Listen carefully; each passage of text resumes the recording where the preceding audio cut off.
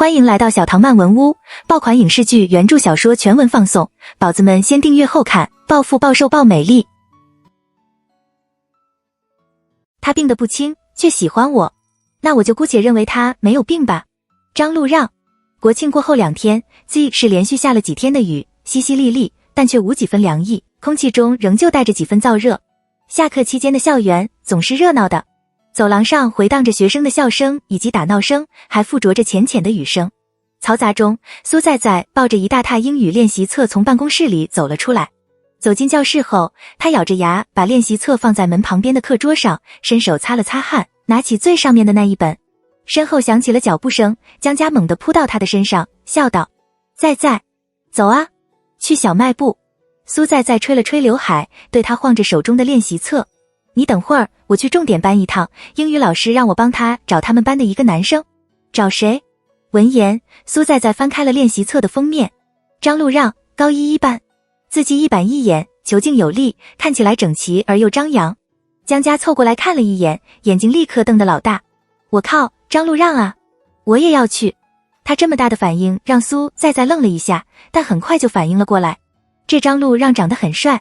对呀，虽然我没见过，哈哈哈，不过我对另外一个男生比较有兴趣，据说超级他妈的帅，痞痞的帅的那种。呵，苏在在轻笑。你干嘛？我这笑够痞不？滚，狗屁。很快便到了重点班的门口。苏在在后门喊住里面的一个人，把练习册递给他。同学，帮我把这个给你们班的张路让，顺便跟他说一下英语老师找他。他转头看着还在伸头往里头张望的江家，也忍不住朝着他视线的方向瞅了瞅。哪个呀？好像不在那走吧。回去的路上，江家有些失望，对着苏在再翻了个白眼。你居然对帅哥一点热情都没有。重点班的2个帅哥，我到现在一个都没见过啊！刚刚你就应该亲自把练习册递给那个张路让好不好？为什么要让别人转交？你这个没有责任心的女人。我怎么没有责任心了？呵呵，我又没有上他。而且你不是去看另一个男的吗？看不到就将就一下看张路让啊，反正也是帅哥。苏在在轻吃。我对帅哥没兴趣。江家撇了撇嘴，一脸不屑。少吹牛。苏在在表情很认真。真的，我只对8位那样的感兴趣，有双可爱的猫耳朵，说话的时候还会一动一动的，想捏。你做梦吧，人家那是狐狸耳朵好吗，大哥？而且8位不帅。滚远点。苏在在打了个哈欠，懒洋洋地说道：帅这个不是重点，重点是有对可爱的耳朵呀。我再怎么想都觉得帅才是重点。趁着大课间，2人回教室拿了伞，下楼往小卖部走去。大部分学生都趁着这个时间段出来买东西吃，所以小卖部那处的人并不少。在里头转了一圈，没看到想买的，而且空间很小，排队的队伍长得吓人，空气闷得难受。苏在在抿了抿唇，顿时没了买东西的欲望，缓缓地挤开人群，走了出去。小卖部外沿的帐篷下也站了很多人，他犹豫了一下，将伞打开，往外头走了些。这个位置刚好能看到校门口。有个学生从那头走了过来，没撑伞，步子大而迅速。幸好雨势不大，让他看起来没有那么狼狈。迟到？这也太迟了吧，都第2节下课了。苏在在垂头揉了揉发困的眼睛，他百无聊赖地用鞋尖点着地上的水坑，忍不住低声道：蠢货，要是我就干脆下午再来了，反正迟2节课和迟1个上午都是迟到，不懂得争取这种大好机会，就把这个机会让给他好吗？说完，苏在在便抬起了头，瞬间发现那个学生已经走到自己斜前方2米处。2人的视线对上，他的眼神意味不明，瞳孔是深邃的黑色，带了点威慑力，清清冷冷，灿若星辰。苏在在，他是飞过来的吧？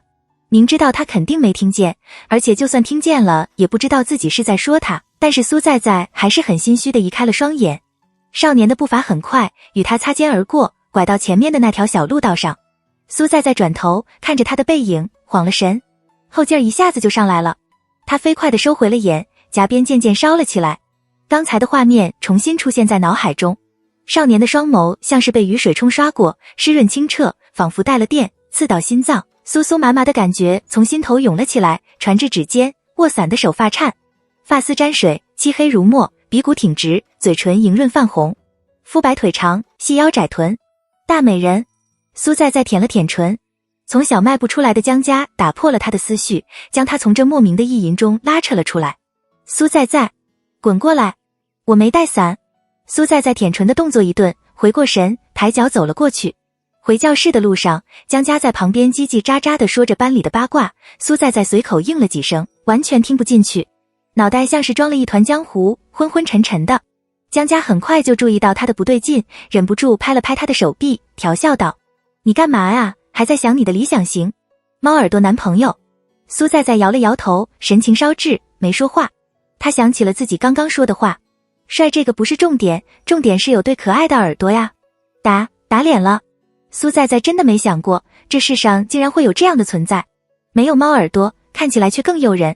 地理老师敲着黑板讲着课，苏在在状似很认真地听着讲，捏着笔将黑板上的内容一一地抄在自己的书本上，内心却噼里啪啦地想着刚才的事情。他第一次在地理课上走神，往那条小路走，那他大概是高一或者高二的，高三楼在另外一个方向，但高一高二那么多个班，也猜不出是哪个呀，烦死了。早知道就不去小卖部了。不对，不关他的事情，都怪那个大美人。干嘛看他？不知道长得好看不能随便看别人吗？一点都不矜持。苏在在心情不好的时候表现得很明显，江家一下就能感受到他的低气压。喂，你干嘛？没吃饱？苏在在没理他，心情烦躁的紧。外头的雾气将景色染成一团团的，色彩斑驳。他的眼睑低垂，浓密卷曲的睫毛轻颤，桃花眼上扬，折射出琉璃色的光芒。那景色顿时成了背景，被衬得黯然失色。江家欣赏了一会儿，赞叹道：哎，在在，你要是不说话，我还以为你是从天下掉下来的仙女。听到这话，苏在在顿了顿，心中的烦躁一消而散。他的眼睛立刻溢满了笑，弯成漂亮的月牙儿，心里带了点窃喜。如果能当仙女，一辈子当哑巴都成。但是你一说话，江家叹了口气，那种感觉就像是那个仙女突然往我嘴里塞了一口屎。他痛心疾首地拍着胸，不是别的东西啊，是屎啊，满满的一口屎。苏在在转头看他，眼神有些微妙。那屎还不够堵住你的嘴。苏在在拿起课本，将第一段念了出来。大气中的一切物理过程都伴随着能量的转换，太阳辐射能是地球大气。江家觉得很莫名其妙。你干嘛？最重要的能量来源。他坚持把这段读完，才回答了江家的话，我不介意让你吃多点屎。江家。张路让走上楼，雨势不大，但身上也被淋得半湿。喂，张路让。一个男生从后头拍了拍他的肩膀，咋咋呼呼的，你干嘛去了？班主任找你。张路让看了他一眼，扯了扯嘴角，算是回应。他抬脚往自己的座位上走去，从抽屉里拿出一包纸巾，扯出2片，慢腾腾地揉搓着头发，嘴角抿得发紧。前桌的女生叶真心转过头来，好奇地问：喂，你怎么全身都湿了？淋雨了。张路让低头，又扯出几张纸巾擦着身上的水，神态漫不经心。而后他便走到教室角落的垃圾桶旁，把纸巾扔了进去。旁边的男生窝在一团，看着其中一个人的手机笑骂：蠢货，这关我几百年前就过了，你居然还在玩。张路让的脚步顿了一下，少女软糯的嘟囔声如同回放那般，一字一句的在耳廓间回荡。蠢货，要是我就干脆下午再来了。他的眼睛黑亮深邃，隐晦不明。望过去时，他眼神不定，心虚的别开了眼。果然是在骂他。看他迟到了还那么淡定，大概是个惯犯。我可以守株待兔几天，一定能抓到他。下课铃响了起来，讲台上的老师将粉笔扔进粉笔盒里，视线在班级里扫了一圈。没交作业的自觉来办公室找我。下课。学生立刻站了起来，懒懒散散的鞠躬。谢谢老师，老师再见。知道张路让上课的时候不喜欢被打扰，叶真心一直忍到下课才敢回头问他：张路让，你同桌干嘛去了？他将身子向后靠，手上还拿着笔，骨节明显，弯起的弧度美好。请假。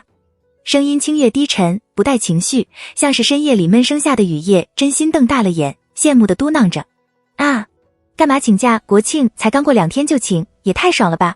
等了一会儿，没有得到回答。张路让稍稍抬了抬眼，将桌面上的那本英语练习册拿了起来，翻到上次布置的那一页，看着15道题错了13道题的完形填空，眼神终于有了一丝波动。前面的女生继续开口：怎么突然就请假了？语文课上还好好的。无意识般的用手中的笔敲了敲桌子的边缘，平直的嘴角向下弯了些，眼里燃起烦躁的萤火，浅浅的，几乎看不出来。反应过来后，他看向叶真心，轻声道：“不知道。”他还在说话，话题已经扯到了另外一个方向。张路让站了起来，叶真心一愣：“你去啊？”他眉眼淡淡，没有回答，拿着英语练习册往门外走去。另外一边，苏在被江家揪着往厕所的方向走去。路上，江家突然想起一件事情。对了，在。苏在从口袋里拿出一包纸巾，扯出最后一片，然后将纸巾袋扔进洗水台旁边的垃圾桶里。擦着手，他应了声：“校运会快到了，你要不要参加什么项目？”“有什么项目？”“很多呀，跳高、跳远、1分钟跳绳、10人11组。”苏在正想回答，余光注意到一个少年从办公室旁的楼梯走了上来，转身往办公室的方向走，背影高瘦，发间滴水。他的瞳孔一紧，心中燃起不确定的紧张与惊喜，还未等他走过去，便看到那个少年手中的练习册掉到地上。他弯下腰，露出侧脸：“不是。”苏在有些失望，在心里默默地骂了句脏话。想她一绝世大美女，竟然被一区美男子扰了心神，奇耻大辱。见他没反应，江家还以为他是没有听到感兴趣的项目，便继续道：“还有100米、200米、800米，还有铅球什么的。”苏在表情恹恹，懒洋洋地问道：“最多就800米了吗？”听到这话，江家有些反应不过来，不解地问：“啊，你还想要更长吗？我觉得800米就能让我要死不活了。”临近教室前，苏在不死心地转头再看了一眼。办公室的门大开着，旁边的桌椅上2个女生一站一坐，弯着眼笑嘻嘻地聊着天。雨水敲打在碧蓝色的栏杆上，几个男生正在打闹。他收回了眼。与此同时，一个少年从楼梯层走了出来，右转走进办公室。苏在坐到自己的位置，趴在桌子上，半张脸都埋在臂弯里，只露出一双明亮清澈的大眼睛。我觉得800米太埋没我的体育细胞了。江家嘴角一抽：“你明明没有10000米，不要叫我参加。”“放屁！”江家大吼，吼声太大，原本还在吵闹的班级顿时被震得鸦雀无声。随后，一个男生凑了过来，调侃道：“谁放屁呀？”江家表情严肃：“绝对不是苏在。”关汉眉心一抬，眼里带了几分调笑：“那是你呀。”“是你。”江家说。苏在摊了摊手：“的确是你。”关汉：“呵呵，他过来的目的不是为了背锅的好吗？”江家一手捂住自己的鼻子，另一只手捂住苏在的半张脸，嫌弃道：“关汉，你能不能不要在众场合放屁呀？”关汉拍了拍他的脑袋，横眉竖眼：“你找死啊！”江家手上的力道没一点放松，找死也不闻。很快，铃声响起，堆成一团的同学立刻轰散开来，回到自己的座位。沉默了片刻后，江家将话题重新扯回刚刚那个：“我记得你上次体育课跑了50米就喘得跟狗一样，你跟我说10000米。”苏在无辜地眨了眨眼：“喘得跟狗一样？你别一副不懂的样子，想让我给你示范？做梦！”然而苏在从来不按常理出牌。他伸出舌头，快速地喘了几下，献宝似的问道：“这样，江家，你够了，别发神经。”没过多久，语文老师走了进来。苏在收起了玩闹的心思，听着语文老师的话，摊开了课本。他转头看向窗外，树枝依然被大雨拍打着，稍稍弯了腰，细细碎碎的水滴顺着树叶的脉络往下滑动，下坠，掉落到地上。还在下雨，他没带伞，是不是又该淋雨了？还没下课，江家就已经收拾好了书包，与宿舍另外2人小小和小玉对好了眼色，一副蓄势待发的模样。这样还不够，看到没有任何动静的苏在，江家急躁地扯起他挂在桌子旁的书包，替他随便塞了2本书。铃声一响，4个人就像是饿狼一般的冲向饭堂，迅速地打了饭，找到个位置坐下，有一搭没一搭地聊着天。小玉突然想起了件事情，问道：“话说，你们有兴趣参加校园之夜的节目吗？我们班还没准备啊，就剩2个星期了。”他是班里的文艺委员，这些都归他来筹划。校运会持续2天1夜，白天是运动项目，晚上是校园之夜，即每个班出一个节目举办的晚会。小小接了话：“啊，你有想法了吗？就是没有才问你们啊。”突然间，苏在有了个念头，要不他去表演吧，然后在末尾做个寻人启事。不过要怎么说啊？说长得很帅很帅，今天大课间的时候迟到，路过小卖部吗？或者是说淋雨的时候格外禁欲诱人？妈的，他自己都觉得有病。吃完饭后，小小和小玉先回了宿舍，苏在陪江家一起去小卖部。走到小卖部门外，苏在没有什么想买的，便在外头等着江家。身旁的人很多，小卖部外的3张桌子坐得满当当的，聊着天，牵着小手，吃着桌上的泡面。人来人往，不免有肩膀与肩膀间的摩擦。苏在向角落的方向挪了挪，远处传来了2个人的对话。那个男生的声音很粗犷又嘹亮，十分引人注意。张路让，你淋雨过来的，一起回去吧。张路让，不就是重点班的小帅哥吗？苏在顺着声源望去，被面前熙熙攘攘的人群盖住了视线，音色格外清冽，比雨后的空气还要清爽。他心神一荡，又想起了今天早上看到的那个少年。他安静地从他身边经过，发间好像还滴着水，鬓角处的发粘在了脸颊上，水珠从那漆黑的发丝上一滴又一滴的掉落，染着发色，让苏在瞬间觉得那流出来的水也会是黑的那般。双眸黑漆漆的，衬着净白的脸，格外亮眼。苏在低头看着手中的伞，眼睛有些失神，恼怒的心情一下子就上来了，伴随着荒诞的想法。他一定是故意的，他一定知道自己长得有多勾人，所以他故意淋雨，故意从他面前经过，故意勾引他。哈，抓到了！隔天大课间，苏在准时拿着伞跑到昨天的位置蹲点堵人。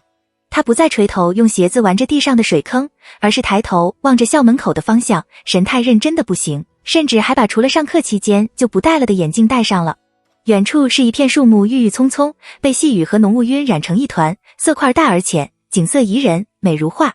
出乎他的意料，大美人不是爱迟到的人。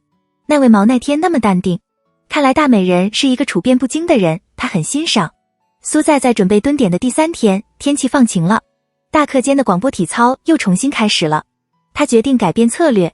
大美人那天从校门口那边走过来，那大概是走读生，那以后他早点起来蹲点好了，这样总能堵到人吧。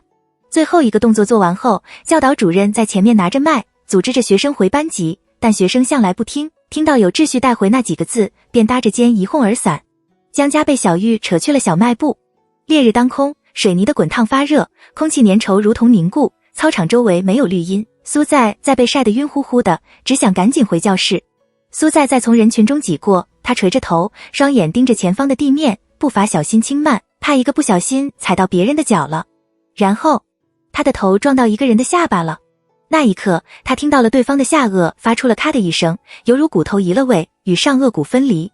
苏在他连忙抬起头，脸上满是歉意，道歉的话同时脱口而出：对不起呀，人太多了，你没事吧？越到后面，声音越低，因为他看到了对方的脸，那张他想了72个小时的脸。少年的眉头皱了起来，右手揉着下巴，额间渗出了几点汗，脸颊被晒得发红，眸子微垂，冷淡地看着他。没关系。说完，他便绕过他，往小卖部的方向走。苏在原本还在为这天上掉下来的馅饼震惊中，一看他要走，立刻精神了，热得要眩晕的脑袋也清醒了。他连忙跟了上去，扯住他的手腕。少年停下脚步，回头看他，冷眉冷眼，侧脸曲线紧绷，看得出心情不悦。苏在立刻像是触了电般的松开了手，他咽了咽口水，紧张的手心一片如湿，周围那吵杂的人声也犹如断了线，耳边一片宁静，他的气息像是放大了那般，清透凛冽，缠绕在他的周边。苏在的手在校服裤上抹了抹，蹭去手中的汗。眼前的人突然注意到了什么，眉眼间的冷漠稍稍瓦解，表情变得若有所思。也因为这个，他鼓起了勇气，舔着脸问：你叫什么名字？苏在觉得很绝望，超级绝望，绝望到生无可恋。江家跨坐在椅子上，放了罐可乐在苏在的桌子上，笑嘻嘻的：喂，你干嘛呀？我就离开了你一小会儿，你就这副死样。苏在瞟了他一眼，眼神放空，没答话。江家想了想：你姨妈来了。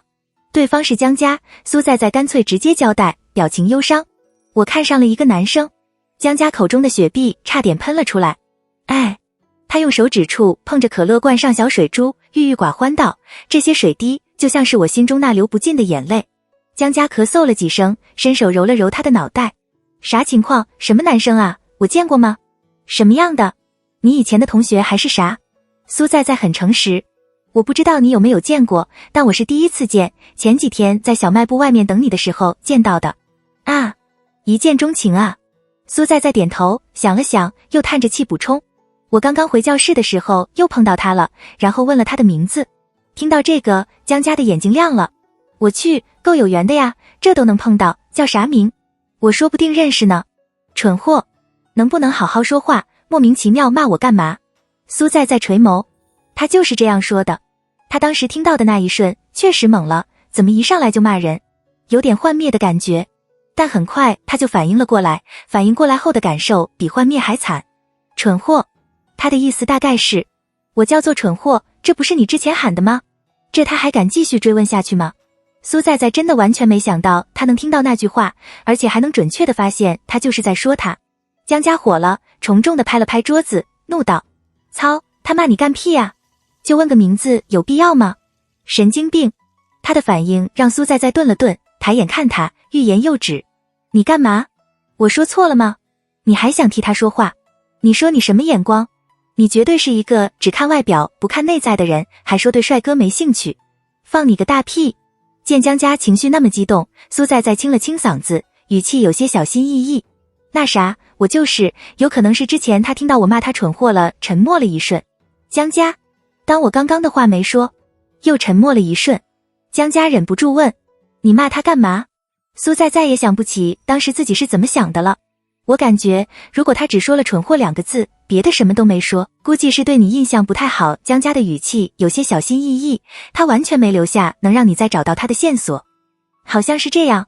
苏在在哀嚎了声，我后悔了，我是不是应该单刀直入跟他要联系方式？哎呀，我当时紧张的根本想不到，先拿了联系方式，别的再慢慢解释就是了。你要了更后悔。为什么？因为他不会给你，可能还会因此被他再羞辱一次。江家摸了摸他的脑袋，半开玩笑。苏在在微笑，用力地掰了掰他的手指。滚！江家正想反击，铃声就响了起来。见苏在在还是一副萎靡不振的模样，他也失了兴致，安慰道：没事儿，肯定还能遇到啊，这学校才多大。苏在在欲哭无泪。高1高2加起来也才60个班。江家语塞。喝可乐吧。英语老师走了进来，班里顿时鸦雀无声。苏在在整理了下心情，双手拍了拍脸颊，准备化悲愤为学习的力量。喊了上课后，英语老师边说着话边在讲台上翻着资料。一会儿后，他抬头望向苏在在。科代表，我的教案落在一班了，就一个蓝色的文件夹，应该在讲台，去帮我拿过来。苏在在点头，起身走出教室，大步地往重点班的方向走。怕老师和同学等太久，后来他干脆小跑了起来，一路跑到重点班的门口，发出哒哒哒的声响，伴随着风。他小喘着气，头发有些松散凌乱，喊了声报告。见老师招了招手，他才走到讲台旁边，小声地说着：老师，我来拿陈老师的教案，他说放在讲台上。老师翻了翻，递给他一个蓝色的文件夹。这个吧。谢谢老师。说完他便打算走了。苏在在转身，目光不经意地扫视了大半个教室。突然他注意到第一组的第3排外侧坐着一个男生，头颅低垂，很认真地在纸上写着东西，完全没有被他这外来的人吸引了注意。这个角度能看到他的大半张脸，鼻梁白皙高挺，嘴角微勾，背脊挺得笔直，气质硬朗。灯光打在他的睫毛上，在眼睛下方呈现出扇形的阴影。苏在在若无其事地收回了眼，淡定地走出了教室。回教室的路上，他激动得几乎想直接滚着回教室。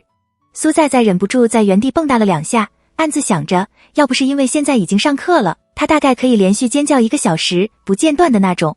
到底是什么狗屎运啊？他太感谢英语老师了啊！坐到位置上后，苏在在给江家传了个纸条。上次你说的重点班有2个帅哥，一个叫张路让，另一个叫啥？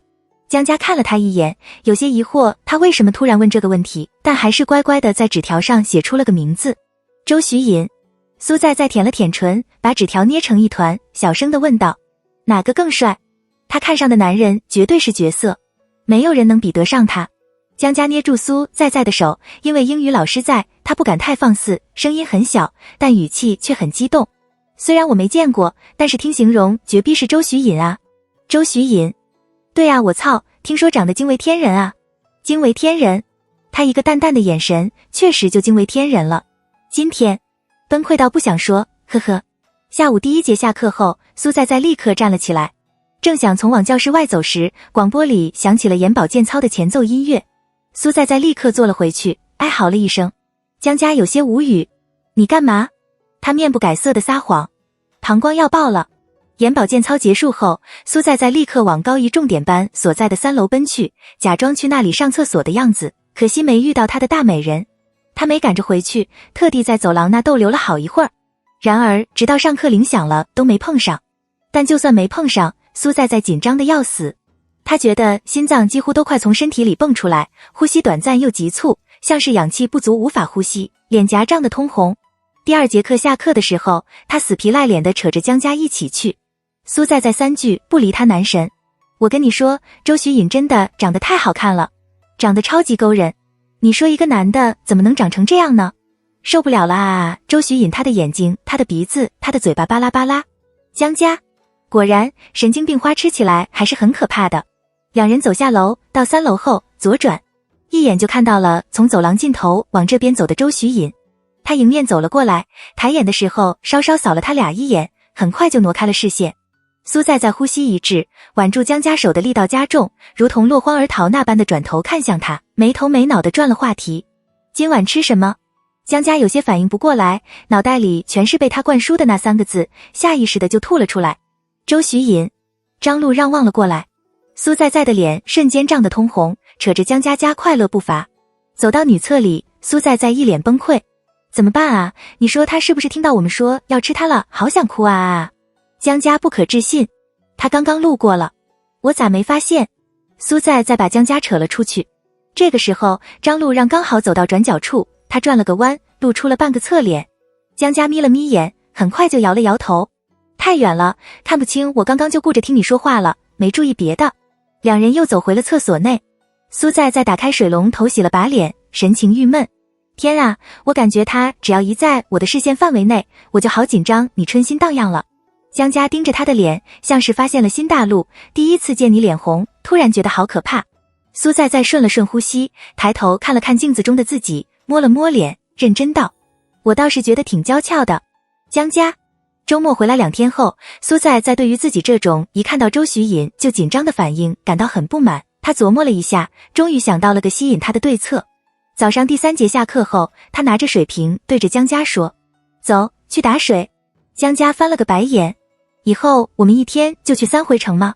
你就再陪我去2回，以后我靠自己。江家妥协地跟了上去。路上，苏在在很认真地反省，我觉得像我之前那样是不行的，见到他就立刻转移视线，这样完全不可能吸引他的注意。江家翻了个白眼：所以你要做什么？一会儿看到周徐颖的时候，你就大声地喊我，全名喊那样，知道吗？哦。从楼梯到3楼的饮水机处要路过重点班的教室，两人走到重点班的时候，张路让刚好从里头走了出来，拿着水瓶。两人立刻加快步伐，跟在他的后头。江家很配合的大喊：苏在在。苏在在接着大声地说：我觉得那道题不是这样子的。你看，汽车刹车过程是匀减速直线运动，采用逆向思维将其看作反向的由静止开始的匀加速直线运动。他噼里啪啦地说出了一大堆，江家震惊的下巴都要掉了。苏在在很骄傲，所以答案应该等于12米每秒。嘿嘿嘿，学霸肯定会对成绩好的女生有好感。前面的张路让打完水后，苏在在也没急着跟上去，闪着亮晶晶的双眼问着江家：我刚刚表现的怎么样？江家的表情有些不忍：你这道题背了多久？被戳穿了，苏在在也不介意，诚实道：昨晚一直在背。你刚刚带入数据的时候，加速度的单位背错了，你一直背的米每秒。听到这话，苏在在懵逼了。不然单位是什么？米每2次方秒。他沉默了，良久后才说：佳佳，咱们绕路回去吧。苏在在实在没勇气路过重点班了，装了个大逼，却一下子被人发现是个假逼。佳佳，我觉得我应该去挽回我的形象。苏在在坐在椅子上，冷静地分析，刚刚是我太冲动了，我应该拿我的英语或者文综来炫耀才对。江家极其无语：所以你到底为什么要说物理题啊？你上次物理才考40分，你不记得了吗？我觉得他长得像理科生大哥，都还没分文理好吗？苏在在弯腰崩溃地在桌子上磕了几个头。那你觉得我要不要去背篇英语作文挽回一下我的形象？江家摸着下巴想了想，我觉得还是别了吧，你还不如好好的跟他道个歉，去跟他解释一下你上次不是骂他什么的。苏在在的眼睛一亮：你说的对，你说的太对了，我一会儿就去。看到他这副模样，江家失笑。苏在在拿出镜子，用梳子梳了梳头发，嘴里念念有词：先把自己打扮得美若天仙，迷惑他的心神。很快，他叹了口气。江家被他这反复的情绪搞得有些莫名其妙。你干嘛？我觉得很有危机感。苏在盯着镜子中的脸，咬了咬唇。你说他会不会照着镜子就爱上自己了？江家。苏在越想越自卑。我感觉在他的世界里，所有人都长得很丑。你太夸张了。你说周徐隐会不会因为自己的容貌然后弯了，于是就将就的跟重点班另外一个小帅哥在一起了？他脑洞越开越大。不行，那个张路让必须离我的周徐隐远一点。闭嘴吧。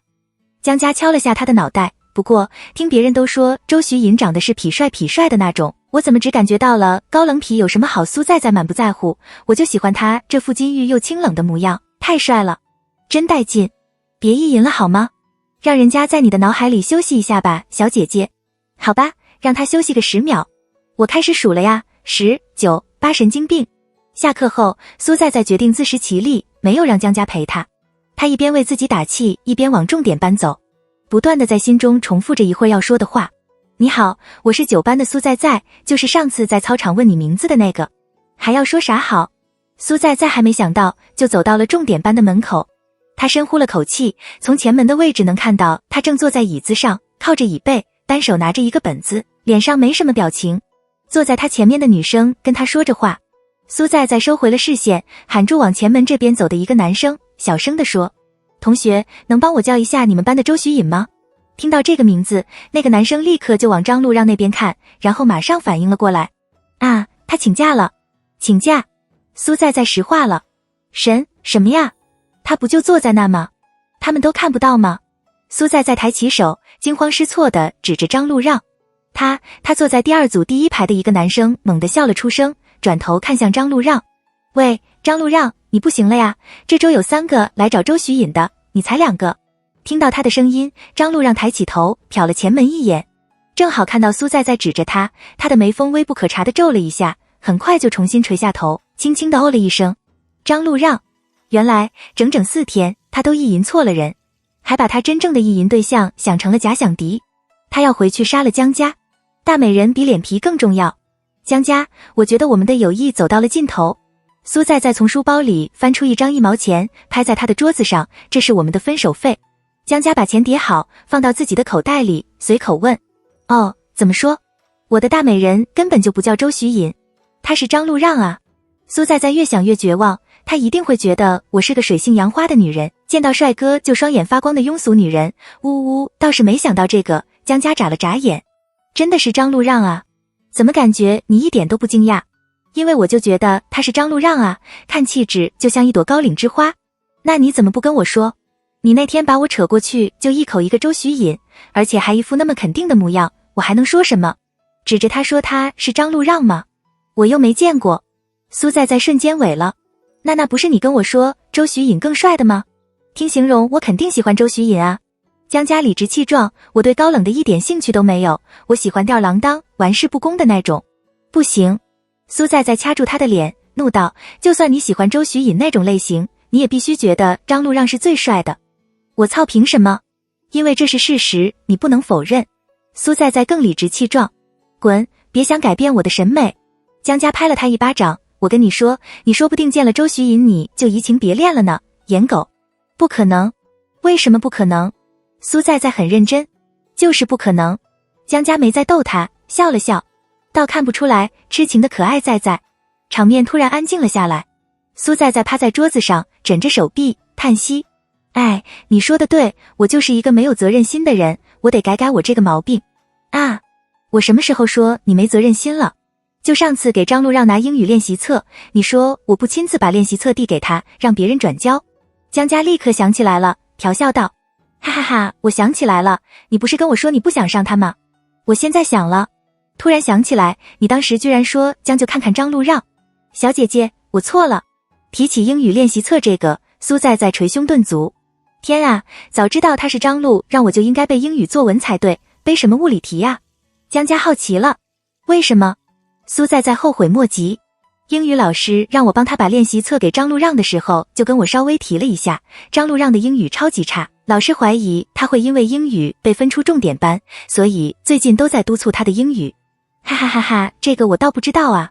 江家捧腹大笑，不过我听说他成绩很好啊，英语居然这么差，所以我就应该在他面前卖弄英语才对。江家摇了摇头，你这样反而会招来他的嫉妒心。他这话如同醍醐灌顶，苏在在连忙感激地握住他的手。有道理，谢谢大佬的提点。不过到底是有多差呀，让英语老师那么费心？苏在在想了想，去掉听说满分135，他大概零头都考不到，也就30左右吧，选择题蒙也能蒙到30吧。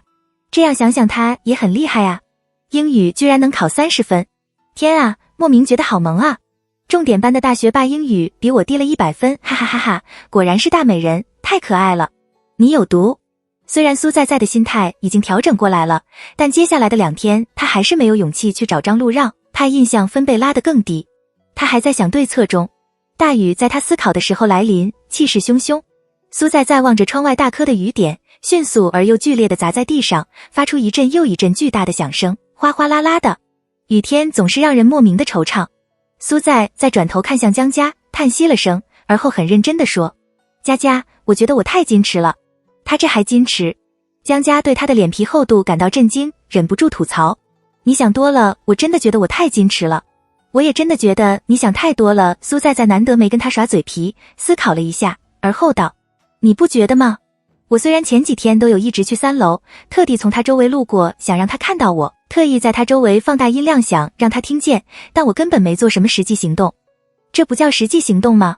江家突然有些不懂他的脑回路，我和他对视的时候，从来不敢跟他连续对视3秒，而且见到他就紧张的说不出话来，只知道害羞，立刻假装完全没看他，假装一直认真的在跟你聊天。正常啊，因为你喜欢他吗？可是害羞有什么用？苏在在舔了舔唇，眼神很认真，我喜欢他，却什么都不做，这样的我，他怎么可能注意到？江家顿时不知道该说什么。就举一个例子好了。你说。苏在在想了想，比如说你高1的时候有2个男生喜欢你，一个是看到你就立刻脸红跑开的小帅哥，另一个是见到你就欺负你骂你的丑男，10年之后你会对哪个的印象更深刻？江家半秒都不用考虑，小帅哥。苏在在盯了他好一会儿，直接无视。是吧，我也觉得是丑男，这就证明了行动比颜值更重要。我真的不开玩笑，真的是小帅哥。当然，我虽然这样说，但不代表我认为我颜值低。行吧，苏在在妥协，那就欺负你的那个丑男的设定也改成小帅哥，这样你会对哪个印象更深刻？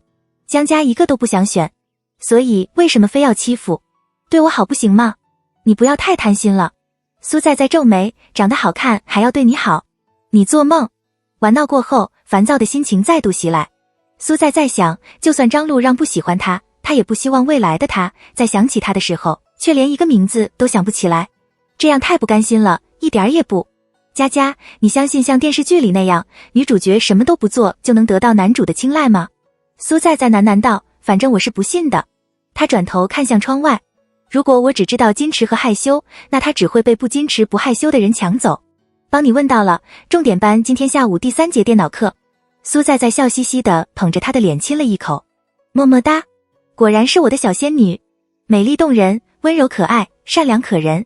江家嫌弃的用手擦了擦脸，按你今早那样说的，干嘛不直接当面送给他，给他的印象更深啊？这不行。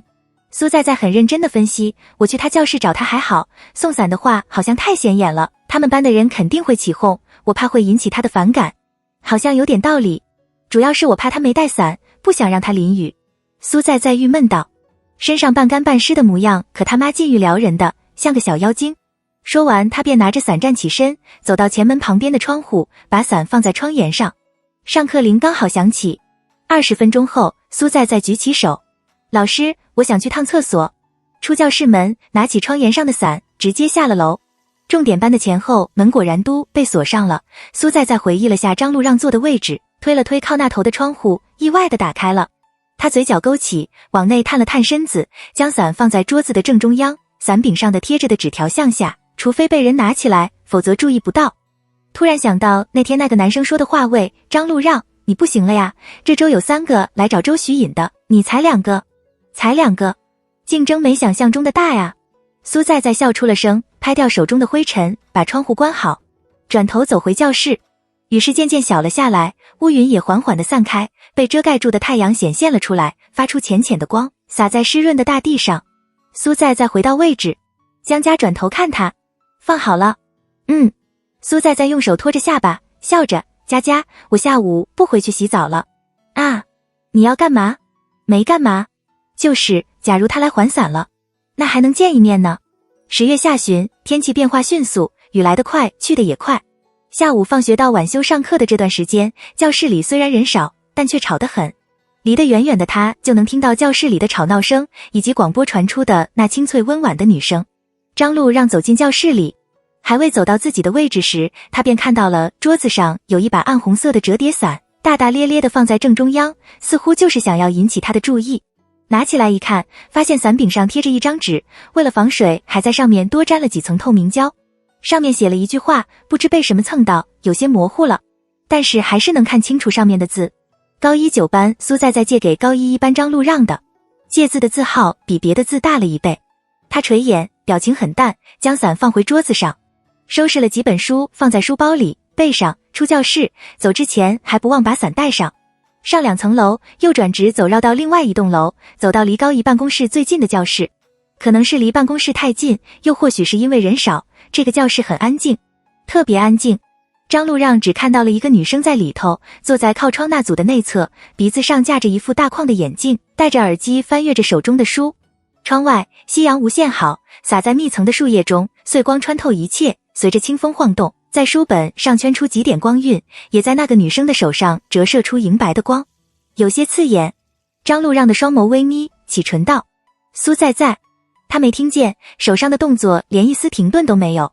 张路让没再喊他，直接走了进去。余光看到一人站在同桌子的旁边，苏在在翻书的动作一顿，下意识地把其中一只耳机扯了下来。广播的声音传入耳中，少女的声音婉转动人。韩寒的一座城池里有这样一句话：人世间的事情莫过于此，用一个瞬间来喜欢一样东西，然后用多年的时间来慢慢拷问自己为什么会喜欢这样东西。苏在在抬起了头，看向他。少年的嘴唇轻抿着，弧度平直，眼睛润泽明亮，无半点情绪，黑发半湿，整个人显得慵懒又澄澈。他抬手将雨伞递给他，不发一言。苏在在没接，只是定定地看着他。见状，张路让轻身将伞放在了他的桌子上，而后转身就走。苏在在连忙喊住他：张路让！少年脚步一顿，转头看他：你认得我？苏在在放下手中的书，拿起桌上的雨伞晃了晃。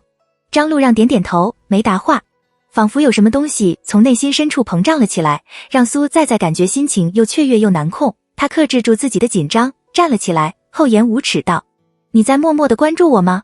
似乎完全意想不到这样的问题，张路让的眉头皱了下，没有再继续跟他交谈的欲望，抬脚往门外走。他跟了上去，自顾自地说：我不应该拆穿你的，你别生气，当我没说刚刚的话。张路让的嘴角扯了扯，实在忍不了，低潮，加速度2米每秒。看来那天确实太浮夸了，又大喊名字，又大声被提，突然觉得好丢人。不过他还是能承受住，而且之前做的事情看来没有白费，他还是对他有点印象了。苏在在眨了眨眼，飞快地转了个话题：那什么，就是我那天确实骂的是你，所以借你伞算是给你赔罪了，不用。苏在在摆了摆手：这可不行，我不是那种人。我也骂回去了，语气漫不经心。苏在在懵逼了，他什么时候骂他了？那天说的蠢货，没想到居然真的是在骂他。高岭之花对任何事情都斤斤计较，莫名的反差萌啊！不过他要怎么回复好？如果他气急败坏的回复类似你居然敢骂我这种凶狠泼辣的话，张路让以后不敢骂他了怎么办？虽然被骂了，但是他还是很享受这种滋味的，感觉受到了大美人的特殊待遇。不然就直接拍拍他的手臂说：哈哈哈，干得漂亮，我就是喜欢你骂人。他会把他当作神经病的吧？算了，他再换个话题吧。对了，那天我不是去找周徐尹，我是以为你叫做周徐尹，我是去找你的。她真的不是水性杨花的女人，她很专一的。好冷漠，嘤。苏在在再接再厉，你怎么不问问我为什么去找你？不想知道。好，不想知道，那他就不说。苏在在决定屈服，再换个话题好了。还有那个加速度那个，我不是不知道加速度的单位是什么，我就是当时脑子一抽把单位想错了。苏在恬不知耻地解释。哦，你知道说是冷暴力吗？你对我使用了暴力。家暴。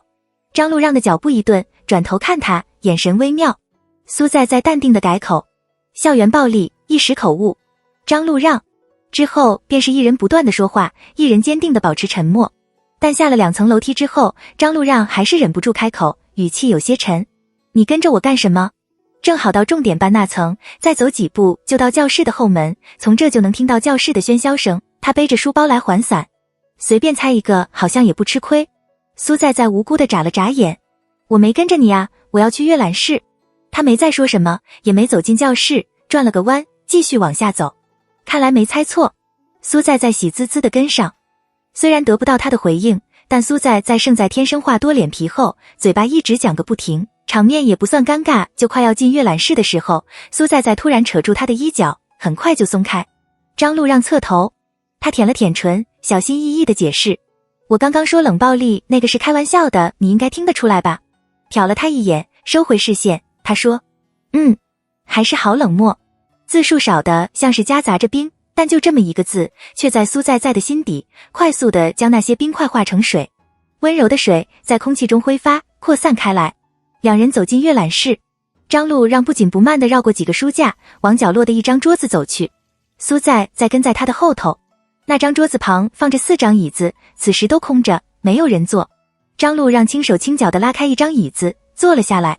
他将书包里的课本和练习册拿了出来，拿起笔便开始做题。苏在原地站了一会儿，转头往门口的方向走。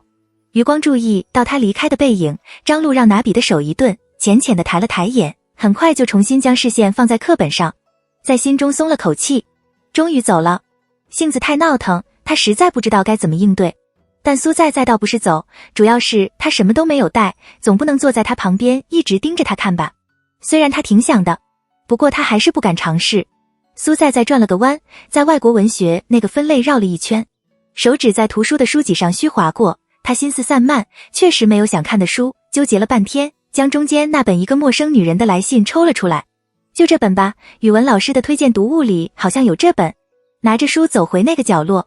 张路让对面的2个位置已经坐了人，苏在有些失望，本来想坐他对面的，这样的话一抬头就能看到他的脸。也罢，那就坐他旁边吧，距离还更近呢。苏在轻轻地把椅子拉开，坐了上去。旁边的张路让恍若未闻，连眼皮都没动一下。苏在看了他一眼，很快将视线从他身上挪开，翻开书，将注意力全数放在这个故事当中。外头的天空是暗红色，将云朵染成淡淡的粉色，隐隐透出背后那碧蓝的底，看起来夸焦又阴沉。张路让低头看了眼手表，差不多到晚休时间了。周围的人大多也走光了。他将练习册和书本一一合上，叠在一起，放入书包中，而后站了起来。一旁的苏在毫无动静，继续安静地看书。他的侧脸白净，五官小巧，头微微垂着，棕栗色的发遮住了小部分脸，红润的唇抿着，弯起一个小小的弧度，纤细嫩白的手指翻阅着书，张扬开朗的气质一下子就变得恬静了不少。张路让在原地站了一下，最后还是微微弯了背脊，用食指的骨节在桌子上轻敲了下，小声的提醒晚休。看向他的时候，苏在的眼神还有些迷茫，很快就反应了过来，对他点了点头。说完后，他便抬脚往外走。苏在也没指望他能等他，慢腾腾的将书放了回去之后，思绪混乱的往教室的方向走。有时候喜欢上一个人好像就只是一瞬间的事情。苏在清楚的记得那个瞬间，是那个雨天，他望过来的那一刻，两人视线对上的那一刻，可他却实在搞不懂喜欢的缘由。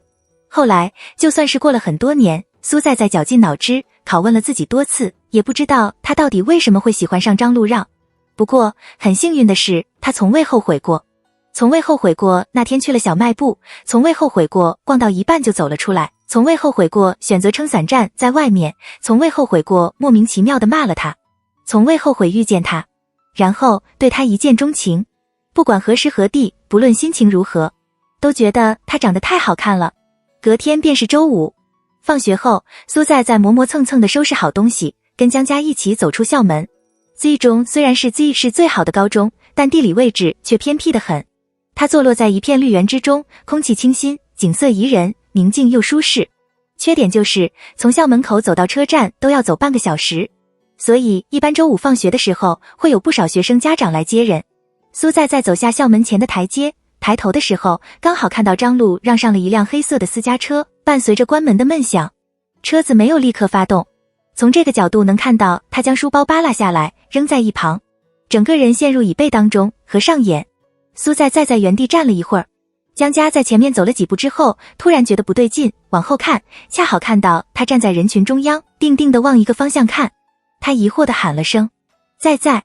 与此同时，车子开始往前开，随着移动，光和影从他的脸上掠过，忽明忽暗，最后消失在视野当中。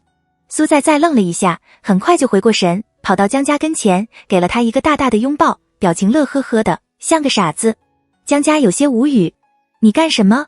他笑得肆意，毫不掩饰自己的愉悦，可也只是摇了摇头，什么都没说。他这副模样让江家更好奇了，你到底干啥了？你这样无故的笑让我觉得毛骨悚然啊，小姐姐。让。苏在突然开口，这路就这么宽，你让我让哪去？让，滚。阳光毒辣，隔着太阳伞的那层黑胶依然能感受到它的滚烫。周围是来来往往的人，地面上是来回穿梭的光影。那一刻，苏在看到了，他的睫毛颤了颤，而后睁开了眼。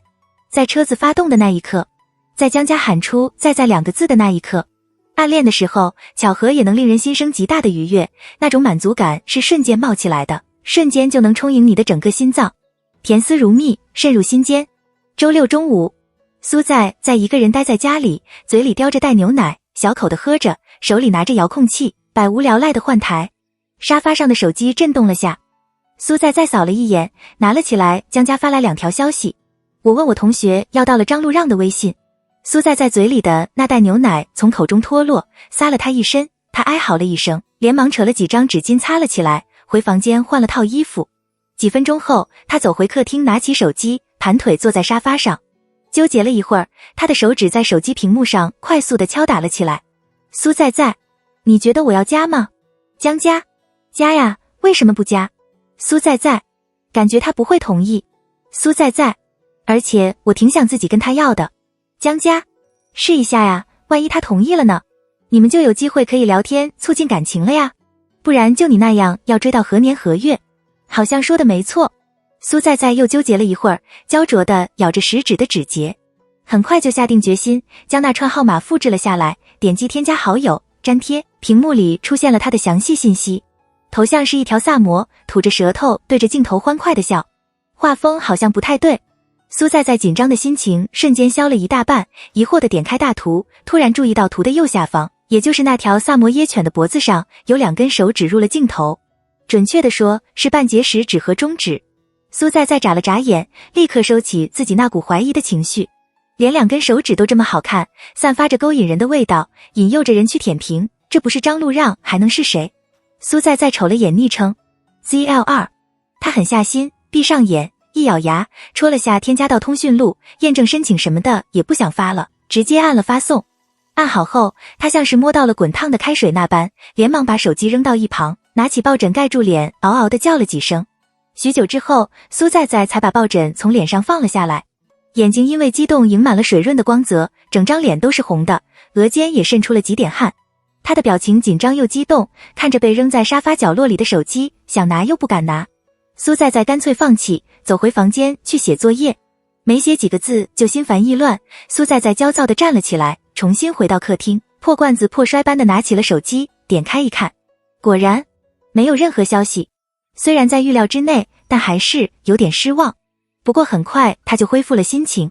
如果大美人那么轻易就同意了别人的好友申请，那他估计早就被勾搭走了。苏在对着他的头像做了个鬼脸，嘟囔着，以后我要你求着加我。周日下午，苏在收拾好东西，看着窗外的烈日炎炎，感觉周身都要出一层汗。他抓起一个纯黑的橡皮筋，随手将头发扎了起来，而后便背起书包往外走。苏母在客厅看电视，看到他走出来了，懒洋洋地抬了抬眼，问道，东西收拾好了没有？生活费跟你爸拿了没？刚跟苏父拿了200块的苏在果断道，收拾好了，没拿生活费。我知道你拿了。苏母喝了口水，跟你爸说同意养狗，我就给你200。提起狗，苏在突然想起了张路让的头像，他很快就回过神，立刻拒绝算了，不就200块。可以呀，还挺有原则。苏在再走到玄关去穿鞋。这是你们两个之间的战争，别扯上我。什么叫我们两个的战争？你爸都说了，以票数决定，家里就3个人。苏母瞪了他一眼，要不要我送你去？送什么呀？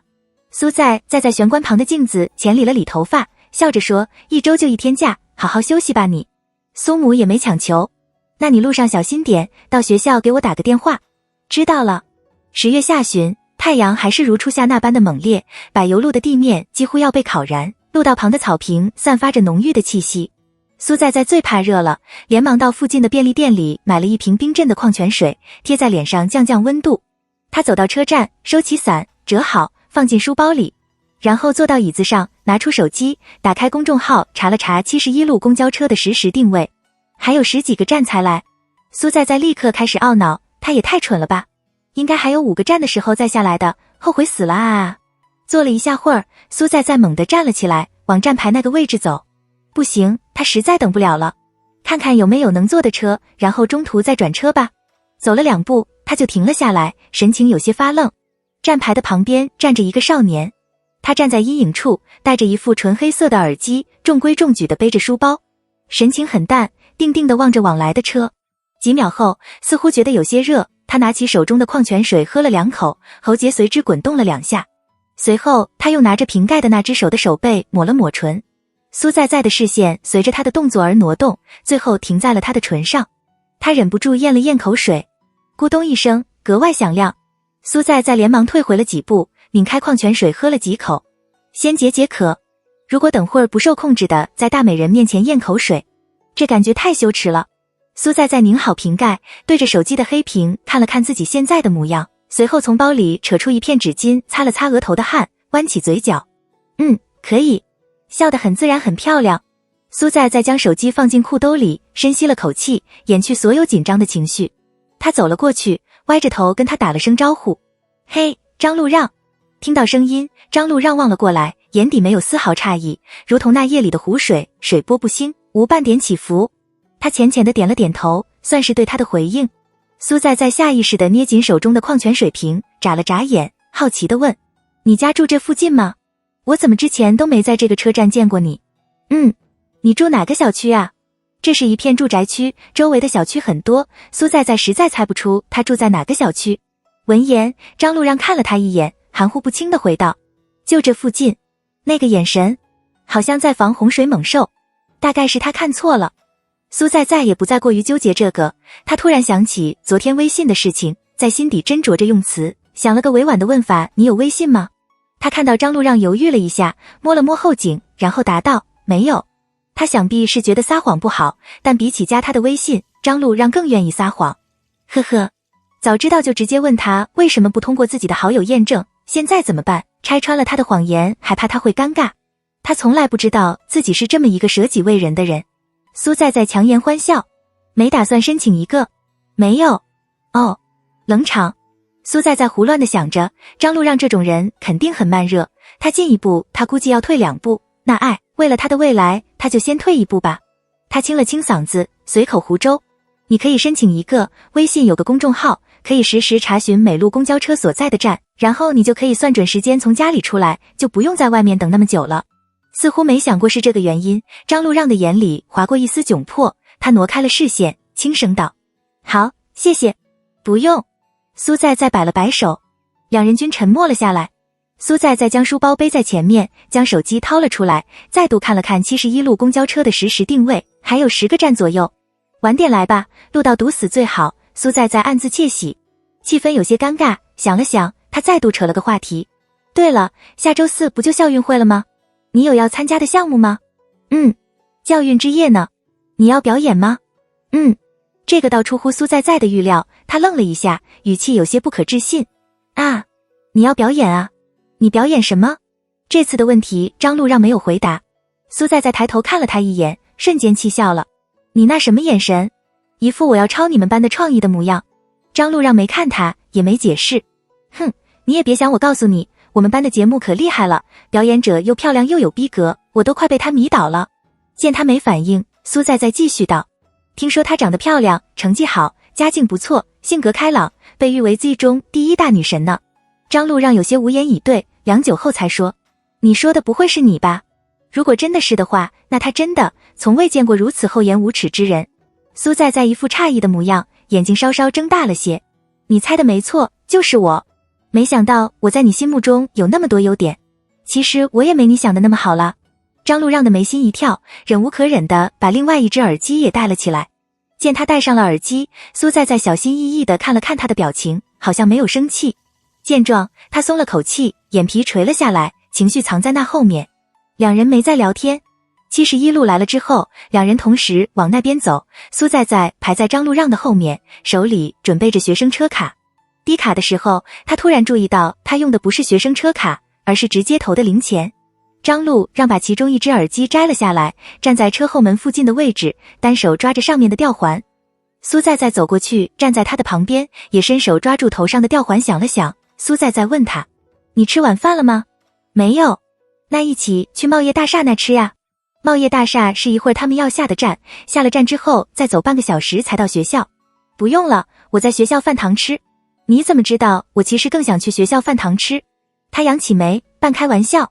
张路让又安静了下来，没有回答。苏在在的心里咯噔一声，正想说些什么补救一下，公交车突然急刹车，他重心不稳，下意识地抓住一旁的东西，而他的旁边只有张路让。苏在在的脸瞬间涨得通红，立刻将手松开，车还没停稳，他整个人晃晃悠悠的，差点摔跤。他没有心思去顾虑那些，着急的开口：“对不起啊，我不是故意的，我站得不太稳。”张路让张了张嘴，还没说出话来，他又继续补充道：“而且我刚刚跟你开玩笑的，我没打算去饭堂吃。”公交车停了下来，有几个人下了站，苏在在垂着头往后面走，在后排找了个位置坐下。张路让往他的方向看了一眼，他今天将平时散在背后的头发全数扎了起来，看起来比平时清爽了不少，巴掌大的脸被刘海衬得越发的小，眼神暗淡，嘴角耷拉了下来。公交车重新发动。与此同时，张路让收回了视线。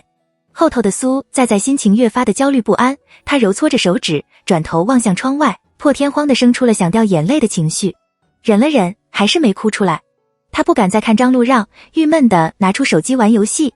打开游戏界面时候，手机短暂的黑屏了一下子，那一瞬，他透过屏幕的反射看到了自己的嘴唇，心情越发的郁闷，真想把自己这张嘴抽得稀巴烂。下车后，苏在在立刻往茂业大厦旁边的小吃街走去，随便找了一家店吃晚饭，随后起身回学校。其实他也不想在外面吃，但如果他和张路让一起走，被别人看到的话，他大概会不高兴吧。路上，苏在在反复在想一件事情：张路让到底喜欢什么类型的女生啊？他性子那么沉默，不应该找个话多的来互补一下吗？不过感觉他比较喜欢安静，可能会觉得他挺聒噪的。真的好奇怪啊，为什么一跟他说话就停不下来？他真的不是这么自来熟的人啊，他也控制不住自己呀，感觉在他面前做什么都是错的。想不到结果，苏在在莫名的开始回忆，他今天在车上不小心碰到张路让的时候，他脸上带的是什么表情？直到走到校门口，他才记起来了。他当时太紧张了，根本连看都不敢看他。不过苏在在想起那天在操场扯住张路让手腕的那一刻，他的眼神里划过的情绪是不耐和厌烦，太难攻略了。他的颜值在张路让的眼里大概连屁点都不算，那他只能靠着自己的人格魅力去征服他了。如果他有的话。苏在在到教室的时候才5点不到，但教室里已经坐了10余人，几个人围在一起聊天，其余的都在学习。他休息了下，很快便拿起物理练习册，万分痛苦地做着作业。写到一半，江佳从前门走了进来，坐到位置上，兴奋地凑到他旁边问道：“哎，在加到没有？”苏在在看着物理题，头都要炸了，听他提到这个问题，更是要炸。笔尖顿了一下，表情隐晦不明。他叹了口气，随口敷衍着：“等我写完再说。”见他在写物理题，江佳同情地拍了拍他的肩膀，也没继续打扰他，默默地掏出手机来玩。突然间，他注意到了苏在在微信的昵称。咦，你微信名怎么改了？江佳没有给苏在在备注，一下子就能看到他的昵称变了。苏在在呀了一声，没解释。你犯什么神经？原本的小仙女多好，改成苏智障干啥？我明明只是改成 SZZ， 那不就是苏智障吗？滚！被他这样一闹，苏在在也没了写作业的心情。他想了想，跟江佳稍微提了一下今天发生的事情，然后问道：“你觉得他是不是不算讨厌我？毕竟我跟他说话，他基本都会回答，我也不知道。江家想了想，不过我听我同学说，张路让就是那种性格，虽然看起来很高冷的样子，但是别人跟他说话，他基本都会回，不会让人觉得难堪。哦，苏在在有点失望。周徐颖看起来那么闹腾，但他反倒是那种不想搭理你就绝对不会搭理你的人。所以对比起来，其实他们班的女生都比较喜欢张路让。这样想的话，张路让真的挺喜欢勾引人的。苏在在觉得有点疲惫，如果追到手了，还得时时刻刻防止他出墙。想得越多，苏在在情绪越发低落，好怕他讨厌我。江家犹豫了一下，安慰道：应该不会啦，怕我做的不对，怕我太过热情，也怕他觉得我过于冷淡。苏在在揉了揉眼睛，什么都听不进去，只是喃喃道：可我有什么办法，我又没追过其他人。苏在在没有经验，所以那个度他把握不好。他对张路让只有满腔的热情，一遇上他，所有的热情就找到了宣泄的出口。苏在在控制不了，对他热情，不由自主地表现出对他的喜欢。苏在在一点都控制不了。一个晚上过去，苏在在便恢复了精神，毕竟他不是杞人忧天的性子，反正不管怎样，先撩了再说。抱着这样的念头，苏在在开始极其频繁地在张路让周围找存在感。下午吃完饭，他跟江家告了别，回到教室里。算好时间后，苏在在写了15分钟的作业，然后拿了今天剩下的作业直奔阅览室。找到上次的那个位置，一眼就看到了正低着头写作业的张路让。他的对面还是坐了人，苏在在十分干脆地坐在他旁边。张路让连眼皮都没动弹一下，他似乎根本就不在意他旁边坐了谁，注意力一点都不会分散在上面。苏在在瞟了一眼他的练习册，英语完形填空。他眨了眨眼，不再把精力放在他的身上，转头看着自己练习册里的化学式，烦躁的几乎要崩溃。他明明英语那么好，为什么这些字母组合起来他就不认得了？第3题，电子数相等的粒子较等电子体，下列粒子不属于等电子体的是？苏在在决定不再抱怨，飞快的提笔在草稿本上涂画了10分多钟。被英语折磨着的张路让莫名的分了神，听着一旁的人掰着手指用气音在背。氢氦锂、锂铍硼、碳氮氧氟氖，那不对，镁铝钠硅磷，那13。张路让把答案算出来的时候，他的精神就像是解脱般的放松了下来。解决了一道难题，简直太有成就感了。精神一松懈，苏在在立刻注意到了张路让看过来的视线，眼神很诡异，透着一种无法理解的情绪。苏在在被他盯得有些不好意思，飞快地垂了眼，直到他把视线收了回去，他才松了口气。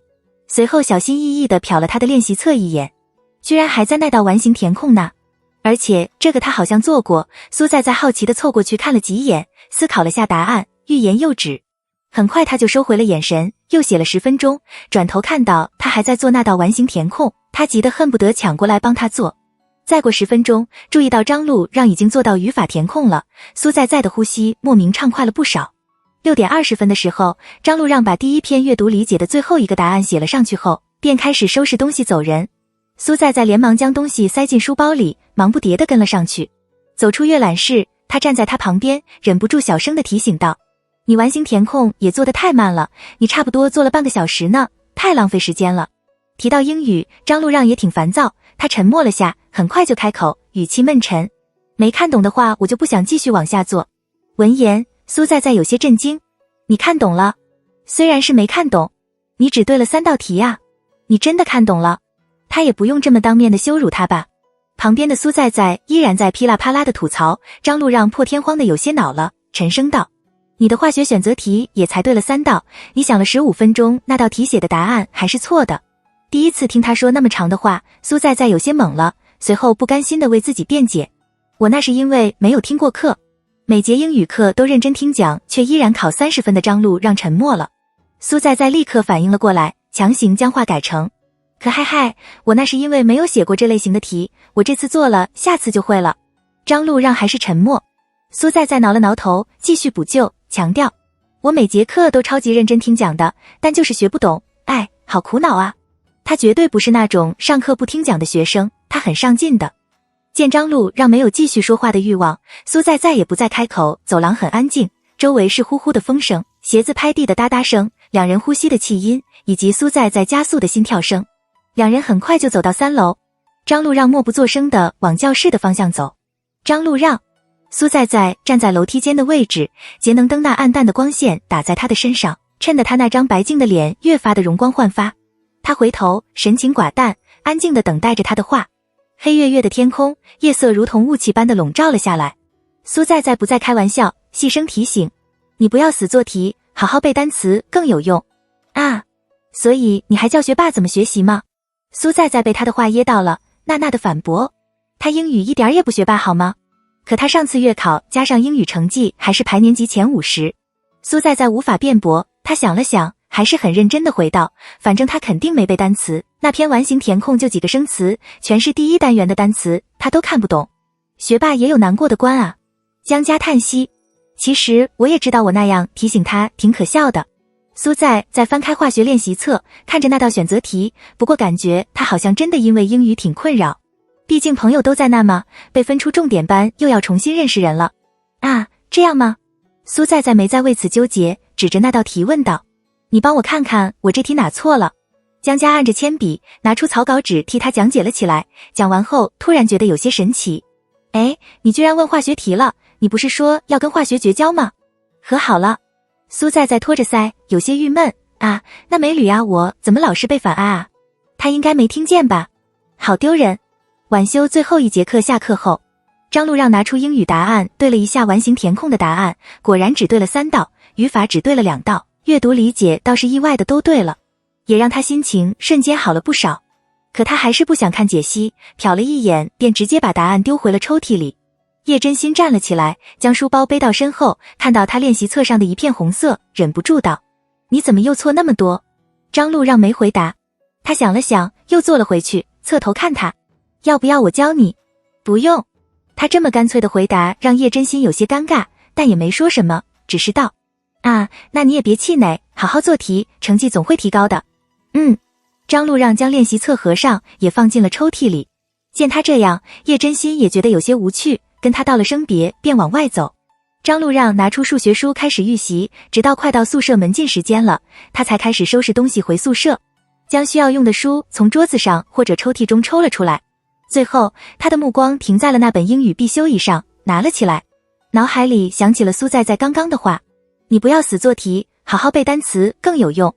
他也没太在意，漫不经心地把书扔回桌上那一摞书的最上面，随后走到门旁边，把电闸关掉，从前门走了出来，把门关上，转身走到后门的位置，关门的动作一顿。张路让莫名地想起了今天苏在背元素周期表时的样子，难不成他在做英语题的时候，在别人眼里也是那副模样？不会吧？张路让抓了抓头发，在原地站了一会儿，最后还是走到自己的位置上，利用走廊照射进教室的灯光，重新拿起最上面的那本书。还是背吧。他一点都不高冷，只是话少罢了。周二下午，苏在照旧去阅览室，出乎他的意料，没有遇到张路让。苏在慌了，不会生气了吧？他也没说什么呀，只不过是当着他的面说了他完形只对了3道题而已。可能学霸的自尊心比较强，不过想起他因为自己骂了他一句蠢货之后还要骂回去的行为，也能看得出他这个人有点小心眼。但他也不能去问他为什么不去阅览室了呀，不然他的动机不就很明显了吗？想讨好他也想不出借口去讨好。不管怎样，先去试探一下好了。周3的课间操后，他立刻跑回教室，拿起自己的水瓶往3楼跑去。时间久了，他也能摸清张路让平时的作息了，规律的不能再规律。早上第3节下课去上厕所，第2节下课去打水，下午第1节下课去装水，第2节下课去上厕所，下午放学后先去饭堂吃饭，吃完后回宿舍洗澡，洗完回教室拿书，然后去阅览室学习，晚修第1节下课装水，第2节下课上厕所。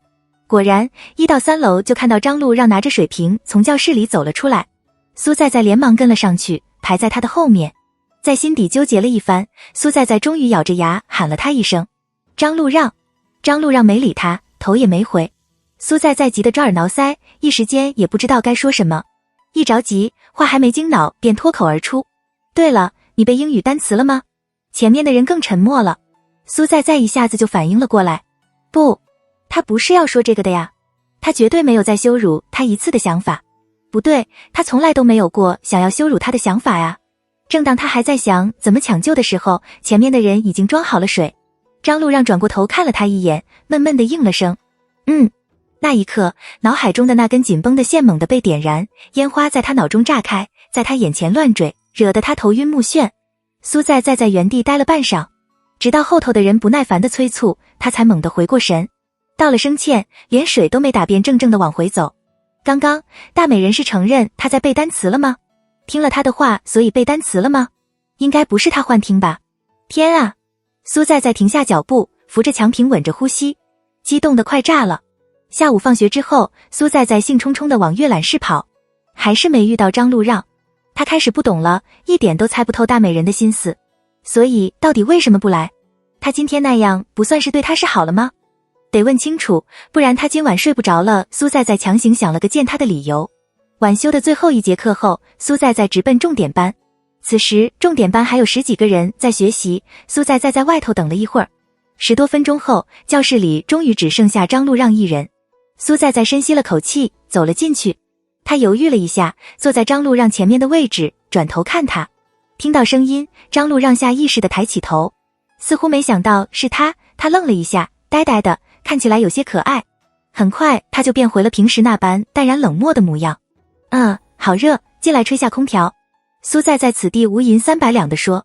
张路让。教室里一下子就回归了安静。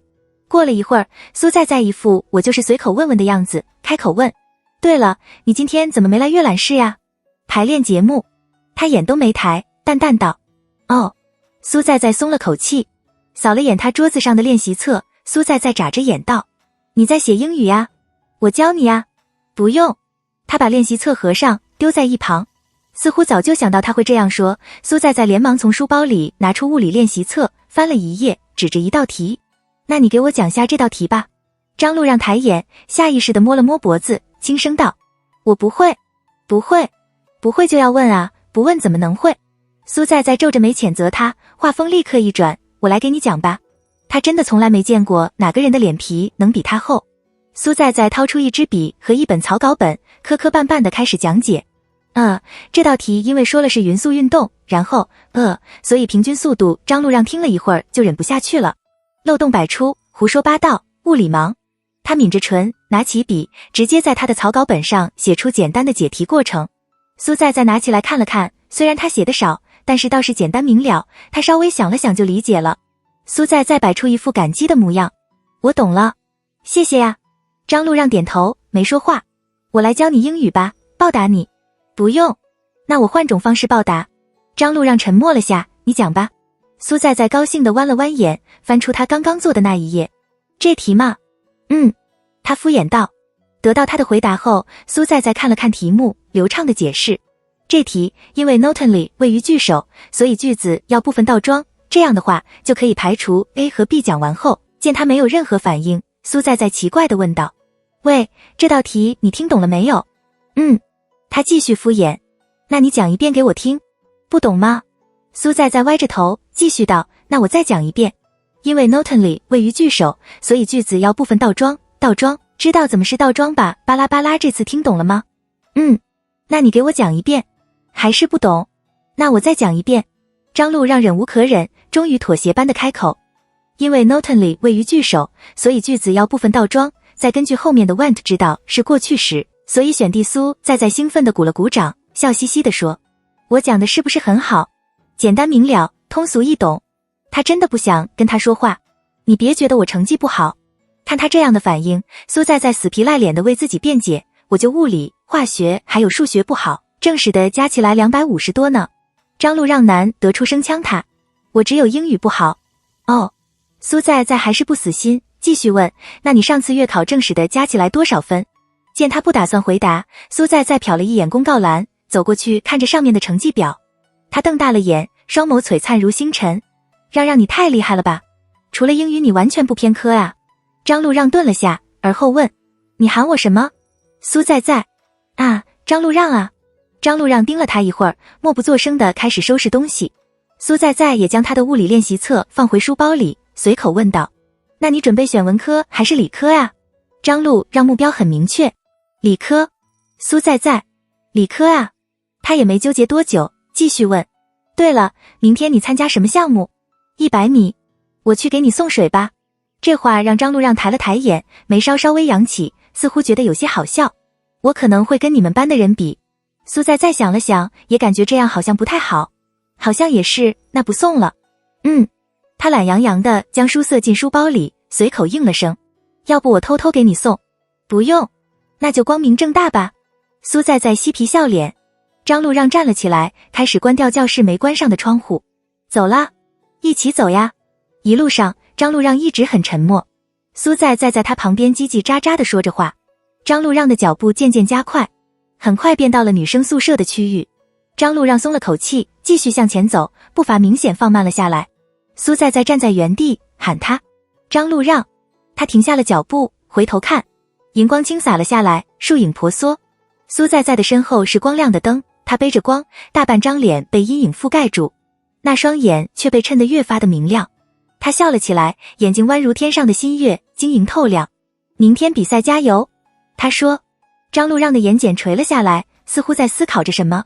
过了一会儿，他抬眸，他的眼神清明，喉咙里吐出了一句冷静自持的疑问：你喜欢我？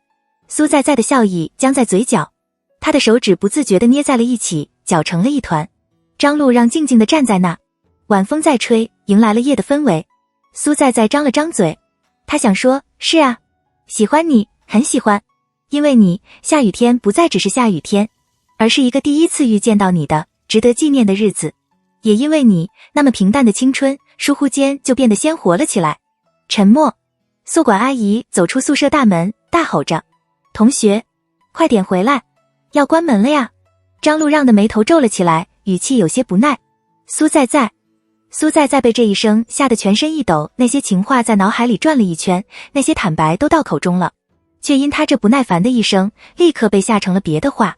我没想过这些，真的，从来就没有，我发誓音都不准了。苏在的脸涨得通红，生硬的辩解。我今年才15岁，他的声音很软糯，在此刻因为紧张有些含糊不清，可15岁3个字却听得格外清楚。张路让。见张路让那冰冻的脸上终于有了几丝裂痕，苏在有些窘迫，却什么都说不出来。他怂了，他真的怕一开口得来的答复全是认真而又残忍的拒绝。下次吧，等他下次再问，他绝对会承认的。张路让看了他一眼，脸颊莫名也红了起来，浅浅的痕迹，而后转身就走，脚步有些凌乱，像是落荒而逃。苏在几乎是冲着回宿舍的。江家已经回床了，看到他这副莽撞的模样，纳闷道：你怎么了？快到熄灯时间，苏在也来不及跟他说，匆匆忙忙地拿着衣服便往淋浴间里跑，边跑边喊：我出来跟你说，5分钟洗了个战斗澡。出来的时候，宿舍已经熄灯了。苏在快速地到阳台把衣服洗完，这才顶着一头湿发回了床。他掏出手机给江家发微信：苏在，我刚刚想不动声色地跟大美人拉近距离。江家，哈哈哈，那你怎么做的？苏在，我喊他让了，他名字里那个让，然后他一下子就发现了。苏在突然觉得他好精明。江家，你当他傻的吗？这都发现不了。江家，你这叫不动声色。苏在盯着屏幕看了一会儿，然后诚实地说：好吧，我想说的不是这个。苏在，刚刚他问我是不是喜欢他。江家秒回：我靠，那你怎么说的？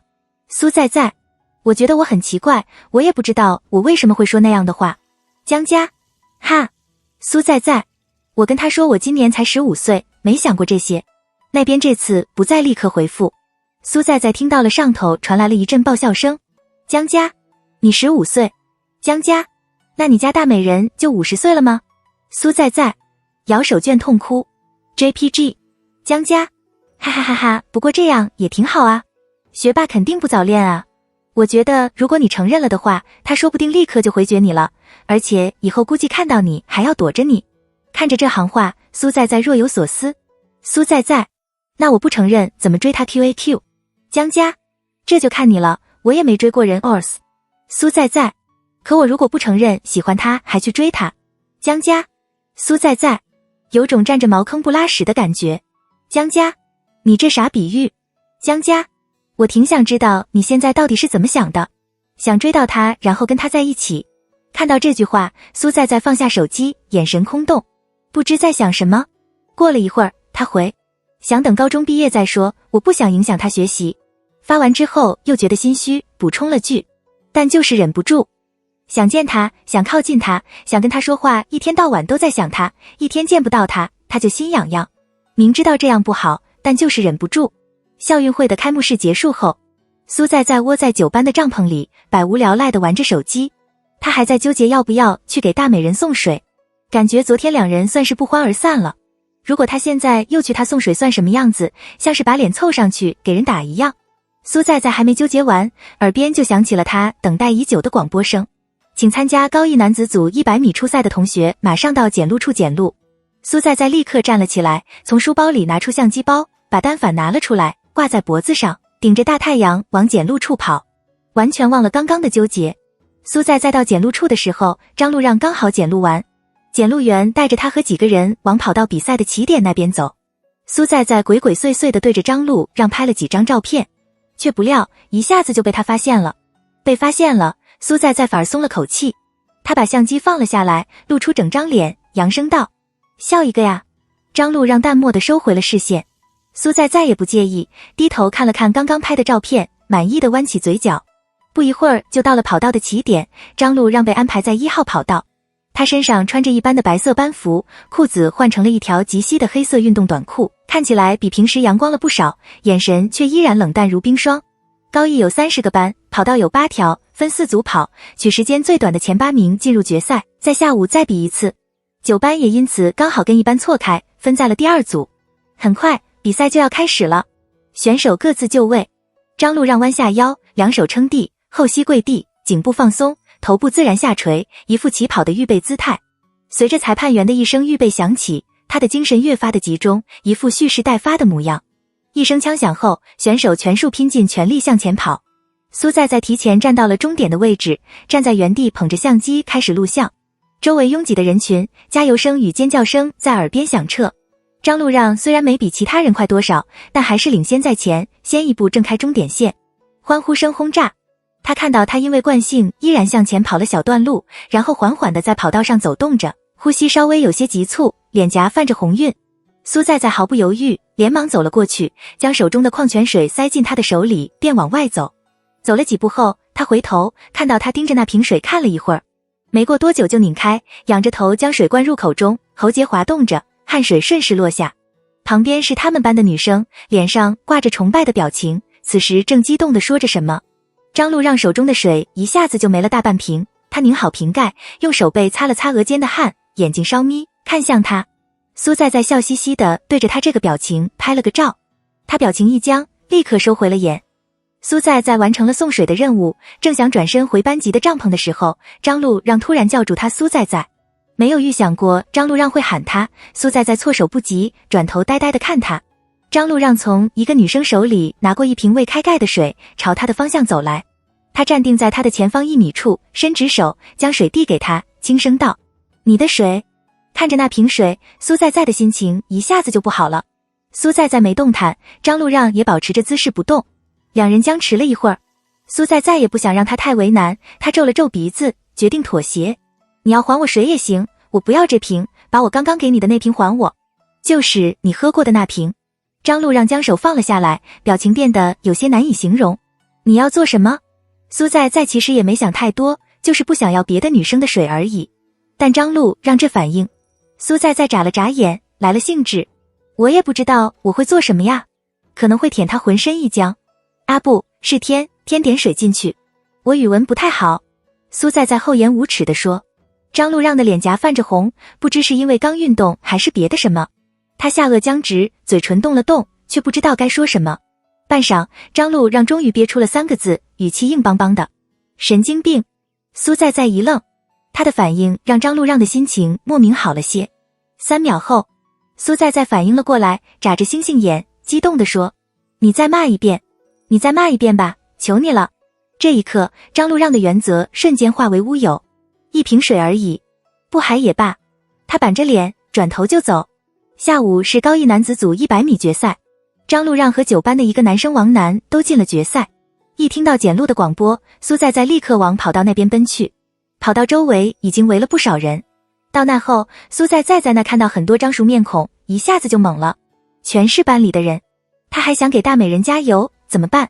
小小看到他，笑着跟他打了声招呼：在，来这边。苏在强颜欢笑：来了。江家呢？他去看关汉的跳高比赛了。苏在答。小玉看到他手中的单反，笑道：哎，在，你一会儿给男神拍多几张照片吧，他说要给他爸妈看。王楠是数学科代表，每次数学考试都能拿满分，班里的人就给他起了个这样的外号，男神。苏在若有所思，他点了点头，好啊，反正早上拍的也不少了。快开始了。人群中有人大喊。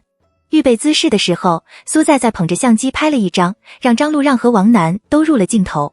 枪响后，苏在被一片呐喊和尖叫声笼罩，他不由自主地放下了单反，望着张路让的身影。小小和小玉还有班里的其他人都在激动地喊着：男神，加油啊！不远处还传来了对着张路让的加油声。苏在深吸了口气，也开始大喊了起来：男神，加油！大美人，你一定要懂我呀！我是在给你加油啊！苏在喊得面红耳赤。然后他看到王楠先一步比张路让正开终点线，班里的人欢呼声轰炸。小小高兴地搂着他的手肘蹦了几下。苏在再度强颜欢笑，象征性的也欢呼了几声。小玉笑了半天，哈哈哈哈，在，你喊得也太起劲了吧，不知道的还以为你是男神的女朋友。他觉得他喊得挺小声的。一行人走过去给王楠送水，王楠直接将一瓶水全数灌下，大大咧咧的笑。苏在，你嗓门够大，隔着茫茫人海我都能从中找到你的声音。说吧，暗恋我。王楠笑得爽朗。苏在下意识地往张路让那边看了一眼，刚好对上他的视线。他一愣，下一秒张路让便收回了眼。他不会以为自己喊王楠做男神吧？别误会啊。大美人。颁发奖牌的时候，苏在纠结了半天，最后还是拿着相机过去给他们拍照。一看到他，王楠立刻道：苏在，来，给我拍多几张。苏在，哦。王楠，我换个姿势。苏在，王楠，这样帅不帅？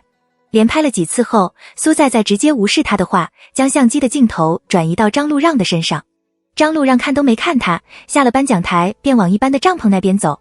原本在前方帮他拍照的几个女生也立刻跟了上去，围在他的旁边。苏在急得抓耳挠腮，今早调戏他就算了，昨晚才跟他说自己年纪小没想过谈恋爱，现在却让他误会了自己对别的男生有好感，这样印象分一下子就成负数了呀。不行，他得解释。一下子就被判了死刑，他不服，但直接这样过去找他好像不对。今天他当着他们班的人的面就过来还他水，让他的名声受了损，那他现在应该也能过去找他吧。苏在恬不知耻地想着，这样一想他的底气就足了些，但开口出来的语气还是弱弱的。张路让。张路让脚步一顿，缓缓回头，因为刚运动完，他的鬓角处全是汗，一颗又一颗的往下砸。白色的衣服被汗水打得半湿，隐隐能看到里面那引人遐想的腹肌曲线，胸膛坚硬，因为呼吸不断的起伏着。苏在的血气立刻往上冲，整张脸刷的一下就红了个彻底，又勾引人。不行了，他快喷鼻血了。苏在深吸了口气，不断的在心中叫自己冷静下来。你过来一下。张路让嘴角一扯，低潮。不。苏在被拒绝惯了，舔着脸继续道，你不用回答的那么快，我有的是时间等你。他直接转头继续走。苏在连忙跟了上去。他旁边站着几个女生，苏在也不好意思跟他解释。他小跑着跑到他的面前，倒退着走。后头是拥挤的人潮，还有学生在奔跑打闹。张路让立刻停下了脚步。看他停下了脚步，苏在下意识的也停下了。苏在纠结了一会儿，很委婉的解释道，那什么，你知道吗？拿第一的那个男生叫做王楠，所以他就算叫了难神，那个难也是王楠的男啊。大美人，你一定要懂啊，更何况他一直喊的就是你啊。张路让垂头看他，低低的哦了一声，看来没懂。他真想直接坦白。苏在憋屈的要死，他这样的反应，苏在也不知道该说什么，只想拖久一点时间，让他旁边的女生自觉的先走。他看着他脖子上的银牌，一时抽风，瞎扯道，哎，你挂着这个银牌，看起来真像绑着一条红领巾，不过还挺好看的。苏在继续瞎扯，然而他们没有任何反应，依然很耐心的在一旁等着。好吧，下次再说吧。苏在在垂下眼，有些郁闷。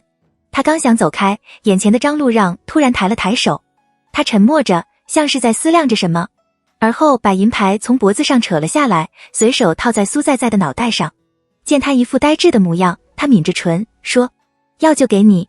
想了想，继而强调：别再跟着我。苏在在懵逼了，所以他以为他给他送水外加拍照录像都仅仅只是基于他手中的那块银牌。大美人的思维就是与众不同。苏在在舔了舔嘴角，看着他的背影，很听话的没有跟上去。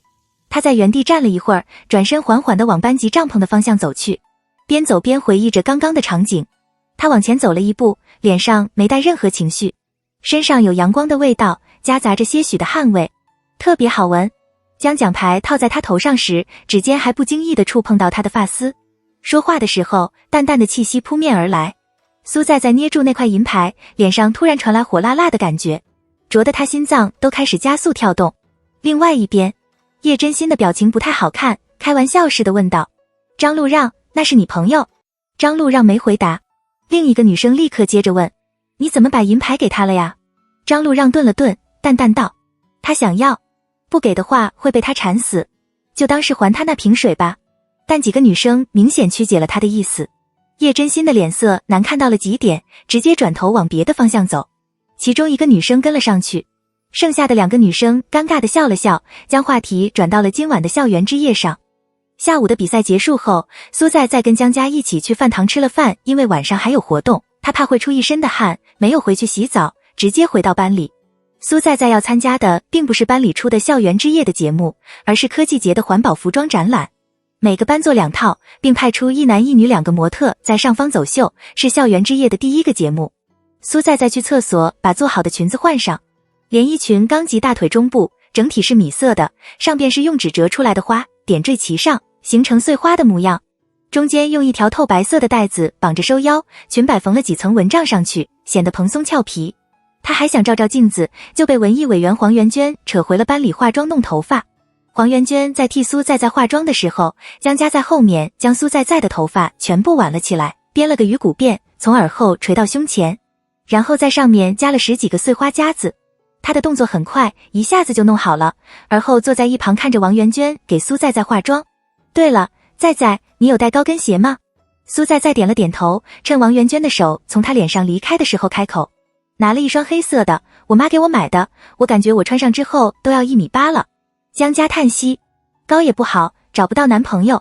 苏在在觉得被羞辱了，她轻嗤了一声，不服气地说道：说的你矮就找得到一样，而且大美人多高啊，怎么就找不到了？因为是第1个节目，所以到那之后，苏在在直接到舞台后方。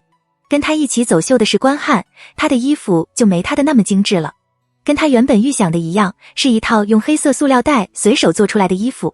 关汉看到她的时候几乎要气炸。我靠，这也太区别待遇了吧。苏在在昧着良心夸他：没事，你这样穿也很帅。呵呵。突然发现我们2个有点像在演舞台剧。什么？拯救乞丐的小仙女？滚！距离走秀开始还有10分钟。苏在在百无聊赖地凑到后台的工作人员旁边，盯着他手中的节目顺序单。1. 环保服装秀。2. 高2 13班独唱暧昧。3. 高1班舞台剧当你被抢劫的时候。苏在在，所以张路让要饰演的角色是什么？一个被劫色的人吗？苏在在脑海里幻想了一下张路让被揉拎的模样，立刻捂住了鼻子。他深呼了口气，挥去那股腥涩的味道。漫长的发言完毕后，耳边响起了动感的音乐。走秀是根据班级的顺序上的，年级从低到高，班级从1到末，所以第1个上的就是高1班。一男一女分别从左右上台，相对着直走，走到距离1米远的时候转身，朝观众的那个方向走去，而后分别走到一侧站好。一队也花不了多长的时间，很快就轮到了苏在在。除了鞋子，她的整个装扮都是偏于淡色系的，这样淡雅的服装却完全没将她张扬的气质半分收敛，整个人显得越发艳丽。2人提前排练过，走到最前方的时候，苏在在要稍稍侧身，整张脸对着观众席。关汉则单膝跪下，握住苏在在的手，作势在亲吻。很快2人便分开，找了个位置摆好造型站好。好不容易熬到了下台的时候，苏在在松了口气，按照原本的路线往回走。一走到后台，他立刻看到站在一侧准备上台的张路让。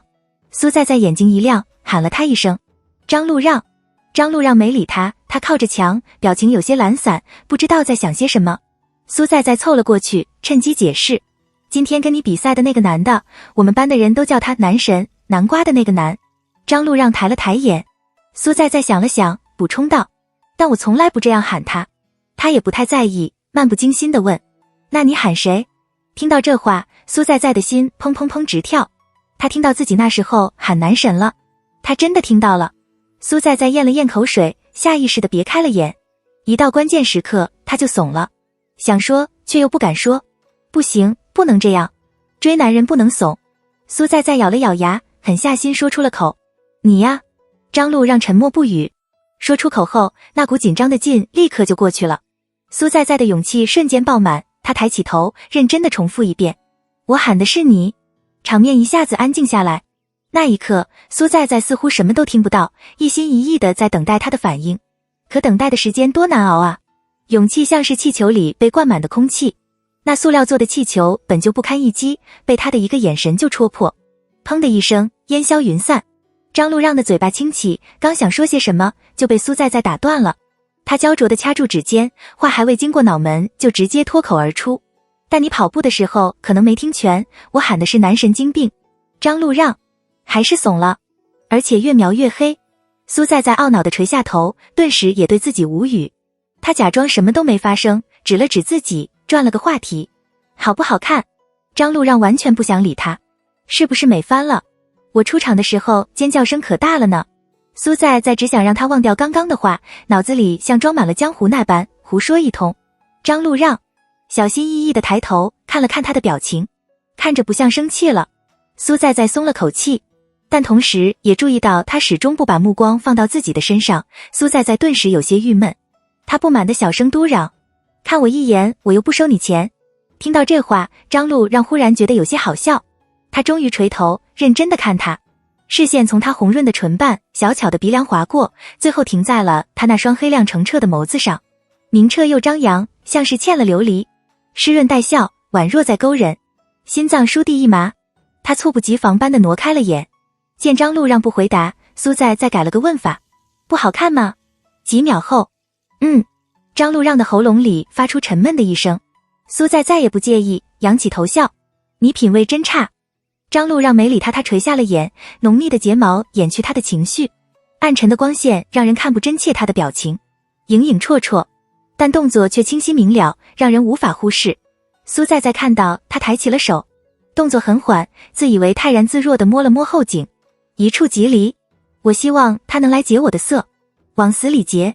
脑海中顿时涌进了两个画面：高一般的教室里，张路让垂着头做题，苏在在坐在他的前面，侧身看他，而后拿出一本练习册，弯唇笑：“那你给我讲下这道题吧。”他的动作一顿，摸了摸脖子，轻声道：“我不会。”家里附近的车站等车的时候，苏在在的表情有些纠结：“你有微信吗？”张路让犹豫了一下，抬手摸着后颈：“没有。”此时此刻同样的动作，那么他要表达的意思是不好看吗？苏在在的脸瞬间像是火燎那般的烧了起来，红了个彻底。沉默了片刻，两人面对面站着，却都不看对方，但却透着一股其他人怎么都打扰不了的气氛。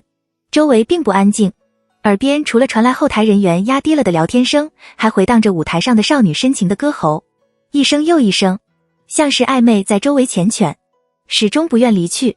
苏在在鼓起勇气抬头，刚想说话，却突然注意到张路让右手边还站着几个他们班的同学，此时正饶有兴致地看着他们两个。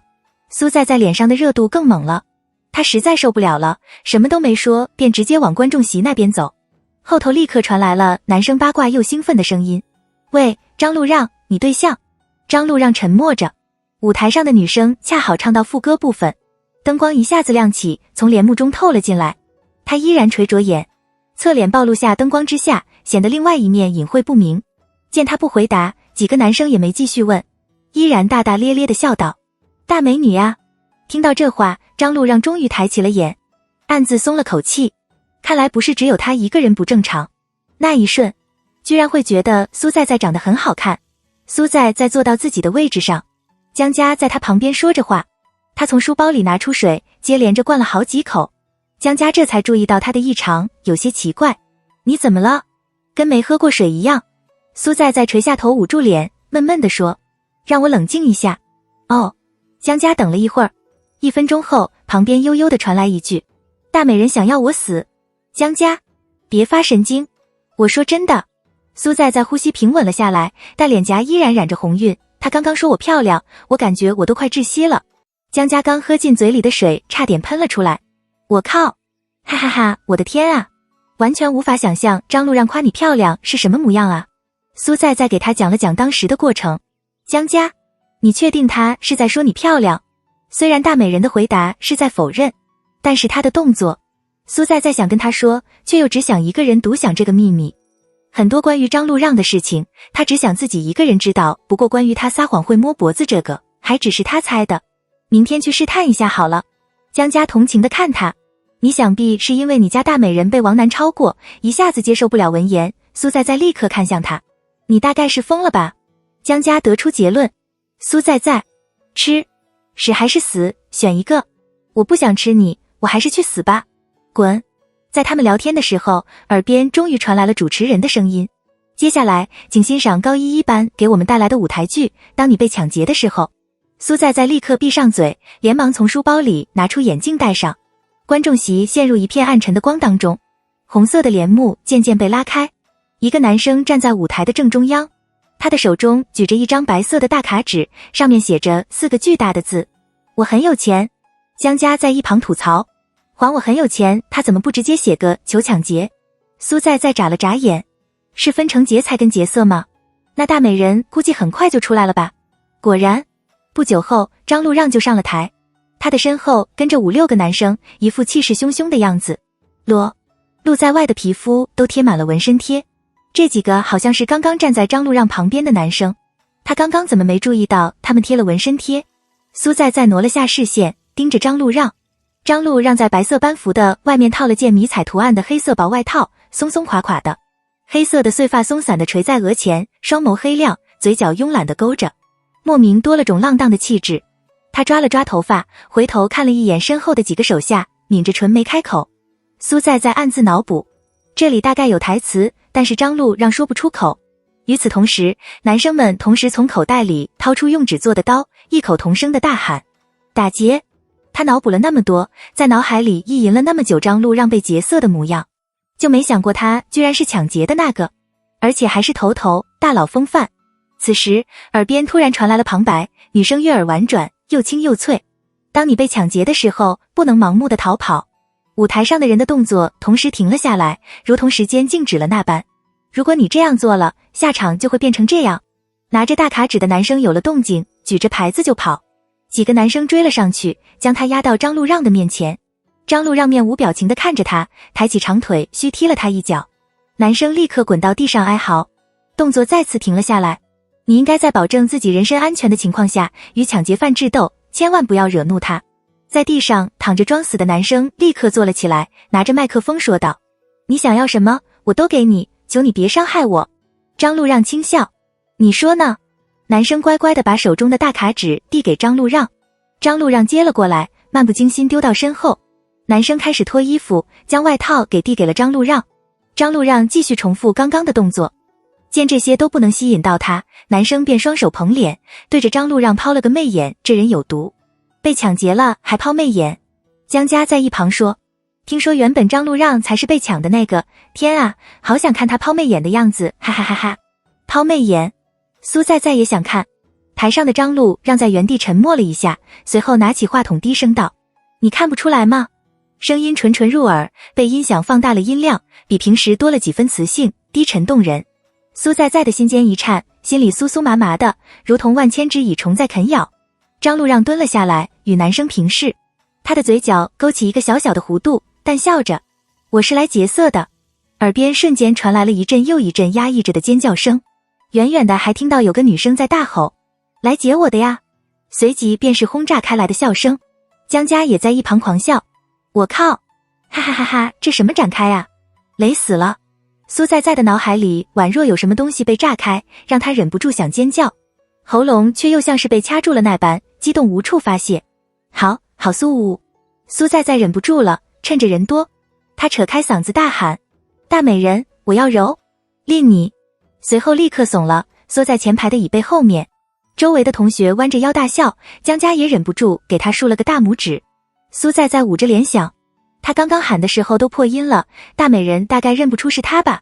苏在在沉醉在自己的世界当中，没有注意到张路让讲台词的时候那陡然停顿了的一下。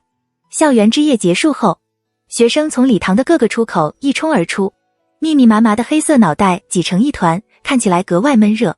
张路让在位置上坐了一会儿，等人少了才起身往外走。他回到教室，位置旁空了2周的椅子上终于有了人。张路让走了过去，拿起水瓶喝了几口水。周徐隐在整理抽屉里的试卷。过了几分钟，他转头看向张路让，轻声问：你知道我为什么请假不？那天是张路让送周徐隐到校门口的，结果在回去的路上遇上了苏在在，从此开始了被缠着的日子，还是不知道原因的那种。不知道，他答。张路让注意到他拧着的眉心终于放松了下来，按照他那天的反应，大概是生了什么病吧。至于是什么病，张路让没有兴趣去想，因为他知道每个人都有不想让别人知道的事情。回到宿舍，张路让先到阳台去洗漱，而后走到他的柜子旁边，打开柜门。他打开手机看了看，看着未接来电，张路让犹豫了下，拨了过去。响了几声后，那头才接了起来。阿让，我听你舅舅说，你是不是下周就要期中考试了？张路让走到阳台，关上落地窗，低低的应了一声。你怎么也不给妈妈打个电话？你上次月考年级多少？张路让沉默了下，轻声道：32。那边叹息了声，他的心脏被这一声握紧，闷到喘不过气来。过了一会儿，女人温柔的声音再度传来，还是因为英语吗？你怎么跟阿里一个让我一会儿给你舅舅打个电话，让他帮你找个补习班，好不好？不用。张路让立刻回绝。那头沉默了下来。张路让抬眼看着远处的天空，像是认了命。我学不好。你张路让打断他，重复了一声。我学不好，别浪费钱了。他挂了电话，抿着唇抓了抓头发。周徐隐有不想让别人知道的事情，因为他太过骄傲。可张路让不一样，他的自卑深到了骨子里。他挣扎过，但最终也只是认了命。校运会的第2天，苏在坐在自家班级的帐篷下，暗搓搓地盯着远处30米左右的张路让。帐篷是绕着跑道按班级顺序安的，所以一班的位置刚好在9班的10点钟方向。远远望去，张路让坐在男生堆中，其他人都笑着在聊天，只有他垂着头，手里拿着一本书。从这个角度看去，只能看到他黑碎的发以及微抿着的唇。身上已经换回了蓝白条纹的校服，看起来清爽又明朗。1个小时后，张路让终于有了动静。他站了起来，把书放进书包里，往厕所的方向走。苏在连忙起身，边跑边捋顺头发，很快就跑到他的旁边。苏在一下子跳到他的面前，嬉皮笑脸。嘿！张路让看了他一眼，没理。他跟他并肩走了一会儿，一跟他站在一起，苏在的大脑就一片空白。原本准备好的话，顿时一个都想不起来。这么安静，先随便扯点话好了。我觉得你这样特别好。什么？你这习惯挺好的，不用别人陪你去上厕所，这样好像更尴尬。苏在干脆乱来了。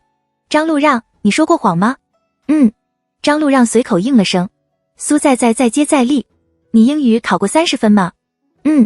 听出他犹豫了一下才应答，苏在心里顿时咯噔了一声。好像戳到大美人的痛处了。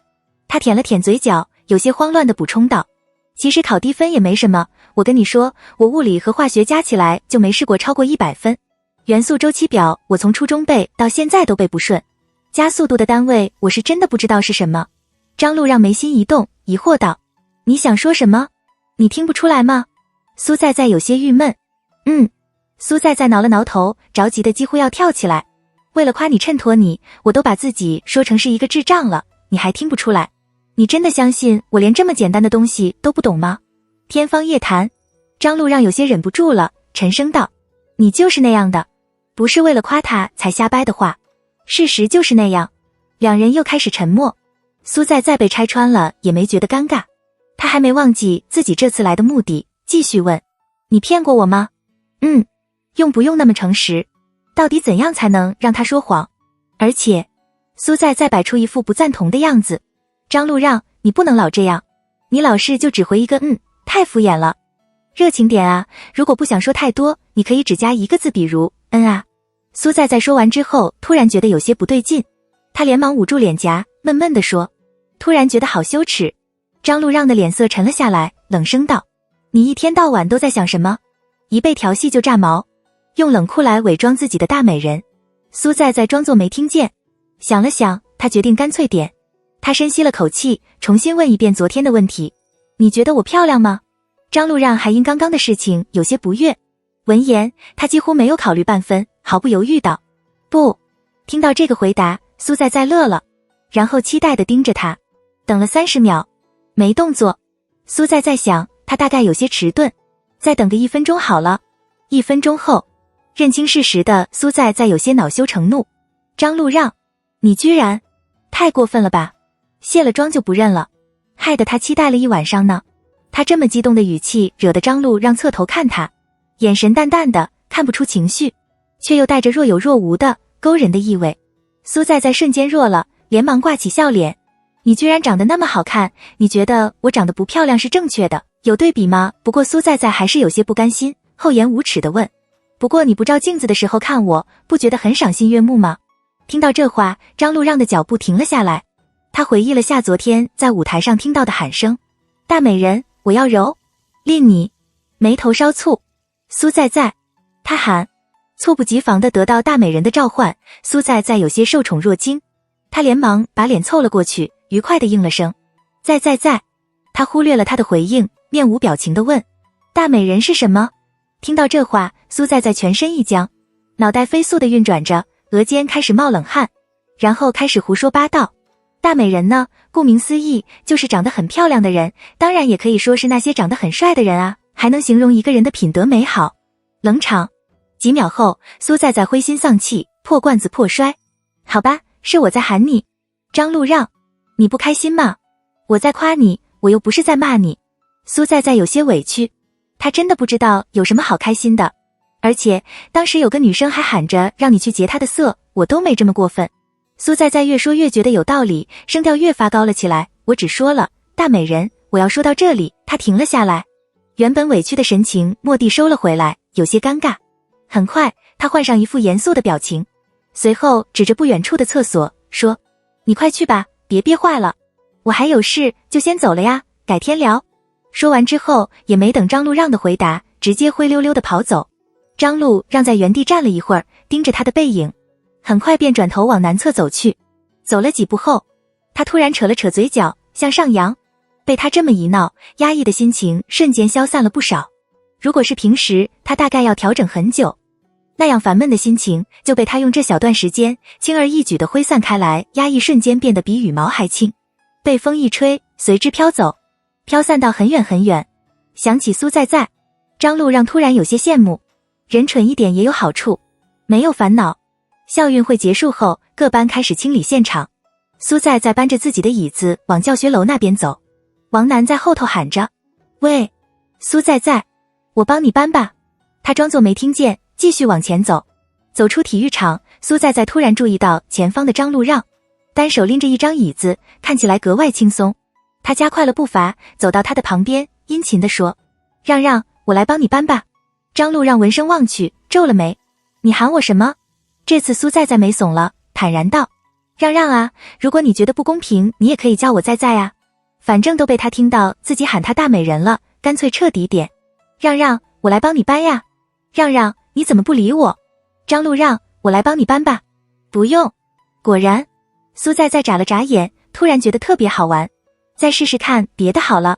大美人，我来帮你搬椅子吧。大美人张路让忍无可忍，一把将他手中的椅子扯了过来，大步的向前走。苏在懵了，愣愣的追上去，你抢我椅子干嘛？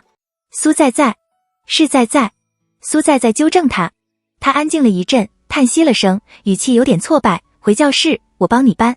听到这话，苏在看了他一眼，呐呐道，我真的是想帮你搬。苏在他旁边走着，斜肩踢了踢地上的小石子，低声问，张路让，你是不是不开心啊？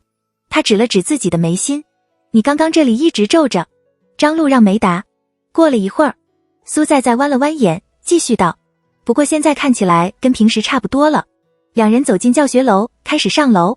张路让沉默着，见他被人挤得凑了过来，他下意识地将椅子侧了侧，随后听到他说，果然，我在你身边能使你快乐。见他还是不说话，苏在在有些懊恼地挠了挠头，想了想，他说，让让，我请你吃果冻呀，别不开心了。他的语气像是在哄孩子，话里仿佛掺了糖，可他还是很安静。苏在在也沉默了下来，他减慢了速度，跟在张路让的后面，像个影子。两人走到3楼，苏在在看到他把他的椅子放在了门外，然后搬着另外一张走进了教室，不打一声招呼，像是无视他的存在。苏在在站在原地，忽然有些难过，他刚想走过去把椅子搬回来，里头的人去而又返。张路让单手抬起他的椅子，看了他一眼。苏在在张了张嘴，想说什么，就见张路让抬脚往楼上走，苏在在连忙跟了上去，嘴角弯了起来，让让，他清脆地喊了声，大美人。张路让，好喜欢你，他在心里说。两人走到9班门口，苏在在刚想从他手中接过椅子，就听见他说，你坐哪？闻言，苏在在下意识地指了指第一组的倒数第2排，换到那了。张路让走了过去，苏在在立刻跟了上去。坐在位置上跟前桌说着话的江家立刻噤声，八卦地盯着他俩。张路让把苏在在的椅子放好，苏在在以为他放完之后肯定立刻就走了，可他却静静地站在原地，像是在等待着什么。他捏紧了手，突然有些紧张。你怎么了？张路让转头看了他一眼，随后轻声道，没事。说完之后，他便抬脚走出了教室。看他走了，江家才激动地扑了上去。我靠，啥情况？追到手了？苏在在摇了摇头，解释，他觉得我烦人才帮我搬的。不是吧？那能亲自帮你搬进教室来？真的？江家还在耳边帮他分析着状况，苏在在却什么都听不进去了。他的表情有些呆滞，带了点困惑，暗自在思考，刚刚大美人在等什么？希望我是不一样的。苏在在想了半天，实在想不到，也不再纠结。他开始收拾东西，准备回家。江家分析完之后，越想越兴奋，在一旁激动地摇着他的手，在在，我太替你欣慰了啊！你说的果然没错，行动比颜值更重要。你可以闭嘴了。有生之年，我居然真的能看到癞蛤蟆吃到天鹅肉。滚！过了一会儿，苏在在想了想，还是低声解释道，真的不是。虽然他真的很想让所有人都觉得张路让是他的，但是他还是不想莫名其妙的就给他冠上了早恋这样一个罪名。江家也不扯这个了，他边收拾东西边跟他提，听说昨天一班有个女生因为张路让在教室哭了一下午，夸张的要死啊！苏在在懵了，好像是因为他给你送的那个银牌的关系。这有什么？他是在打发我走？我也不太清楚。江家想了想，那个女生就坐在他前面，然后他们班的女生都去安慰他，有几个女生让张路让劝几句，他理都没理。苏在在完全搞不懂状况，所以为什么哭？你这都猜不到？那女生喜欢张路让啊。苏在在若有所思地摸了摸下巴，我觉得挺好的，哭完就获得新生了呀。而且大美人没理那个女生，我觉得很正常，她一直都很无情。江家，两人背起书包往门外走。江家垂头看着手机，突然说，你不觉得张路让对你特别不同吗？比如把银牌送给你，还有刚刚帮你搬椅子。苏在在的脚步一顿，诚实的回答，不觉得。你想想啊，张路让那个前桌都那样了，他一点反应都没有。我听我朋友说，真的是完全没受影响是啊，他有自动屏蔽外界的能力。江家炸了，你能不能听我说完？哦，反正我觉得张路让对你做的事情绝对不会对别的女生做。这次苏在在沉默了很久，很久很久之后，他才开了口，如果是这样，那有多好。可他不敢再进一步。苏在在觉得现在这样就很好，他活在他一个人的世界里，那个世界张路让也很喜欢苏在在，只要他不否认，没有人能否认。周日，苏在在比平时早了1个小时出门，为了在车站堵张路让。从太阳高挂天空，等到了夕阳渐渐下山，苏在在点亮手机，看了看时间，再等下去就要迟到了。他将手中的单词本放进了书包里，最后望了一眼站牌的方向，这才上了车。苏在走进教室的时候，晚修的铃声刚好响起。见他回来了，江家抬起头，低声问：在，你今天怎么这么晚？苏在把书包里的书掏了出来，放在桌上。他叹息了声，有些绝望。守株待兔，没有一次能成功。啊，我还是不能太刻意了，太刻意反而遇不到。啥玩意？苏在看向他，头是道地分析。我跟大美人的缘分是命中注定的，我这样太过刻意，反而会改变了命运原本的轨迹。江家有些无语。你被人附体了吧？苏在抽完风之后，心情开始低落。你觉得他是不是故意的？故意什么？怕再遇到我，然后也提前了时间出门，又或者是去别的车站坐车了。别想太多。江家摸了摸他的脑袋。苏在从抽屉里摸出最后2个果冻，放了一个在江家的桌子上。随后他便拿出数学作业开始做题。第一节晚修下课后，苏在直奔3楼。一到那，他就看到张路让跟一个男生从教室里走了出来。苏在鬼鬼祟祟地跟在他们后面。前面传来2人聊天的声音。今天叶真心是不是帮你打包饭了？可以的，牛逼。说真的，我真心欣赏你这种不以貌取人的人。男生继续八卦。我还以为你是跟9班那个大美女张路让皱了眉，立刻打断他。都不是。过了一会儿，男生继续说，喂，那你把9班那女生的微信给我吧，反正你也没兴趣。苏在不敢听张路让接下来的回复，猛地开口，给什么呀？2人均望了过来，停下了脚步。苏在笑，他也没有啊。见刚刚八卦的对象突然出现，男生有些尴尬。苏在指了指张路让，你有他的微信不？有，男生立刻诚实道。苏在立刻兴奋起来，我跟你换啊。听到这话，张路让脸色一僵，沉声道，苏在。注意到他们2个微妙的气氛，男生很自觉地走人。让，张路让。什么时候才能承认这个可爱的叠字称呼？苏在决定这次直接点。你不是说你没微信吗？那个男生说有你的微信。苏在穷追不舍。张路让面不改色道，他骗你的。然后淡定地摸了摸脖子。苏在一提到微信一定说谎，是有多不想让他加。过了一会儿，苏在悠悠地说，我知道你有。张路让。苏在噼里啪啦的吐槽，咱俩都认识那么久了，给个联系方式怎么了？我又不会怎么你怕什么呀？张路让抿着唇，手指轻轻敲打着刷着蓝色油漆的栏杆，哐哐作响，像是在思考着怎么回答。半分钟后，你老跑来3楼干什么？他扯到了另外一个话题上。你呀？苏在答。张路让。注意到他的表情，苏在立刻反应了过来。啊，不是，我的意思是见你，说少了个字，毕竟我就你这么一个男性朋友嘛，联络一下感情。张路让垂头，漆黑的碎发，朗眉黑眸，红唇轻抿着，全身透着一股禁欲又诱人的味道。苏在突然别开了眼，结结巴巴地说，你别这样看我。张路让拧了眉，我怎么看你？你对我抛了个媚眼。苏在红了脸。张路让，他真的完全想象不到自己抛媚眼是什么样子的，可他居然也下意识地挪开了眼。张路让抓了抓脸颊，沉着脸道，我跟你不熟。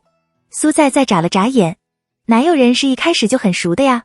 听到这话，张路让想说我不想跟你熟，可看到苏在的表情，那句话就哽在喉咙中，半天都出不来。晚修的铃声在此静谧中响了起来，周围只有几个慢慢的从厕所回教室的学生。头顶上的灯泡坏了，一闪一闪的，令2人的脸忽明忽暗。晚风轻轻吹，摇曳着树枝。张路让突然有些无力，他叹了口气，说，回去复习。哦。苏在转身往回走，走了几步后，他又回了头，不甘心地看他，你真的不想加我的微信吗？张路让也抬脚往回走。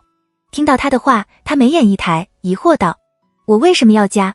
苏在一时也不知道怎么回答，想了想，他舔着脸道，因为我想啊。苏在真的超级郁闷，你怕什么呀？加个微信号也一副宁死不屈的样子。你看，那么多人想加我的微信，我都不给。你能得到我的微信，不高兴、不兴奋、不激动吗？不觉得荣幸吗？不觉得天上掉馅饼了吗？见他这样，苏在决定用压迫的方式，给你3秒，你不拒绝的话，你今晚就得通过我的好友申请。苏在他眼里毫无情绪。3、2、1，他这完全霸王式的态度让张路让有些无可奈何。思忖了片刻，他终于吐出了个字：好。烟花在脑海里炸开，噼里啪啦地响着。苏在在还没来得欢呼，就听到他再度开口：如果你期中考物理和化学都及格了的话。一瞬间，苏在在经历了从天堂到地狱的感觉。让让，你这就有点过分了吧？张路让，那算了。苏在在一下子就怂了。我不是那个意思。闻言，张路让低下了头，眼里闪过星星点点的笑意。苏在在舔了舔唇，可怜巴巴地问：2个加起来100行吗？这次他很好说话，毫不犹豫的就应了下来。巡逻的老师从那头走了过来，得到他的答应，苏在在也没多高兴。走了几步，他突然回头，郁郁寡欢地跟他说：那我回去了。说完便心情沉重地继续往上走。张路让在原地站了一会儿，直到老师过来提醒了，他才反应过来，走进教室。想到苏在在刚刚的表情，他失了神，突然有些后悔，感觉自己太为难人了，是不是说的太高分了？虽然还有2天就考试了，但是苏在在还是决定垂死挣扎一下，以至于他这周都没怎么去张路让面前找存在感。一到下课时间就捧着物理书或者化学书看，上课的时候也破天荒的十分认真的听讲。江家趴在桌子上看着他写题，过了几分钟，看着他错得一塌糊涂的题，江家有些看不下去了。别写了，你考不到100，他肯定也会加你的微信的，赌不赌？苏在在停下了笔，眼睛依然盯着那道题，纤细卷曲的睫毛轻颤。他不会的，他低声说。张路让知道他考不到，所以才会那样说的。他一直觉得他很烦，所以不会给他更多烦他的机会。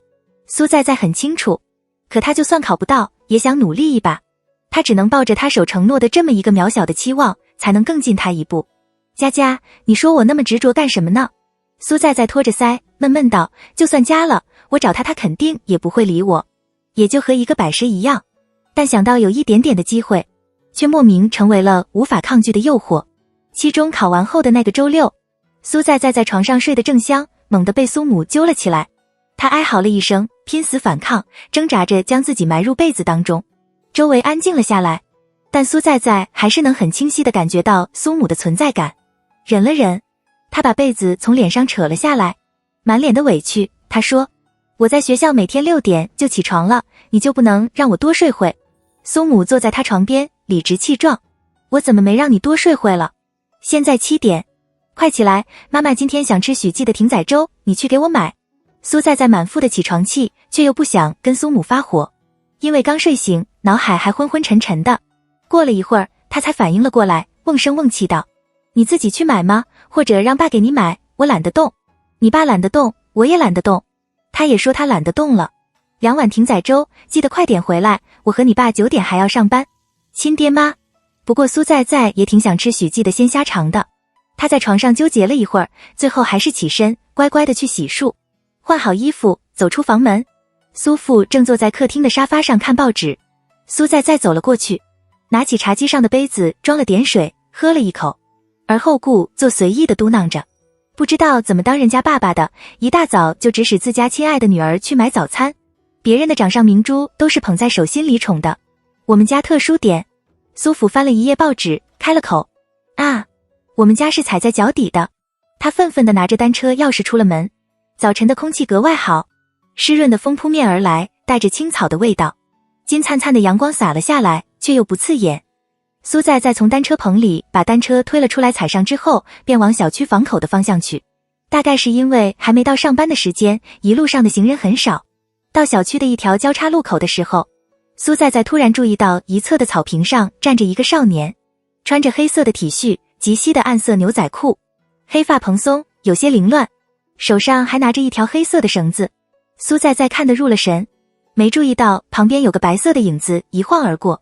等他回过神的时候，才发现一条白色的大狗跑了过来，差一点撞上了。苏在在连忙转了个弯，一时控制不好，单车一倒，整个人摔到地上。砰！一声巨响，听到动静，少年望了过来，他眸子一紧，似乎有点不敢相信现在的状况。很快他就反应了过来，往这边跑。苏在在的眼泪唰的一下疯狂地涌了出来。夏天穿的短袖短裤，露在外的大片皮肤都被水泥的蹭出了血丝。苏在在想着只是买个早餐，穿了双拖鞋就出了门，所以他现在就后悔了。因为他看到自己的右脚的大拇指盖稍稍掀起，伴随而来的是红色的血从里头缓缓地涌了出来。苏在被这场景刺激得嚎啕大哭。虽然说苏在有很多怕的东西，但最怕的还是痛。按江家的话来说，就是拔了他一根头发，他能哭1个小时。张路让很快就跑到了他的旁边，看他这样，他有些不知所措。他伸手想把他扶起来，苏在疼的脾气都出来了，哽咽着：“别碰我！呜呜，你讨厌我就算了，你家狗也讨厌我，才第一次见它就想害我。”萨摩耶犬在他们旁边摇着尾巴，歪头伸出舌头。张路让蹲了下来，表情不太好看。去医院。苏在突然想起江家说的话，那个女生在教室里哭了一下午，张路让都没半点反应。苏在似乎能想象到接下来的场景，张路让对着他砸了一大笔钱，让他一瘸一拐的滚蛋。周身的痛让他没有理智去考虑如何去做，像个缠人的孩子。他伸手揪住张路让的衣角，放了狠话，可声音却软软糯糯的，毫无威慑力，一抽一噎的。张路让，你要是敢丢下我，我要你命！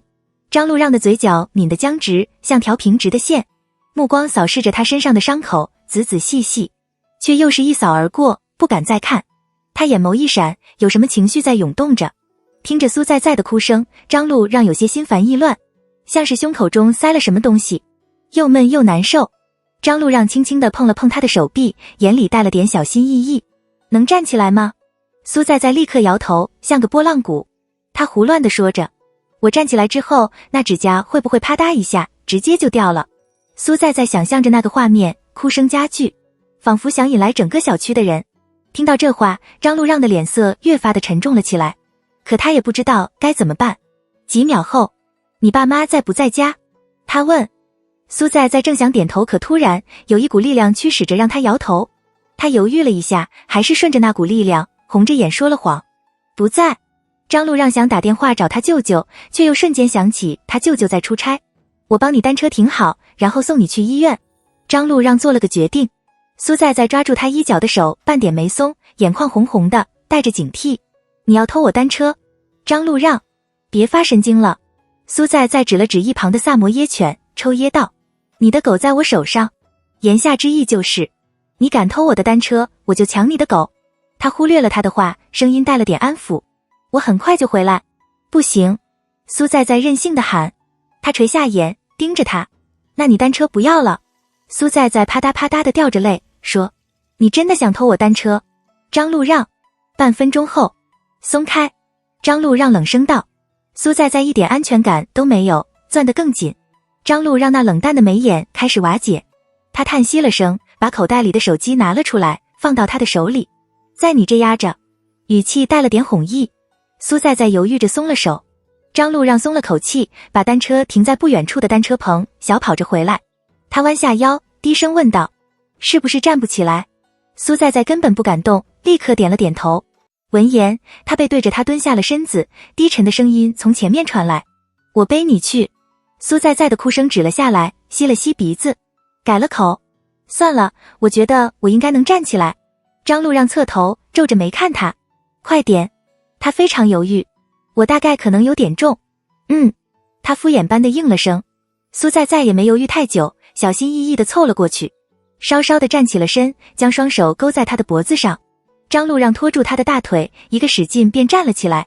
这是他们最亲密的一次。苏在想起了在操场见到他的那次，那时候他还那么不喜欢他的碰触，到现在居然会自愿地背他。苏在突然有了点成就感，他稳步地向前走。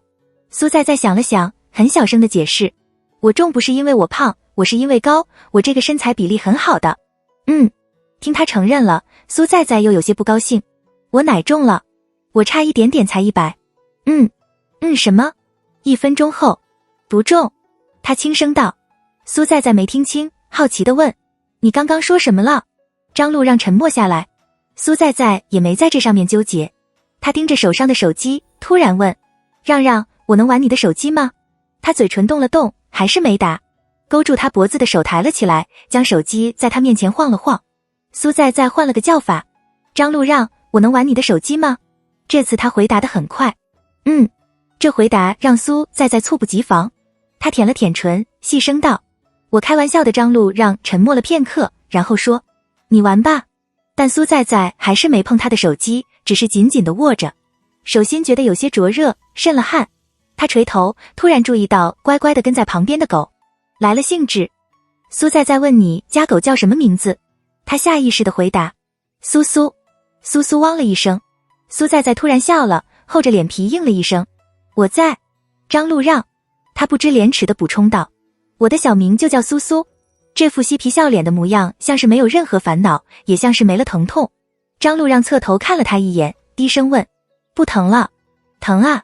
他诚实地说，但有你在，那些疼痛就显得微不足道了。沉迷美色，无法自拔。走了一小段路，苏在在看着旁边的那一大团白色，他的声音带了点鼻音，那苏苏怎么办？医院不能带狗进去，放保安亭呢。张路让想了想，继续解释，他们认识。苏在在又笑出了声，你家的狗可真威风，连保安叔叔都认识。苏在在想起了刚刚喊他让让，依然没得到回应，但今天大美人好像对他格外好。苏在在玩心顿起，喊他让让。他笑嘻嘻的，眼睛弯得像个月牙儿。让让，你怎么不理我了？让让。张路让终于妥协。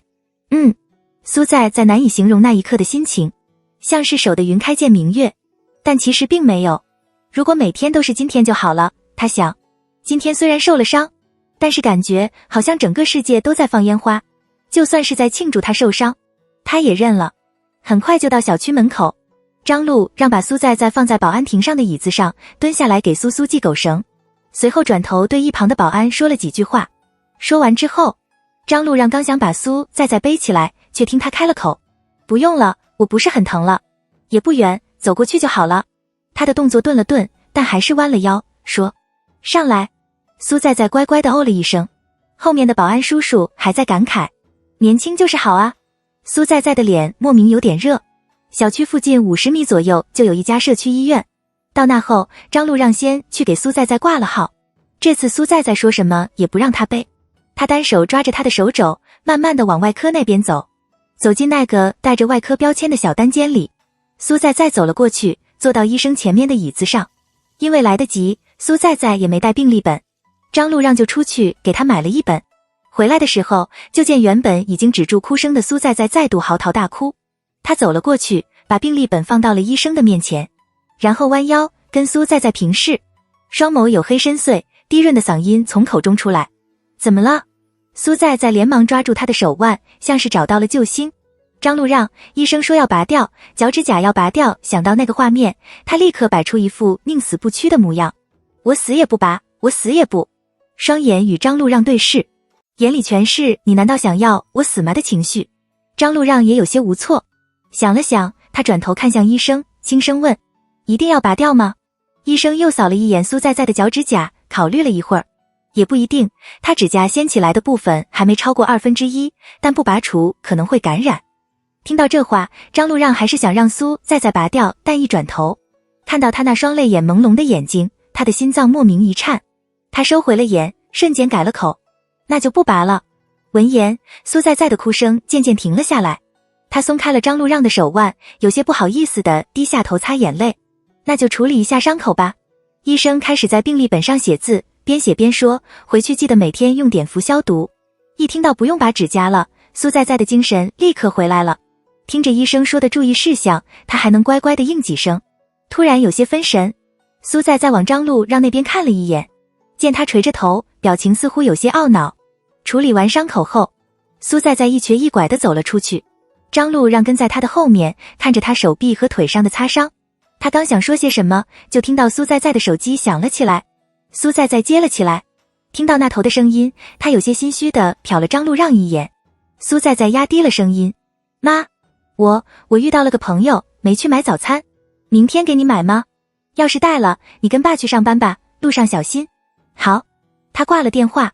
见张路让似乎没察觉到，苏在在才松了口气。苏在在又往前走了几步，转头催促他，让让，快点呀。张路让看了他一眼，长腿一跨，几步就走到他的旁边。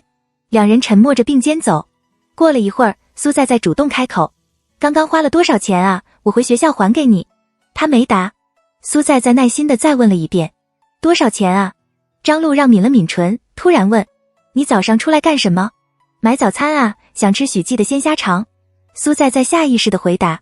一提起吃的，他瞬间就感觉到饿了。好饿。苏在在摸了摸肚子。好饿好饿，好想吃鲜虾肠，超级想吃。张路让叹息了声。那家店在哪？就文化广场那边，公交车不直达，我只能骑单车。他应了声。不知道他为什么问，但苏在在还是要将厚颜无耻做到彻底。你要给我买？他笑吟吟的。意想不到的是，他很直接地承认了。前方有辆单车过来。张路让下意识地把他扯了过来，提醒过来点。苏在在还沉浸在他刚刚的回答中，思绪挣脱不开。反应过来后，他说：不用，我就随便说说。你家苏苏还等着你回去接他呀，再不回去他会以为你不要他了。说出你家苏苏那4个字的时候，苏在在突然弯了弯唇。张路让没再说话。苏在在想了想，又补充道：其实跟你家苏苏没什么关系，是我骑车技术不好。张路让侧头看他。苏在在毫不心虚。真的？所以别愧疚了。苏在在。他突然喊：啊，不会骑车就别骑。语气有些沉。苏在在到底是怎么得出这个结论的？不应该说他心地善良，非常顾虑别人的情绪吗？苏在在觉得自己有些抑郁。每次他为了大美人才说出来的话，他都听不出来。上次的结论是说他智障，这次说他不会骑车，他要说什么好？两人走到保安亭，把苏苏领了回来。苏在在突然记起来，大美人的手机还在他这。他摸了摸口袋，把他的手机拿了出来，递给他。张路让慢条斯理地接了过去。走了一会儿，张路让突然开口：你家住哪？苏在在很诚实地指了指其中一栋楼，13栋9楼 B 座。他低低地了一声。又过了一阵，张路让用舌头抵着腮帮子，莫名其妙地问：还饿吗？苏在在全身无力。大美人肯定已经吃了早餐，只有他一个人独自承受着饥饿带来的痛苦。苏在在的心底有些不平衡，刚想问他是不是想刺激他，就见张路让挠了挠头，轻声道：你把你微信给我。苏在在。他这副惊吓的模样让张路让的耳根有些发烫，可面上却半分不显，像是在说一件再自然不过的事情。很快苏在在反应了过来，垂下头，心情低落。这次2科加起来，我肯定也考不到100分。张路让动了动唇，还没说出话来，苏在在又继续道：你再给我一次机会啊，这次太突然了，期末考试我肯定能考上100，成吗？他该怎么说？好不好？苏在在满脸期待。张路让挪开了视线，重复了一遍：你把你微信给我。这下苏在在才真正的反应了过来，他激动的超级想跳起来给他一个亲亲。可莫名其妙的，他想起了张路让的那句话：如果你期中考物理和化学都及格了的话。想起了自己之前那没有回应的好友申请，也想起了张路让每次提到微信就说谎的态度。他恶劣的笑了，说：你求我？你求我啊？见状，张路让侧头看了他一眼，似乎也不太在意，漫不经心地说：那算了。苏在在立刻怂了，讨好道：我就开个玩笑。苏在在快速地给他报了自己的手机号码，故意刁难他，可他依然正确又快速地在手机上输了出来。苏在在戳了一下手机屏幕上的通过验证，而后低声控诉他：我每次跟你开玩笑你也不配合我，这样我们之间的友谊很容易就破碎的，你不知道吗？走了几步后，张路让突然扯了扯嘴角，说：好。苏在在还没反应过来，就听到他继续说：求你。张路让把苏在在送到了他家楼下。苏在在没拿钥匙，直接按了几个数字键就开了。余光注意到张路让一副疑惑的样子，苏在在立刻解释：这个是密码，先按号，然后再按1245就能直接开。张路让点了点头，叮嘱他：记得涂药。苏在在高兴地朝他笑：大美人真是贤惠。张路让扫了他一眼，转头就走。苏在在盯着一人一狗的背影，弯了弯唇。他一瘸一拐地走到里面等电梯。苏在在拿着钥匙开了门，看着身上的伤口，忧愁地想着要怎么跟苏父苏母解释。想着想着，莫名就偏了思绪。苏在在突然想起刚刚张路让说的话：求你。他激动地在沙发上滚了一圈，忘了自己身上还带着伤。苏在在吃痛地嘶了声，眼泪蓦地又冒了起来。苏在在咬了咬牙，然后站了起来，走到电视柜的旁边。打开柜门，从里面拿出一排未拆封过的果冻。背痛和饥饿折磨的心情不好，只能吃这个了。他吸了吸鼻子，单脚跳着回到沙发上，拆了一个下来，草莓味，果肉特别多，咬起来爽。吃完一个之后，苏在百无聊赖地打开了电视，看了半小时。正当他准备回房间补觉的时候，手机响了一声，他点亮一看，大美人发来一条消息：开门。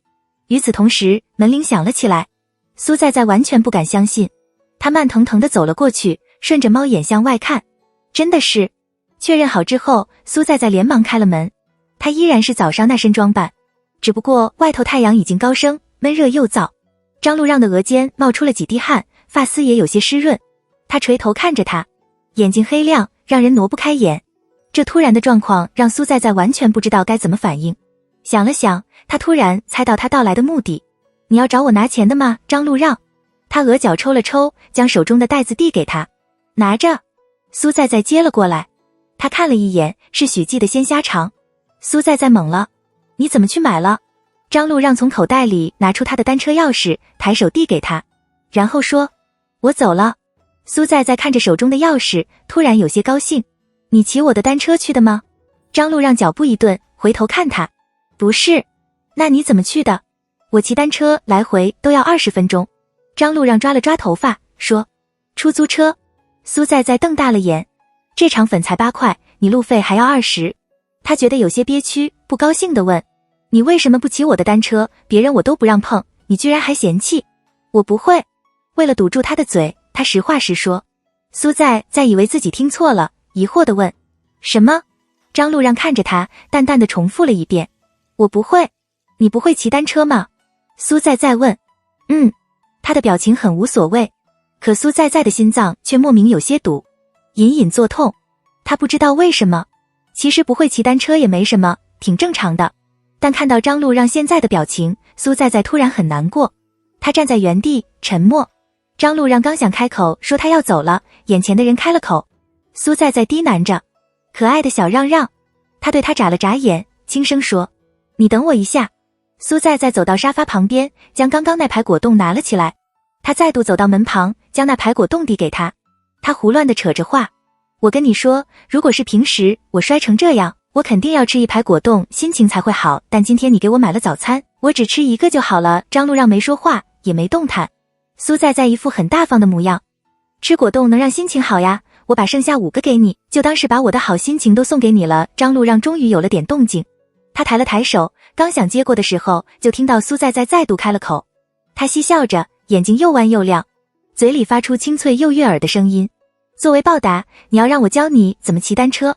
晚上苏母比苏父先回到家，在房间里的苏在听到动静后，立刻扑到床上，将自己裹在被子里。要怎么说好？就直接说自己骑单车的时候不小心摔了吧，只能这样说了。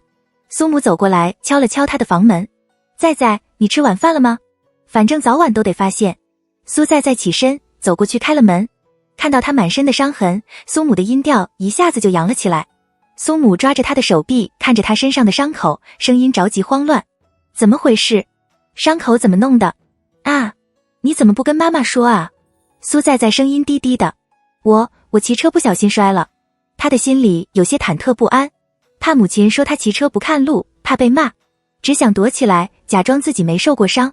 意外的是，他没被骂。你去医院没有？去了。伤口处理好了？带药回来没有？好了，也带了。苏在乖乖的一一回答。沉默了片刻后，苏母摸了摸他的脑袋，说：以后骑车小心点，还有受伤了记得跟爸妈说，你不说你是要吓死我。我没有。苏在嗫嚅着，也不是很严重。苏母喃喃自语：要不要请假几天，等伤口好些再去学校？苏在有些懵，是不是太夸张了？两人说话的期间，苏父也从外头回来了。他从玄关走到沙发，余光看到站在房门前的苏母和苏在，望了过来，一眼就看到苏在身上的伤口。他的脸色沉了下来，往这边走。怎么回事？苏母摔了。一瞬间，苏在觉得救星来了。他怎么能请假？请假怎么见大美人？爸爸一定会说妈妈大惊小怪的。苏父拧了眉，盯着苏在身上的伤口。去医院了吗？苏在低眉顺眼。去了。可没想到苏父更夸张。苏父转头看向苏母，这样不用住院，这就回家了。苏母的表情有些忧愁，我是想给他请几天假。闻言，苏父一脸反对，几天哪够，请1周。看到苏母已经拿起手机准备打电话了，苏在有些着急地喊，不用请吧。听到他的话，苏父和苏母望了过来，苏在捏了把汗，就看起来伤口多，但没多严重。他磨了半天，终于得到2人的同意，但苏父说周日要送他去学校。苏在又磨了半天，终于让他打消了这个念头。吃完饭后，他回到房间，拿起手机，点开和大美人的对话框，里面对方只有发来的2个字：开门。苏在弯了弯唇，手指飞快地在上面敲打着。让让，那边没回应。苏在想了想，撇着嘴重新打。张路让，张路让。苏在明天我怎么去学校？苏在怎么去？张路让你几点出门？苏在心里偷笑，却又装作听不懂的样子。你想跟我一起去啊？张路让，苏在忍住打滚的冲动。那3点车站见吧。张路让，好。过了一会儿，苏在继续问，让让，果冻好吃吗？其实他也没想过他会回复，毕竟让让那2个字在那。今天大概是自己的哭声把他吓到了，不然按他那坚贞不屈的态度，绝对不会应的。现在大概也会直接忽略吧。发完之后，他就丢开手机，准备去洗澡。在衣柜里翻衣服的时候，苏在听到后头的手机响了声，他回头看了一眼，大美人吗？虽然可能性不大，苏在还是抱着期待走了过去。他点亮了手机，如他所愿，是臆想中的人。他说。苏在的胸口一阵酥麻，像是被他隔空放了电。周日苏在走到玄关处，看了看自己的运动鞋，他不敢穿袜子，直接穿了拖鞋就出门。出了楼下的大门，他一下子就看到站在一旁的张路让。苏在走了过去，让让。听到声音，张路让转过头，下意识地伸手想接过他手中的东西。苏在将袋子塞入他的怀里，好奇地问，你怎么知道是要给你的？他不知道。你看看呀。苏在催促他。张路让犹疑地看着他，袋子有些沉。他打开一看，6排果冻。你不是说好吃吗？我把我的存货都给你，有没有感觉我对你至高无上的宠爱？苏在走路的速度有点慢，张路让也放慢了步子。他的话尤其多，像是一辈子都说不完。跟我当朋友是不是很幸福？我能把你宠得没有生活自理能力呢？张路让，好好走路。让让，你住哪呀？张路让，就这小区。张路让随口道。苏在我的意思是哪栋哪单元。2人走出了小区，张路让想蒙混也蒙混不过去，只能答25栋。苏在有些不高兴了，他问的问题自己全部一字不落地回答他，而问他的时候还要一点一点地挤出来。哪单元？苏在突然反应过来，25栋，那不是独栋吗？张路让拦了辆的士，对着他说，走吧。苏在有点懵，但还是乖乖地上了车。除了一开始张路让对司机报了目的地，2人没再说话。苏在这么安静，张路让以为他睡着了，他转头恰好撞上他的视线。苏在舔了舔唇，终于开了口，你是个有钱的让让。他说。张路让别过头，没理他。苏在死皮赖脸地凑上去跟他聊天，让让，你1个星期的生活费有多少呀？张路让正想开口，眼前的苏在一脸好奇，继续道，我想知道有钱人的世界是怎样的。他突然不想说了，随后他开始掰着手指算，如果不算压岁钱的话，我现在有247.5块，平时我吃饭才用100，剩下的还没说完，他突然注意到张路让的表情。苏在皱眉，改了口，让让，你不能这样。突然被指责，张路让有些愣了。什么？现在是21世纪了，你不能还有阶级意识这种东西。如果你现在敢嫌弃我，张路让静静地看着他，等待着接下来的话。苏在想了想，决定威胁他，以后我当上大老板了，咱们就断绝来往吧。张路让收回了眼，沉声道，现在就断？苏在我跟你开玩笑呢。过了一会儿，苏在换了个说法，以后我会赚很多很多的钱。他嬉皮笑脸地说，然后全部用来给你买果冻。闻言，张路让转头看向窗外，烈日炎炎，路过的街道人头攒动，景色飞快地向后移动着。张路让不知道该说什么，心跳漏了一拍，他晃不过神。他没回答，没等到他的回应，苏在在干脆换了个话题。你一直住在金华吗？我初中就住在这了呀，没见过你。金华是两人住的小区。不是。他回过神，淡声说。苏在在哦了一声，继续没皮没脸的开口。你是因为我住在这里，所以才搬过来的吗？那我跟你说，我周末一般都不出门。如果你要跟我偶遇的话，可以提前跟我说一声。张路让不想理他，他从书包里拿出手机，插上耳机，戴上，然后靠在椅背上，闭目养神。借此机会，苏在在毫不掩饰地盯着他看了10分钟，注意到他眼皮动了动，他才立刻收回了眼。苏在在向前探了探身子，问司机：阿叔，开到 Z 中要多少钱？司机想了想，说：大概50吧。他突然有点心痛，坐公交车才3块钱，2个人加起来也才6块钱。苏在在想了想，说：那阿叔，一会儿到了的时候，苏在在。听到喊声，苏在在下意识地转过头，张路让耳朵上的耳机不知道什么时候被摘下来了。他皱着眉，低斥：别影响司机开车。哦。苏在在缩回了身子，坐好。车里恢复一片宁静。苏在在百无聊赖地拿出手机玩了起来。隔壁的张路让没再戴上耳机，心情有些烦躁。刚刚语气太重了吗？他犹豫着，思考着怎么开口。还没来得及说话，苏在在突然有些好奇，转头问张路让：让让，你微信给我备注的什么？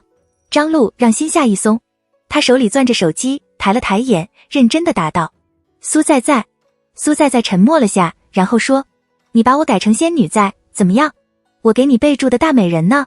苏在在义正辞严地说：关系好就得彼此有爱称嘛。张路让忍无可忍。苏在在。苏在在连忙凑过去，应了声：仙女在。随便他吧。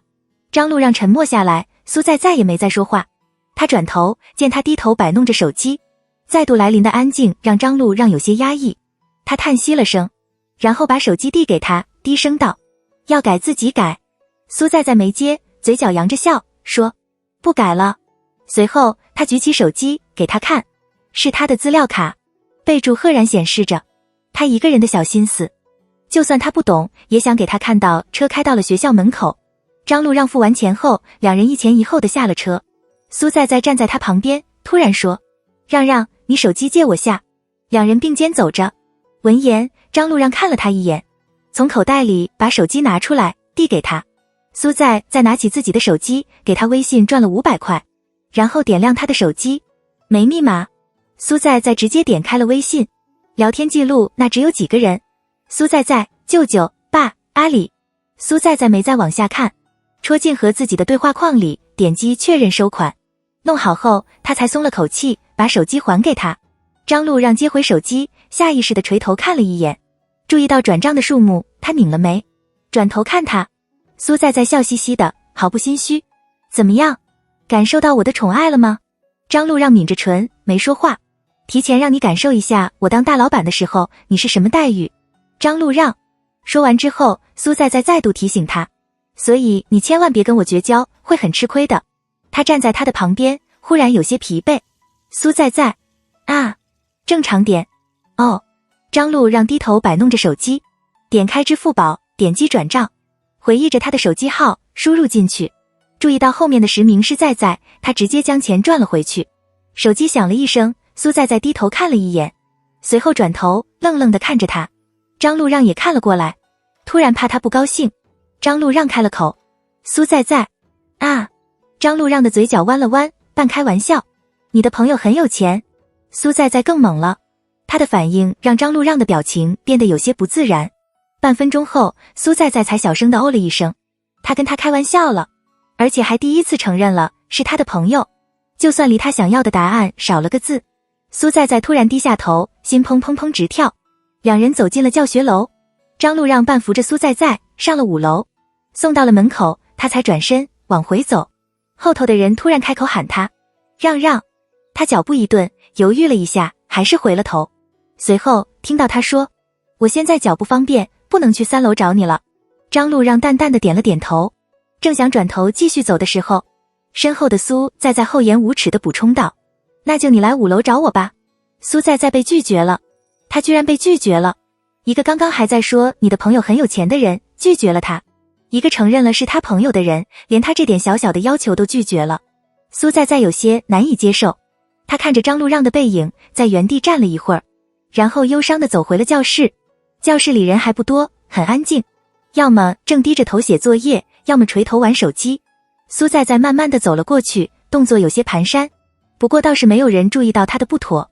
走到位置后，他才松了口气，从口袋里拿出手机，打开了跟张路让的对话框。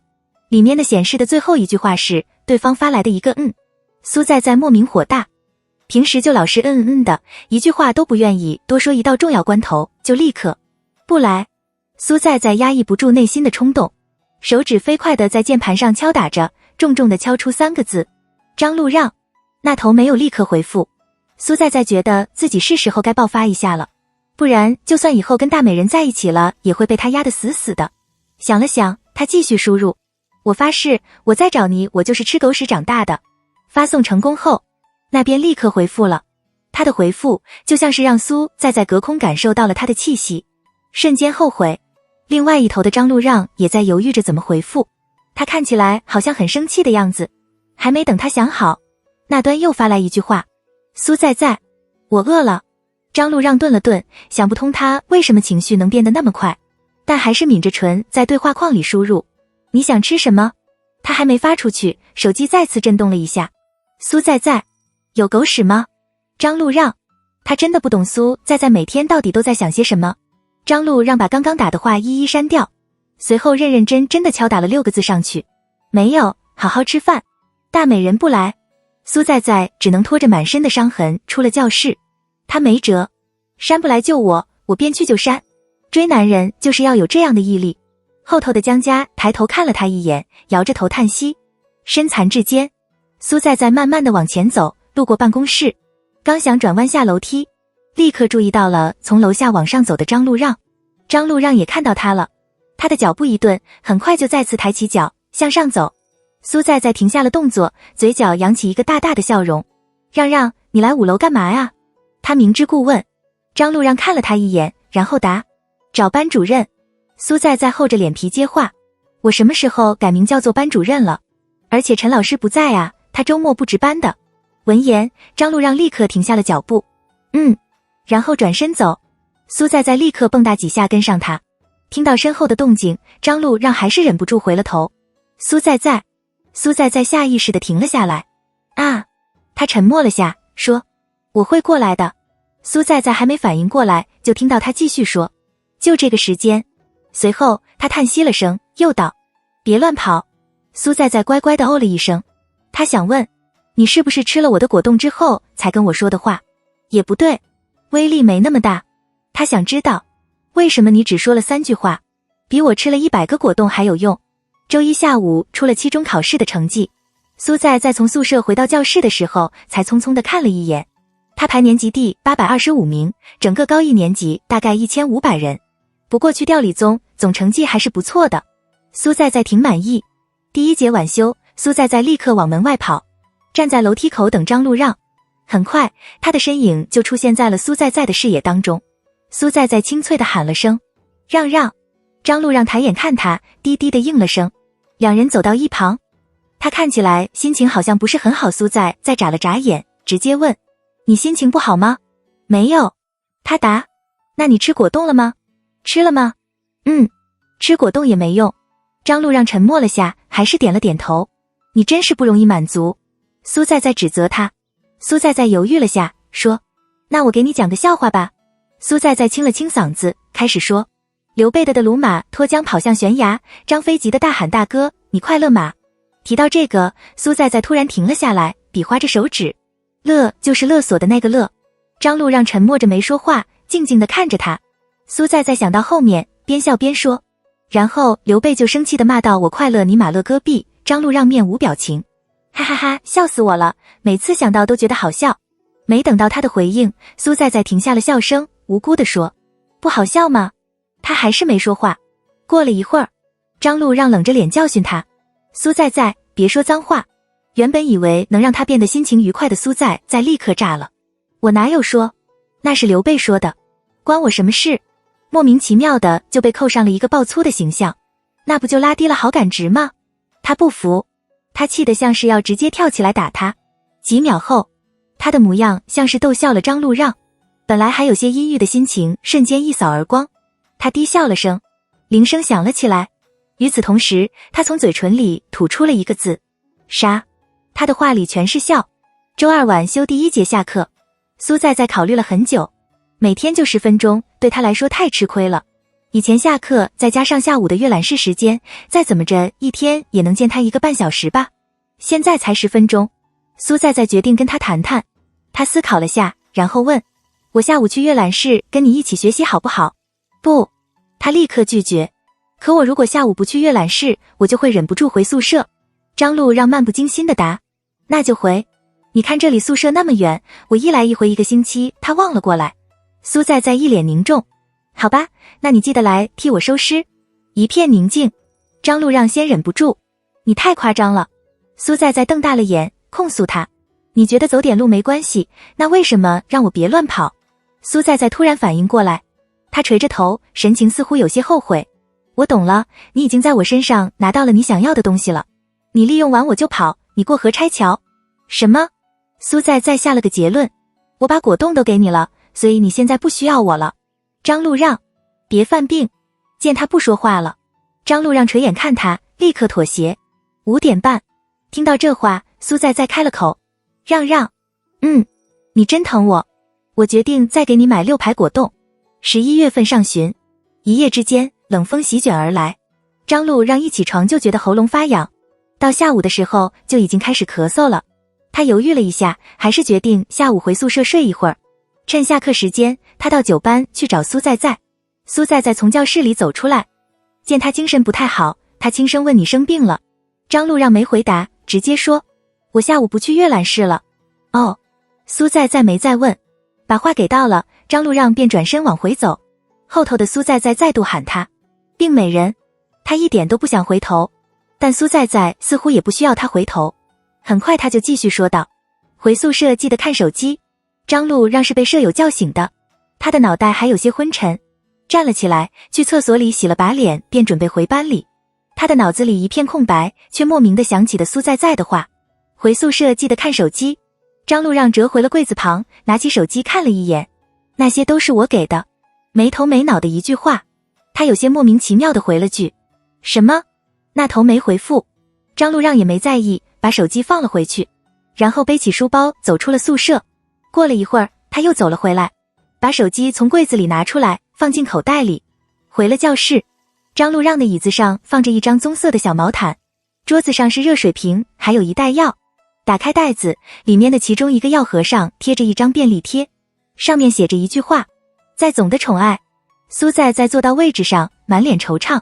美人一生病，看起来就柔柔弱弱的，让人心生怜爱之情。江家，你放好了。苏在点点头，有些担心。那毛毯是不是太薄了呀？还好吧，现在也没多冷，足够了。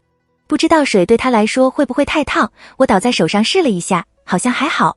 江家还在很认真地回答他，倒在手中觉得还好，那就应该不会太烫吧。买的药会不会太少了？可学校附近的药店就只有那些，要不我把我宿舍的被子带给他吧。江家忍不住扶额。苏在，张路让是你儿子吧？苏在瞪大了眼。当然不是。而后继续道：不过我可以帮他生儿子。江家。另外一边，张路让伸手捏住那张纸条，稍稍一扯，落入他的指尖。他看着纸条上的内容，有些无言以对。随后他垂头盯着椅子上的那张小毛毯，犹豫了一下，他拿了起来，看了看墙上挂的时钟，已经快6点半了。张路让只能叠好放在腿上，坐了下来。他从口袋里拿出手机，一看已经收到了回复。苏在，看到了吗？看到了吗？张路让低头咳嗽了2声，才回道：他正想问买药花了多少钱的时候，苏在再度道：别跟在总提钱，在总有的是钱。苏在总的钱都是你的，别跟在总计较那么多。他真的不知道该怎么回复。张路让想了很久，还是决定不回复了。晚修的铃声刚好响起，张路让把手机放进抽屉里。过了一会儿，他挠了挠头，再次从抽屉里拿出手机，看到他又发来2条消息：让，不要生病呀。张路让盯着那2条消息，直到周徐隐拍了拍他的肩膀，示意他老师来了。他才反应过来，把手机塞进了抽屉里。张路让拿起笔开始写作业，笔尖一直停着，没有动弹。几分钟后，他再度拆开那个袋子，拿了一盒感冒药出来，就着热水瓶里的温水吃了2颗药。吃完之后，他点亮手机，回复周4。苏在在突然发现自己正常点走路好像也不痛，只要伤口不撞到东西，基本没什么感觉了。下午两人从阅览室回来的时候，苏在在直接跟他提，我的脚不疼了。张路让低头扫了一眼他的脚，应了声所以以后我去找你就行了。张路让愣了一下，没回答。没得到他的回应，苏在在凑过去，厚着脸皮问他，那我能去你们班找你吗？张路让没怎么犹豫，直接点头。苏在在高兴的几乎要跳起来，什么时候都可以。张路让思考了下，除了上课的时候。既然你这样苏在在厚颜无耻地说，那我也同意你能过来找我。不过张路让好像没觉得不妥，他认认真真的了一声。这样的反应倒让苏在在有些不好意思。苏在在扯到别的话题上，之前江家跟我说一般有2个男生长得特别好看。他漫不经心地应了声，一个是你，另外一个叫做周徐隐，你同桌。闻言，张路让转头看他，苏在在没注意到他的视线，继续道，我昨天去给你送东西的时候看到他怎么能跟你相提并论呢？长得还没你的一根头发丝好看。他这2句话还没说出口，张路让就开口道，苏在在。突然被打断，苏在在懵懵道，啊。他的表情变得隐晦不明，脚还没好就别乱跑。莫名受到这样的指责，苏在在无辜道，差不多好了呀。张路让抓了抓头发，垂着头，不知道在想些什么。苏在在嬉皮笑脸的扯话，你不让我乱跑，那你来找我呀。好，他立刻答。苏在在没反应过来，张路让眼神有些不自然，他下意识地别过了眼，问他，你明天怎么回家？苏在在的思绪一下子就被他拉到这上面来，想了想，他答，应该是跟江家一起去茂业大厦坐车吧。张路让转头看他，轻声道，打得回去吧。为什么？打的要50块呢。他疯了吗？人太多会被踩到。苏在在低头乖乖地哦了一声。见状，张路让垂眸看他，问，不是说要教我骑单车？提到这个，苏在在有些兴奋。对呀。什么时候？那就快点好。他说，周5晚上。苏在在写完英语作业后，给张路让发了条微信，苏在在，让，苏在在，你明天要遛苏苏吗？过了几分钟，张路让才回复，张路让，苏在在，什么时候呀？等了几分钟也没等到他在说话。苏在在不敢相信，他们现在也算是经历过风雨的关系了，怎么每次大美人的第一反应就想着拒绝他？苏在在怒了，放了狠话，你不告诉我，我现在就出门去你家门外等。苏在在，我明天7点出门，给你跟我偶遇的机会。见他这样，苏在在直接丢开手机，将自己埋入被子中。他觉得自己这样一点都不好，比之前更讨人厌。一被拒绝就想生气，可他明明就没有任何立场去生他的气。过了一会儿，手机再度响起，苏在在磨磨蹭蹭地挪过去，拿起手机，锁屏上亮着一句话，吃完早餐再出来。苏在在揉了揉眼睛，慢慢地回复，家里没吃的。随后他盯着上面的那句，对方正在输入中，默数着1、2、3。5秒后，手机响了一声，我买给你。苏在在的坏心情一扫而光，手指在屏幕上敲打了起来。苏在在，我想吃金华旁边那家面包店的红豆包。张路让，好。他忍不住在床上滚了一圈，然后得寸进尺，我想跟你一起吃。张路让回得很快，好。隔天一早，苏在在准时7点出了门，他走进电梯里，给张路让发微信，苏在在，让，你在哪？张路让，你家楼下。苏在在在原地傻笑，过了几分钟才发现自己没按楼层键，他眨了眨眼，立刻戳了戳数字1键，出了楼下的大门。张路让站在不远处的树荫下，一只手提着一个袋子，另外一只手拿着一条黑色的狗绳。见到他下来了，他对着远处喊了声，苏苏，回来。与此同时，一人一狗向他蹦跶了过来。苏在在厚颜无耻地应道，我来啦。脚边的苏苏也汪了声，张路让。他弯下腰给苏苏扣上了狗绳，看着那只萌化了的萨摩耶犬，苏在在问：“我能牵它吗？”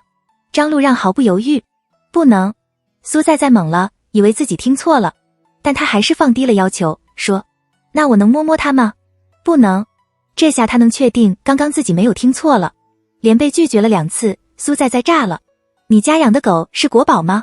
摸一下也不行？”他突然升高的语调让张路让愣了一下，很快他就说：“他对陌生人凶。”苏在在哼唧了声，道：“我会怕吗？”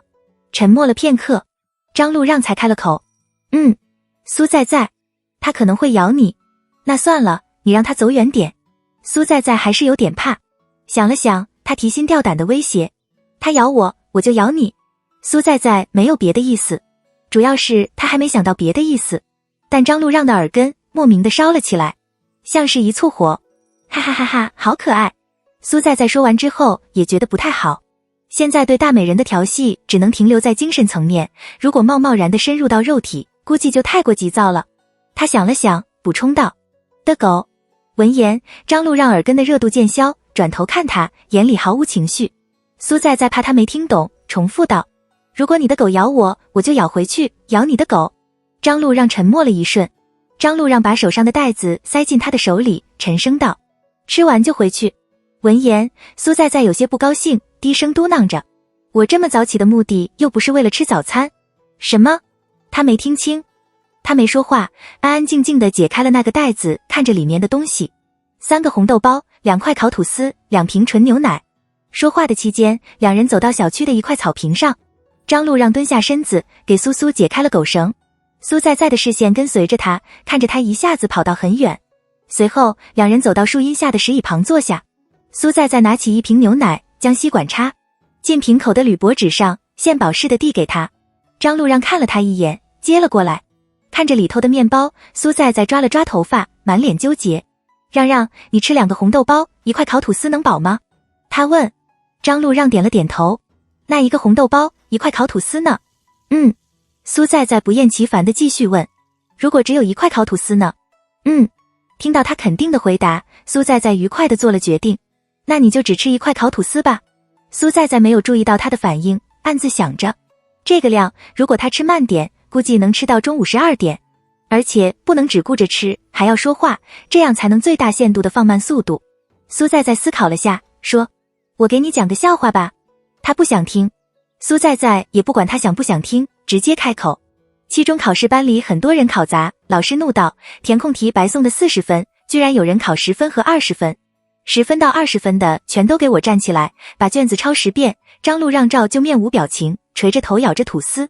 有个同学就庆幸地说：“好险，我21分。”然后另外一个同学开了口，说：“我也好险，我9分。”苏在在说完之后，立刻笑出声来。张路让毫无反应，这下苏在在也无语了，这次也不好笑。张路让顿了顿，才应道：“笑点极其低的苏在在开始恼羞成怒，指责他：“你别就顾着吃，你是不是觉得你吃完了之后，我就会分一点给你？”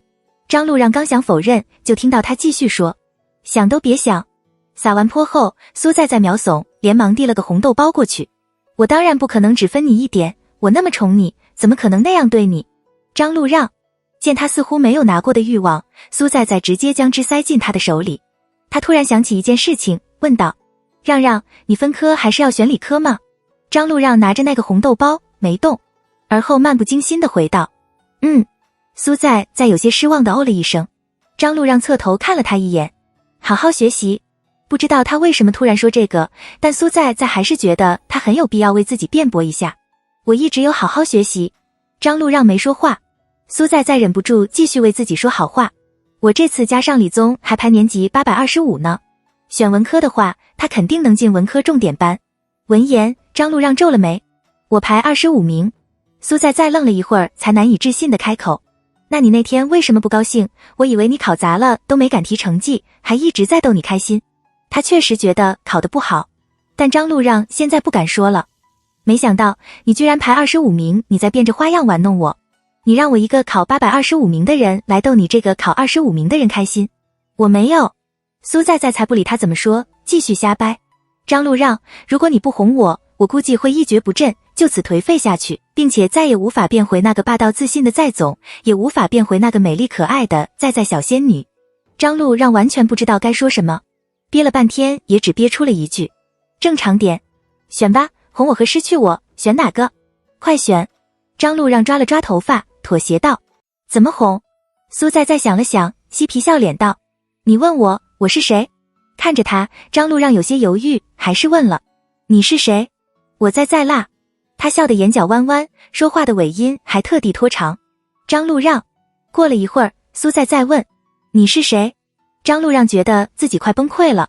看到苏在期待的眼神，他垂下了眼，眼底全是挫败。很快，他的唇轻启，一板一眼地吐出了4个字：我让辣。这4个字大概能让苏在的好心情保持1个月。他决定不浪费他那么多时间了。苏在加快了吃早餐的速度。余光注意到他快吃完了，张路让把苏喊了回来，给他扣上了狗绳。苏在嘴角翘得老高，盯着他也不说话。张路让挪开了眼，冷声道：回家。你生气了？苏在凑了过去。他没说话。不觉得那样的对话很可爱吗？苏在问。张路让的下颚僵硬，嘴角平直呈现。不。那你为什么要说？你说了你还不高兴，然后我又得哄。苏在叹了口气，说：你哄我1句，我得哄你10句。他忍无可忍，终于开了口：没生气。苏在逗够了，扯到别的话题上。你平时不在家的时候，是你爸妈照顾苏的吗？张路让的脚步一顿，慢慢的回答：不是。原本以为一定是肯定答案的苏在愣了。啊，那他谁照顾？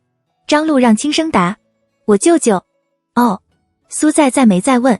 过了一会儿，苏在把话题转到别的上面。让，我想养狗。他皱眉，沉声道：别养。苏在懵了。为什么？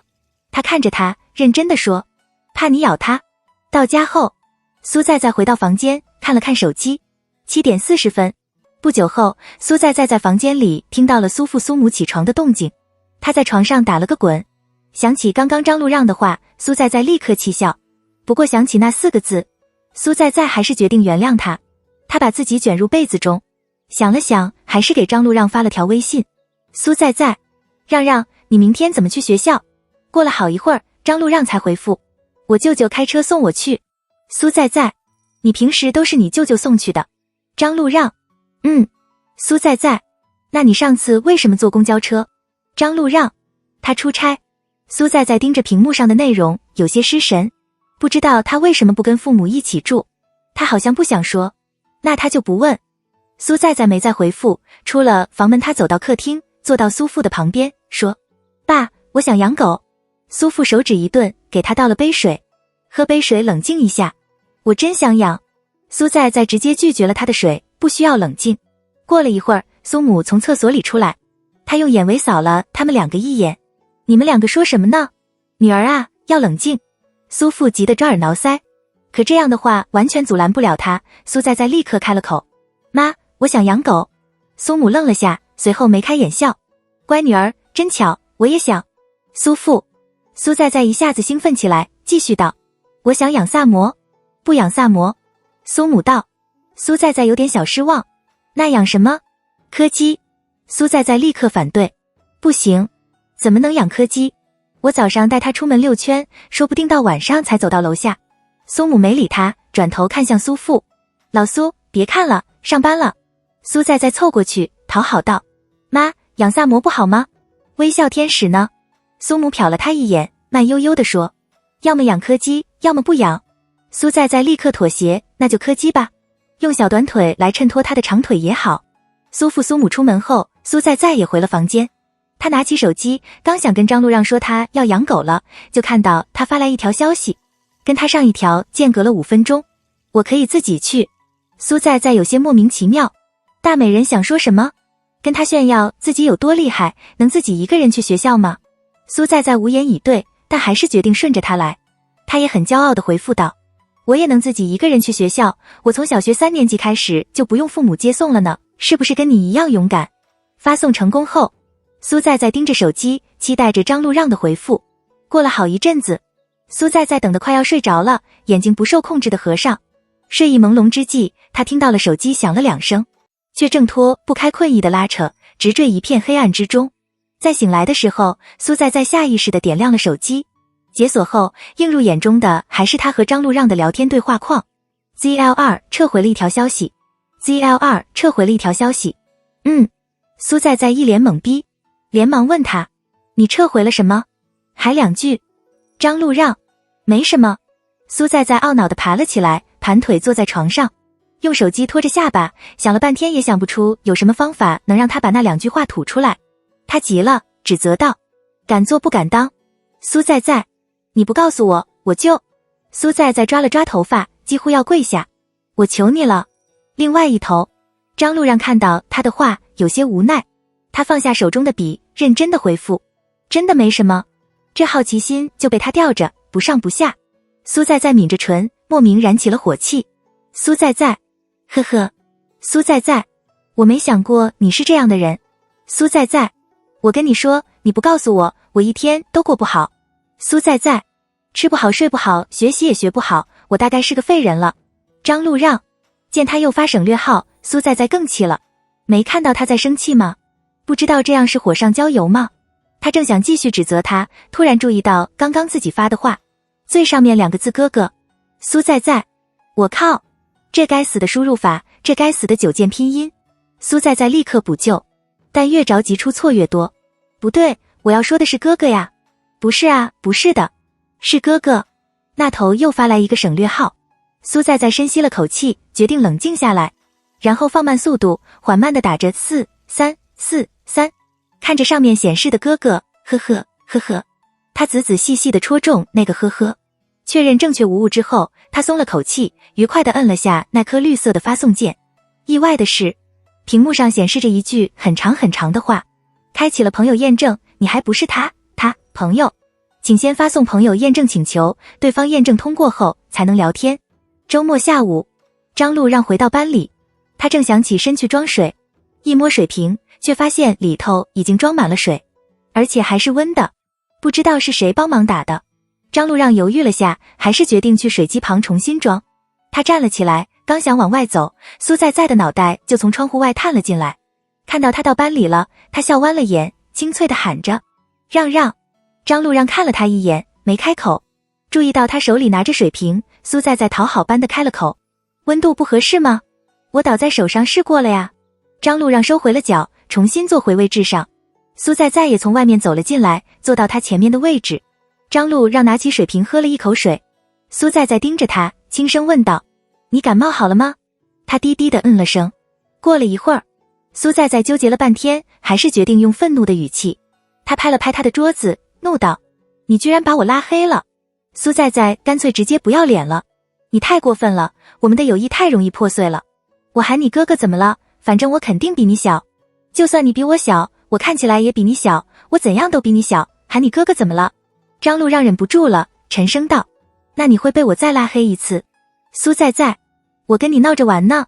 张路让垂下头，提起笔开始写作业。苏在的心情瞬间低落，但还是硬着头皮道，那是输入法的锅，你不能推给我，我又不是故意的，你那么生气干嘛没生气？他道。苏在单手托着腮帮子，闷闷地说，在总今天特地来给你装水，你还给在总脸色看，在总觉得很心塞。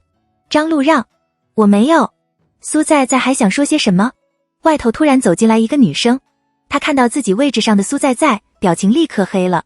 叶真心3步并作2步的走了过来，毫不客气的大喊道，你谁呀？能不能别乱坐别人的位置啊？烦不烦？苏在突然被这样一吼，完全懵了。他立刻站了起来，下意识的道歉。叶真心完全不顾他的示弱，满脸的火气，指着椅子道，给我擦干净，我最讨厌别人坐我的椅子了，恶心死了。周围的人望了过来，苏在被他这样激动的情绪搞得有些不知所措，但想想好像也是自己没经过他的同意就碰了他的东西，那就擦吧。想清楚后，他哦了一声，然后转头看向张路让，你能借我点纸巾不？张路让没动，脑袋稍稍一偏，视线跟他对上。沉默了一瞬后，张路让开了口，苏在，回去。苏在眨了眨眼，你别赶我呀，我擦完就走。我帮你擦。他轻声道。苏在张了张嘴，想要拒绝，他怎么可能让大美人去擦别的女生的椅子？除非让她死。过了一会儿，张路让看了他一眼，眼神带了点安抚，随后补充了一句：我晚点去找你。苏在在被他这个眼神电得晕乎乎的，忘了开口拒绝，他乖乖的点点头，出了一班。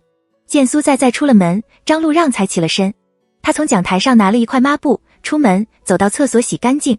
叶真心在后头喊他，他也像是没听到那般。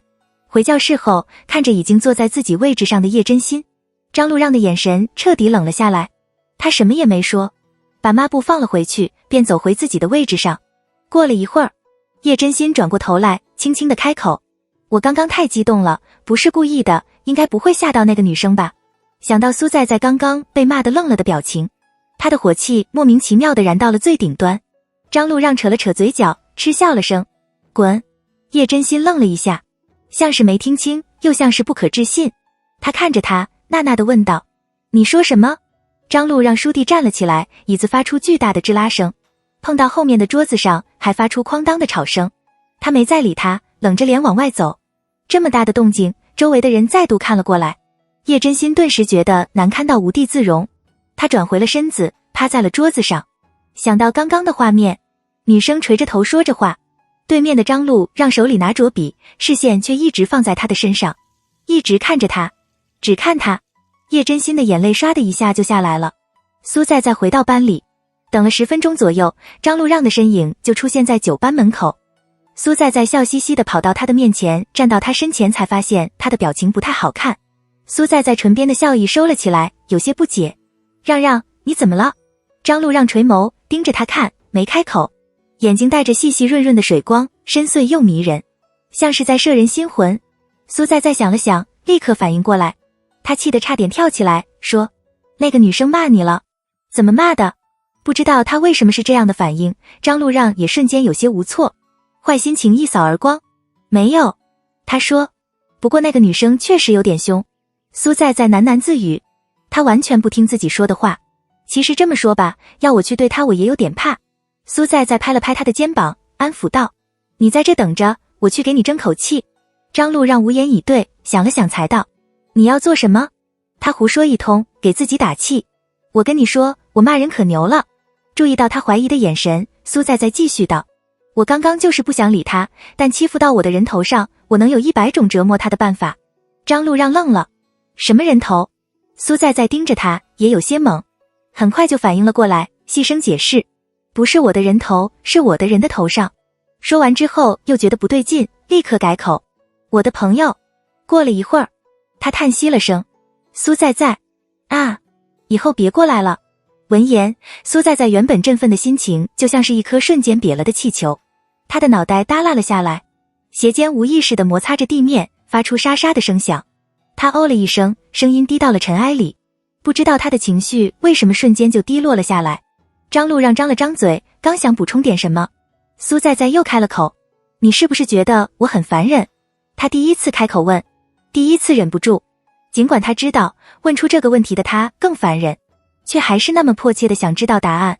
苏在在不知道他在张路让心中到底是什么样的，是不是死皮赖脸的、缠人的、让人不耐烦到了极点的这么一个人。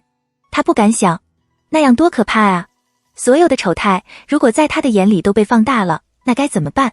如果在张路让的眼里他是这个样子的，那他该怎么办？苏在在突然有些后悔问了，他立刻思考着要怎样才能自然地转移话题。还没等他再开口，张路让皱着眉，立刻否认：不是。苏在在抬起了头，喃喃道：不是吗？不是。他重复道。听到这个答案，苏在在的精神头一下子就上来了，他嘴角弯了起来，得寸进尺道：1秒都没有吗？没有。没有摸脖子。他说的是真的。苏在在真想跳起来给他个亲亲。见他情绪不再低落，张路让松了口气，但还是强调着：1秒都没有。苏在在有底气了，立刻噼里啪啦地丢出一连串的话：你为什么要拉黑我？怕你不高兴我都不敢加回来，而且过去找你，你也不跟我说话，就知道赶我走，现在连过去都不让我过去了。想了想，他掰着手指说：你是不是觉得自己长得又高又帅，家里有钱，成绩好，就觉得自己特别了不起？张路让真的完全不能理解他的脑回路。我没有，我跟你说，这真的没什么了不起的。后面的话苏在说不出口，憋了半天也实在说不出来，他只能改了口。我也不差好吗？我也很漂亮啊。张璐让额角一抽，正常点。苏在委屈地瞪大了眼。我说我漂亮就是不正常了。你平时说我不正常我都能忍，你在我夸了我自己漂亮之后让我正常点，这个我绝对忍不了。你怎么不在我夸你的时候说我不正常？张璐让妥协。好，你很正常。苏在完全没有赢了的感觉。沉默了一瞬后，苏在再次问起那个让他耿耿于怀的问题。你为什么要拉黑我？张璐让犹豫了一下，很快就开了口。我没拉黑，我就删掉。没想到会得到这样的答案。苏在炸了。那不一样吗？张璐让想解释，到话到口中却变成了我在跟你开玩笑。几秒后，苏在才反应过来。你说把我删了是跟我开玩笑？他这样的反应让张璐让不知道是该点头还是摇头。谁教你的？苏在一脸懵逼。我跟你说，开玩笑时你删了我之后立刻就加回来了，这才叫开玩笑。现在距离你删了我已经过了1天1夜了，你还没加回来。我回去就苏在打断他。张璐让，你伤了我的心，你得哄哄我。苏在说，这次比上次简单，别怕。告诉他怎么哄之后，苏在突然想起原本的事情。说了那么多，我差点忘了过去帮你报仇。张璐让的眉间全是忧愁，不想说话。不能打人。苏在喃喃自语，那我人身攻击吧。张璐让，回去学习。不行，你被骂了，我怎么能不帮你出气？苏在怒道。他无奈到了极点。被骂的是你，不知道他为什么会一直觉得自己被骂。苏在的火气顿消，疑惑道，他骂我？那不算吧。苏在眨了眨眼，思考了下，才说他估计就是有洁癖什么的，能理解。张璐让没再说什么，轻声道，回去吧。苏在点头，走了几步又回头看他，抱着期待问道，我还能去找你吗？张璐让站在原地，背脊挺直，身姿高而清瘦，蓝色条纹的校服衬得他越发的明朗。苏在好好学习。他再次提起这句话，苏在简直要郁闷死。我一直有好好学习。张璐让挪开了视线，随后他轻声说，李仲和文仲是隔壁班。回到班里，没过多久，张璐让就把他加了回来。苏在高兴地发了3个字过去，嘿嘿嘿。他没回复。晚修下课回宿舍后，苏在洗了个澡，看到时间已经快11点了，他忍不住问，你不会忘了吧？苏在那我提醒你。很快，那头发来了一条语音。苏在看了看周围，弯着唇戴上了耳机。他的语速又快又急，像是不甘愿到了极点，但咬字却清晰得很，让人听得一清二楚。在总美若天仙，让自愧不如。苏在扑哧一声，直接笑出声来。宿舍已经安静了下来，其他3人正打着小灯学习，但也没被他影响到。苏在不太好意思，连忙收住了声。他咬着唇，忍着笑，又戳了一下那个语音条，听了好几遍后，长按收藏。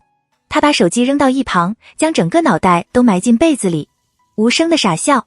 过了一会儿，苏在伸手把手机捞了回来，在屏幕上敲打着字。苏在让。苏在你生气了吗？苏在生气了要说哈，不然隔着屏幕。苏在美若天仙的总发现不了。另外一边看到他的回复后，张璐让拉开落地窗，走进了宿舍里。他盘腿坐在床上，思考了一阵子，而后他抿着唇，犹犹豫豫地打了个字，还没发出去就立刻删掉，重新打了句没有，学习。隔天下午放学，叶真心拒绝了舍友一起去吃饭的邀请。见周围的同学基本都出了教室去吃晚饭，他起了身，往5楼走去，右转走进办公室。正好起身准备去吃晚饭的班主任见到他，挑了挑眉，笑道，怎么了？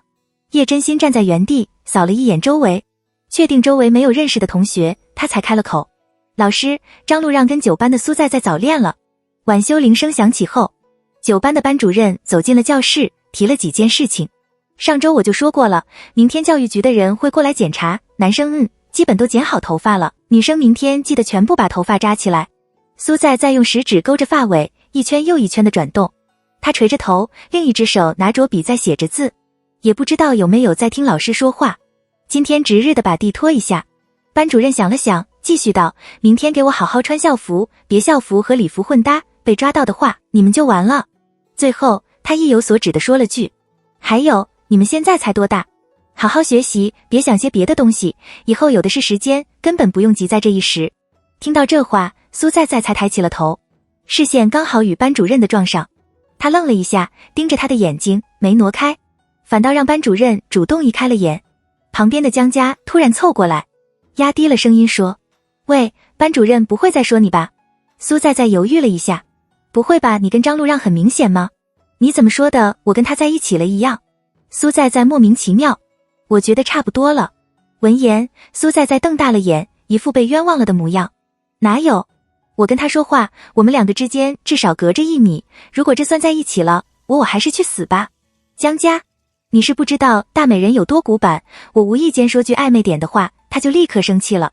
江家完全不信，不至于吧？怎么不至于了？比如前天不小心喊他哥哥，他气得直接把我拉黑了。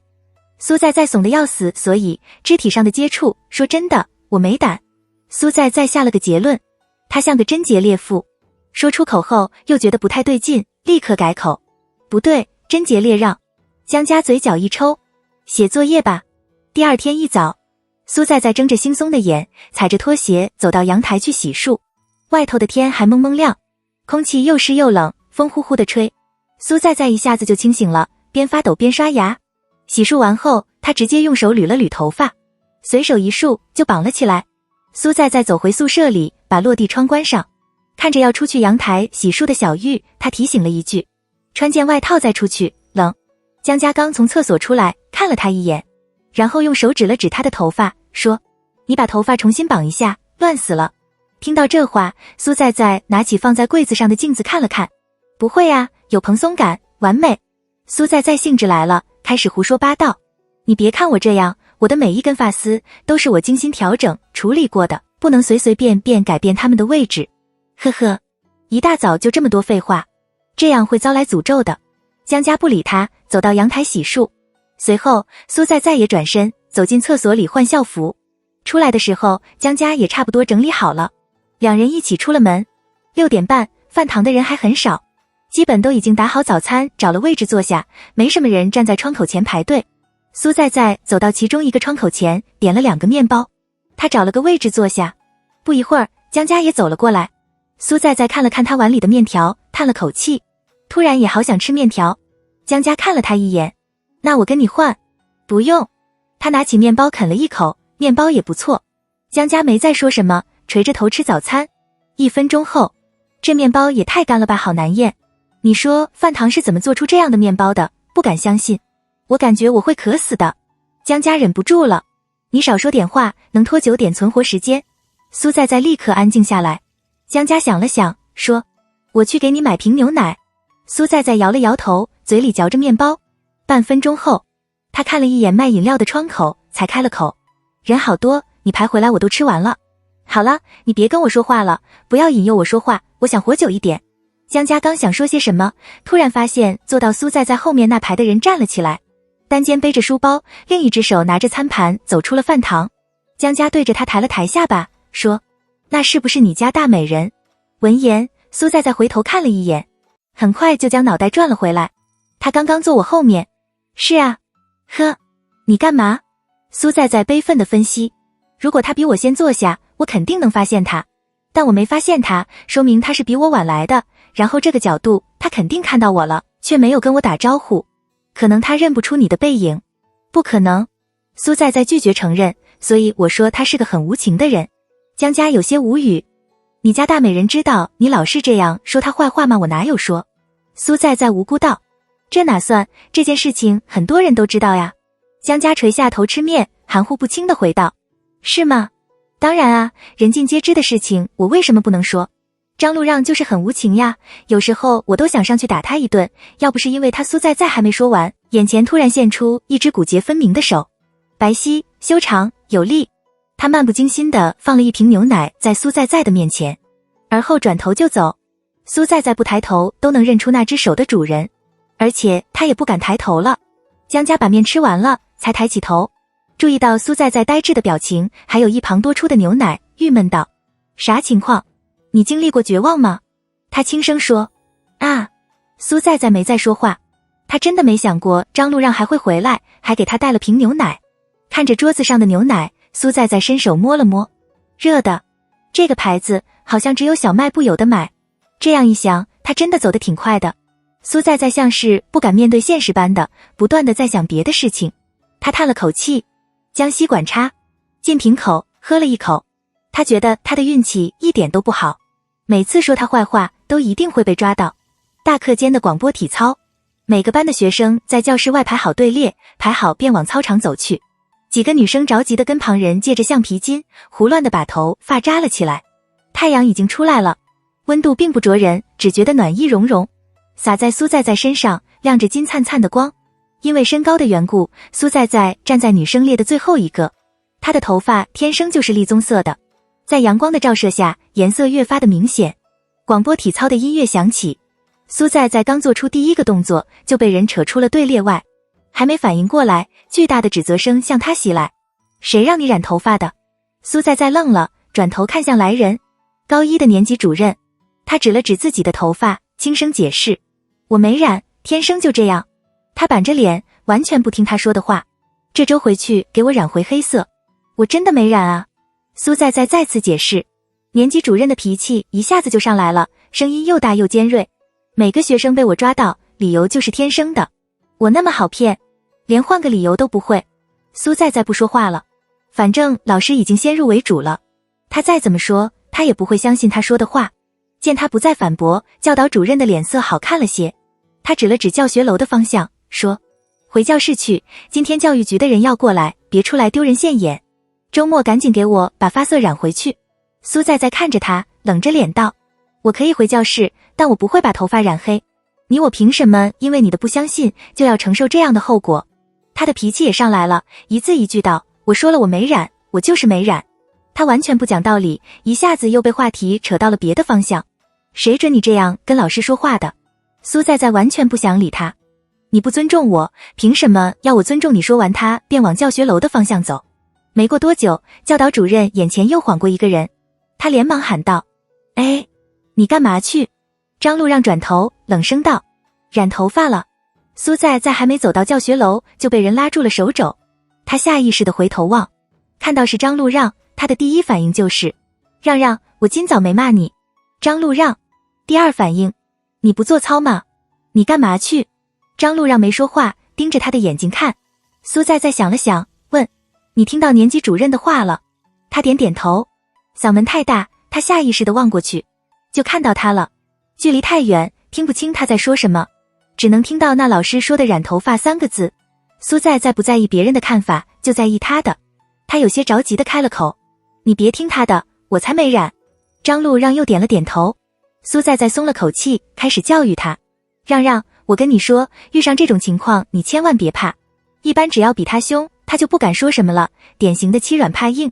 他还以为说又说不听，以为自己大声就有道理一样，气死我了。他会哭，我才不怕他呢，他也不敢打我。如果他敢打我，我爸第一个打死他。他最多就找家长，我妈来了也能骂死他。反正怎样都是他吃亏。张路让突然觉得有些好笑，很想摸摸他的脑袋，毛茸茸的，看起来又软又萌。苏在在发泄完，火也散了。他想起今天早上的牛奶，笑弯了眼。让让，你今早给我买牛奶了耶？他轻声应道。我要怎么报答你啊？苏在在苦恼。不用，我把我的全部财产给你吧。我懂，你大概是嫌少。两人走进教学楼，苏在在才突然反应过来。所以你为什么回来？他以为他懂。你不会也被说染头发吧？你头发这么黑也被说？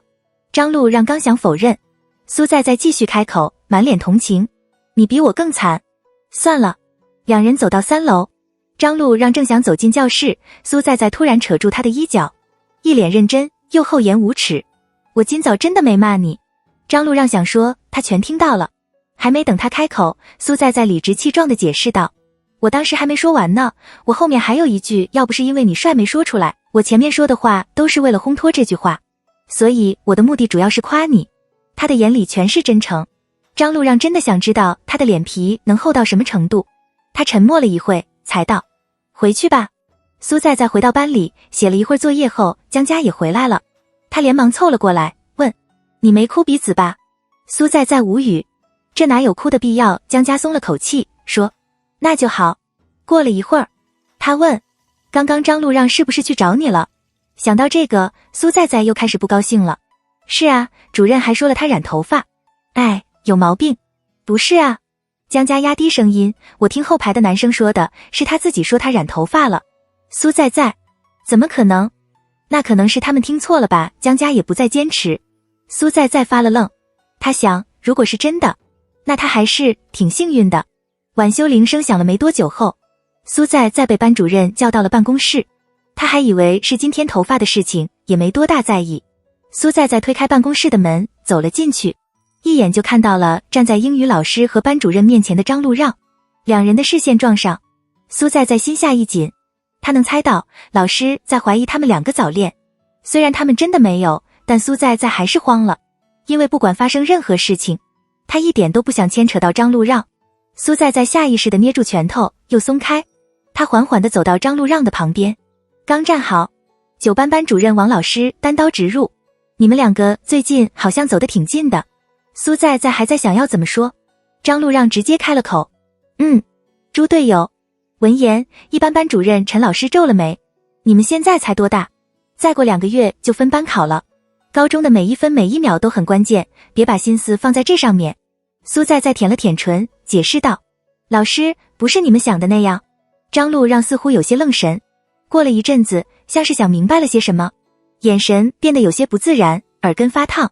王老师完全不信：“不管是不是，你们最好少点来往，在学校里影响也不好。”苏在在眨了眨眼，认真地重复道：“就是不是呀。”陈老师叹了口气，软下声音：“在在，你最近还有个英语朗诵比赛，张路让最近也有物理知识竞赛，你们也不小了，应该懂得孰轻孰重。”张路让突然开了口：“我不准备也能拿第一。”苏在在突然觉得有些好笑，他弯了弯唇，也说：“我也能拿第一。”王老师，你们而且我们就是没有啊。苏在在决定再解释一次，如果不能交异性朋友，那最终怎么不办成女校或者男校？苏在在诚诚恳恳地说：“老师，如果你觉得我这个意见可行的话，你能跟学校反馈一下，不然就别一直揪着我俩不放了。”苏在在，王老师火了，指着他的鼻子道：“你明天就给我回家去，什么时候想清楚了再回来。”见状，张路让跨了一步，挡在苏在在的面前，他的眼里宛若冒着寒气，又冷又厉，沉着声一字一句道：“他说了没有？”苏在在从他后面冒出个头：“老师，你让我回家也行，不过你得问问我爸妈，他们让回我就回。”两个人软硬不吃，老师也没辙，只能让他们先回去。苏在在出了办公室的门，压低了声音，笑嘻嘻地夸他：“让让，你刚刚真帅，一点都不像往常那样娇滴滴的。快回去吧，我晚上微信找你哈，别怕。”晚修下课铃声响起，苏在在收拾好书包，正准备跟江家一起回宿舍的时候，班里有个同学喊他：“苏在在，有人找你。”苏在在下意识地往前门望去，是那个很凶的女生，张路让的前桌。苏在在跟江家说了一声，让他先回去，而后便走到那个女生面前，疑惑道：“你找我？”因为上一次的事情，叶真心只觉得苏在在是个软柿子，一来就一副盛气凌人的姿态，怒道：“你们都被老师发现了，你就别再来烦他了行不行？成绩那么差也好意思。”他想了一会儿，轻声问：“你去跟老师说的？”叶真心的表情瞬间僵了一下，硬着头皮继续道：“是又怎样？我说的是事实，又不是瞎掰。”苏在在笑了下：“你真蠢，你跟我说了有什么好处？蠢死了，真的，蠢到我都看不过去了。”苏在在完全想不通，你喜欢张路让，你喜欢他，为什么来我这个情敌面前找存在感？叶真心瞬间涨红了脸：“你胡说什么？别想了，回去洗洗睡吧。你长得没我漂亮，身材没我好，性格没我好，还没我主动，成绩可能比我好吧，但人蠢，你就别想了。你提醒你一句，我肯定会跟张路让说是你说的。不过还是谢谢啦，因为你，我被你暗恋的对象护着了呢。”苏在在看到他的眼泪一下子就涌了出来，他软下声音，细声道：“哭吧，这次哭完就洗心革面，好好做人吧。”苏在在没再管他，向前走，转了个弯，下楼，浪费了好多时间啊，他还要回宿舍调戏大美人呢。苏在在洗完澡之后，站在床边，边擦着头发边看着手机。上铺的江家探出了头，小声地问：“你辣手催花了吗？用词不当。苏在在反驳，应该是蜡花催手。他仰起头，骄傲道，我才是花。过了一会儿，苏在在叹了口气，嘟囔着，最讨厌为难女生了，可他真烦人。他干嘛了？江家好奇。苏在在哼唧了声，打小报告啊，你今天被老师叫去就是因为他。对呀。我靠，有病吧这女的。隔壁床的小小转过头来，好奇道，你们在说什么？两人收住了声，道，没什么。宿舍安静了下来。苏在在戳开跟张路让的聊天窗口。苏在在，让让，大概是因为提前跟他说过，他回复得很快。张路让，苏在在思考了下，老师可能会叫家长。苏在在正想打别怕2个字，那头又发来一句话，哭什么？苏在在盯着刚刚发的那2个表情，沉默了很久，纠结了一阵子，苏在在慢慢地敲打着，我那是个表情，但最后他还是把那句话删了。苏在在叹了口气，狠下心回复，没什么。他如果澄清了，大美人多没面子，显得他多蠢一样。苏在在，你怕不怕被请家长？苏在在，其实也不用怕呀，咱俩很纯洁的。张路让，苏在在无法从他这一个字中看出他的情绪。他想了想，小心翼翼地提议，要不在学校我们就保持点距离。苏在在，别被老师发现就好。苏在在，像偷情那样。他的手指在屏幕上滑动了几下，却不知道该回些什么。几秒后，苏在在，偷偷培养感情。苏在在，友情。苏在在恬不知耻道，我懒得打字，你应该要懂我。张路让不想理他了。学习。苏在在，让让，我跟你说。张路让，苏在在，你前桌今天来找我了，跟我说是他跟老师打小报告的。苏在在，所以我跟你说。苏在在开始胡说八道，你不能老是那么好脾气。苏在在，适当的时候你要对那些人冷漠一些。苏在在，当然我不一样。苏在在，我是那个很宠你的在总，你当然也得对我好。苏在在，做人要有良心。张路让，知道了。隔日早读课后，叶真心纠结了好久，才转过头问，昨天张路让垂着头，没半点反应。他狠下心，一口气问，那个苏在在有跟你说什么吗？见他不说话，叶真心有些着急了。我是为了你好，普通班的人能好到哪里去？那个苏在在期中考连年级前100都考不到，我是不想你被他影响了。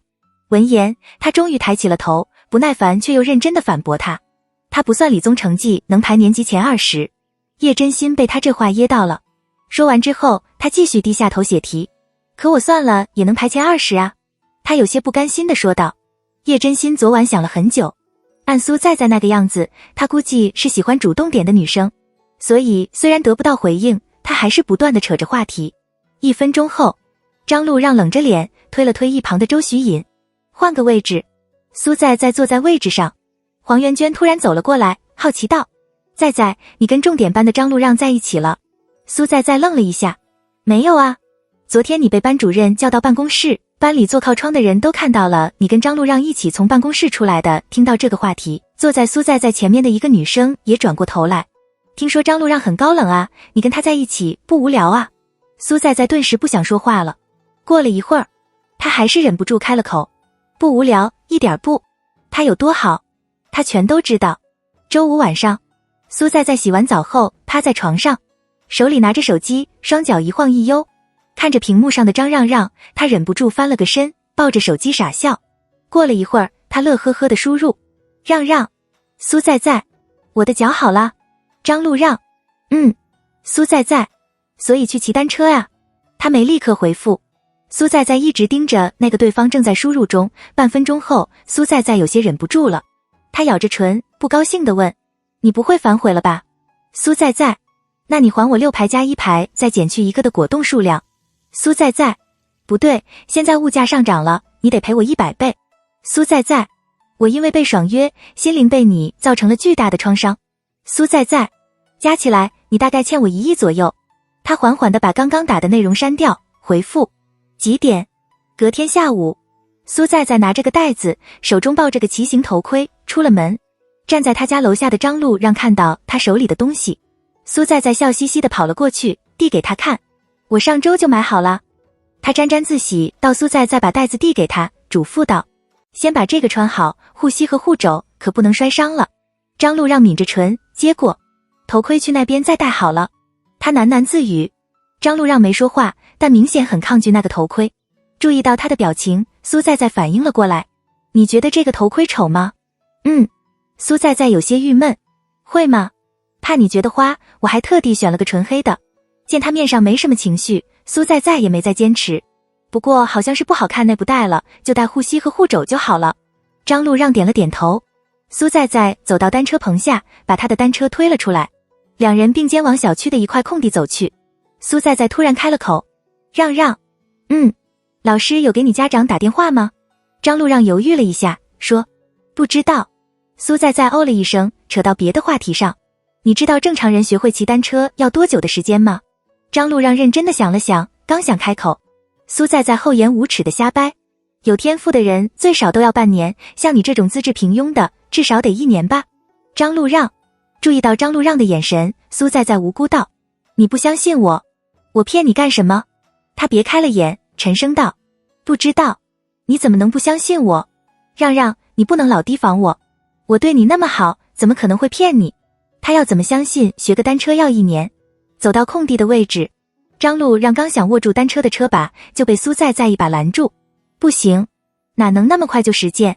我们还有理论课呢，我要给你讲讲。”苏在指了指那辆单车：“这个叫做自行车，你也可以叫它脚踏车或者单车。”张路让完全不想理他了。他的英文名是 bicycle。注意到他一脸敷衍，苏在拧了眉，没事找事：“你来给我讲讲 bicycle 怎么拼？不会吗？那我教你。学单车，我们就是在学单车呀。”给他讲解完那个单词后，苏在煞有其事道：“现在我们来学单车的构造。”苏在张路让忍无可忍：“啊，你是不是不想让我学？我哪有？”他满脸无辜。张路让垂下头，面无表情地盯着他。苏在最受不了被他这样盯着，他立刻挪开了视线，调整着安坐的高度，随后看向他，妥协道：“你试试看高度行不行？”张路让单脚撑地，长腿一跨，踩住脚蹬。苏在犹豫了一下，还是问：“让让，你真的不戴头盔吗？”“那我扶着，肯定不让你摔，你别怕。”“好。”他的眼里划过一丝笑意。因为苏在的自行车没有后座，他只能扶着安坐下面的撑杆。张路让右脚一用力，踩住脚蹬，随后将左脚也放了上去。苏在后头扶着，小声提醒：“我扶着，你找下平衡。”张路让低低的应了一声：“放心踩，我不会让你摔的。”他郑重道。顾及着在后面扶着的苏在张路让骑得很慢。见他踩得不错，苏在小心翼翼地松开了手，但双手还是放在撑杆的周围，不敢离太远，他莫名的走了神。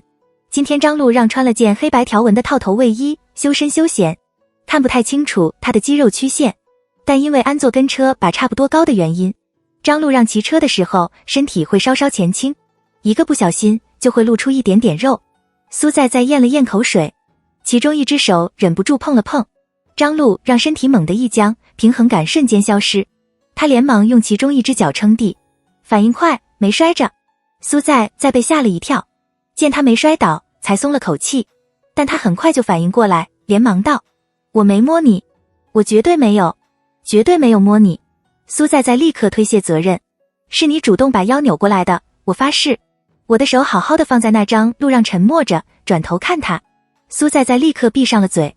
过了一会儿，他弱弱地说：“好吧，是我。”随后面不改色的撒谎：“刚刚有虫子，我帮你拍掉。”张路让没再说什么，但苏在莫名有些憋屈：“我碰你一下怎么了？我又不是有什么龌龊的心理。”他应得很快：“那你为什么老是一副誓死不屈的样子？”“我没有。”“你别骗我了。”苏在垂下头，郁闷道：“我又不是不洗澡，你在嫌弃什么呀？我早都白洗了。”张路让的脸颊烧了起来，有些窘迫：“胡说什么？你没嫌弃我是吗？”“苏在得寸进尺：“那你得证明给我看。”“怎么证明？”他伸出自己的手掌，嬉皮笑脸：“碰碰我的手呀，证明你没有嫌弃我。”他立刻别开了脸，不自然道：“别闹。”苏在瞪大了眼：“就碰个手怎么了？”他想了想，决定降低他的心理负担：“你没跟女生击过掌吗？”张路让点了点头。苏在在嘿嘿直笑，意有所指道：那你的第一次是我的了，第一次跟女生击掌。他解释道。苏在在举着手说：快呀！张路让单脚撑地，另一只脚踩在脚蹬上，双手放在车把上，垂着眼。过了一会儿，他抬起左手，脸颊有些烫，快速地碰了碰他的手心，立刻分开。苏在在激动地想跳起来舔自己的手心，他强行忍住自己的冲动，装作毫不在意。我们继续学车吧，他说。张路让垂着头没答。苏在在想了想说：让让，你还是把头盔戴上吧，你刚刚都差点摔了。不戴，他直接拒绝。他有些懊恼，但我不一定扶得住你啊，戴吧，安全点。苏在在继续劝。苏在在凑到他的面前，戴吗？他的眼睛像是掺了光，清澈又明亮，笑的时候桃花眼弯成月牙，唇边还有一个浅浅的酒窝，看起来可爱又张扬。张路让别开眼。苏在在连忙把放在一旁的骑行头盔抱了起来，递给他。他接过，直接戴上。苏在在旁边盯着他调整束带。半分钟后，他忽然喊了一声：让让！张路让漫不经心地应了一声。苏在在夸赞道：你拉高了这个头盔的颜值。让让，你真的好厉害。虽然张路让能猜到他接下来说的话估计不是什么正常的话，但他犹豫了一下，还是忍不住问：什么？我本来也想说这个头盔丑的，但你戴了之后，我就想说这是一个美丽的头盔。正常点。戴好后，张路让再度开始骑车。苏在在后面扶着，这次他怎么都不敢松手了。10分钟后，早就已经找到平衡感的张路让忍不住道：苏在在，可以松开了。不行。苏在在立刻反对，摔了怎么办？15分钟后，苏在在，松开。我不敢松开。他苦着脸道。20分钟后，张路让捏住刹车，轻声道：很晚了，改天再学吧。是不是很难？苏在在松开手，一副过来人的模样。他沉默了一会儿。期末考试的前一周，班主任发了文理分科意向表，一发下来，苏在在就立刻填了个文科。旁边的江家好奇道：不是说张路让选理科吗？你不追随他了？佳佳，苏在在语重心长教育道：追男人也要理智点。我选了文科之后就能当学霸了，现在的我毫无缺点，完美到无懈可击。闭嘴吧。散学典礼后，苏在在给张路让发了条微信：苏在在，让让，明天出来骑车呀。这次他回复的比往常都要慢。苏在在等了好一会儿，正想去洗澡的时候，手机响了2声。他点亮手机看了看：我明天回B市，我家在那边，开学才回来。苏在在盯着那2句话，半天都没反应过来。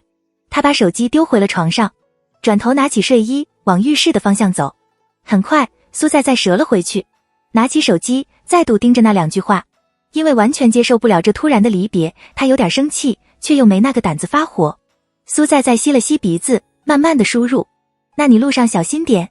还没等他发出去，那头又发来一句话，像是绞尽脑汁想了很久，却依然只懂得说这几个字：别生气。苏在在的手指一顿，他立刻把刚刚的话删掉，改成：就生气。张路让，苏在在，我平时去喝杯水，就1分钟的事情都会跟你说。这句话发送成功后，他没再说话，盯着屏幕等着对方的回复。这种时候的说少点话，不然对方看不出他有多生气。但见他半天不回复，苏在在又忍不住了：你明天就回B市，1个月的时间啊，你现在才跟我说？还是我找你明天去骑单车你才跟我说？要是我不找你……他还没发泄完，手机响了一声。苏在在扫了一眼：张路让，我给你买果冻。他的火气瞬间烟消云散。苏在在抿着唇，再度打脸般的把刚刚的话删掉，而后轻轻敲打着屏幕，得寸进尺道：我现在就要。他回得很快：好，5分钟后下来拿。苏在在有点懵，立刻走到全身镜面前照了照镜子，还穿着蓝白条纹的校服，看起来皱巴巴的。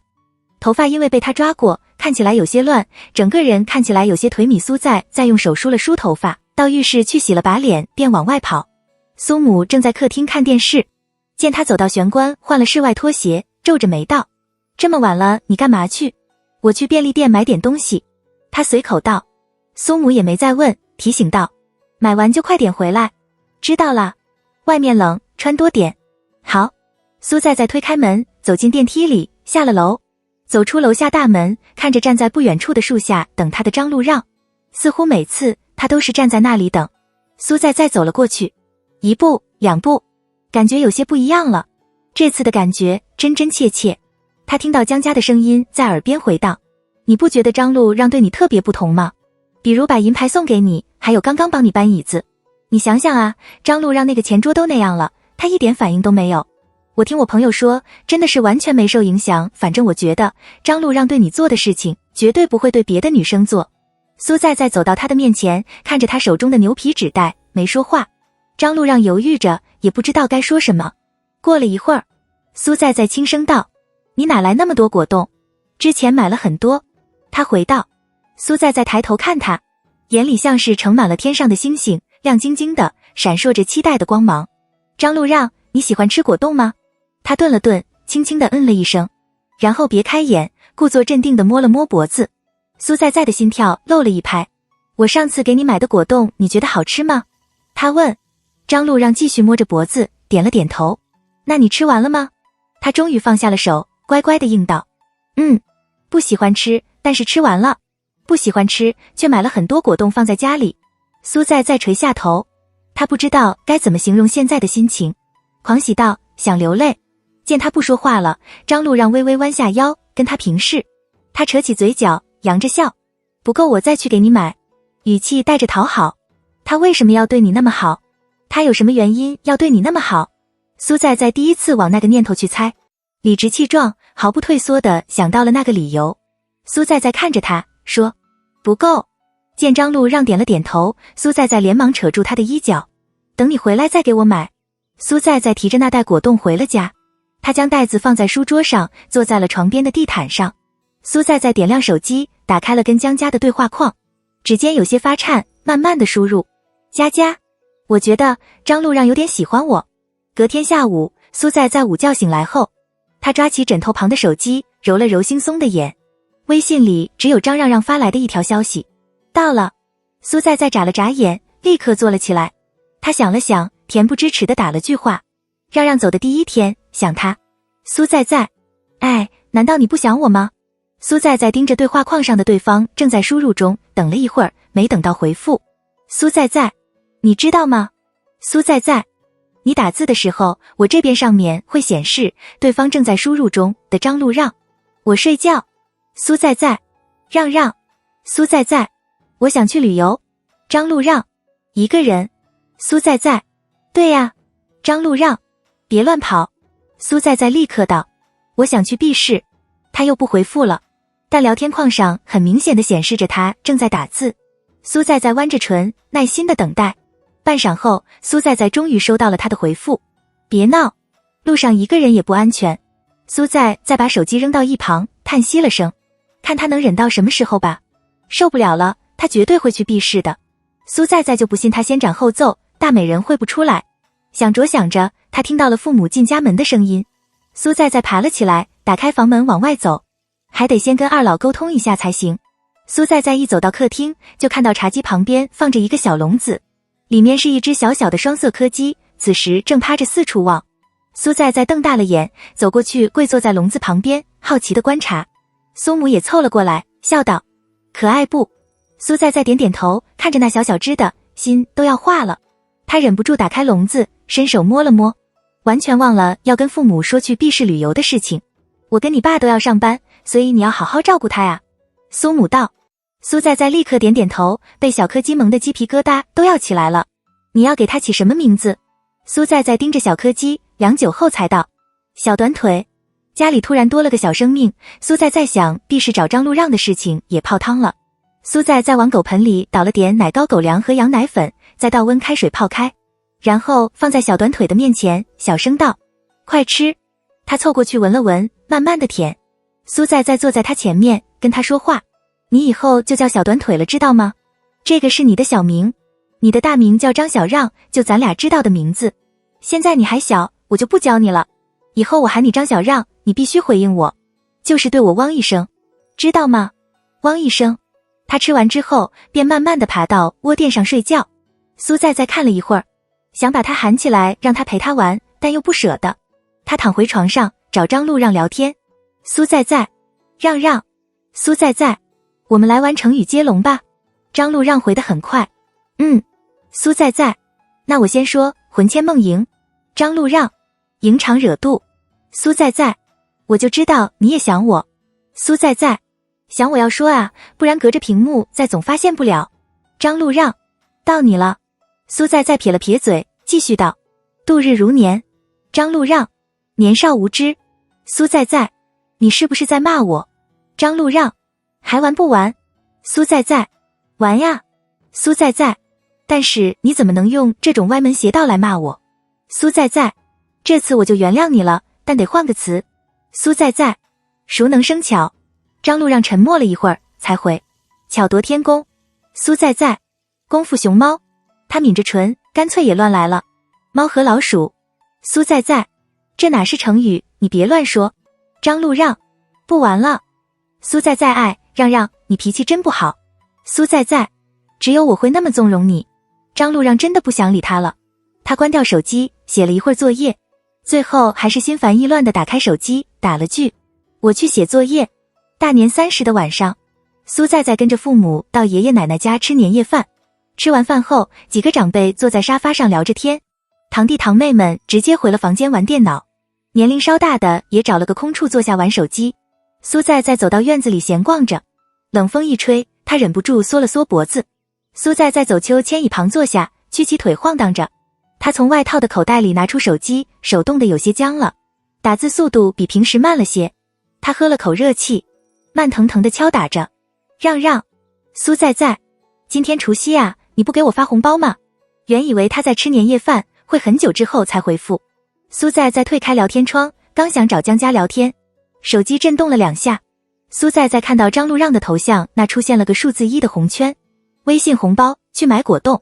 苏在在眨了眨眼，戳进去点开，大大的200，零零映入眼中。他的指尖一顿，不知所措道，我跟你开玩笑的。苏在在干脆语音说话，让让，这200块算是我跟你借的。2月18号开学，你早1天回来，我就给你加10块钱，早2天回来，我给你加20块钱，以此类推。过了一会儿，他也发来一条语音，声音带了点笑意，说，不用了，自己留着。你是不是嫌少？他郁闷道。还没等他回复，苏在在便继续道，那我改成100。苏在在一直在说，那边就一直在听，也来不及回复他。我跟你说，小短腿的其中一个耳朵终于竖起来了，一个垂着一个竖着，看起来好傻。他老是随时随地拉屎，哎，好疲惫。物理好多试卷，不想写。你英语作业写完了吗？要不要我教你？语音条源源不断地发送了过去。张路让戴着耳机，听着他一句话结束后，下一句自动播放。他认认真真地听着，想着他为什么能有那么多话说。终于播到最后一句，让让，如果你还要回避试，那我考 B 大好不好？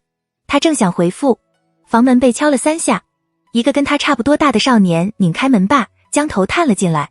他看着张路让，轻声道，哥，爸让你出去。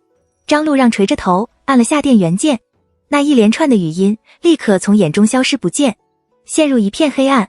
很快，他抬头对着少年说，我很快就出去。少年点点头后退出了房间，把门关上。张路让再度点亮屏幕，快速地输入了一句话，不考 B 大，考 Z 大。苏在在又发了句语音过来，很短，只有1秒。张路让没有听，他用舌头抵了抵腮帮子，小心翼翼却又期待满满的发了条语音过去，一起考 Z 大。看着屏幕上那句话，苏在在毫不犹豫道，好。外面的空气又湿又冷，寒意像是刺进了骨里。秋千椅晃荡着，像是引来了风呼出来的气息化为白雾，在眼前弥漫开来。几乎是同时，张路让发来一条语音，苏在在哆嗦着戳了下语音条，他觉得很冷，只想听完之后就回到屋子里去。苏在在将手机的听筒凑近耳边，少年声音温润低沉，像是潺潺的流水，一字一句清清楚楚地传入他的耳中，一起考 Z 大。可苏在在却没反应过来，他吸了吸鼻子，表情有些呆滞，再放了一遍。这次他反应过来了，张路让说一起。他突然觉得今年大概会是很美好的一年，大概不会有比这个瞬间更幸福的时刻了。那今年就不许愿了，因为想得到的东西都已经得到了，不能再贪心了。张璐让回到房间里，他抬脚走到书桌前，拿起手机，把耳机拔掉。苏在在又发来了几条语音，张璐让点开刚刚没听的语音。好，他还没来得及反应，接下来的语音顺势播放了出来。那头带着风的呼呼声，少女软糯的话还带着浅浅的鼻音。说好了呀，一起考，别反悔。我觉得今年特别棒，所以就不许愿了。你有什么想要的东西吗？可以跟在小仙女说，她一定会帮你实现愿望的。张璐让走到床边躺下，右手拿着手机，手臂放在眼前，挡住了光芒的来源。他突然低笑了2声，随后挪开手，发了2句话过去。不用，别待在外面了，快回家。不知道苏在在做什么，没有立刻回复。张璐让站了起来，走到书桌前坐下，把手机放在最显眼的地方，确定对方没再发消息后，张璐让才挪开了视线，伸手拿起笔。还没等他开始动笔，门再次被打开。张璐里走了进来，直接坐到他的床上。房间里依然保持着只有张璐让一个人在时的宁静。过了一会儿，张璐里像是犹豫了很久，最后还是下定决心般的开了口。哥，你别管大伯他们说的话。张璐让应了声。我也觉得他们特烦人，有病。沉默了片刻，张璐里舔了舔嘴角，换了个话题。哥，Z市好玩吗？张璐让没答。刚刚爸说了，要你下个学期开始就回家里这边读高中。Z市和 B 市的高考卷不一样，题型也不一样。张璐让的笔尖一顿，淡淡道：知道了。而且本地升考必大，分数线会低一点。我感觉这样的话你也会轻松点。哥，我跟你说，必大。张璐让开口打断他：别说这些了。哦好。见他不再说话，张璐让叹息了声，主动开了口。Z市很好。张璐让主动跟他说了话，让张璐里的兴致又起来了。我有个同学的家就在那，每次听他形容，我就想过去那边看看。哥，你开学之后我能去 Z 市找你吗？你是不是住宿啊？那我周末的时候过去，你带我玩玩啊。听到这话，张璐让晃了神，脑海里浮现起苏在在的笑脸，没心没肺的，任何时候都笑得像个傻子一样。他抿了抿唇，轻声拒绝：不能。张璐里哀嚎了声，不解地问：为什么呀？我没空。张璐让敲了敲书房的门，听到回应后，他才推开门走了进去。张辅正坐在大书桌前看着文件，他头也没抬，也不开口。张璐让也没主动出声，安静地站在原地等待。过了一会儿，张父抬头看他，声音低沉严肃，带了点恨铁不成钢：你过去那边有好好学习吗？张璐让站得笔直，没说话。你在那边不会只顾着玩吧？下学期别过去了，你舅舅也忙，哪有时间看着你？闻言，张璐让终于开了口：我住宿，不用舅舅看着。那你高2再回来能跟得上进度？张辅从抽屉里拿出他的成绩条，叹息了声：年级22名，我都不知道该说你什么。张璐让想说，他第一次月考排年级32，期中考试排年级25，这次排22，他每次都在进步。可那又有什么用？没有人看得见。Z 市别去了，去那边没人管着你，我心里不踏实。张辅把成绩条扔入了一旁的垃圾桶里。明天早点起来，你妈给你找了英语家教。我不能在 Z 市高考吗？他轻声问。张辅没理他，只是道：回去看会书，早点睡吧。张璐让回了房间，他连灯都懒得打开，直接走到床边躺下，点亮手机，打开跟苏在在的聊天窗。他刚好给他回复：到家了。苏在在，今天去爷爷奶奶家吃饭，长辈们老是提成绩。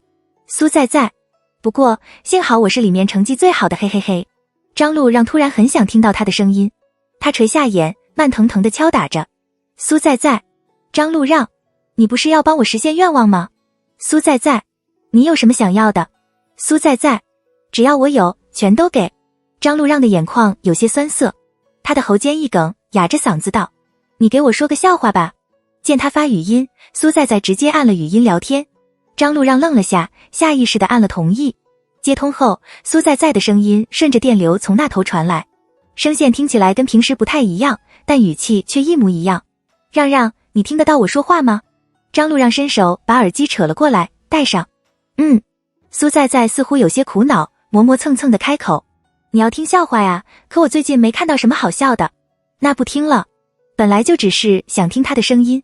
冷场一瞬，苏在在小心翼翼地开了口：你心情不好吗？为什么呀？大年30就应该开开心心收红包啊。张璐让没回答。他语气闷闷的，有些气馁。你老是什么都不说。张路让的指尖下意识地敲打着被褥，似乎在犹豫着怎么开口。还没等他说出话，苏在在继续道：哎，突然也好难过，你的情绪隔空传染给我了。你为什么不开心啊？张路让想了想，缓缓地说出其中一个占坏心情比例比较小的原因。我期末考试考了年级22。闻言，苏在在也立刻报出自己的成绩，我考了823熬。咱俩都进步了，多棒啊！听到这话，张路让笑了声，心情瞬间好了一些。听到他笑了，苏在在再接再厉，疯狂地拍马屁。不过你比我厉害点，你进步了3名呢。整整3名，我才2名。行了。他声音里带了笑，听起来不再像之前那般低落。但苏在在还是觉得不是这个原因。他在心底纠结了一番，还是开口再次问道：所以你为什么不开心？张路让犹豫了下，最后决定实话实说：我爸让我回避室读书。那头立刻安静下来，张路让甚至连他呼吸的声音都没听到。他摘下其中一只耳机，点亮屏幕看了看，没挂断。张路让疑惑地喂了一声，对方立刻挂断。苏在在现在的心情就像是大好晴天，莫名打雷，还劈在了他这个乖乖待在家没出门的人身上。手机震动了几声，张路让发了消息过来。苏在在盘腿坐在床上，直接对他设置了消息免打扰，没胆拉黑。他也没看张路让发了什么过来，戳开跟江家的聊天窗。苏在在，我现在的心情难以形容。江家秒回，在一起了。苏在在，呵呵。苏在在，被甩了。江家，没在一起过，说什么甩？苏在在，他刚刚跟我说了一起考暨大，然后现在又跟我说他要回 B 市念高中了，你说他是不是在玩弄我？江家，这两个没矛盾啊。江家，他在 B 市也能跟你一起考暨大呀。苏在在，不行。苏在在，我不在他面前找存在感，他肯定很快就把我忘了。苏在在突然有点想哭，他远在另外一个省，另外一个城市，他束手无措。那些纠缠能被距离轻易的打败。苏在在将脸埋进被子里，眼泪被棉被吸入，呈现出一点又一点深色的痕迹。很快，他抬起了头，上网查了查从 Z 市到 B 市的机票，但也没用。早几天还好，现在过年，苏父苏母肯定不让他去。苏在在郁闷地点开跟张路让的聊天窗。怎么了？说话。苏在在，我会回 Z 市的。苏在在舔了舔唇，迟钝地打字。真的吗？张路让。苏在在，你说话只说一半，吓死我。张路让。苏在在，你就应该说我爸让我回 B 市读书，但我不同意，你应该这样说话才对，你绝对是故意吓我。苏在在，被你吓到精神虚脱。苏在在，我要去睡觉了。尽管张父那样说了，张路让还是自己私下订了机票。年初7的早上，他便回了 Z 市。张路让打开密码锁，进了家门。苏苏的前肢扑到他的身上，摇晃着尾巴撒娇。他弯起嘴角，揉了揉他的脑袋。舅舅林茂从厨房里走了出来，手上拿着一杯牛奶喝着。见张路让回来了，也没惊讶。他抬了抬下巴，懒洋洋道：收拾完东西，帮苏苏把澡洗了，臭死了。苏苏伸着舌头汪了一声。张路让沉默着点点头。我明天送你去呀，记得叫我起来。别管你爸，脑子有坑。你妈也是。张路让也没带什么东西回来，只有一个书包。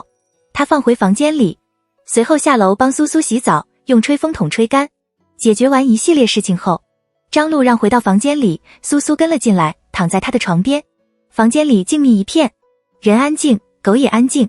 张路让再度弯起嘴角，给苏在再发了句话：我回 Z 市了。窗帘紧闭，房间里昏暗一片，唯有手机发着微弱的光。张路让耐心地等待着。手机震动了一下，他垂眸扫了一眼，很快就站了起来，走到苏苏的旁边蹲下。张路让摸着他的脑袋，笑着问道：要不要出去走走？出门前，张路让走进林茂的房间。林茂正抱着电脑打字，注意到他进来了，眼也没抬。张路让站了一会儿，轻声开了口：舅舅，我想在 Z 市高考。林茂手上的动作停了下来，转头看他。短暂的安静后，林茂叹息了声，说：Z 市异地高考要的证明太多了，你的户口在 B 市，而且父母都不在这边。我再想想办法吧。他说。张路让沉默了一阵，而后点了点头。好。他正想转身往外走，林茂再度开了口：阿让，别太受影响了。林茂收回了眼，郑重道：你已经做得很好了。张路让扯了扯嘴角，低低的应了声：你干嘛去？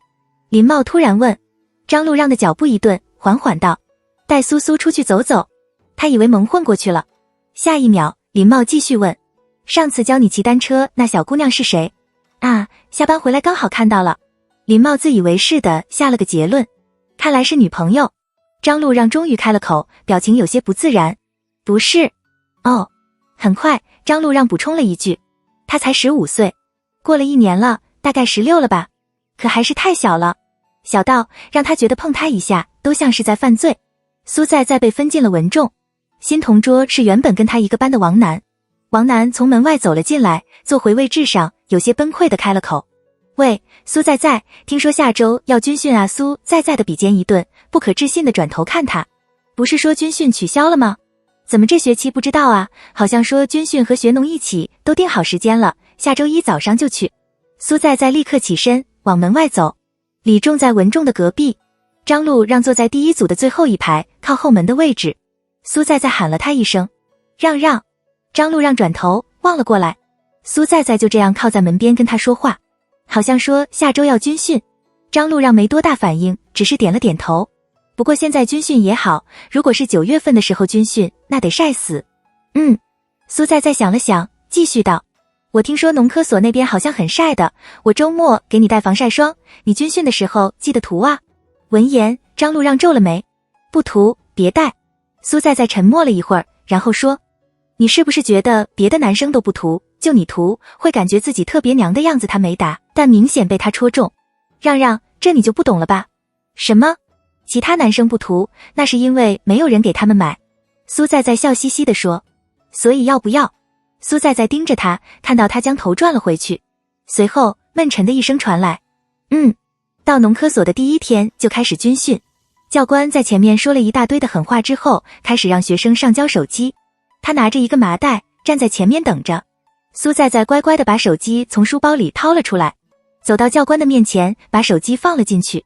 换好军训服，教官带着文仲班的人往其中一个场地走去。到那后，苏在在发现张路让就在他们班隔壁的场地训练。因为这个原因，他故意站在倒数第2排的位置。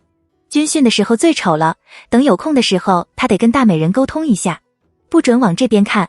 隔天一早，苏在在睡梦中就觉得有些难受，起来感觉腹部下坠，不好的预感传来。天还早，宿舍的人都还在睡梦之中。苏在在轻手轻脚地下了床，往外走。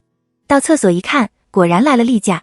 苏在在例假来的时候基本没什么感觉，除了第一天痛得能把他折磨死。他垫了片卫生巾，洗漱完便回到宿舍里。宿舍的人陆陆续续的起床，苏在在躺回床上休息了一下，不知不觉就睡着了。跟他一起被分到文仲的小小从厕所回来，立刻把他摇醒，说：在在，快起来，还有10分钟就9点了，迟到了会被教官记住的呀。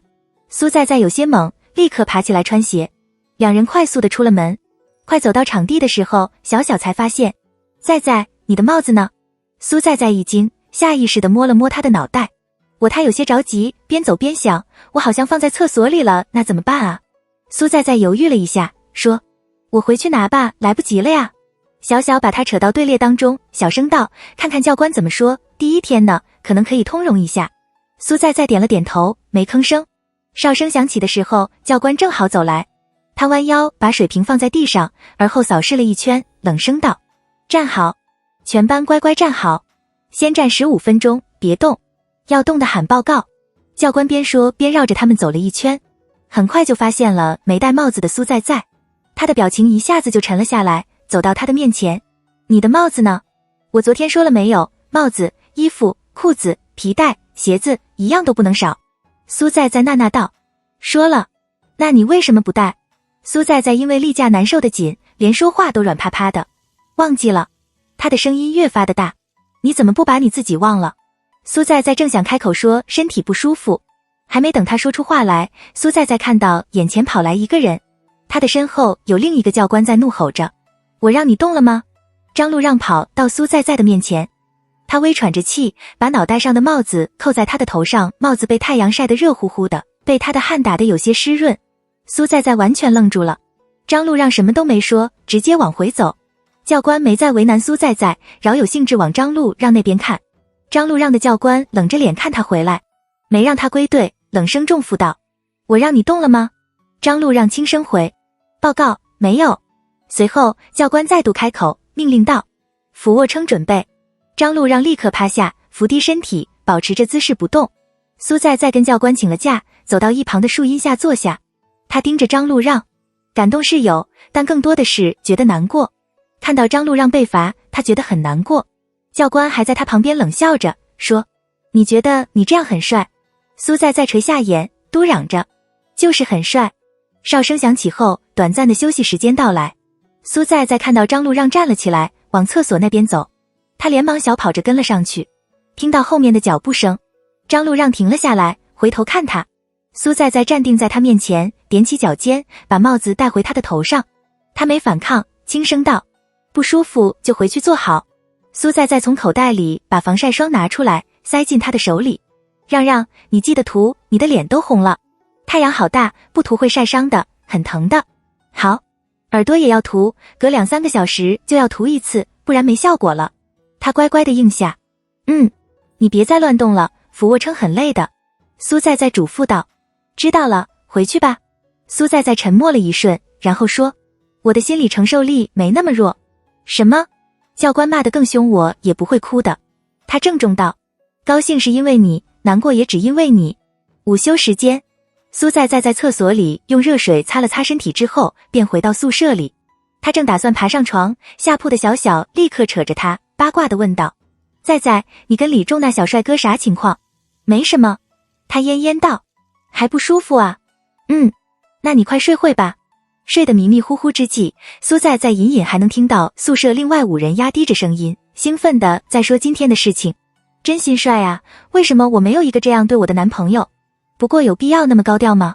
好无语。是有点吧。他拧着眉，把被子盖在脑袋上，隔绝了外面的世界。另外一边，张路让拿着英语单词本在床上背单词。同宿舍的李玉德凑了过来，对他比了个大拇指：让大爷，你真酷。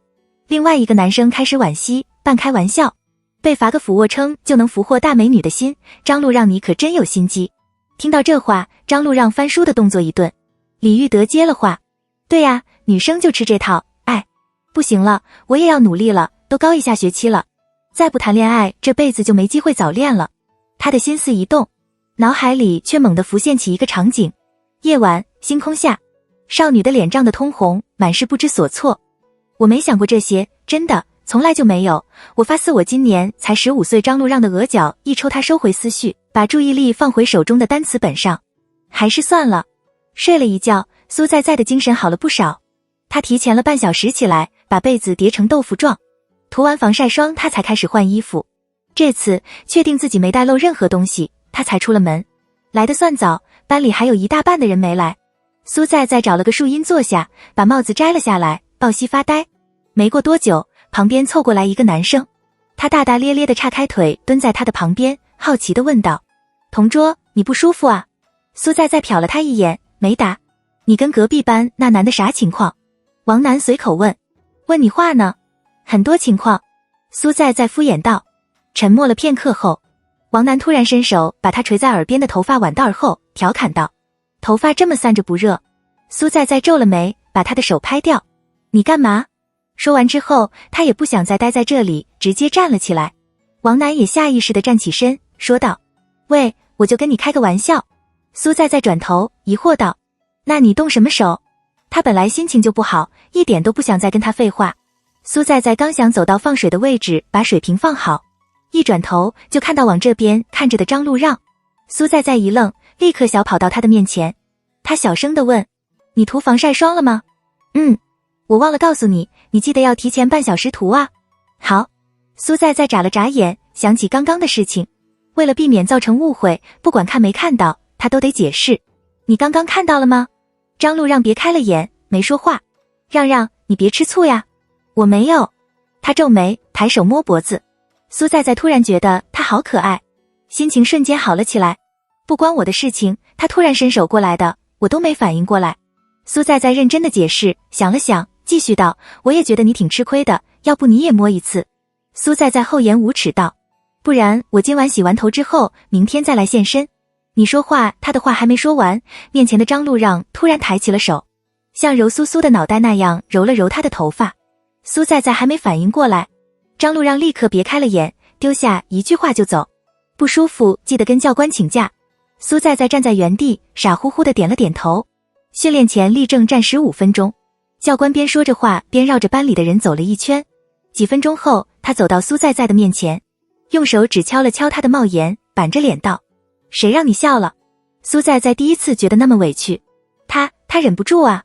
军训结束的那天，学校租了车把学生统一送回学校，学生载个自从学校回家。苏在在排在班级的队列里，班主任突然走过来说，分配给我们班的车有点小，位置只有40个，有10个人得分散到别的班的车上坐。苏在在撑着伞，低头玩着手机。3个去理重班的车坐，还有3个去文科5班，剩下4个文言。苏在在猛地举起手，老师，我自愿坐理重班的车回学校。老师被他打断的一愣，好。随后他给张路让发了2条消息，让，我一会坐你旁边，给我占个位啊。苏在在上了车之后，一眼就看到坐在倒数第2排的张路让，他走了过去，看着他旁边的位置上放着他的书包。张路让抬眼，漫不经心地把书包提了回来。苏在在坐了下去，转头看他，他的皮肤在阳光下白得发亮。张路让望向窗外，只露出半个侧脸，眼睫向下垂，长而卷，轻颤，嘴唇轻抿，有了些微向上弯的趋势。苏在在欣赏了一会儿之后说，你一定是涂防晒霜涂得很细心。张路让，等大学军训的时候我也给你买防晒霜。他轻声说。苏在在等了一会儿，没等到他的回应，他也不在意，抱着书包窝在位置上合上眼。很快，一旁的张路让把他书包扯过，叠在他的书包上面，而后轻声道，睡吧。苏在在看着他，乖乖地哦了一声。他确实也困，很快就入了眠。张路让看着窗外，发了一会儿呆，随后从书包里拿出单词本背单词。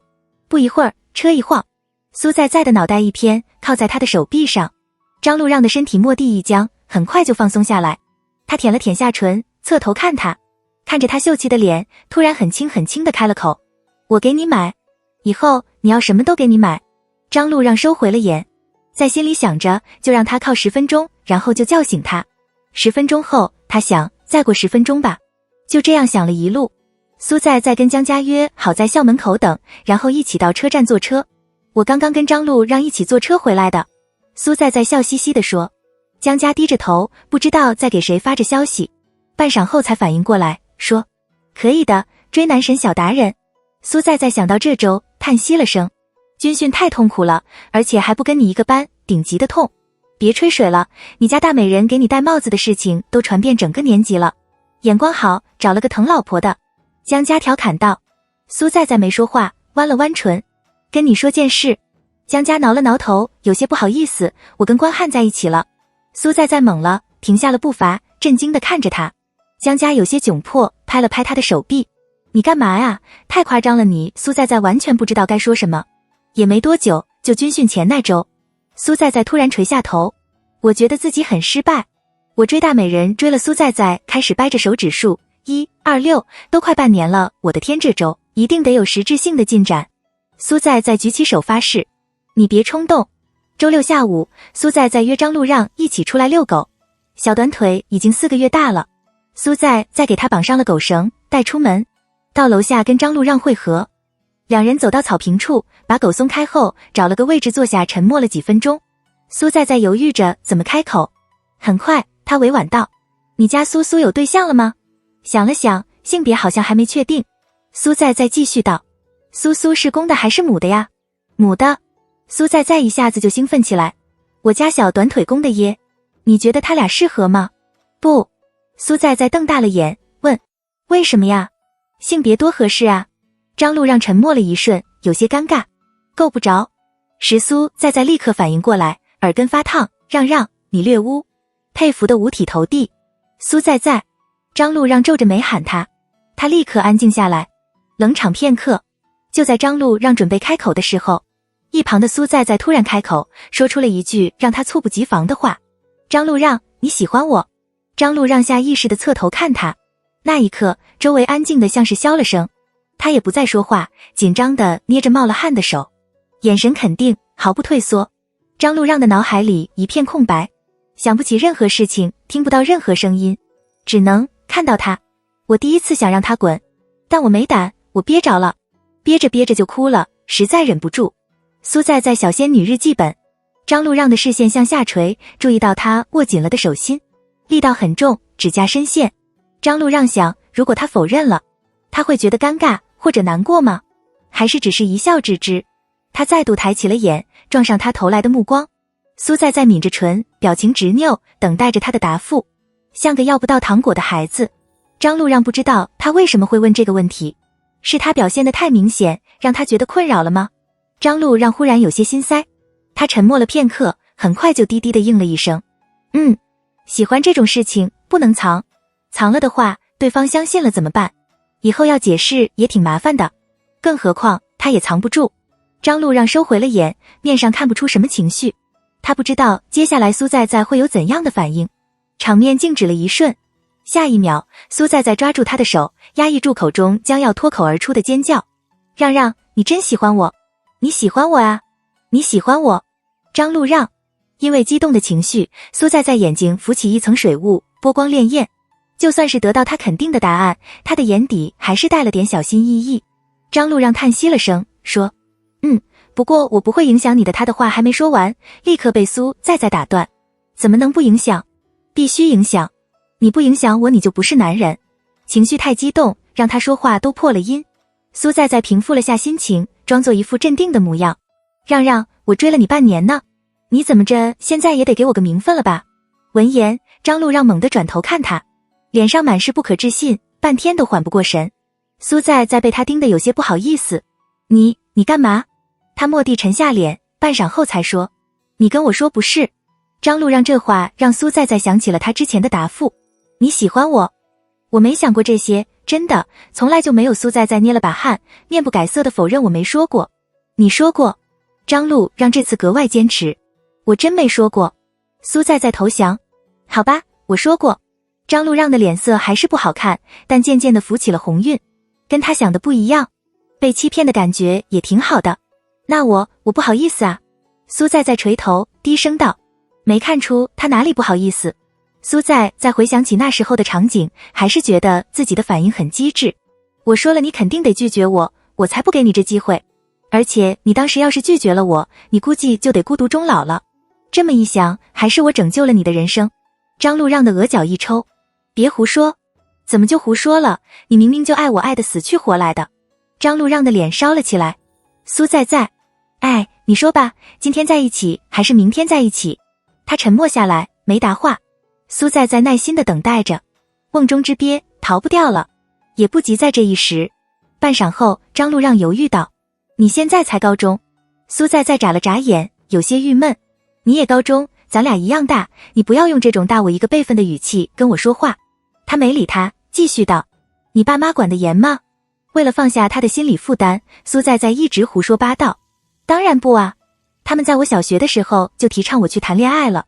苏在在还想说些什么，就听到张路让开口道，还是太早了。好吧，苏在在也不想影响他学习，大不了高考后再在一起，他等得起。反正已经互通了心意，也就差捅破那层纸。虽然没有名分，但以后估计可以对他动手动脚了。苏在在突然觉得好幸福，但2年还是觉得好漫长。他再接再厉道，那什么时候？张路让想了想，缓缓道，等你大学毕业之后吧。他侧头看他，以为自己听错了。你说什么？你刚刚说是不是说多了大学2个字？没有。反应过来后，苏在在瞪大了眼，不可置信道，张路让，你疯了吧？张路让被他这激动的反应弄得有些愣。怎么了？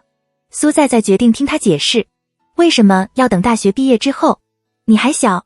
他认真道，他第一次被人呛的一句话都说不出来。苏在在的精神开始崩溃，愤怒地分析道，让让，你是不是重生回来的，上辈子连孙子都有了？或者说你是从旧社会穿越过来的？张路让的眉头拧了起来，别胡说八道。苏在在立刻炸了，张路让，你太自私了，你剥夺了我早恋的权利就算了，你现在还想让我奔3了才开始我的初恋，你做梦吧，你太自私了，我不想跟你说话了，你别跟我说话。苏在在别开头，站了起来，往小短腿那边走去。他蹲下身子，给他绑上狗绳。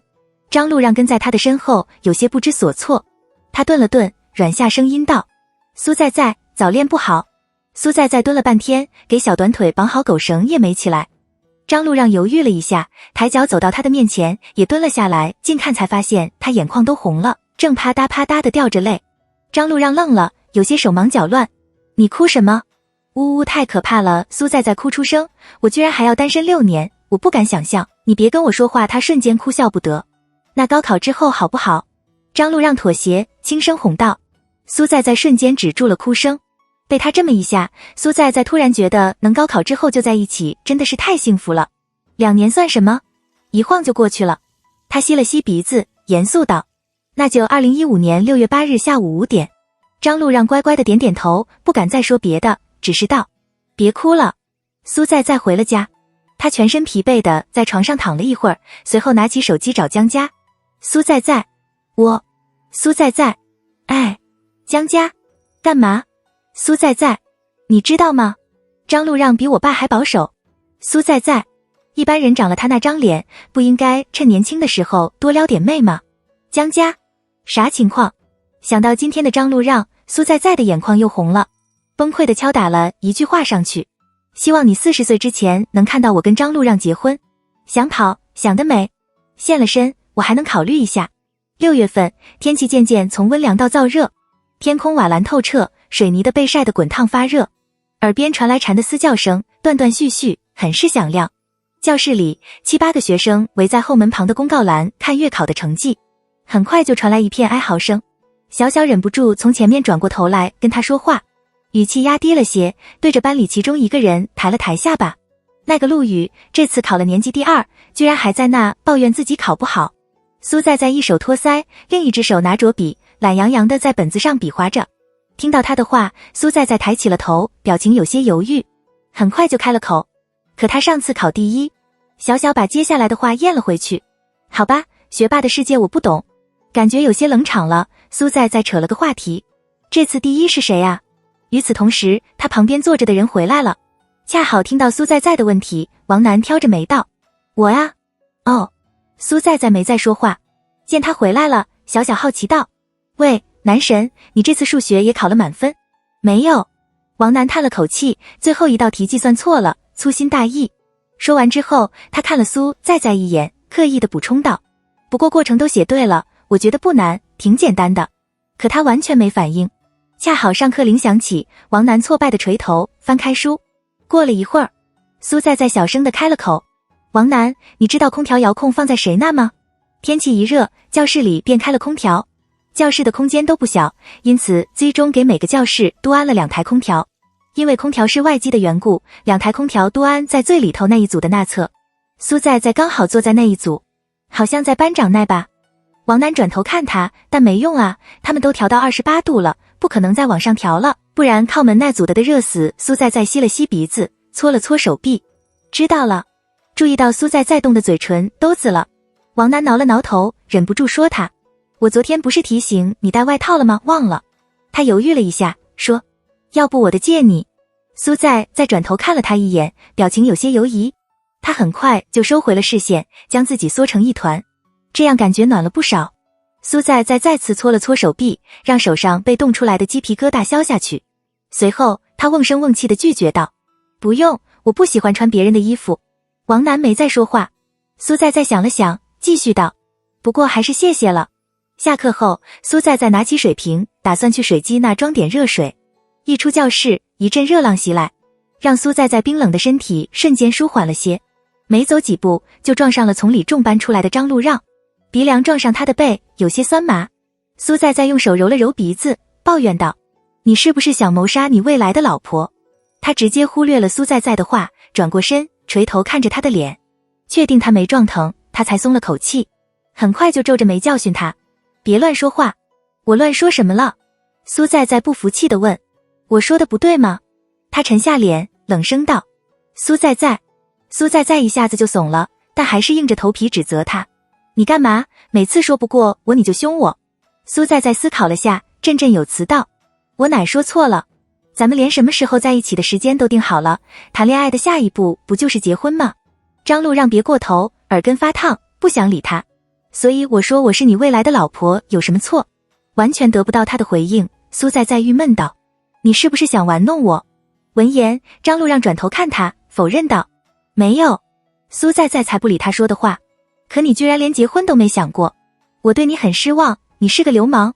张路让忍无可忍，心中的话直接脱口就出：“我想过。”苏在在懵了，呆呆道：“你说什么？”他表情极度不自然，别扭地挪开了视线。下一秒，苏在在的脸红了个彻底。两人打完水后，见张路让直接抬脚往回走，苏在在连忙扯住他：“我们晚点再回去吧，教室太冷了，我得在外头缓缓。”张路让的脚步一顿，但还是继续往回走。苏在在也不再强求，他走在张路让的旁边，突然想起一件事情：“让让，你这次数学考多少分呀？”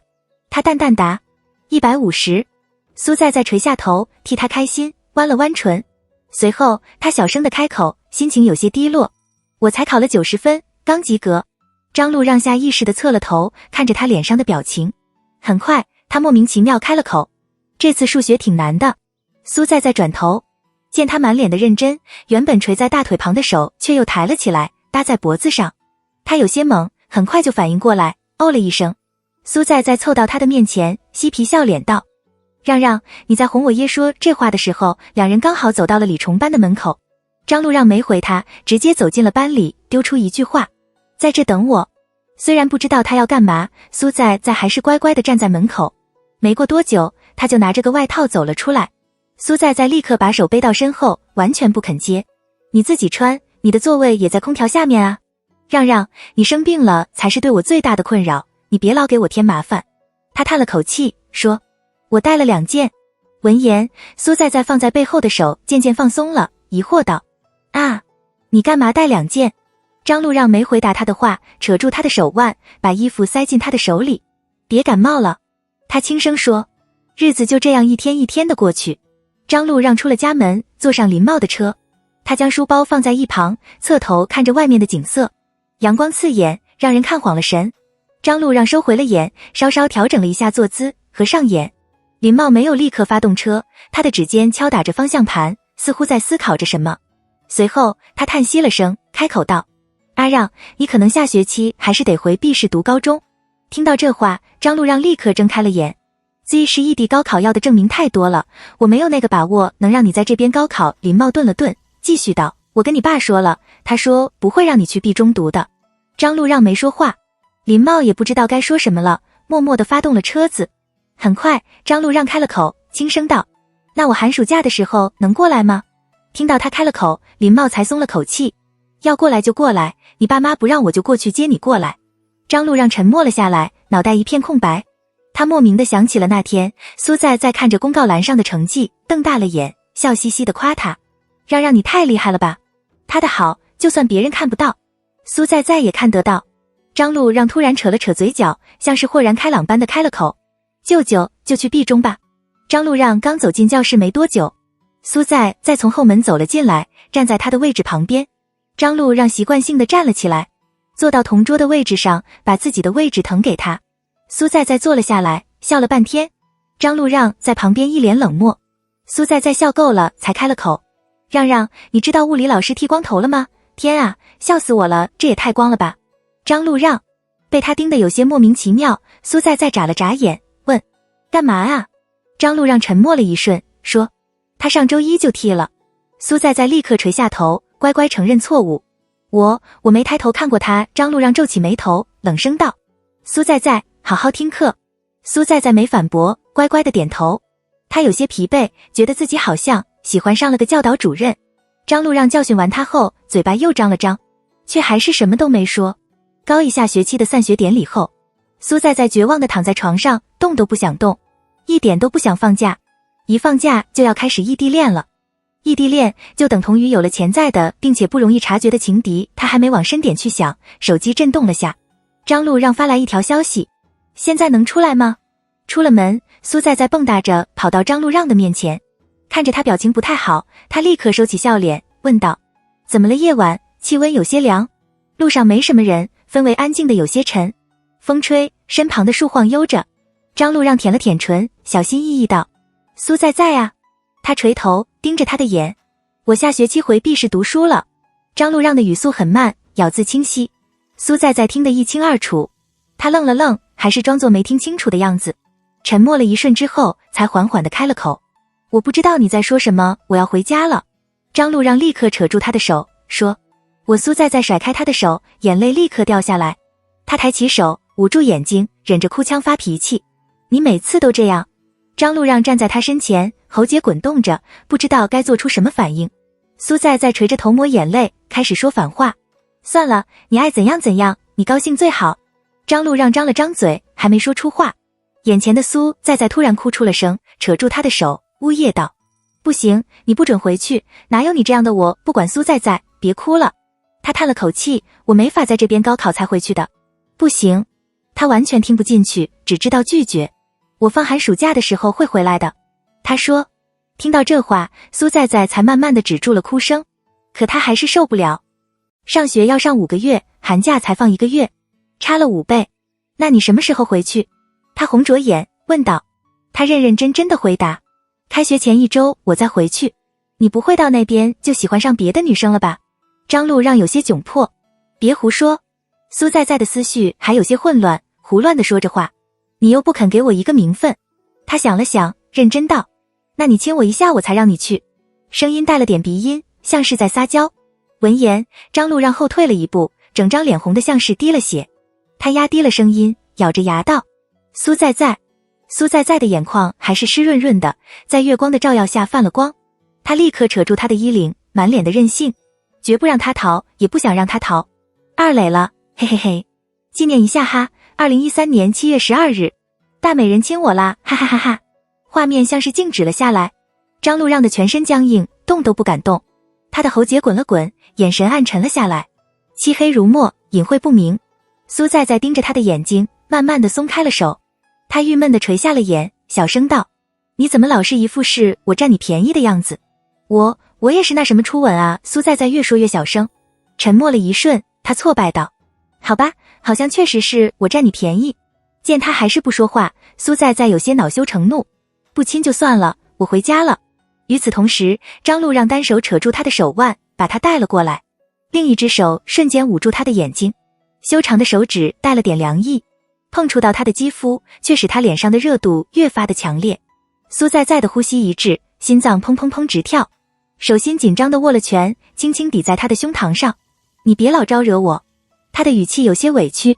他还来不及说些什么，随后一片温热附到他的唇上。苏在在的脑袋顿时噼里啪啦直响，像是炸开了花。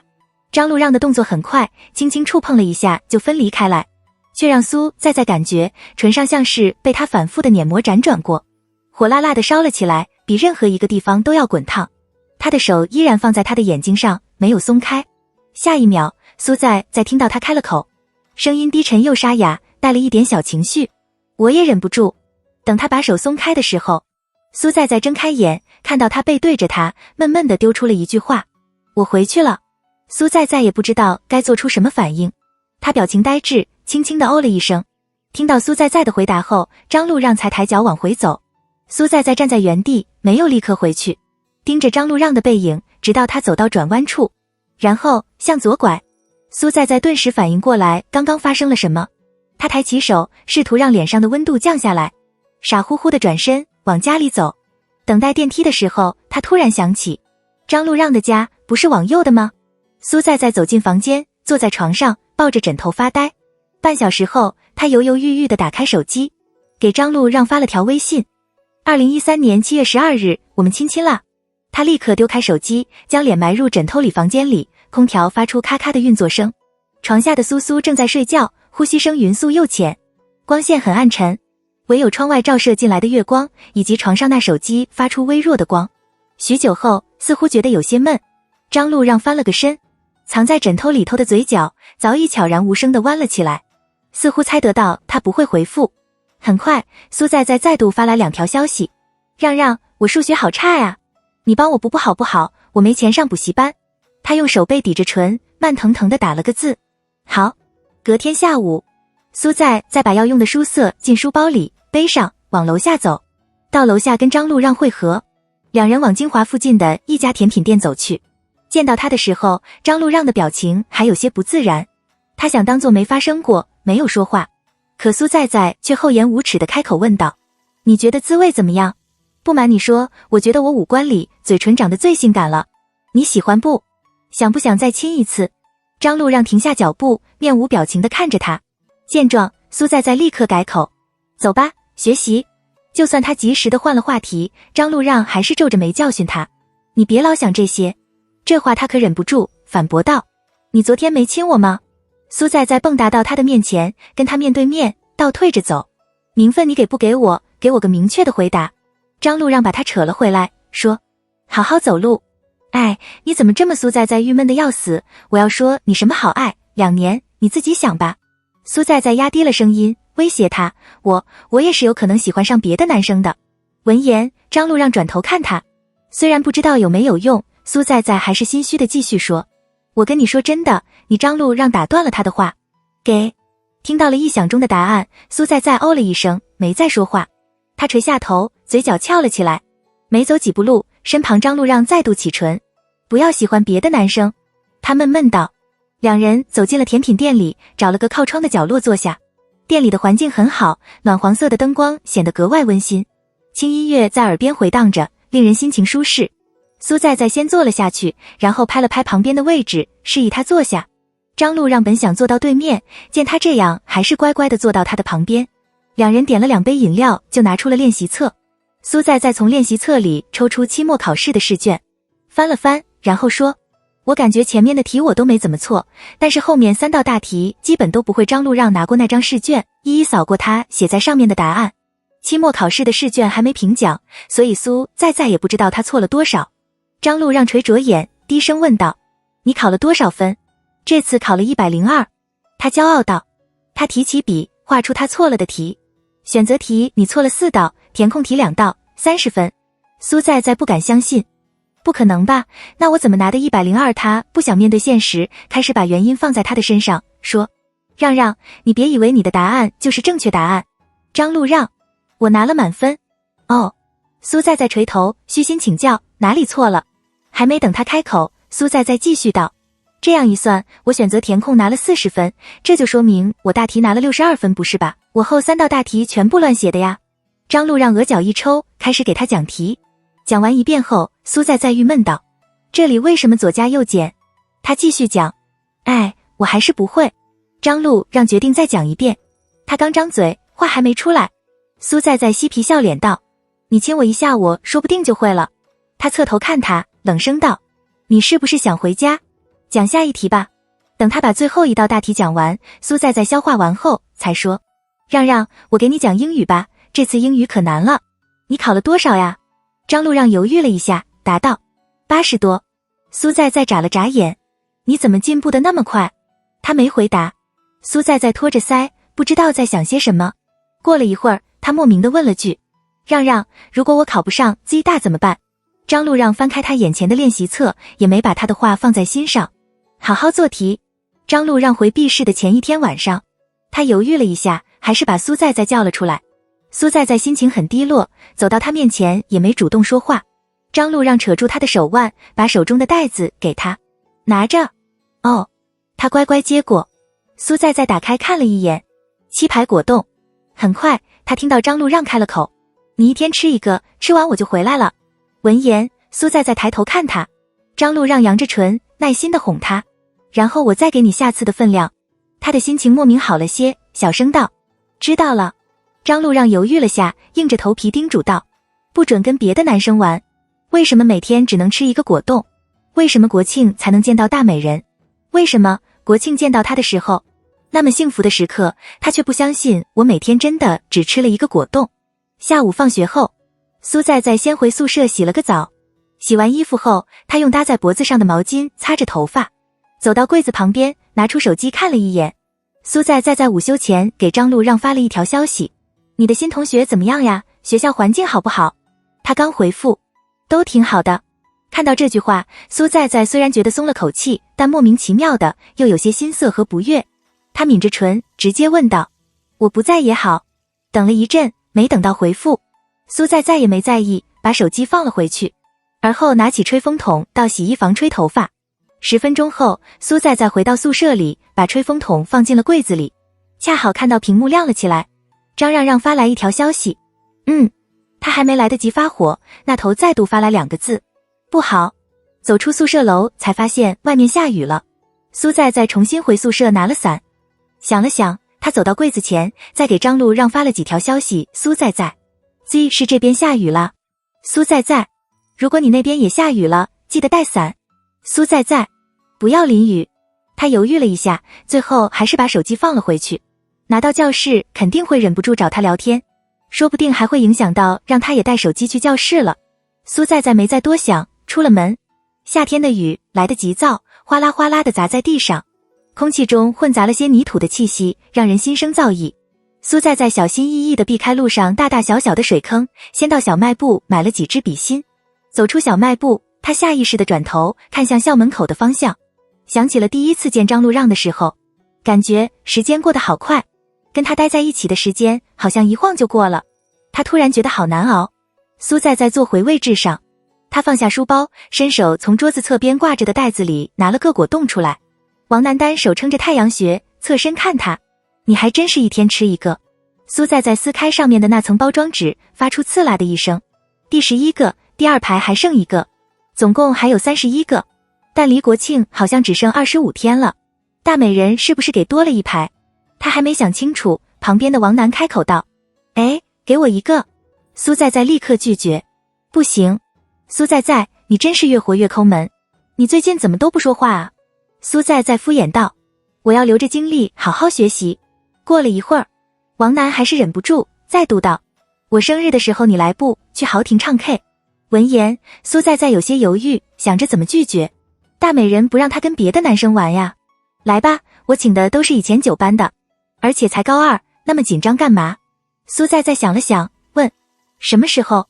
就10月3号。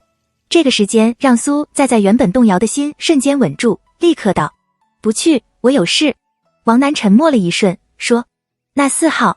苏在在垂下头，把装果冻的塑料壳扔到一旁的垃圾袋里，认认真真的开了口，国庆7天我都没空。不确定他是不是有那个想法，苏在在还是很刻意的补充了一句，我要陪男朋友。苏在在刷微博的时候，突然刷到了一句话，公款吃喝3000亿，我们国家才13亿人口，每人分1亿，还剩2987亿呢，用得着这样吗？他忽然觉得很有道理，长按复制，粘贴给张路让看。苏在在，这些人真的是太贪心了。苏在在，我觉得国家欠了我1亿。发完之后，苏在在继续刷微博，恰好看到江家转发了一条微博，还圈了他，妈妈我要复读。苏在在直接戳进第3张看了一眼，好像是挺像的，五官的轮廓都差不多，不过还是张路让长得比较好看。苏在在把图存了下来，刚想发给张路让，他刚好回复，张路让3000亿13亿等于238。苏在在懵了一下，抬了抬眼，看看自己刚刚发了什么，想明白后他也没觉得尴尬，笑嘻嘻的回道，那就230块。等了一会儿没等到他的回复，苏在在把图片发给他看，气泡前的小圆圈不断转动着，很快就变成了一个红色的圈，里面是一个白色的感叹号。他划开通知栏看了一眼， WiFi 断掉了。苏在在重新连了一次，一连上就收到了他的消息，微信红包还有30块回去还你。苏在在没点开，觉得有些好笑，他弯着唇敲打着屏幕，苏在在，你是国家吗？1分钟后他说，不是，张路让，但我想给你。苏在在的呼吸一滞，他能想象到，如果他现在就站在他的面前，大概会别开脑袋，不敢跟他对视，可就是想对他好。国庆假的第1天，虽然张路让说了中午才到，苏在在还是早早的起了床，兴奋的根本睡不着。他看了看时间，现在张路让估计还在飞机上，但苏在在还是忍不住给他发了条微信，你到了吗？在床上打了几个滚后，他才起床去洗漱，到冰箱里找了点吃的，苏在再便回到房间里写数学题。写完选择题后，他想了想，再给他发了条消息，要不要再总骑单车去接你？发送成功后，他继续陷入题海中。苏在在卡在一道题上过不去，在草稿本上涂涂画画着，不知不觉就趴在桌子上睡着了。半晌后，他被一旁的手机震动声吵醒。苏在在立刻抬起头，摸起手机看了一眼，张路让给他打了个电话。苏在在连忙接了起来，兴奋地喊了声让让。张路让的心情似乎不错，声音带了点笑意。到了。他直接从椅子上跳了起来。你在哪？听到他的回复，苏在在立刻往外跑，下了楼。看到张路让的身影时，他莫名的眼睛一酸。苏在在没了刚刚那般的急切，慢慢的走到他的面前，沉默了一瞬后，他垂着头低声问，你要不要抱抱我？苏在在想，如果他拒绝了，那他就直接扑上去。还没等他扑上去，张路让蓦地握住他的手腕，用力一扯，清透凛冽的气息瞬间向他扑面而来，只抱了一瞬，他便松开来。张路让抬起手揉了揉他的脑袋，软下声音问，果冻吃完了吗？没想过张路让会真的抱。苏在在的心瞬间冒起了粉红色的泡泡，他乖乖的回答，还有一排。想到这个，他有些好奇，你怎么给多了我一排啊？听到这个问题，张路让犹豫了一下，最后还是选择实话实说，不相信你会真的一天只吃一个。注意到苏在在投过来的视线，张路让舔了舔唇，破天荒的想改口，但他实在不知道改成什么话能让他感觉自己一点都不刻意。还没等他说出话来，苏在在语气沉重，慢悠悠的开了口，让让，我跟你说，正常来说，这种情况我应该要生你气才对，不过才7天，我就不浪费时间在这上面了。他的声音倏地低了几分，像是在喃喃自语，脑袋也低垂着，宛若在引人去抚摸。张路让的心脏瞬间软得一塌糊涂，他张了张嘴，轻声道，我还没说完。苏在在立刻抬起头，哼唧了声，那就先欠着吧，等以后有空了，我再来教训你。他苦口婆心道，让让，做人不能恃宠而骄。哎，你真是被我惯坏了。提到这个，苏在在有些骄傲。张路让挪开眼，不想理他。盛夏时节，温热无风，柏油路被阳光暴晒，泛出点点银光。路上的行人撑着太阳伞，来去匆匆。苏在在着急着出门，也没带伞。他摸了摸额头，提议道，让让，我们去上次附近那家咖啡馆吃东西吧。张路让点点头，好。随后他从书包里拿出一把纯黑色的遮阳伞，递给苏在在。苏在在下意识地接过，他拿着伞，没半点动作。张路让等了半分钟，忍不住问道，怎么了？没什么。苏在在叹息了声，就是突然感觉以后咱俩结婚了，换灯泡、修水管这些事情估计都是我来做。苏在在边说话边把伞打开，抬手举高，过来，细皮嫩肉的，不能晒，你自己撑。我刚刚说骑单车去接你，你拒绝了我，现在我要给你撑伞，你也拒绝我。苏在在看了他一眼，趁机摸了摸他的手，然后若无其事地说道，你真像个小公主。张路让额角一抽，把他手中的伞拿了过来，伞面一轻，一大半都盖在他的身上。苏在在侧过头，盯着他握住伞柄的手，白皙修长，润滑如玉。他垂头看了看自己的，有些认真地问道，让让，你觉得咱俩第一次牵手是我主动还是你主动？这种问题是直接问的吗？张路让有些不知所措，他还没想好怎么回答，就听到苏在在郁闷地开了口，哎，不能指望你。张路让莫名有些不悦，沉下声音，苏在在。闻言，苏在在再接再厉，我的地位什么时候能从苏在在变成在在？你看，你又不说话了。苏在在开始教训他，除了第一次接吻和拥抱是我逼迫着主动来的，估计以后什么都要我来主动。他别开脸，没说话。苏在在掰着手指，一条一条地说，牵手还没试过，还有什么哦？脱衣服在床上。说到这里，他顿了顿，喃喃道，这样想好像也不错。张路让实在忍不下去了，别胡说八道。好吧，都我来主动。苏在在心情大好，不再跟他计较那么多，你长得好看就够了。算了，他不说话了。几分钟后，苏在在又道，不过我还是挺想看你狂野奔放的样子的。场面沉默了一瞬。苏在在，他淡淡道，啊。张路让第一次威胁他，你再不正常点我回家了。两人走进一家咖啡馆里，店里零零散散的坐着几个人，很安静，灯光有些昏暗，氛围暧昧。找了个位置坐下，张路让点了杯咖啡。他想了想，给苏在在点了杯鸳鸯奶茶，还有一个熔岩巧克力蛋糕。苏在在托着腮，还在想刚刚的事情。让让，你威胁人的方法我小学就用过了。他笑嘻嘻的模仿。哼，你再这样我就回家了。张路让面无表情地看着他，半晌后他轻声道，你回吧。苏在在立刻转移了话题，我跟你说，江家跟关汉在一起了。他们两个刚好都在理科12班，我还没尝过跟你待在一个班的滋味。苏在在闷闷道。他望了过来，苏在在扬起唇，开始跟他说之前在脑海里意淫的内容，想跟你当同桌，然后装作跟你借笔，趁机摸你的手，或者是假装笔掉了，弯下腰捡的时候假装不经意地碰到你的腿。苏在在越想越觉得这撩人的方法好，他喜滋滋地问道，我这种方法是不是更容易追到你？张路让沉默了一瞬，认真道，我可能会报警。苏在在顿时不知道该说什么，看着他那副严肃的模样，他简直要气笑。可他想到未来，同一所大学，同一个前进的方向。苏在在晃了神，轻声问，让让，我们会一直在一起吧？他觉得他的喜欢太过炽热，好像一生都燃不尽了。听到这话，张路让愣了一下，两人的视线对上，苏在在看到他弯了弯唇，小声道，会的，你知道吗？不是只有你离不开他，他也离不开你。把蛋糕吃完之后，苏在在还是不想回家，他托着腮问道，那你下次回来是不是就是寒假的时候了？他低声应道，可是寒假还包括新年啊，这么一算半个月都不到。想到这个，他的心情顿时低落了不少。张路让也不知道该说什么。过了一会儿，苏在在不满地嘟嚷着，刚在一起就异地，我这运气也是你学校有什么漂亮的女生吗？他问。张路让认真地想了想，不知道。苏在在瞪大了眼，指责他，你居然说不知道，你不应该立刻说没有的吗？不管再漂亮的人站在你面前，你都应该觉得我是最好看的呀。张路让看着他，眼底有着不知名的情绪，像是在挣扎着怎么回答。过了一会儿，他垂下头，不敢看他。我喜欢你。苏在在的心跳漏了半拍，他还没来得及激动，就听到张路让继续道，不是因为你的脸。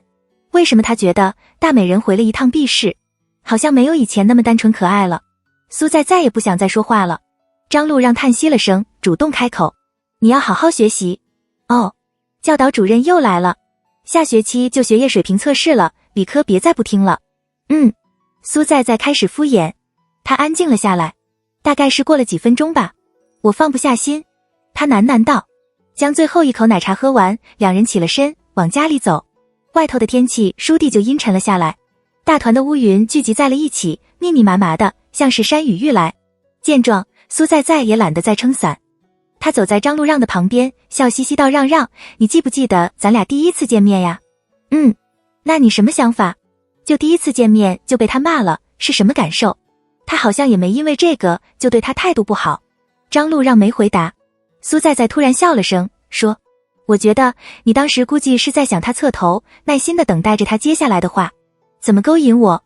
张路让似乎完全理解不了他为什么会得出这样的结论，他立刻皱了眉头，一字一顿道，别胡说。苏在在厚颜无耻道，我哪胡说？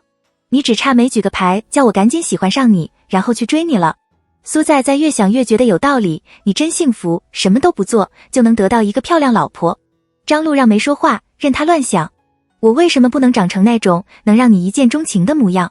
他忽然觉得有些可惜，他忽然笑了下，伸手揉了揉他的头发，说，这样就很好。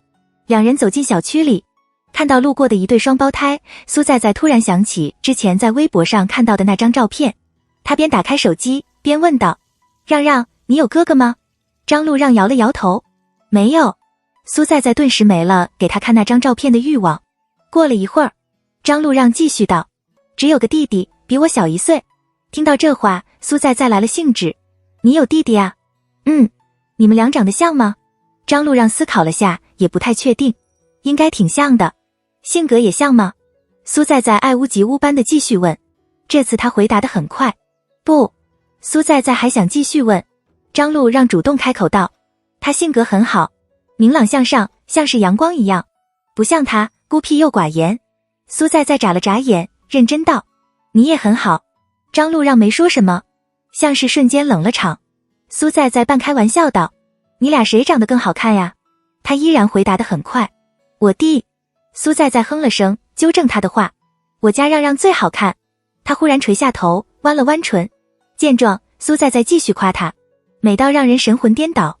张路让笑出了声，随后他认认真真的承认了下来。张路让订了周六上午的机票回去。临走前，他给苏在在送了一套题：2014年理综学业水平测试。苏在在懵了，所以果冻呢？见他一副快要爆发的模样，张路让舔了舔嘴角，认真的解释道：吃太多果冻也不好，你把这些题做完我就回来了。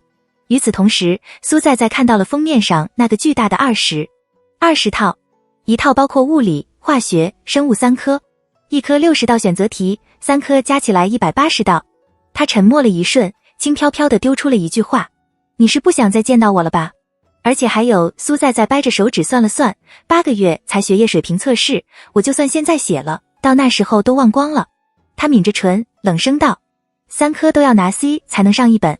苏在在毫不在意，我总不可能连50分都考不到吧，全是选择题呢。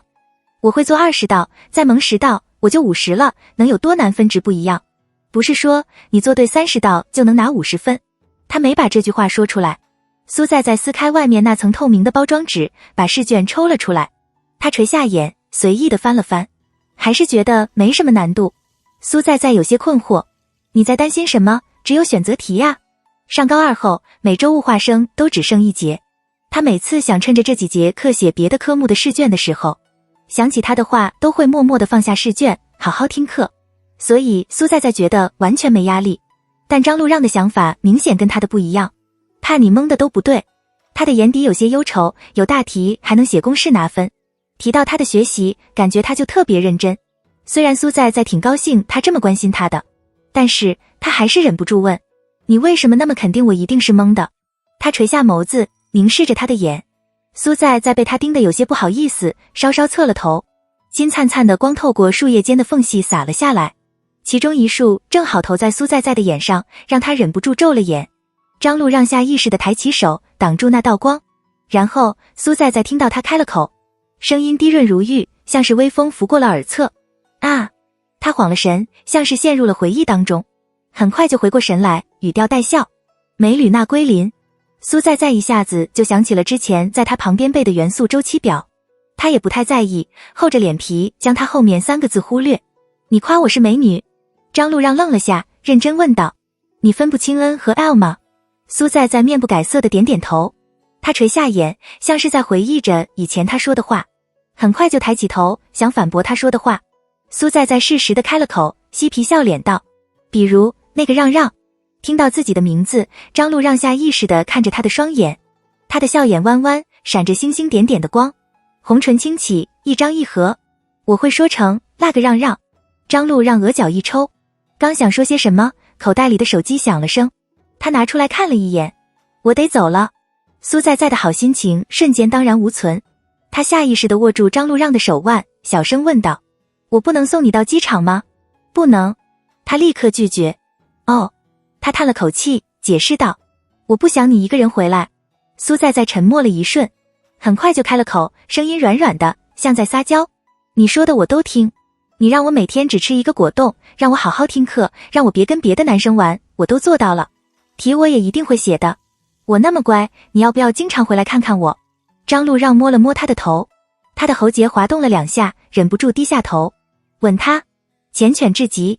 张路让推开家门走了进去，房子里很安静，看起来有些冷清。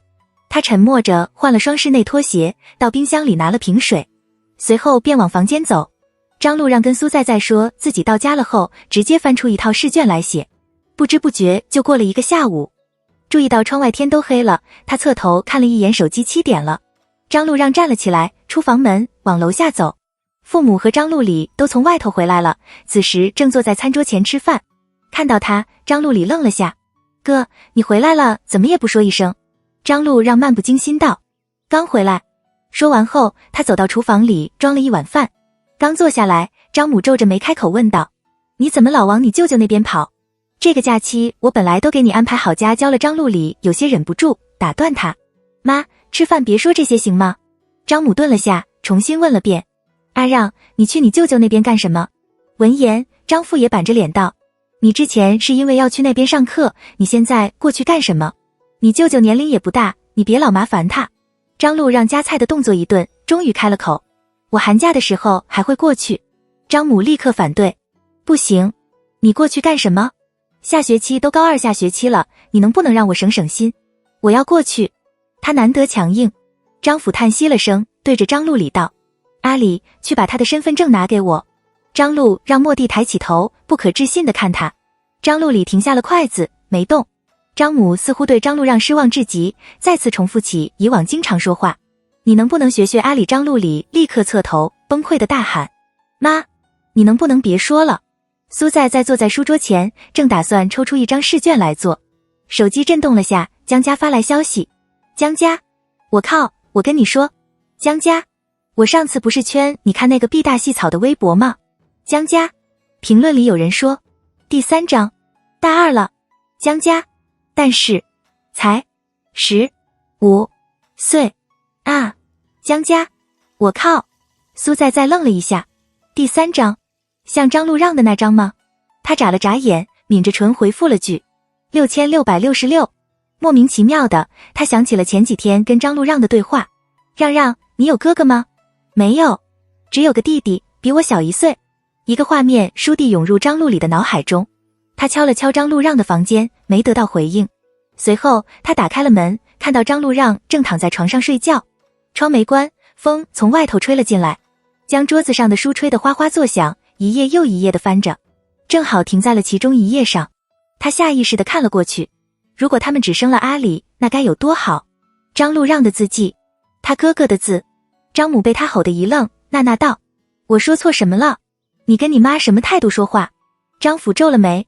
张璐里红了眼，哽咽道：别说了，一个家庭里有2个孩子，父母双方同时把爱都给了其中一个孩子，被冷落的那个渐渐变得沉默寡言，而被宠爱着的那个也开始变得战战兢兢。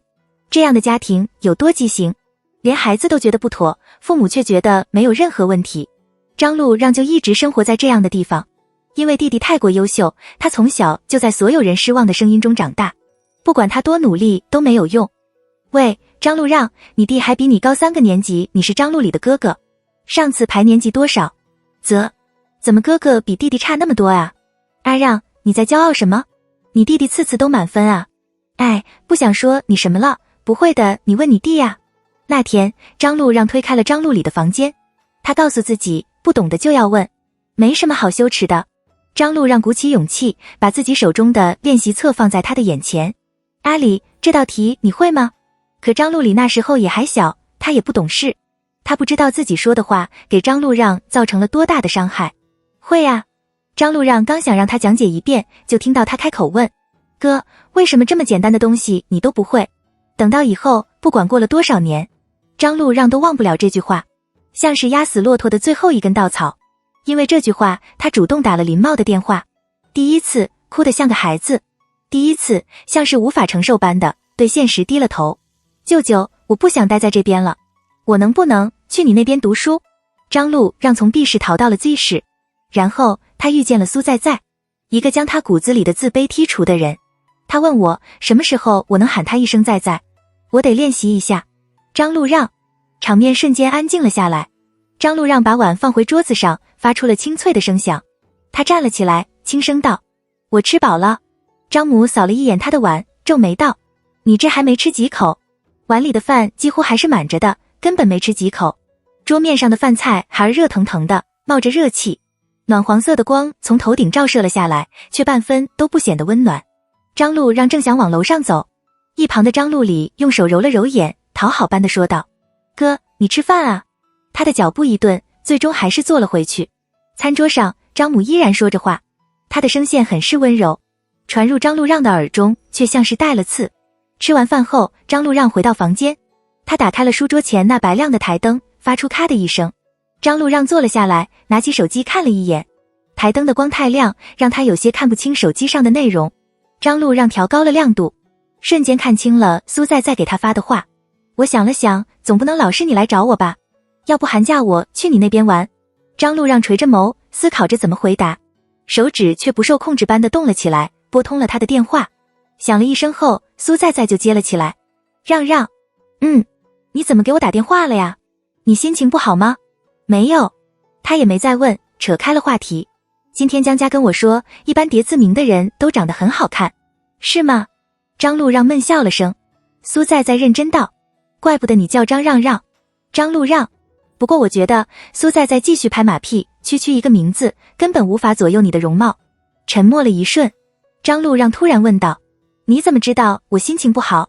因为我不在你身边啊。他厚颜无耻道。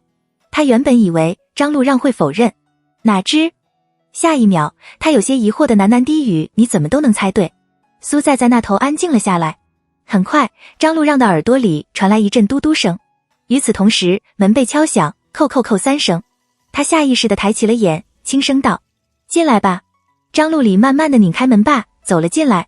他习惯性地走到张路让身后的床，沉默着躺了上去。张路里侧头看着张路让的背影，灯光打在他的黑发，发着浅浅的光晕。这个角度刚好能看到他手中拿着手机，认真地敲打着屏幕。房间里很安静，敲打手机屏幕没有声音，没有翻书的声音，床上的人也一动不动，像是沉睡了那般。两人谁都没开口。半晌后，张路让翻了翻面前的英语单词本，夹在里头的一张便利贴掉了出来，淡蓝色，外缘变得有些皱褶。他感冒那天苏在在贴在药盒上的。在总的宠爱。张路让启唇，无声地开了口，一字一句，在。他失了神。很快听到后面翻身的动静，张路让才回了头。同时张路里放下了遮挡在眼前的手臂。张路让这才发现张路里还待在他的房间。回你房间，他淡淡道。张路里坐了起来，脑袋低垂着，没说话。壁室已经开始降温了，冷风顺着开了一个小缝的窗户中吹了进来，呼呼地吹着，让穿着短袖短裤的张路里忍不住打了个哆嗦。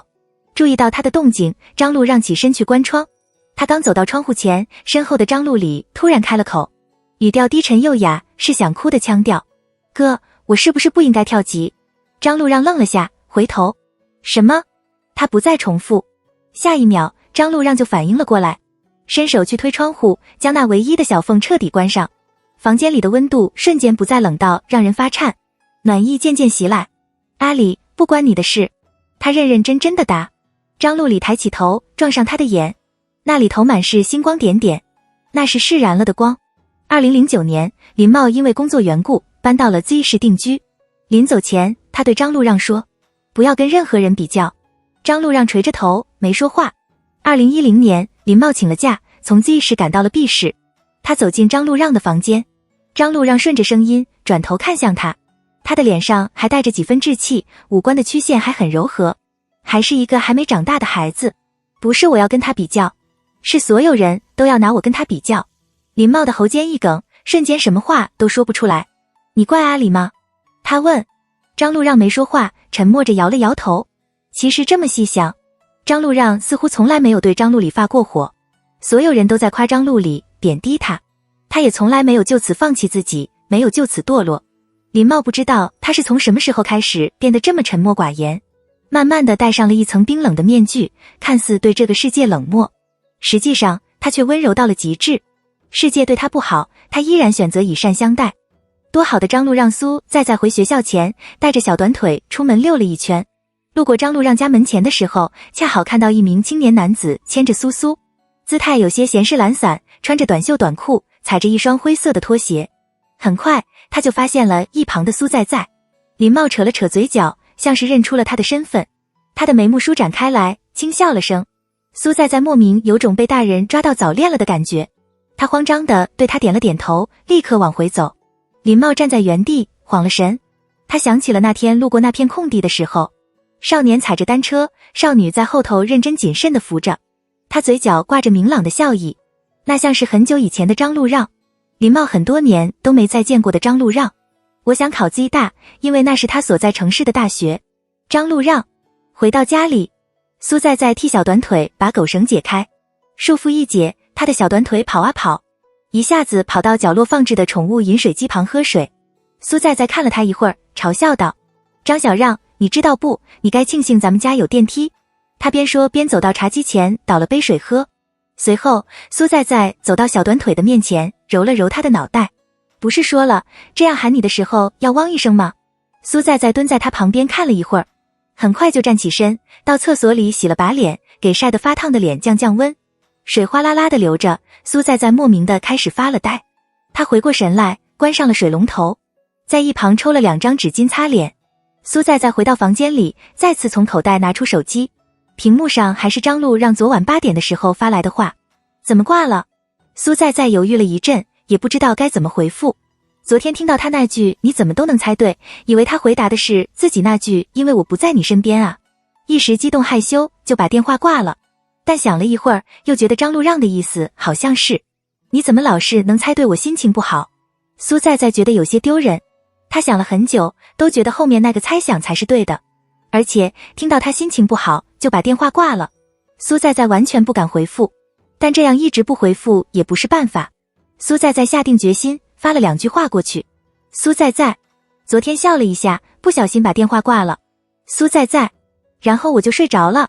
发送成功后，他松了口气，开始收拾东西回学校。想了想，忽然觉得有些不对劲。苏在在立刻拿起手机，重新打了2句话。昨晚听到你的话，忍不住痛哭流涕，不小心把电话挂了。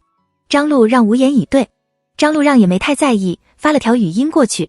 题写了吗？苏在在有些郁闷，也开始发语音。没有，你才走了1天，我情绪都没调整过来。好好学习。他说，高中毕业之后他就成年了。张璐让想一直待在 Z 市，苏在在的地方，想一直有他。时间的齿轮不断地在转动着，永不停歇。2014年6月8日，高考生从考场走了出来，兴奋地扔书尖叫，抱在一起，热泪盈眶伴随而来的是苏在在的高3生涯。苏在在坐到自己的位置上，从其中一本书里抽出自己的成绩条，视线从左往右，停在了第2个数字上。数学98分。苏在在抿着唇，塞了几本数学的解析书到书包里，随后便出了教室门，往宿舍方向走。夜晚，周围的温度凉凉的，有些舒适，树叶晃动着，发出沙沙的声响。苏在在的心底却莫名有了几分躁意。他回到宿舍里，快速地洗了个澡。洗完衣服后，他刚想爬上床开小灯学习，恰好看到下铺的江家表情有些恼，重重地把手机扔到床上。苏在在眨了眨眼，疑惑道，你怎么了？宿舍里的人都知道江家和关汉的关系，所以江家也不在意，叹了口气，直接说出来，关汉啊，不知道什么想的，烦死了，都高3了呀，还老是抱着手机玩，说也不听。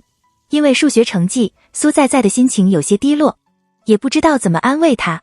他犹豫了下，还是说了句，你好好跟他说说吧。江家把手机拿了回来，给对方发了几句话，眼眶都红了。他抹了抹眼睛，轻声道，没用的，我说了很多次了，他再这样，我跟他根本不可能上同一所大学了。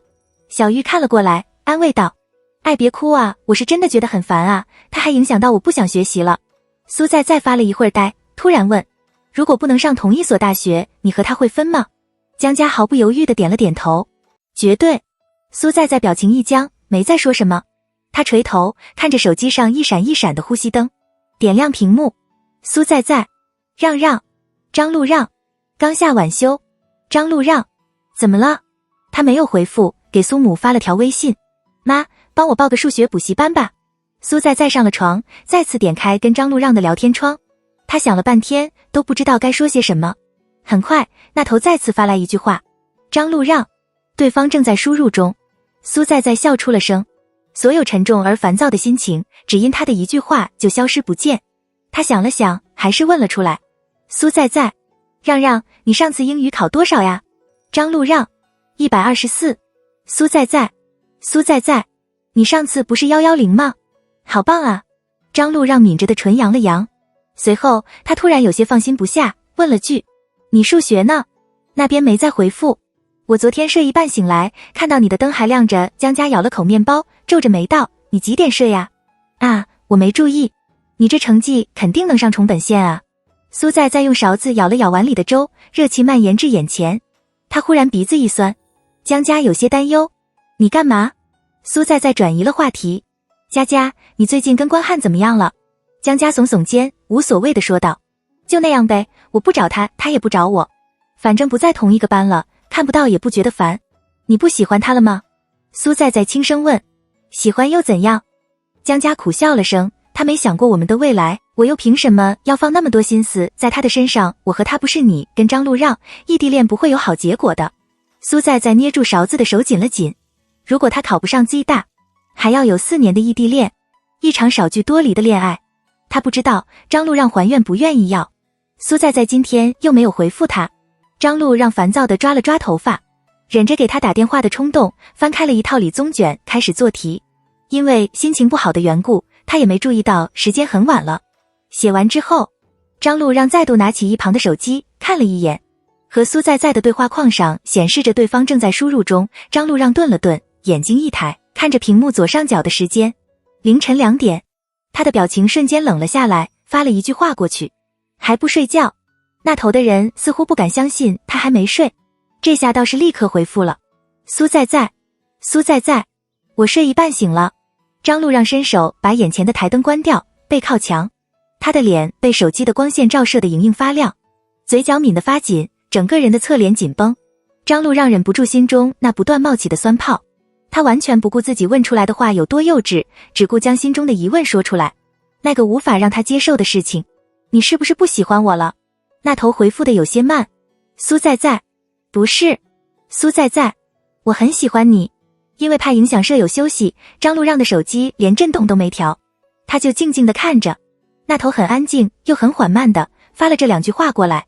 张路让原本紧绷的心情完全没有因此放松，他愣了愣，快速地发了句话过去：你怎么了？苏在在，啊，我跟你表白呢。苏在在，让让，你不开心吗？他觉得有些不对劲，但又说不上来。张路让只想早点高考完，然后快点到他的身边去。他弯了弯唇，回复道：张路让，快睡。张路让，醒了也别拿手机玩。苏在在，知道啦，你也早点睡。苏在在，晚安。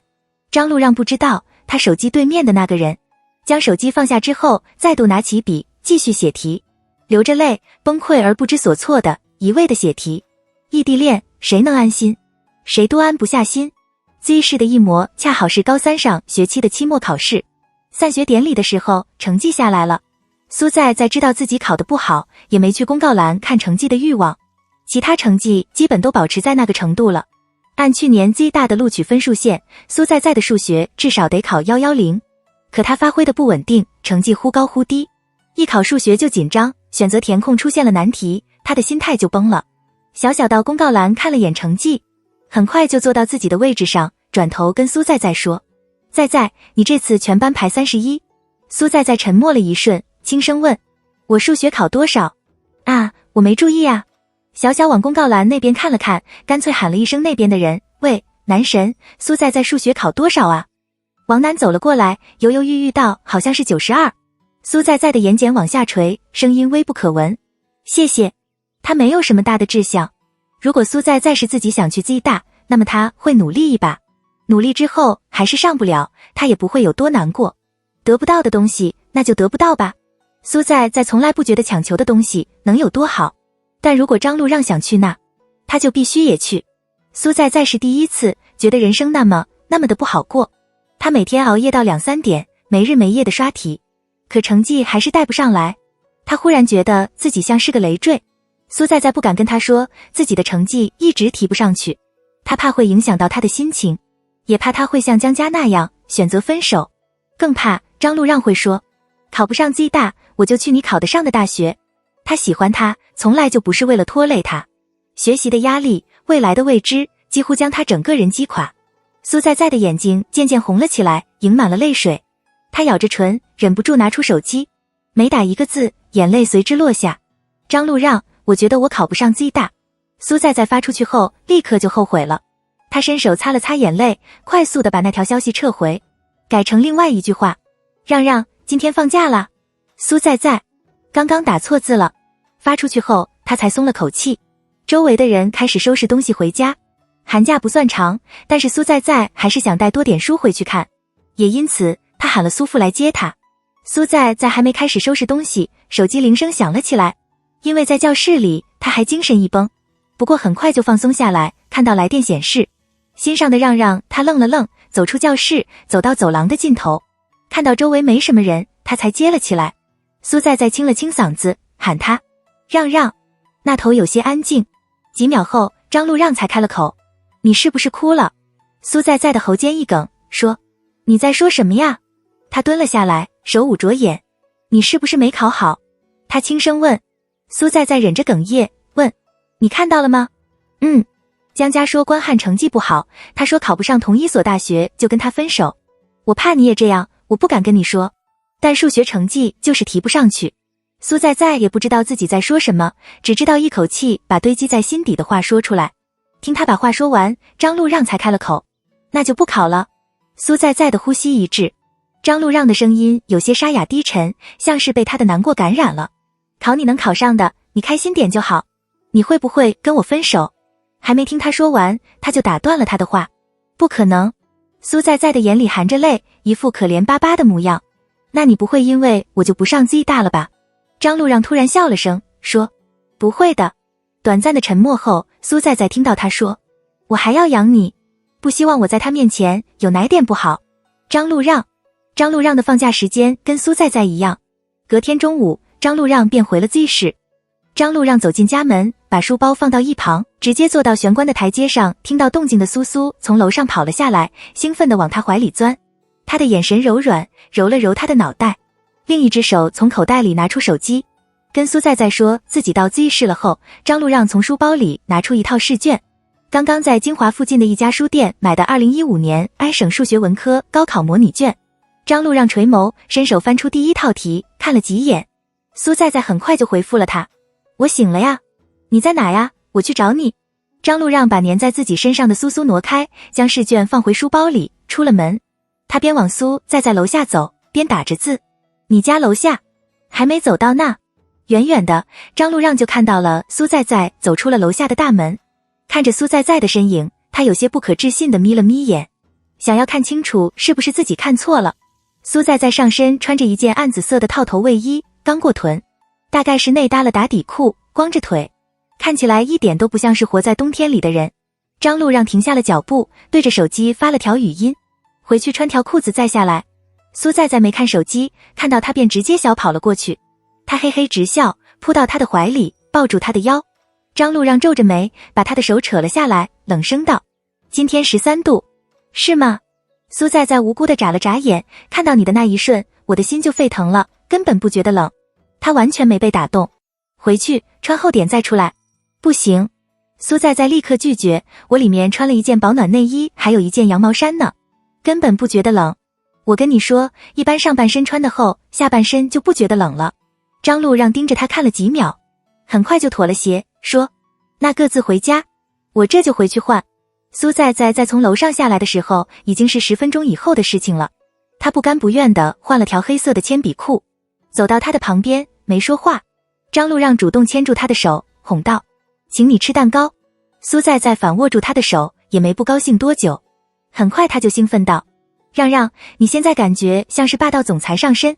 他故意压低声音，夸张地模仿：女人不准穿我不喜欢的衣服。张路让沉默着，牵着他往外面那家甜品店走。没得到他的回应，苏在在有些疑惑：你为什么不叫我正常点了？张路让犹豫了一下，没答。你现在好高冷。苏在在开始谴责他：是不是当个总裁就了不起了？张路让忍无可忍道：不是，好好说话。苏在在顿了一下，愣愣道：你真背着我当上总裁了。他忽然有些无言以对，但莫名的嘴角扬了扬。啥？两人走进常去的那家甜品店，张路让坐在他的对面，从书包里拿出那套试卷，抽出其中一套给他：你把这套题做一遍，2个半小时。苏在在有些懵，他还以为是出来约会的。苏在在点点头，拿过他递过来的笔，垂头看题。几秒后，他问：那你要做什么？张路让边拿着手机定时，边道：我也做题。苏在在没再说话，认认真真的写题。没注意到张路让时不时投过去的视线。2个半小时后，张路让的手机在桌面上震动了起来。苏在在乖乖地停下笔，把试卷递给他。张路让拿着答案比对着，划出他错了的题。他在心底默算了下分数，慢慢地开了口：大概有110分。苏在在眨了眨眼，惊讶道：这么高啊？张路让叹了口气，说：坐过来。苏在在起身，走过去坐在他的旁边。等他坐好，张路让把试卷放在他的面前，清透低沉的声音款款入耳。选择题全对，填空错一道，前3道大题全对。这题我提前看过，不算容易。是吗？张路让转头看他，问：你做过这套试卷吗？没有。沉默半晌，苏在盯着那套题，小声道：老师说 Z 是一模很重要的，他说这个成绩基本就把高考成绩定下来了。张路让没打断他说话，静静地听着他说完。我想考好点，但一着急，算出来的答案都是错的。平时自己做没压力，准确率就高一点。如果我高考也这样，我怕会影响到我考英语和文综。见他一直不说话，苏在立刻改口：不过现在好很多了，就数学嘛，我才不怕。张路让垂头看着他放在腿上绞成一团的手，他忍不住伸手握住。苏在，我15号回去。张路让认真道：在那之前，你每天做一套题，解题方法我全部都给你讲一遍。苏在愣愣地看着他：你不会的我都会，我都教你，所以不要怕。他的眼睛忽然有些酸涩，张路让的表情开始变得不自然，但他还是硬着头皮道：你不是说喜欢我吗？苏在红着眼，像小鸡啄米那般的点头。那你要听我的话。他说：不要怕。2015年的春节来得格外晚，高3下学期开学的时候已经快到3月份了，距离高考也只剩3个月。3月底的一个周六下午，学校组织高3的学生到市中心医院进行高考体检，体检完的便可以各自坐车回家。因为 Z 中的学生数量不算少，所以教育局在这天只安排了2所学校体检。苏在专门挑人少的队伍，1个半小时就差不多全部检查完。他跟江家约好在医院门口等，然后一起坐车回家。2人一起上了71路车，坐到后排的空位上。车子向前开着，沿途的风景一晃而过。苏在将手放在窗户的小缝旁，感受到外头的寒气，耳边响起了公交车的报站声。各位乘客，城市广场到了，下车的乘客请依次从后门下车，上车的乘客请配合往里走，请不要站在门口。苏在下意识地转过头，提醒江家：下一站你就到了呀。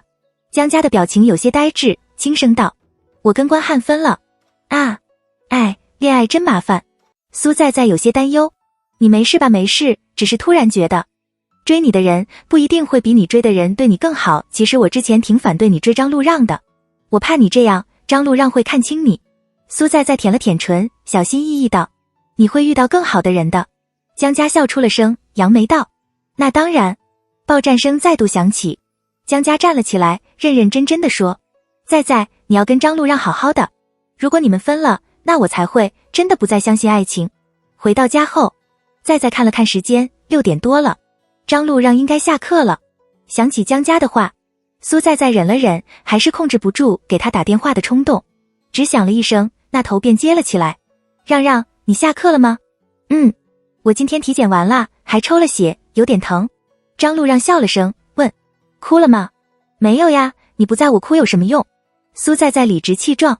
他没有回答，但苏在听到了他无声笑时的呼吸声，他忽然也像是被感染般的笑了起来，然后开始跟他分享今天看到的事情。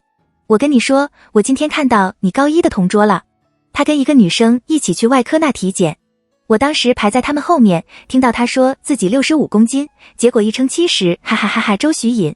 对呀，提到这个，苏在忍不住夸他：还是你好，你什么都好，长得好看，成绩好，身材也保持得好。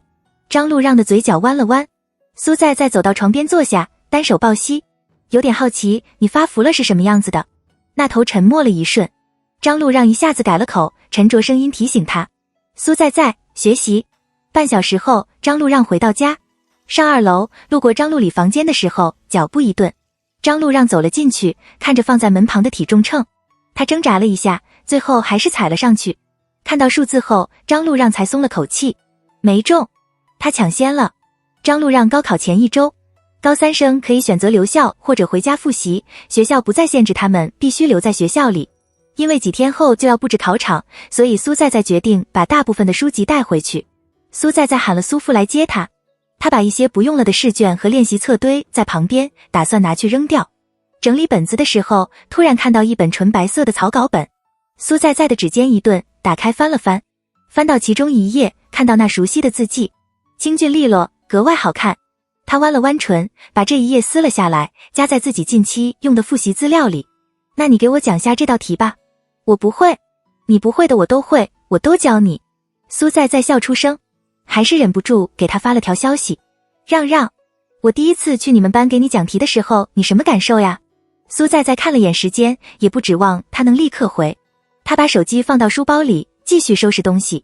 把不要的书籍扔完之后，苏在在打了个电话，让苏父帮忙把书搬下去。半个小时后，苏在在才坐上了车。他头靠车窗，看着外头一闪而过的景色。车子一颠一坡，晃得头晕。他忽然想起刚刚给张路让发的话，苏在在好奇地转过头，从书包里翻出手机，打开看了一眼。张路让早已回复了他。手机屏幕上是很莫名其妙的一句话：教室里没开空调。啊！苏在眨了眨眼，挠了挠头，回忆着当时的场景。他说什么了吗？好像是好热，进来吹下空调。高考语文考完之后，苏在在走到班主任提前说好的一个位置。怕学生把准考证弄丢，苏在在的班主任规定他们考后把准考证交给他，考前再一一发给他们。苏在在把准考证递给他，随后便和班里的一个女生一起去饭堂吃饭。吃完饭回到宿舍后，苏在在从柜子里拿出手机，靠在扶梯旁边站着消食。宿舍里并不安静，几个女生聊着天，都在聊着其他的东西。没有人提今天的题是否很难，也没有人说自己发挥的怎么样。苏在在边听着他们聊天，找在微信上找张路让。苏在在，哎，让让，张路让，怎么了？苏在在，进考场前还要脱鞋扫描，我袜子穿错了，好丢人。苏在在，你们要脱吗？张路让，不用。苏在在，幸好不用。苏在在，我不能忍受让别人看到你的脚。苏在在，只有我能看。苏在在抽完风，刚想午休补充精神，却忽然想起一件事情。苏在在，对了，我们考场有个男生。苏在在，喝水的时候水瓶放在桌子上，然后没盖好。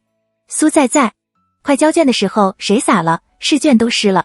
苏在在，你要小心点，喝完水之后水瓶记得放地上。张路让，好。考完数学回到宿舍后，苏在在刚坐到床上，还没坐几秒，立刻站起来走到柜子前，把手机拿了出来。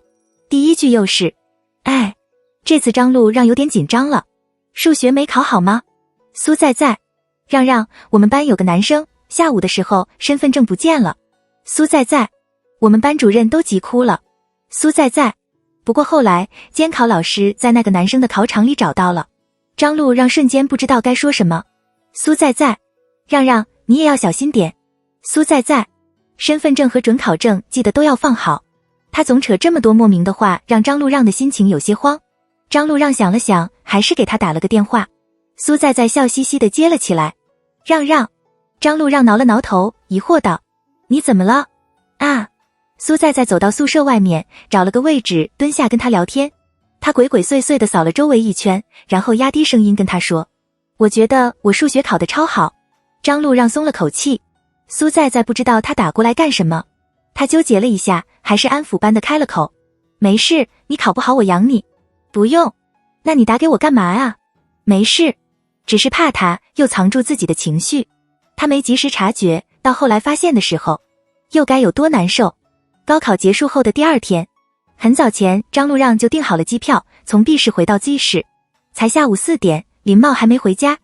张路让看了苏苏一眼，他皱了眉，半抱半拖的把他弄到厕所里，帮他洗了个澡，把苏苏的毛用风筒吹干后，张路让回房间换了套衣服，坐到床边，拿起床头柜上的手机，恰好看到张母给他发了条微信：你又跑到你舅舅那去了。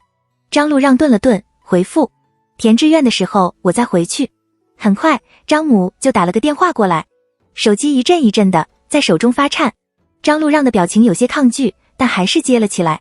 高考答案你对了没有？阿让，告诉妈妈，你老跑你舅舅那干什么？你谈恋爱了？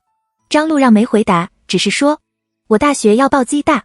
张母那头沉默了一瞬，很快就揉下声音：为什么要报那么远？跟阿里一起读 B 大不好吗？怎么不说话？张路让扯了扯嘴角，轻声道：不好。说完他就挂了电话。房间里恢复一片安静。张路让有些烦躁地抓了抓头发，似乎是感受到了他的情绪。一旁的苏苏凑了过来，把脑袋靠在他的腿上蹭。张路让勉强地弯了弯唇，伸手顺他的毛。几分钟后，张路让下了楼。恰好看到刚从外头回来的林茂。见到他，林茂挑了挑眉，笑道：能拿个状元不？不能。张路让很有自知之明。林茂抬脚走到沙发旁坐下，漫不经心地倒了杯水。见林茂没再说话，张路让也没主动开口。他到冰箱旁拿了个苹果出来啃。张路让坐到林茂的旁边，在心里默默想着，吃完就出去找苏在在。他刚把苹果扔进面前的垃圾桶里，旁边的林茂悠悠地开了口：外甥都有女朋友了，而我居然单身了33年了。张路让。林茂将杯子里的水一饮而尽，转过头，他也没把刚刚说的话当回事，轻声提醒：想报什么学校就报，别听你爸妈的。过了一会儿，林茂思考了下，继续道：确认志愿之前，记得去学校的教务处再看一遍。我姐那个人很可怕的。林茂拍了拍他的肩膀，沉重道：万事小心。林茂说的话让张路让小心了些，生怕自己的哪个举动伤了他的心。也因此，张路让改了原本吃完苹果就出去找苏在在的计划。吃完晚饭，等林茂回到房间里，他才静悄悄地出了门。两人约在小区的一个凉亭里见面。苏在在坐在他的旁边，笑嘻嘻地凑了过去。月黑风高，此处静谧无人，你要不要对我做些什么？张路让皱着眉，把他推远了些。不要。苏在在一下子没了兴致，郁闷道：我还以为你高考完之后会变得狂放一点，看来是我想多了。张路让没说什么，静静地看着他。见状，苏在在锲而不舍道：让让，要不要试试舌吻？不可能。张路让立刻拒绝。苏在在没再说话，长长的叹息了一声。冷场。张路让主动开了口，无奈道：说点别的。苏在在托着腮，认认真真地说：没什么想说的。夏天的夜晚，气温依旧燥热逼人，周围有蟋蟀的叫声，倒显得没那么冷清宁静。偶尔旁边的道路上还会亮起汽车的大灯，有些晃眼。张路让心里突然有些闷又燥，像是气温惹的祸，又像是别的什么原因。他有些控制不住般的舔了舔唇，侧了头，刚想将他扯过来，一旁的苏在在突然转过头，将脸凑了过去，让他有些猝不及防。他的一只手放在他的脑后，向下压。苏在在重重地吻了上去，不厌足般地咬住他的下唇，很快就松了口，用舌头抵开他的牙关，感受到那片湿润柔软就退了出来。与此同时，他把手放了下来，注意到张路让那黑如墨不带情绪的眼，他也毫不畏惧。苏在在骄傲地弯着眼，满眸的灿光里头全是尝了甜头般的得意和狡黠。就要亲，他说，其实可以的吧，毕竟会一直在一起，不能这样想。夜晚，月亮透过云层的缝隙倾泻光芒，银流倾洒在地，暧昧像是气息那般弥漫在周围，织成了一个柔软的网，一寸一寸的将两人笼罩在内。张路让的心情突然变得闷燥，从心脏处生出的感觉又酥又麻，惹得他心痒痒，甚至几乎要将他的理智吞噬殆尽。苏在在还在回味着刚刚的举动，很快他就回过神来，笑嘻嘻地拍了拍他的肩膀：别怕，我会对你负责任的。张路让侧过头，静静地看着他，侧脸的曲线利落分明，僵硬又刻板，嘴唇抿成一条线，表情看起来有些冷然，眼睛沉沉的，比那黑夜还要深邃，令人着了魔。他的这副表情让苏在在顿时紧张了起来，周围的温度瞬间像是降了好几度，让人不禁打了个冷战。苏在在的手心渗出了点点湿润，他刚刚的底气立刻消失得无影无踪。很快，苏在在故作淡定地站了起来：你干嘛呀？反正迟早的这样的呀。见他还是不说话，苏在在也不想哄了，他决定让张路让冷静一下，明天估计就不生气了。毕竟如果他总这么古板，他也挺憋屈的。苏在在往后退了2步，建议道：好晚了，我们回家吧。张路让沉默着站了起来。见状，苏在在提在嗓子眼处的心脏终于着了地，他正想上前牵住他的手，张路让突然握住他的手腕，往后一推，一瞬间，苏在在的被抵在了凉亭的圆柱上。他有些懵，疑惑地张嘴：你干嘛？话还没说完，张路让唇上的温热贴了上去，急切的稍带力度的将苏在在的话全数吞噬在内。苏在在似乎还听到了两人牙齿碰撞到时发出的声音，他的动作像是带了脾气，粗野而剧烈的啃咬着他的唇，舌头探入他的口中，侵占他的每一个角落。苏在在还没反应过来，睁着眼承受着他的吻。半晌后，张路让舔了舔他的下唇，两人的唇齿分离。苏在在的双眸含水，雾蒙蒙的，看起来有些傻愣。他回过神，下意识地把他推远了些，尴尬地低下头，完全没了刚刚强吻时的飞扬跋扈。张路让忽然笑了声，深邃的眼里闪着丝丝亮光。他垂下眼看他，忍不住抬手去摸了摸他的脸，嘴角扬着笑，浅浅弯弯的。很快，张路让开了口，声音低沉又阴哑，带了浓浓的克制。是不是说过别招惹我？苏在在心虚地垂下头，不敢看他的眼。下一秒，张路让捏住他的下巴向上抬，他低下头轻吻着他的额头。苏在在听到他闷笑了声，他还没来得及回应他的笑声，就听到张路让继续道：这次把眼睛闭上。回去的路上，苏在在一路沉默，站在他旁边的张路让心情好像格外不错。苏在在没有看他，都能感受到从他身上传来的愉悦。走到楼下，苏在在飞快地跟他道了声别，上了楼。注意到在客厅看电视的父母，他心虚打了个招呼，便回了房间。苏在在直接坐到床边的地毯上，抱住放在床头柜旁的一个玩偶。他发了一会儿呆，忽然摸着嘴唇傻笑。但苏在在有些想不通，怎么突然就放荡起来了？他犹豫了下，还是决定找江家谈谈心。苏在在，张路让今天亲我了。苏在在，然后他一点都不害羞。苏在在，你觉得科学吗？江家啊，正常吧。苏在在，不是啊，那个是张路让啊。苏在在，我怀疑他被什么东西附体了。江家，什么时候亲的呀？苏在在，就刚刚。江家，那真的正常啊。江家，夜黑风高，意乱情迷。江家，张路让忍不住暴露了本性。苏在在，然后明天就恢复原样。想到这个，苏在在突然有点慌了。他立刻退出跟江家的聊天窗，给张路让发了条消息：让让，明天还亲吗？等高考成绩出来的这段时间，张路让报了驾校学车，另外还给一个初中生当家教，补习数学。苏在在原本也想去学车，却突然发现自己年底才满18岁，他干脆作罢。苏在在通过他补习班老师的推荐，给住在附近的一个高一女生补习地理。中途休息的时候，他拖着腮帮子，看着小女生面带羞意的跟手机对面的人聊天。苏在在忽然来了兴致，他从口袋里拿出手机，趁旁边人不注意的时候，快速的给自己拍了照。照片上的他脸上带着一副故作娇羞的模样。苏在在发给了张路让，顺便输入了一句话：让让，我好害羞啊，跟你聊天。张路让回复的很快：正常点好吧。张路让考完科目1之后的隔天，他的高考成绩出来了。B 省的成绩出来的比 I 省的快，他也没多紧张，反倒是苏在在一直催着他查成绩。张母也一直打电话过来，见张路让一直没动静，苏在在干脆出了门，动身去他的家。今天是工作日，林茂不在家，也因此苏在在肆无忌惮地按着张路让家的门铃，他没提前跟张路让说，所以屋子里的张路让也不知道是苏在在。很快，对讲机里传来了他低沉的声音：哪位？苏在在没说话，再按了一次门铃。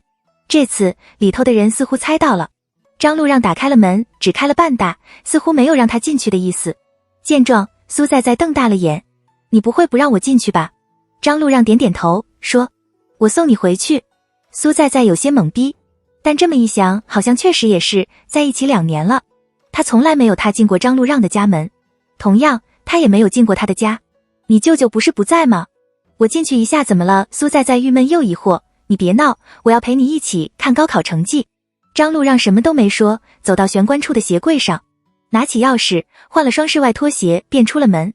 在门外等了半分钟，苏在在真的有点生气了。他强迫着让自己冷静，看到他出来后才淡淡道：你进去吧，我自己回去。察觉到他的情绪，张路让还是没让步，他软下声音教育道：苏在在，不要一个人进男生的家里。苏在在完全不懂他的脑回路，怒道：你能一样吗？我也一样。张路让认真道。看着他的表情，苏在在的火气顿时消尽。张路让过来牵住他的手，他也没甩开。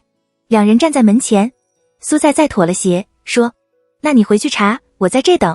张路让弯了弯唇，将他散在脸颊处的头发挽到耳后。查了？什么时候？5分钟前，微信发给你了。苏在在愣了一下，迅速地从口袋里拿出手机，翻出他刚刚发来的消息：694。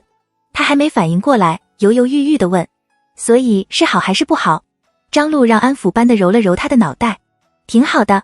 苏在在松了口气，突然笑了声，抬头吻了吻他的下巴。你看，谁敢相信？你曾经是一个英语只能考30分的人。张路让没说话，眼神温软，看他。哎，我眼光真好。他骄傲道。2天后，苏在在的高考成绩也出来了。苏在在不敢看，把准考证号和密码发给张路让，让他帮忙查。等了一会儿，苏在在又有些后悔。毕竟如果他考得不好，张路让估计也不知道怎么跟他开口。苏在在爬下床，走到书房里，打开电脑，还是自己查好了。他连网站都还没进去，放在电脑旁的手机震动了下。苏在在的呼吸一滞，咬着牙点开来，看了一眼，上面是他各科的成绩，还有总分数。苏在在粗略地扫过总分，645。随后他抬眼看着数学的单科成绩121，苏在在的忽然眼热。他想，如果没有张路让，他大概就只会考上一个普通的重本院校。如果没有张路让，苏在在绝对不会那么拼命的，不顾一切的去像那时候那样，只因为成绩就这样折腾自己。情绪难控，再难坚持，他也坚持下去了。这一刻，苏在在也能骄傲地对自己说，他的青春从未虚度过。我知道他是故意的，但还是想纵容张路让。2人的分数和排名按照去年分数线上记大都挺稳妥的。苏在在跟父母商量了一番，最后还是决定选择报 Z 大的新闻传播学。决定好之后，纠结的心情瞬间一消而散。他走到书房里，打开电脑，等待电脑开启的时间里，苏在在给张路让打了个电话。他将手机放在耳边，另一只手打开填报志愿的网站，输入准考证和密码。张路让很快就接了起来。苏在在拿起一旁的高考填报指南，翻开 Z 大的那一页。让让，你要选什么专业？张路让沉默了一瞬，很快就答，计算机。哦，苏在在的注意力全放在书上，声音有些迟钝。他的指尖在书上比划着，寻找着新闻传播学的代码。找到之后，他将几个数字默念了出来，然后才反应过来，再问了一次。啊，你刚刚说什么专业？张路让也没生气，耐心地重复道，计算机。计算机啊。苏在在想了想，那个专业秃顶率排第3。这不是我说的呀，我看微博看到的。张路让不想对这句话发表什么评价。他走到书桌前，边把电脑打开，边问道，你学什么？苏在在笑嘻嘻地答，新闻传播。张路让打开网站，输入准考证号和密码。输入密码的时候，他的指尖忽然一顿，莫名地想着，他好像没改密码，就是默认的身份证号码后6位。还没等他深想，就听到苏在在说，不会秃顶的，放心。张路让额角一抽，苏在在继续翻着志愿书，那我第2专业填什么好？那么多个空呢。张路让漫不经心抬了抬眼，进入系统后，在第1志愿输入学校的代码，想填哪个就填哪个。那你填什么？没填。你就只填一个。学校也是。苏在在的心里有些不平衡，你不怕报不上吗？闻言，张路让的声音里有了点犹豫，会吗？当然啊，专业填满了之后，我还要按服从调剂呢。苏在在长长的叹息了一声，声音里透出了几分心酸。我根本没感受到你想跟我上同一所大学。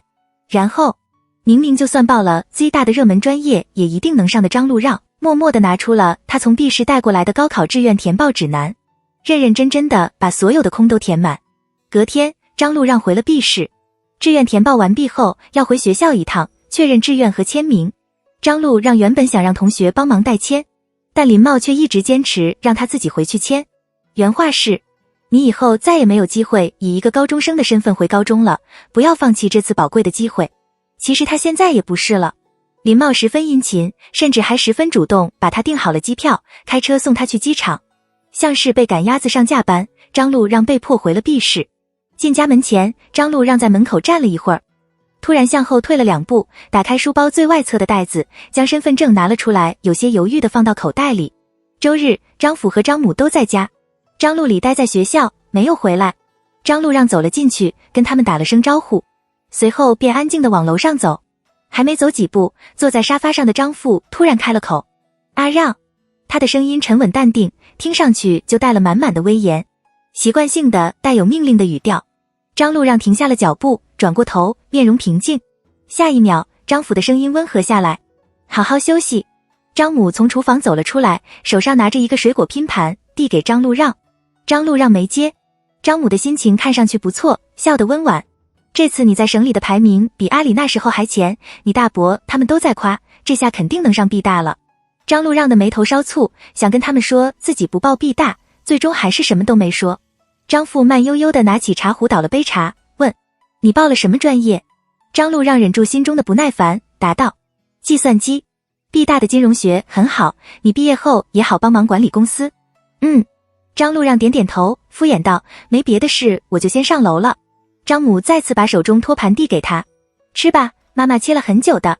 张路让忽然笑了下，只丢下2个字便往楼上走。不吃。张路让洗了个澡，回到房间，刚想回床睡觉，想起刚刚张父说的话。张路让转身走到书桌前，打开电脑，却一直连不上家里的 WiFi， 用手机浏览器也一直登不上高考填报网址。张路让焦灼地抓了抓头发，想让苏在在帮忙看，又怕真的被改了，会让他误会。他想了想，给张路里打了个电话。张路里很快就接了起来，有些受宠若惊。啊，哥，你怎么给我打电话了？张路让没跟他多说什么，单刀直入。你帮我看下我的高考志愿，准考证号是。虽然不知道他为什么突然说这个，张路里还是乖乖照做。半分钟后，张路里明朗的声音从那头传来：哥，你要去 Z 大呀？听说 Z 大好多美女啊，我这全他妈男人。张路让原本有些紧张的情绪被他这话弄得瞬间消散了不少。他忽然觉得有些好笑，但还是没忘自己的问题，是不是只报了 Z 大一所？确认志愿没被改之后，张路让才松了口气。他跟张路里再说了几句，便挂了电话，把手机放在一旁。临睡前还在想着自己是不是想太多了。第二天，张路让起床的时候，父母已经出门上班了。他收拾好东西，打算去学校签完名便直接去机场。到毕中后，张路让上了3楼，走进班主任的办公室。班主任跟他打了声招呼，从面前的一沓 A4 纸中翻出他的志愿表，确认一下，有填错的还能去教务处改改。张路让点点头，刚想看的时候，手机忽然响了声。他垂眸看了一眼，拿着表便往外走，出去听。苏在在打来的。他的声音无时无刻都充满了生气，每字每句都带着令人心情愉悦的笑意。让，我昨天梦到你秃顶了。张路让原本的好心情瞬间消失殆尽。哦，注意到他的情绪，苏在在立刻讨好道：不过还是很帅，嘿嘿嘿。张路让完全不想理他。苏在在换了个话题：明天我去确认志愿，你跟我一起去吗？张路让垂眼，下意识地看着手中的纸。不去。没有得到想要的答案，苏在在开始不择手段的撒谎。啊，王楠也去，他都不知道我有男朋友。其实我也跟你说过，我在 Z 中挺出名的，因为太漂亮了。你难道不想对我宣示你的所有权吗？张路让刚想同意，就听到苏在在可怜巴巴地说：哎，你不知道，你去 B 市读高中之后，你那个前桌老来找我，说我们肯定会分。他愣了一下，立刻道：我下午就回去。那去吗？挂了电话之后，张路让抿着唇，看着那张志愿表，下颚紧绷，像是气到了极点。张路让的眼神冷了下来，下一秒，他的嘴角忽然弯起，毫无温度。纸张上，第一志愿那里赫然显示着毕大金融学。有时候，我觉得我像是在跟一个男人谈恋爱。张路让冷着脸，把手中的纸揉成一团，扔进旁边的垃圾桶里。他快速地下了楼，往2楼的教务处走。里头有2个学生正排队修改着志愿。张路让的脚步停了下来，在旁边等待着。他拿起手机，在相册里翻出一张照片，是之前在网站上报考完后，他拍下来给苏在在看的。很快，其中一个学生修改完，拿着新打印出来的纸往外走。张路让走了过去，看着老师帮他打开了网站。他弯下腰，慢慢地输入准考证号和密码。敲回车键的时候，手心紧张地冒了汗，喉结下意识地滚了滚。登录成功，进去了。张路让松了口气，快速地按照手机上的图修改志愿。填完之后，他耐心地检查了2-3遍，才确定下来。老师握住鼠标，看了一眼，问：这次确定了吧？张路让点了点头，突然问道：老师，我签了字之后，志愿还能再改吗？老师正准备帮他将志愿表打印出来。闻言，他手上的动作立刻停了下来，皱着眉道：当然不能啊，你还没考虑好。听到确切的答案，张路让提着的心终于放了下来，轻声道谢：考虑好了，谢谢老师。签完字交给班主任，张路让出了办公室，在门外站了一会儿。半晌后，他回过神来，往校外走。因为没有限定时间来签字，所以学生们都是陆陆续续的来。壁中靠海，长长的石路上，偶尔迎面走来几个学生，脸上都带着愉悦的笑意。靠栏杆的那头，底下的海水打着石桥，发出哗啦哗啦的声响。张路让忽然停了下来，单手撑在栏杆上。他翻出手机，给张路里打了个电话。再次接到张路让的电话，张路里的情绪依然高涨。喂，哥，还要我帮什么忙吗？张路让垂眸盯着底下的海浪，沉默了片刻。他想了想，轻声问，你高考志愿有被爸妈改吗？张路里的声音停顿了下，乖乖地回答，我的志愿就是他们给我填的呀。不过我那时候挺想选 T 大的临床医学的。张路里笑嘻嘻地说，但他们不让，我就觉得算了。说了半天，张路里突然反应过来，哥，你的志愿被改了。张路让的指尖无意识般地敲打着栏杆。听到这话，他漫不经心地应了一声，我先挂了。听到肯定的回答，张路里的声音变得着急了起来，那改回来没有啊？学校还能不能改？昨天是不是截止了呀，阿里？张路让弯了弯唇，慢慢地说，我不会再回来了，必是。那头沉默下来，很快就哦了一声。张路让挂了电话。他在原地发了一会儿呆，最后还是忍不住给张母打了个电话。喂，阿让。张路让淡淡道，你改了我的志愿吗？张母似乎愣了一下，很快就解释道，Z 大离家里太远了，你高中那时候去 Z 市那边读书，妈妈天天都放心不下。张路让打断了他的话，我跟你说过，我想去那。似乎有些烦躁他的反抗，张母的声音渐渐沉了下来，你自己想想，你从 B 大毕业之后，直接到你爸爸的公司上班，多好的路，我们全帮你铺好了，全是为了你好。张路让像是什么都听不进去，眼底宛若一滩死水，毫无波澜。我改回去了。电话那头的呼吸一顿，猛然间，张母的声音尖锐了起来，怎么改了？昨天不是截止日期吗？听到这话，张路让忽然懂了些什么，他有些庆幸，却又自嘲般地问道，你不知道我为什么要回家吗？张路让突然问这个问题，让张母有些莫名其妙。你回家需要什么原因？张路让没说话。挂电话之前，他想起了昨天那盘水果。张路让的手心握紧栏杆，语气像是个孩子，带了责怪而委屈的语调，可又并不像是那么在乎。阿里才喜欢吃橙子。张路让在原地站了一会儿，从口袋里拿出家里的钥匙，认真地想了想。他想了很久，都想不到有什么能值得让他再回那个家。手一抬，翻转，钥匙掉入海里，轻轻的，悄无声息的沉入最深处。张路让从不觉得父母不爱他，只不过是比起给张路里的，他们分给他的爱少了些。但他一直相信，爱是有的，只不过没有他想要的那么多。下了飞机，张路让从走出出站口，他下意识地扫了周围一圈，一眼就看到在外拿着手机等待着的苏在在。张路让愣了一下，大步地走了过去。苏在在也同时看到了他，兴奋地对他摆了摆手。他直接忽略先前问了他航班号的事情，装作一副给他惊喜的样子。感不感动？我可等了好久呢。那一瞬，见到他的那一瞬，张路让觉得自己缺了一个口的心脏蓦地就被填满了。他忍不住将手中的袋子扔到地上，弯下腰，伸手将他圈入怀中，脸颊贴在他的颈窝处，温热的气息毫无规律。苏在在觉得有些痒，忍不住动了动，立刻被他揪了回来。他忽然有些慌张，将他往外推，你先让我看看我有没有认错人。张路让感受到他胸膛前的起伏，瞬间一顿。苏在在立刻笑嘻嘻地说，我怎么可能认错啊，你真好骗。冒着粉红泡泡的空气瞬间被他这话吹走。他松开了手，抬起头垂眼看他。张路让的眼神有些沉，不知为什么看上去有些委屈。苏在在控制不住自己的欲望，抬手戳了戳他的脸，盯着他看了一会儿，才认真道，好一个国色天香的大美人。张路让默默地把地上的行李拿了起来，牵着他往外走。走到一半，苏在在再度问道，你还没跟我说你感不感动？闻言，张路让侧头看了他一眼，嘴角蓦地弯了起来，认真又顺从地说，很感动。走了一小段路，张路让忽然开口，像是随口说的话，以后我就待在 Z 市，不回去了。苏在在还没来得及说些什么，就听到他继续道，我爸妈不喜欢我，如果他们给的爱代价是要将他的自由捆绑，那么张路让宁可不要。苏在在下意识地看他，握住他手的力道重了些，他不知道该说什么。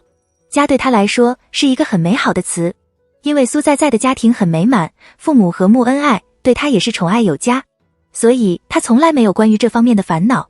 一旁的张路让忽然认真道：等我们大学毕业了，我就跟你求婚，好不好？然后他们可以共创另一个家，一个只属于他们两个的，能将他缺失的爱弥补的家。苏在在的呼吸一滞，受宠若惊的心情瞬间从心底浮了起来，但他下意识的就拒绝了。不好。张路让一愣，突然想起了苏在在之前跟他说的那句话：你是不是想玩弄我？想到这个，他的表情瞬间变得十分难看。张路让咬了咬牙，回忆着在微博看到的情话，刚想一一说出来哄他，就听到他说：这种事情让我来。一句话将他接下来要出口的情话全数憋了回去。以后原来他也有想。张路让。夜色浓稠如墨，点点繁星点缀其上。房间里空调的运作声在此静谧中显得格外响亮，床边的闹钟秒针转动着，发出哒哒的声响。梦魇将他困住，怎么都挣脱不开。梦境里的人的话像是掺了毒，药的针一根一根地戳在他的心上，毒要一寸一寸地化开，深入骨髓，疼得他连气都喘不过来。早知道有阿里，我就不生你了。那一瞬，疼痛到了一个极端。张路让猛地被惊醒，感受到背后一片汗涔涔。他坐在床上，平复着心情，调整混乱的呼吸。张路让烦躁地抓了抓头发，起身准备下楼倒杯水喝。床旁边的苏苏被张路让的动静吵醒，爬了起来，跟在他的后面。路过林茂房间的时候，发现他房间里的灯还大亮着。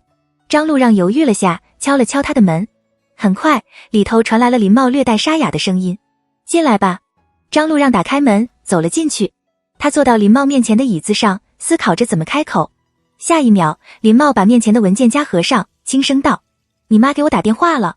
张路让的脸上没带什么情绪，眉眼垂了下来。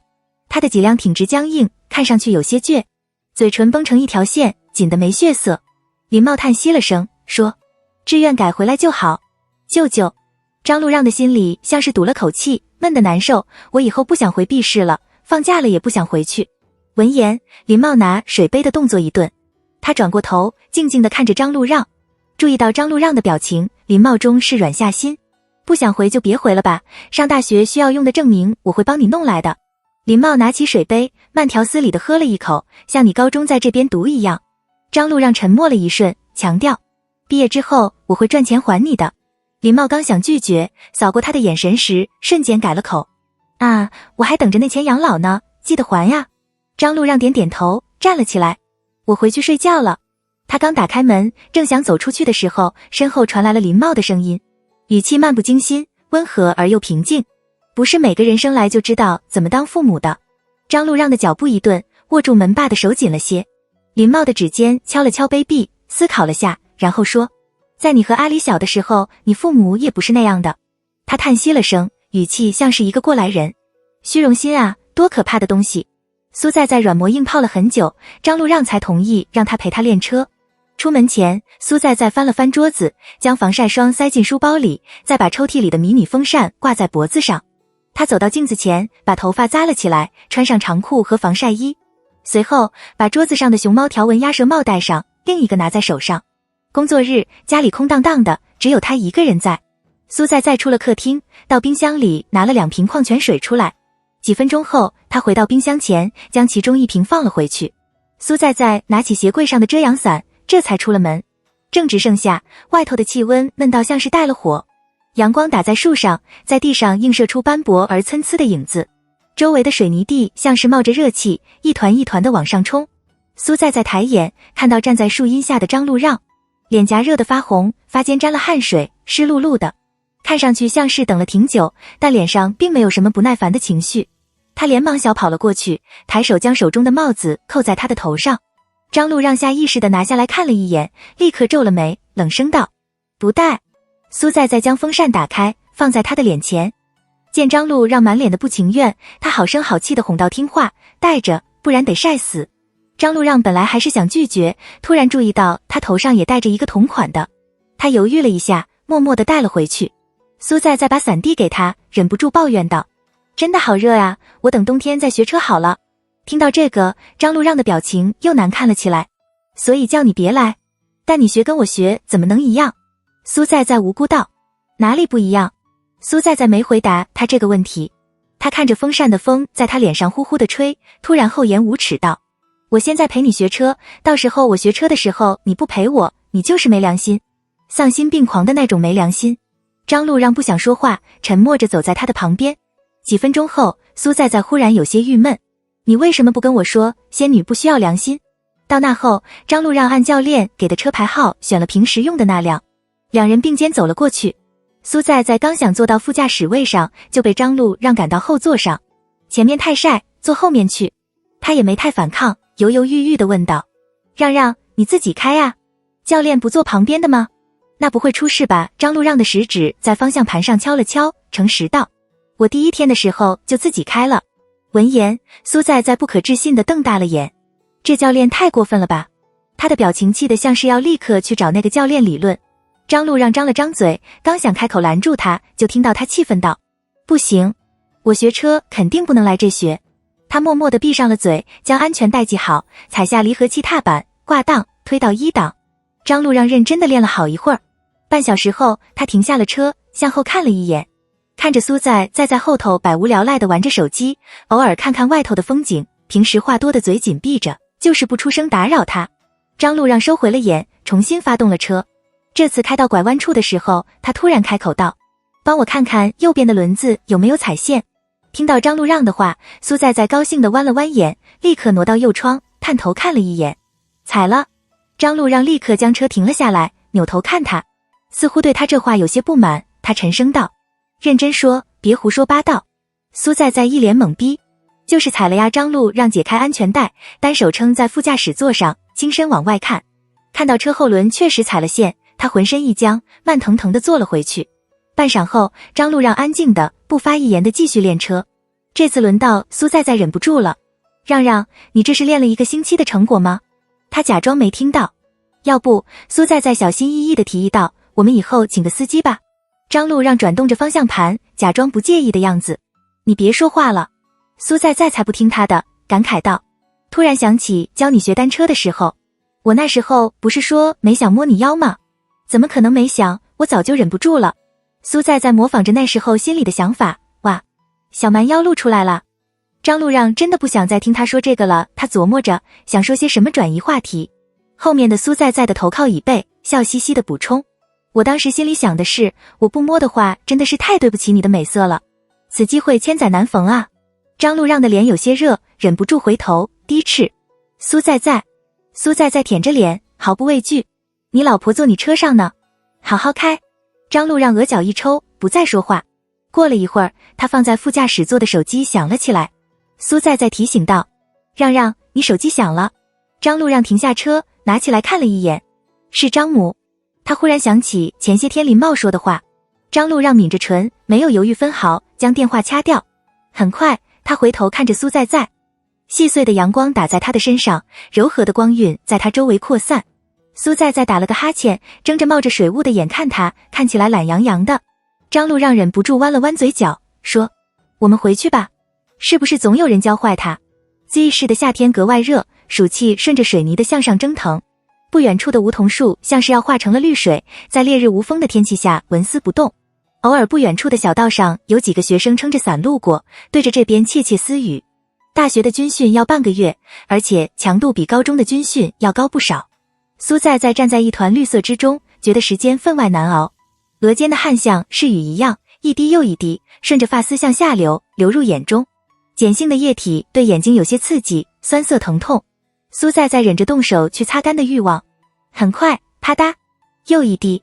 苏在在实在忍不住了，刚想打报告，就听到远处的哨声响起。他在心底暗自松了口气。听到教官说休息后，他直接坐在滚烫的地面上，从口袋里掏出纸巾擦脸。周围的同学一冲而上，走到旁边去喝水。同宿舍的舍友崔宇璇替苏在在把水瓶拿了过来，坐在他面前说话。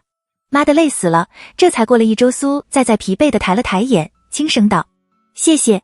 另一个舍友张可凑了过来，望着不远处说：不过妇联真的好帅啊。是好帅，但是太凶了。苏在在没有参与这个话题。喝完水后，他站了起来，把水瓶放了回去。苏在在捏了捏后颈，抬头刚好和妇联的视线对上，五官硬朗，嘴唇抿得很紧，看上去十分严肃。是挺凶神恶煞的。苏在在收回了眼，慢腾腾地走了回去。3个舍友还在谈论那个妇联，妇联好像也是我们系的，大二新闻学。苏在在他们的聊天声里莫名地走了神，不知道让让有没有涂防晒霜，他给他买的比自己用的还贵呢，不过量好像不多，不知道够不够用。今晚再上网买一瓶好了。下午的训练比上午的轻松些，苏在在的汗腺像是被热天开发了出来，稍微热一点，汗水就不断向下砸。趁教官不注意，苏在在快速地伸手用袖子擦了擦汗。苏在在擦完汗，而且还没被教官发现，这感觉简直神清气爽。他的窃喜还没持续多久，不远处的妇联慢条斯理地走了过来。妇联的嘴角弯着笑，看起来莫名有些恶劣。他站定在苏在在的面前，没有开口。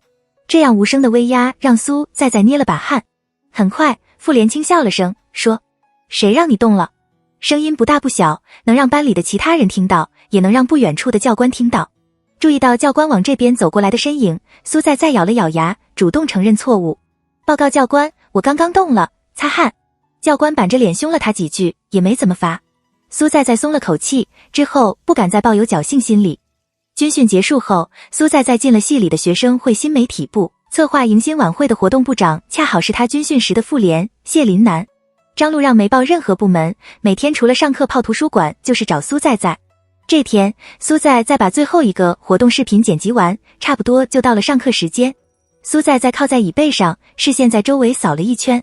另外3个舍友都还在床上睡午觉，昨晚熬夜了，这会苏在在困的眼睛都快睁不开。苏在在的课表和宿舍的人不太一样，下午他有一节思修课，可他的舍友们却一节课都没有。苏在在想起上周没去被记了旷课，他心底万分纠结，这次要不要去。如果他不去的话，基本不会有人帮他带点到，而且旷课次数多了，老师会不会以后每节课都点他？犹豫了良久，苏在在捂住良心，还是决定再旷一次。决定好后，苏在在也不再纠结，立刻爬到床上准备睡觉。睡之前，他先在微信上跟张路让说好晚饭一起吃，顺便抱怨了下点名的事情。苏在在，哎，真的好气。苏在在，我去的时候老师从来不点我。苏在在，我一不去他就一定会点我。张路让盯着他发来的话，很快就明白了过来，皱了眉。你又要旷课？苏在在已经决定好了，也不怕他说教。苏在在，让让，你要想想。苏在在，旷课3次才直接挂科。苏在在，反正我已经被记过1次了。苏在在，这样一想，我不旷够2节真的是太对不起自己了。那头的张路让似乎被他噎到，半天都没回复。苏在在越想越觉得有道理，再次提醒他晚饭一起吃，便把手机放在一旁，将被子盖在脑袋上，一瞬间就陷入睡梦中。另外一边，张路让叹了口气，从手机里翻出苏在在的课表。下午第1节，他刚好没课。张路让收拾了下东西，拿了本专业课的书塞进书包里。宿舍里窗帘紧闭着，舍友匀速的呼吸声轻而缓，空调运作着，温度稍凉，在这样的盛夏中格外舒服。张路让打开宿舍门，门有些老旧，发出吱呀一声，再随着砰的一声，将张路让与里头安静舒适的气氛隔绝。大热天，他要去一个没有空调的大教室，给他女朋友点到。张路让无法描述这种心情，他以前最不喜欢这种助纣为虐的事情了。虽然现在苏在在是这样说，但之后如果他被记了旷课，心情估计又要不好了。那还是住吧。到那后，张路让找了后排角落的位置坐下，他将耳机从书包里抽了出来，放在一旁，打算等点完名就戴上，认真看书。后排的2个女生正压低声音聊着天，说的话清晰地传入他的耳中。你看，谢林南又来了是哎，你说他老过来干嘛？他重修？不可能吧，他拿了奖学金的。很快，上课铃响起，一个微胖的女老师站在讲台，打开点名系统。张路让顿时停下了笔，认真地听着他点的名字，不一会儿就点到了苏在在。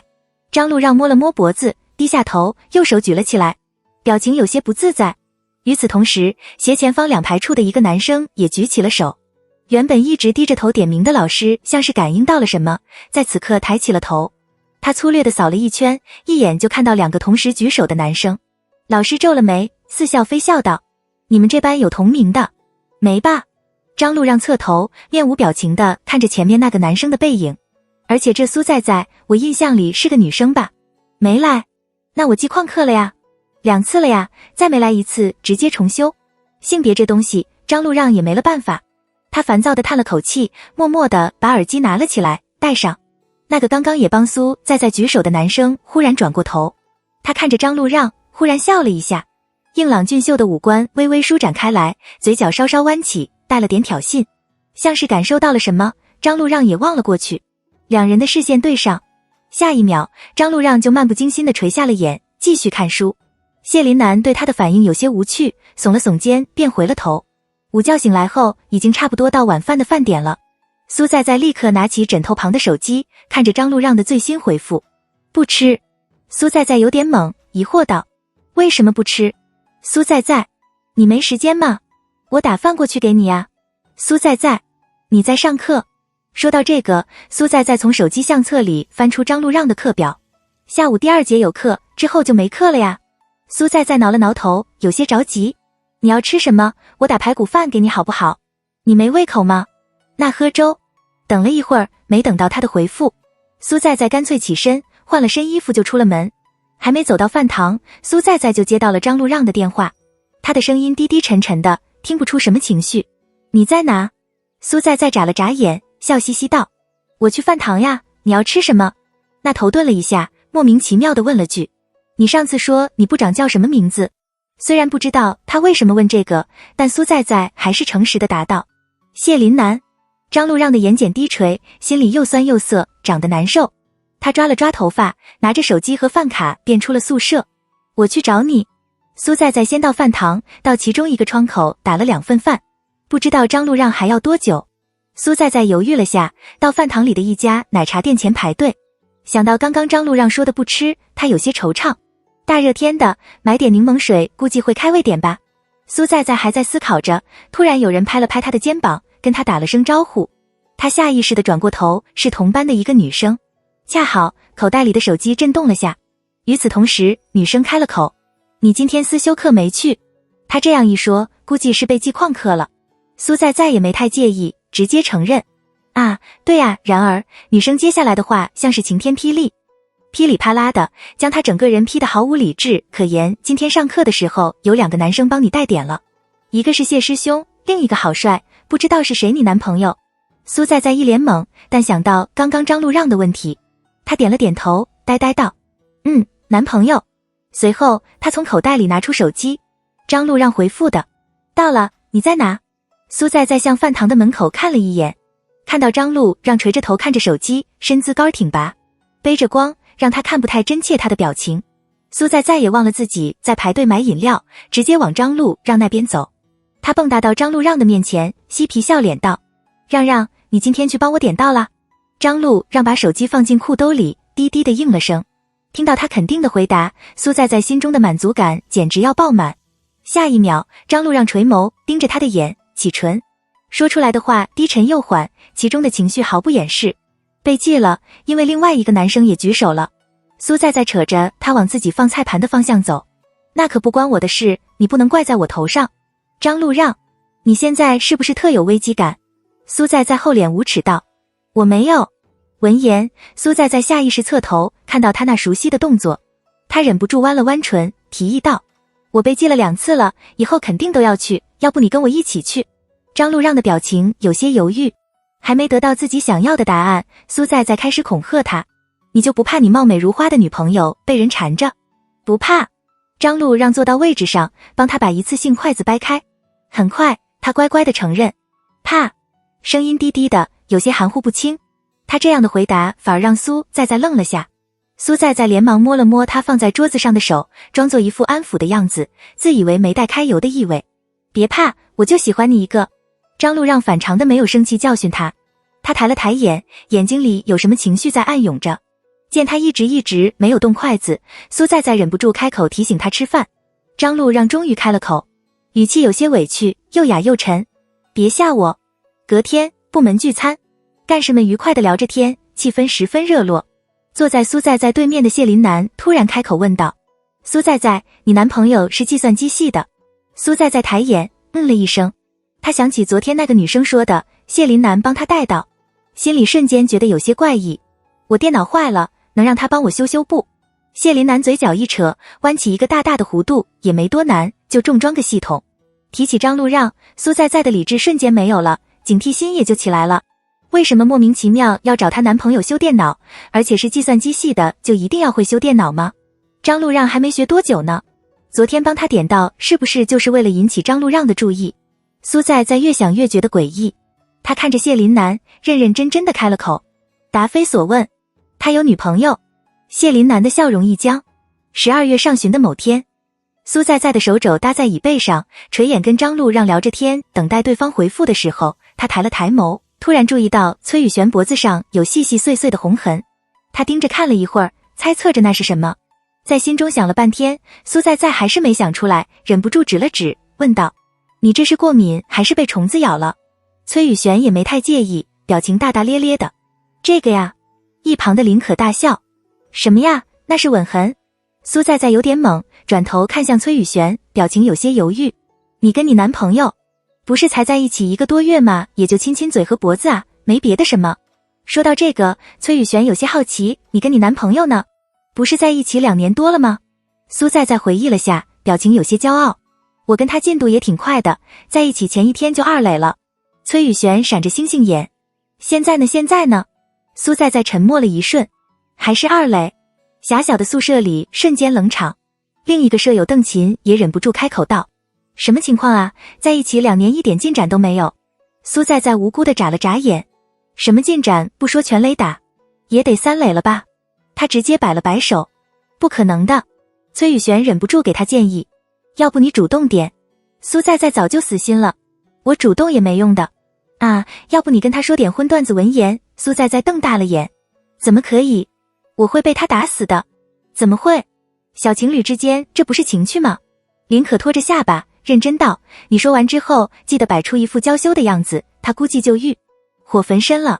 苏在在沉默了下来，思考着他的话，表情若有所思。墨色的天空，深灰色的云朵晕染其上，月光透过薄薄的云层洒了下来，映在无波澜的湖水上。周围的风声很大，寒意有些刺骨。苏在在被张路让牵着围着湖边走，他叽叽喳喳地说着最近发生的事情，一旁的张路让认真地听着。两人一个说一个听，格外和谐。就快走到宿舍楼下的时候，苏在在突然想起林可的话。他侧了头，看着她在月光下泛着光泽的唇，红得艳丽，像是一朵引人采摘的花。苏在在下意识地咽了咽口水。很快，他停下了脚步，引得张路让也停了下来。旁边的人忽然不走了，而且连话都不说，让张路让有些疑惑。他转过头，垂下眼看他。怎么了？苏在在避开张路让的视线。他咬了咬牙，将想了1个晚上的关于张路让的荤段子说了出来。让让。听到他开了口，张路让才松了口气，应了一声。以后我跟你说让开2个字的时候，意思就是。张路让看着他发顶的小旋儿，淡淡的应了声。张路让把腿张开，记得要张大点。他说完很久后，张路让都没说话，耳边的风声越发的大，像是在嘲笑他的话。这个段子他想了很久的呀，感觉又撩人又适合此刻的氛围。就算他不觉得好玩，也不应该生气吧。苏在在有些慌乱的抬起头，思考着是不是自己还没摆出娇羞的姿态，还没等他想好。沉默了良久的张路让终于开了口，声音冷得僵硬，完全没有想笑的意思。你自己回去吧。他说只有张路让。虽然他话是那么说，但握着他手的力道一点也没放松。苏在在没注意到，心思早就被他那冷脸唬住。他立刻怂了，娇羞什么的，在这一瞬间全数被他抛之脑后。张路让别过了眼，看着不远处的小湖泊，银流倾泻，在他侧脸的曲线上染出浅浅的光泽。脖子上那突出的一块喉结慢慢的滑动着，在路灯的映衬下格外明显。苏在在也不知道该说什么，色心一起，还没想好后路，就直接把那么下流的话说了出口。这算不算是口头猥亵？他怎么能因为内心的欲望就冲昏了头脑，听取了舍友的话？张路让和别的男人不一样啊，这对他来说算是什么情趣？他会不会？想起张路让以前说的话，苏在在忽然有点怕了。那种恐惧像是一条又一条的丝线，形成一张网，将他的心脏紧握。我这种方法是不是更容易追到你？我可能会报警。报警。他下意识地松开了张路让的手，垂着脑袋解释道。我跟你开玩笑的。张路让将头转了回头，低头看他，等待着他接下来的话。脸上没带什么情绪，也看不出他到底有没有生气。下一秒，苏在在的话让他的冰冻的表情出现了几丝裂痕。你别报警，呜呜，他有些无言以对。谁教你这些的？苏在在睁着冒着水雾的眼，内心动摇了片刻，最后还是坚定的没有背叛舍友。他的脑袋飞速的运转着。苏在在舔了舔唇，扯住张璐让卫衣上的绳子，直接凑上去亲。他实在不知道怎么回答了，还是用这种粗暴简单又舒爽的方式堵住他的嘴巴最开心。哪知张璐让没反应过来，他下意识地仰了仰头，导致苏在在的嘴唇只轻轻地触碰到了他的下巴。苏在在瞬间有种被人扇了2耳光的感觉。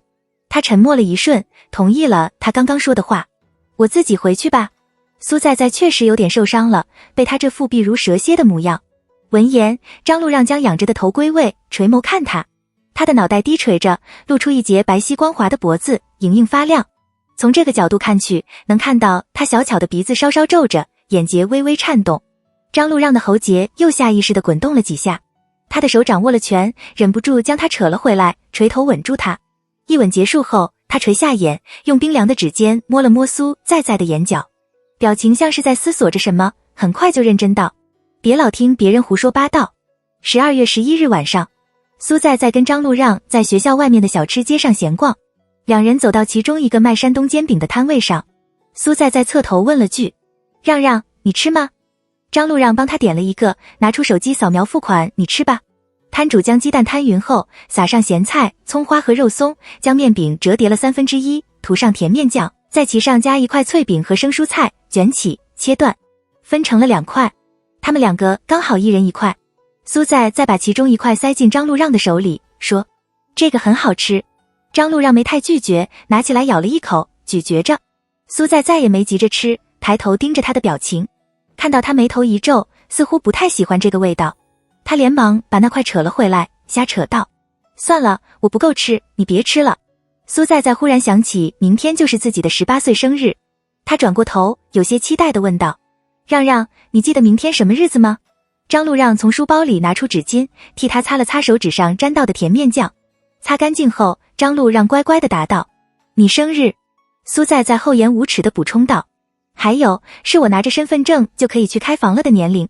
见他的表情立刻又难看了起来，苏在在眨了眨眼，无辜道：我就很纯洁的去开个房，没要干别的什么，你别想歪。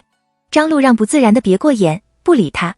不过带上你也挺好的，他笑嘻嘻地说。快吃，要回去了。苏在在咬着煎饼，突然道：明天我们部门的人说要给我庆祝生日。听到这话，张璐让皱了眉：你部长也去？他去不去关我什么事？苏在在吃着东西，声音有些含糊不清，反正我不去，我让他们别弄了。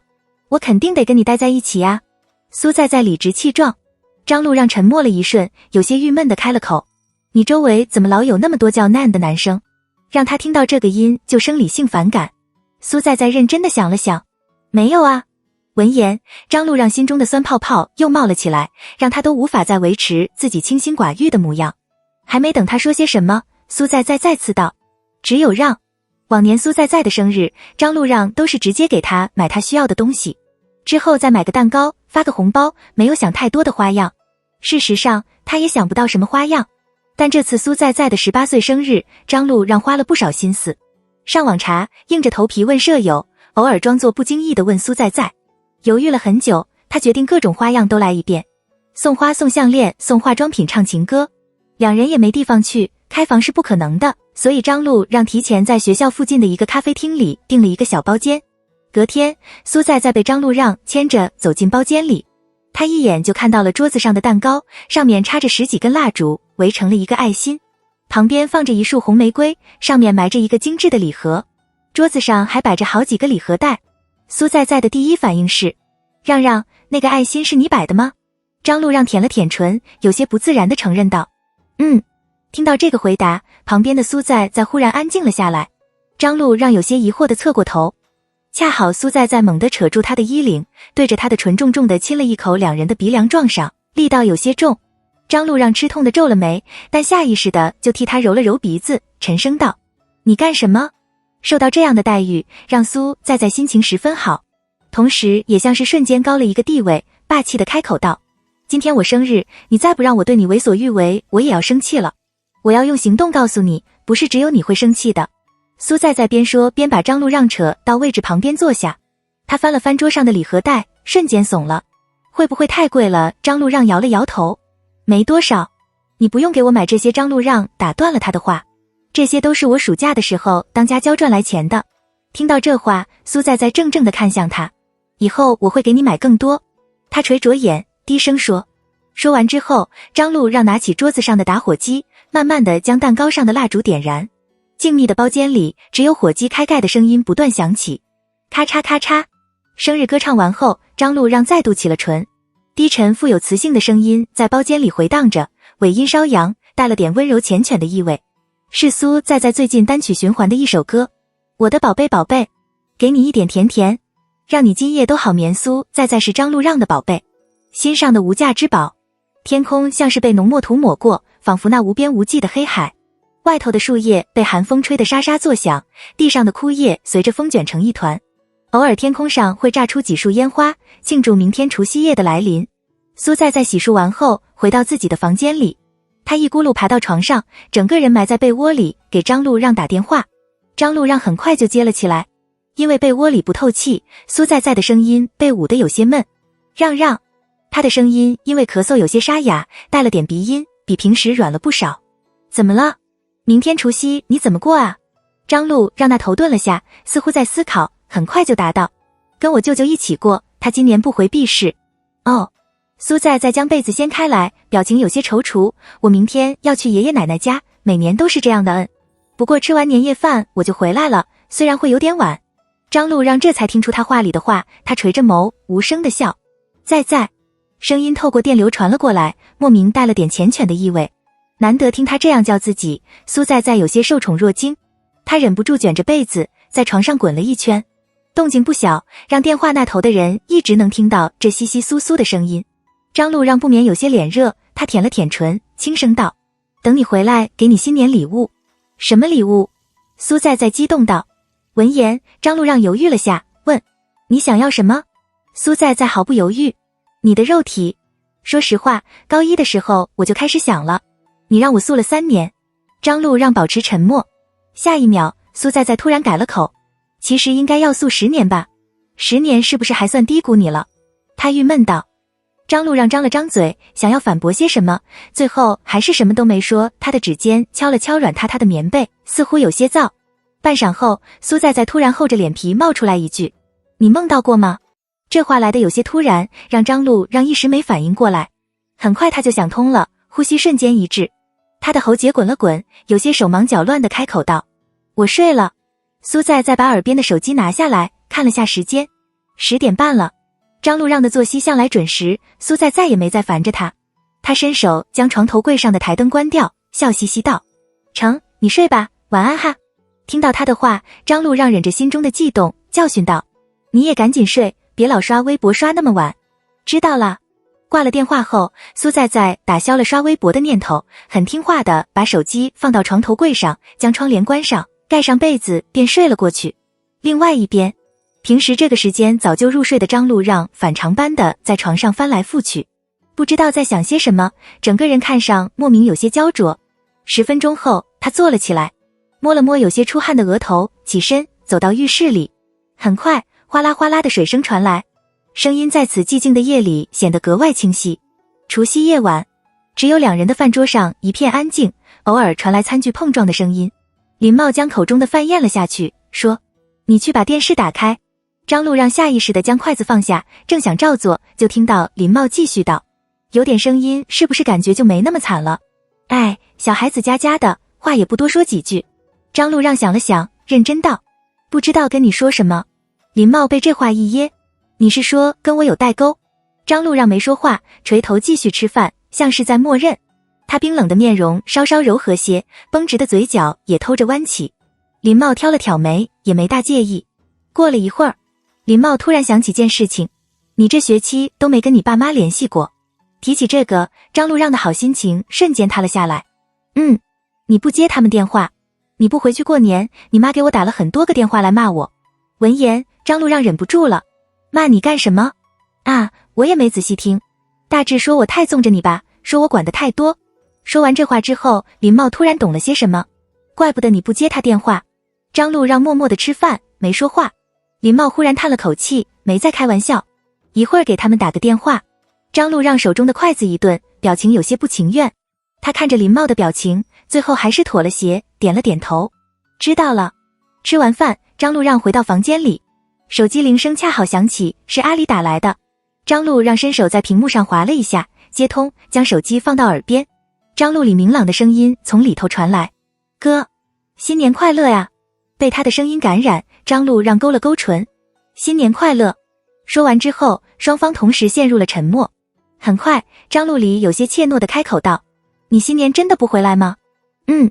最近爸妈总是吵架，我觉得新年过了之后，妈可能会去 Z 市找你，你要不给她打个电话吧？今天年夜饭我看她都没吃多少，哥你也别太……张路里似乎说不下去了，他的声音一下子变得闷闷的，你也不能说不回来就不回来啊！张路让盯着自己手掌上的纹路，失了神。我知道了。挂电话之前，他听到张路里再度开了口，声音带了点小心翼翼。哥，我想考 Z 大的研究生。张路让没多大在意，淡淡道：你自己决定就好。张路让犹豫了一会儿，很快就拨通了张母的电话，只响了一声，那头就接了起来，没有立刻开口。两方像是在僵持，一场无声的拉锯战。最后还是张母先忍不住，声音因为愤怒有些尖利：张路让，你还当我是你妈吗？平时不接电话，现在连过年也不回来。张路让没说话。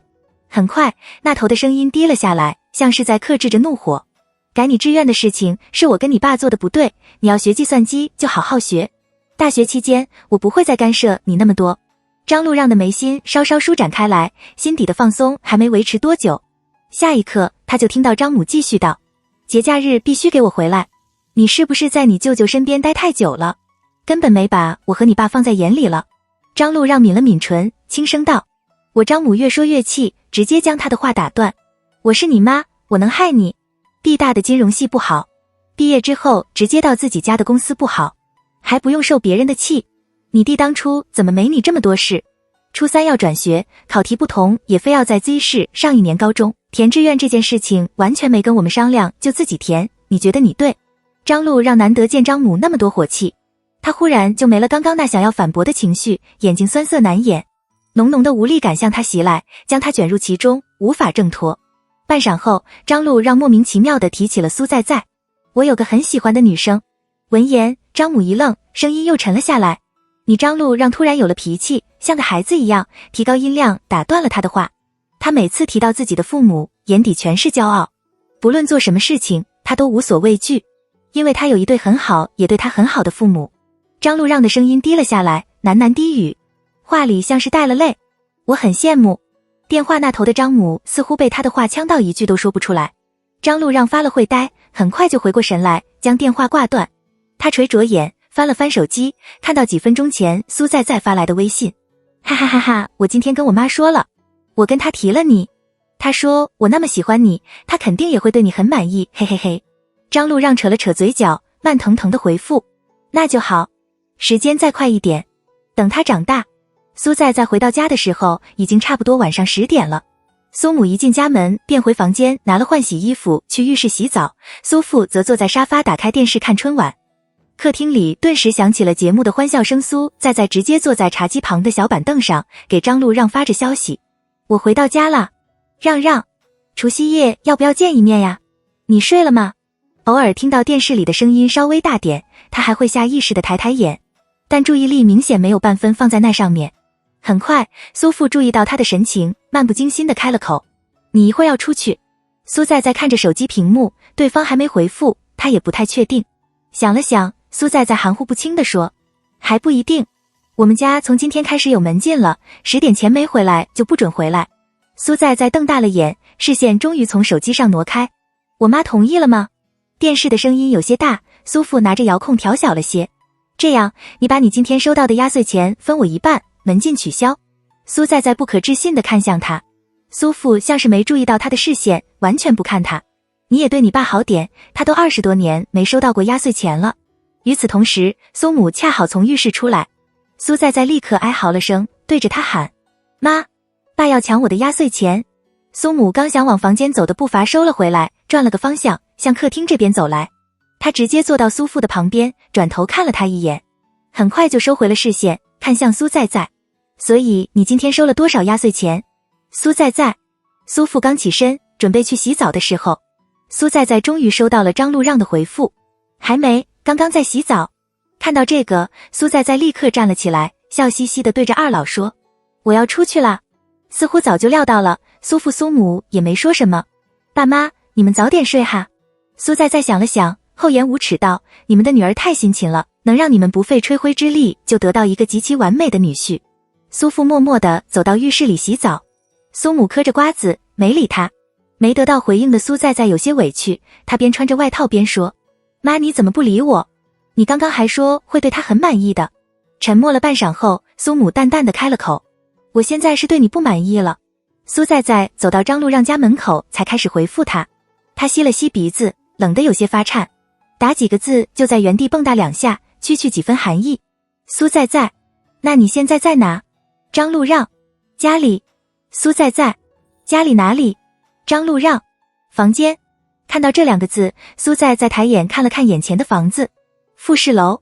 苏在在刚想问张路让房间在1楼还是2楼，还没等他开始打字，面前的门书屉打开来，咔嚓一声，伴随着男人高挺的身影。张路让刚洗完澡，发间还有些湿润，手上拿着的手机屏幕亮着，细看的话还能看出上面是跟他的聊天窗。穿着一件暗蓝色薄毛衣和一条灰色的修身长裤，一副室内的装扮，完全无法抵挡外头这7、8度的气温。苏在在的眉头一下子就皱了起来，满脸的不高兴。你先把头发吹干，穿件外套再出来。门前的声控灯因为他的声音再度亮起暖黄色的灯打在他的脸上，像是柔化了他的面部曲线，温润和冷清的气质一下子就融合在了一起。张路让盯着苏在在冻得发颤的身子，沉默了一瞬，很快就向他这边走来，牵起他的手揉搓了2下。随后他第一次松了口：你要不要进去待会儿？语气很柔和，像是他有了点动摇就立刻把他送回家一样。想起他以前死活不让他进去的模样，苏在在真的有些受宠若惊。他本想立刻答应下来，但突然想起这么晚了，张路让的舅舅肯定在家。想到这个，他还是有些退怯了。苏在在犹豫了下，诚实道：你舅舅在，我不敢进去，他不在。张路让轻声道：他刚刚出去了。这个回答让苏在在松了口气，刚刚怂了的模样立马消失得无影无踪。那快进去吧，别浪费时间了。让让，春宵苦短啊，你还要我要提醒你吗？张路让沉默着，从鞋柜里给他拿了双没穿过的室内拖鞋，蹲下来放到他的身前。苏苏在他们2个旁边兴奋地转着圈。苏在在笑嘻嘻地弯下头，摸了摸他的脑袋。很快，张路让牵着他往客厅走，注意走的方向是往明亮宽敞的客厅。苏在在立刻扯着他停下步伐，他下意识地回头看：你让我待在客厅吗？你不怕你舅舅突然回来了吗？张路让有点懵，怕什么？他的嘴里还含着一句，而且他也没那么早。还没等他说出来，张路让就听到苏在在有些小心翼翼地说：就我一个人来你家，跟你单独相处。听到这话，他的表情瞬间有些不自然。张路让下意识地握了握另一只空着的手，张了张嘴：那我送你回去吧。下一秒，要是你舅舅误会我要对你做什么怎么办啊？张路让，他垂下眼看他，盯着他的表情，看上去好像很认真，好像真的没有半点开玩笑的意思。张路让顿了顿，很快他安安静静的妥协的牵着他往楼上走。苏在在紧绷的心情终于放松了下来，他抬眼看着张路让的背影，莫名的沧桑也不少。苏在在顿时觉得他像是带着视死如归的情绪把他带进他的房间里。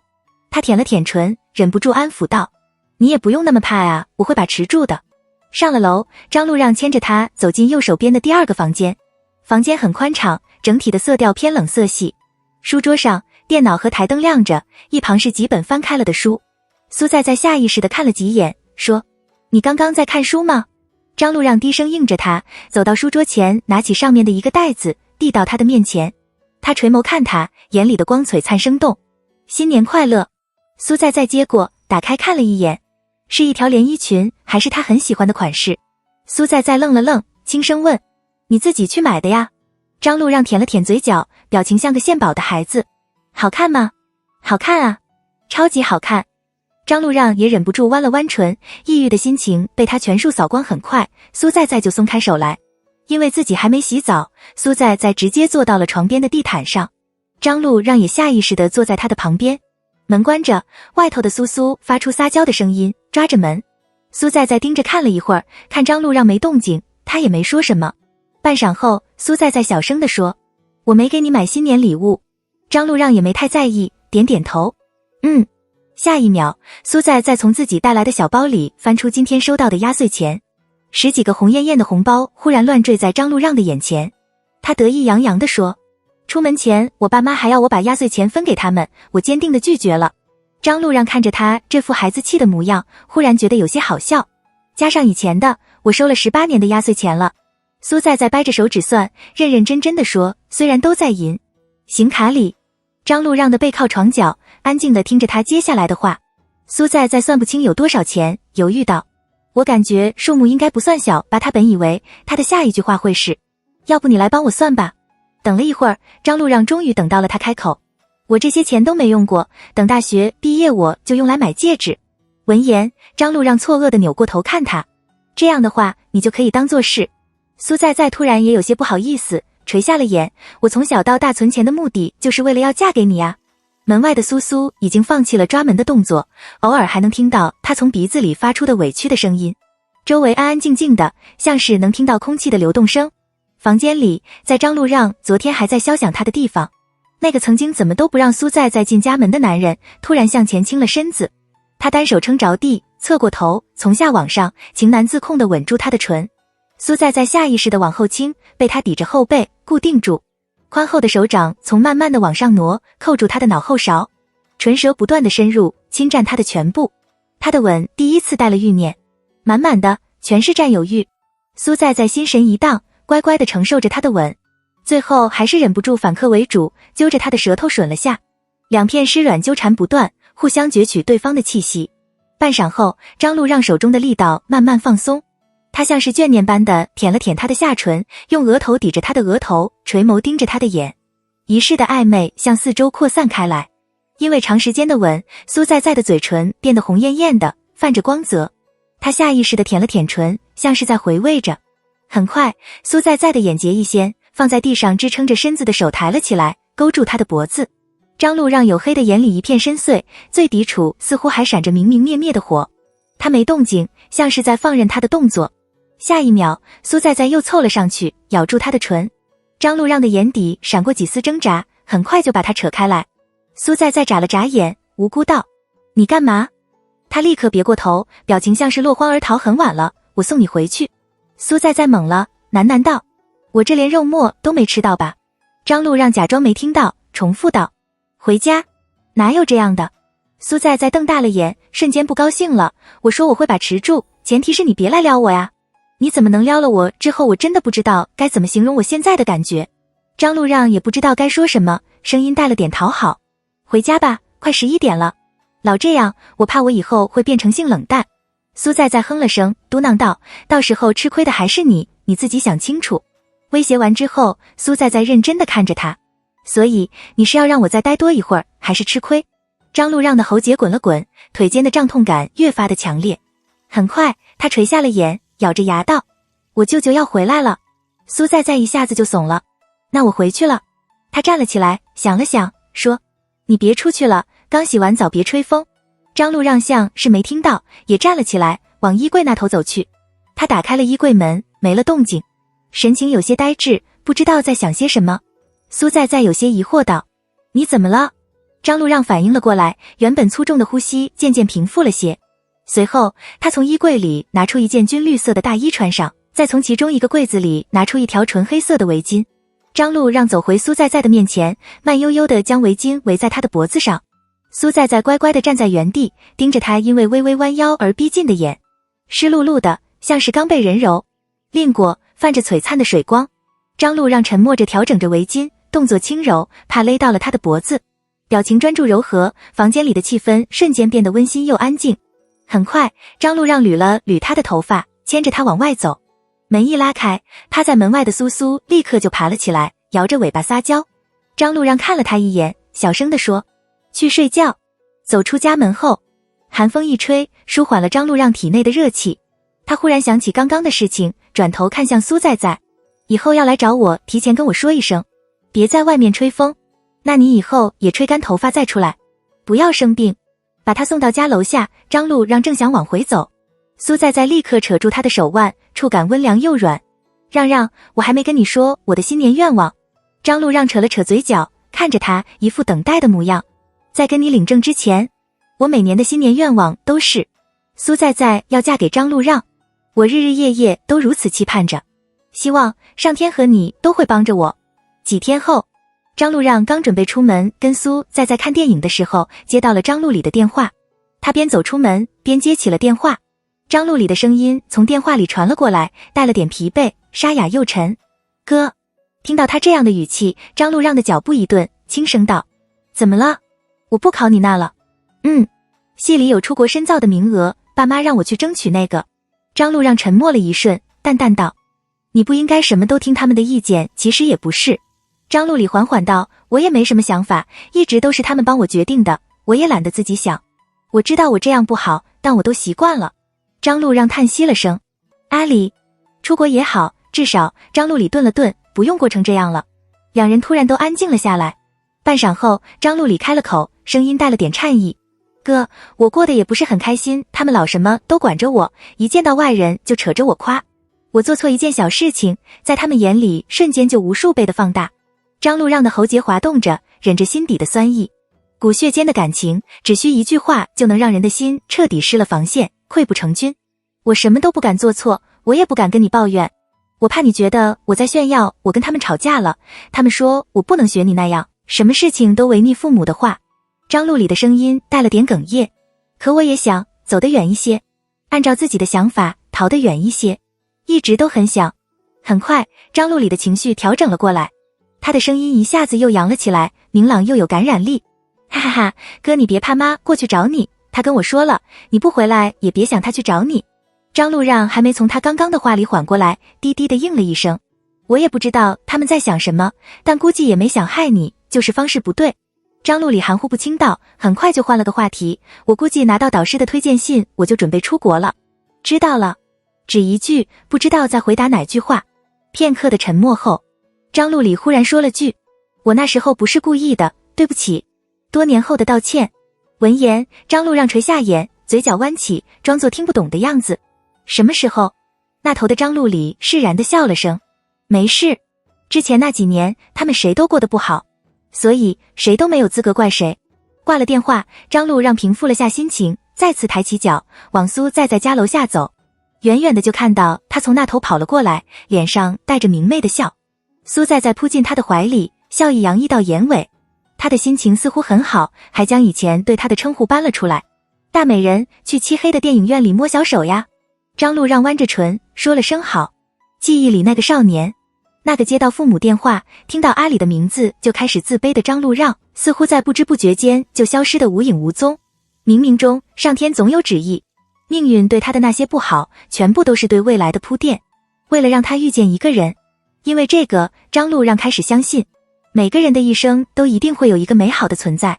他的多简单，就只有3个字，含在嘴里缱绻多久都舍不得放开的3个字。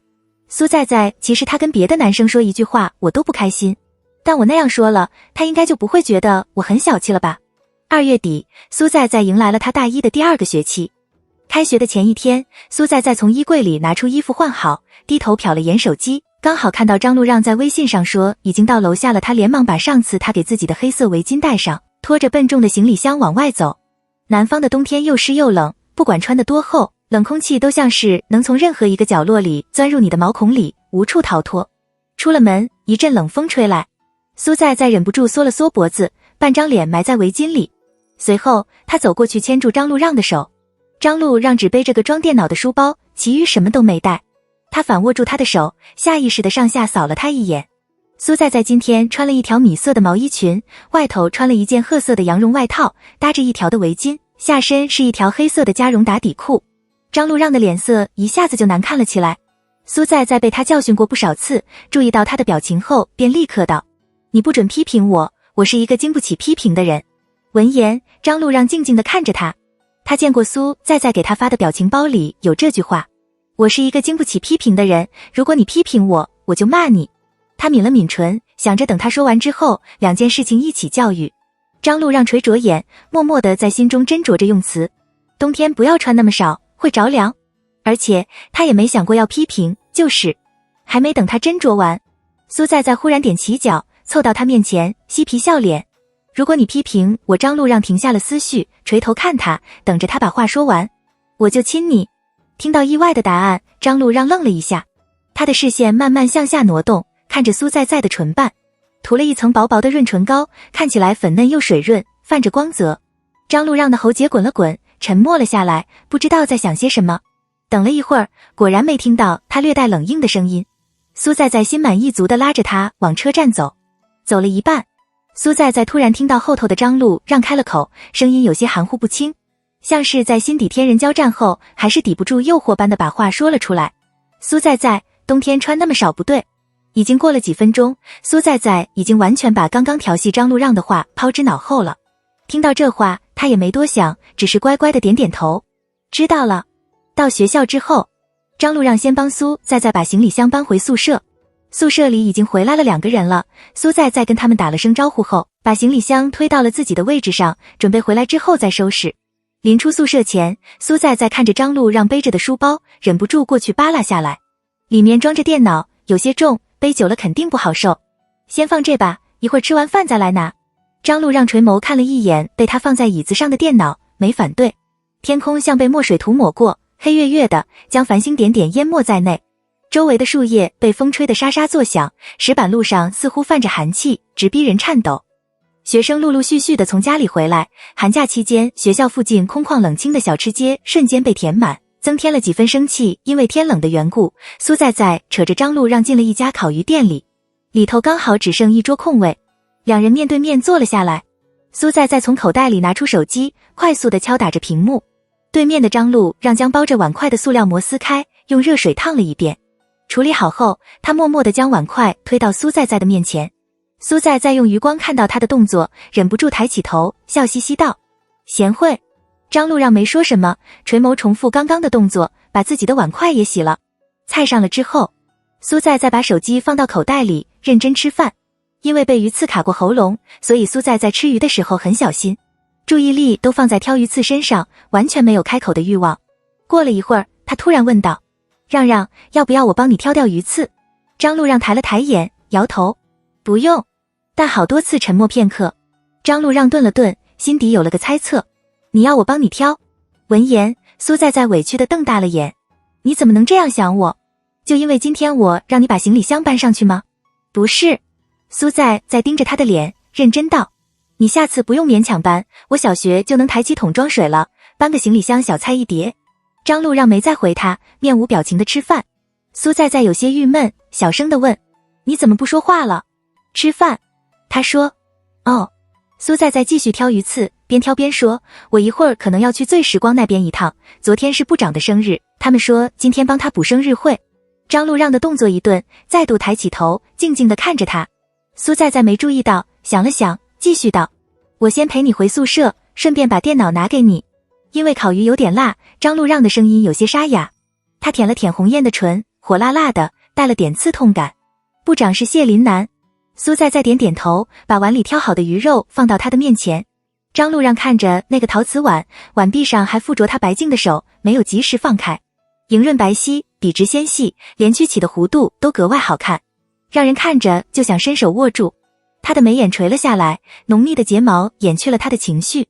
张路让不知道该说什么，他把碗推了回去，认真道：电脑明天再拿吧，等会我送你过去那边，晚上别一个人走，我不放心。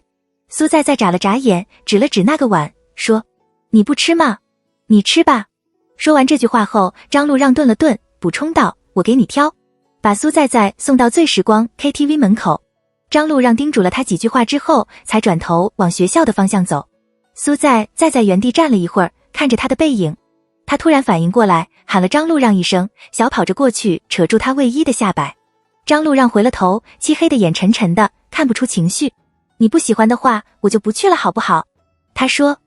听到他的话，张路让伪装出来的无所谓瞬间被瓦泄，苏在在的表情有些不安，手上的力道握紧了些。你别不开心。张路让刚想说些什么，不远处突然传来了一个女生的声音。喂，在在，你来了，怎么不进来啊？苏在在下意识地往声源处望去，是副部长。见到苏在在旁边的张路让，副部长一下子就懂了，笑道：你男朋友啊？要不一起来，人多也热闹点。闻言，苏在在有些犹豫。张路让不是很喜欢这种吵闹的环境，他转头看了他一眼，小声地问：你想去吗？不想去，我们就回去。张路让扯了扯嘴角，将他缠在他衣服上的手揪了下来，握住，然后抬脚，长腿一迈，向着最时光的方向走，漫不经心道：想的。副部长走在前面，推开 KTV 的门。谢林南刚好站在门口的位置倒饮料，他用余光注意到门开了，下意识地抬了抬眼。看到来人，他嘴角的笑意蓦地一僵，很快就收回了视线。部门的几个干事起哄了几声，很快就又各玩各的。新媒体部的干事加上部长有12个人，所以按照人数订了一个大的包间。包间里有2张长桌子，放在沙发中央，其中一张桌子已经围满了人，正玩着摇骰子。苏在在扯着张路让往另一张桌子走，几个女生也坐在这一桌，拿着麦克风唱着歌。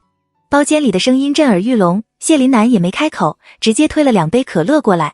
苏在在用口型说了声谢谢，随后他在桌子上拿起一个空杯子，用水冲洗了下，倒了杯白开水放在张路让的面前。今天的张路让格外古怪，他垂着眸盯着苏在在的动作，然后转头看了看谢林南的表情，忽然弯了弯唇，长臂一伸，勾住苏在在的脖子，向他的臂弯里一扯。苏在在整个人一下子就陷入他的怀里，鼻尖差点就撞上他的胸膛，清冷的气息扑面而来。难得见到这么热情的张路让，他猛了一下，侧头看他。怎么了？他本以为张路让会说不小心碰到的，或者是那边有虫子什么的，哪知张路让盯着他的眼，第一次面不改色的撒谎。不是你自己扑过来的吗？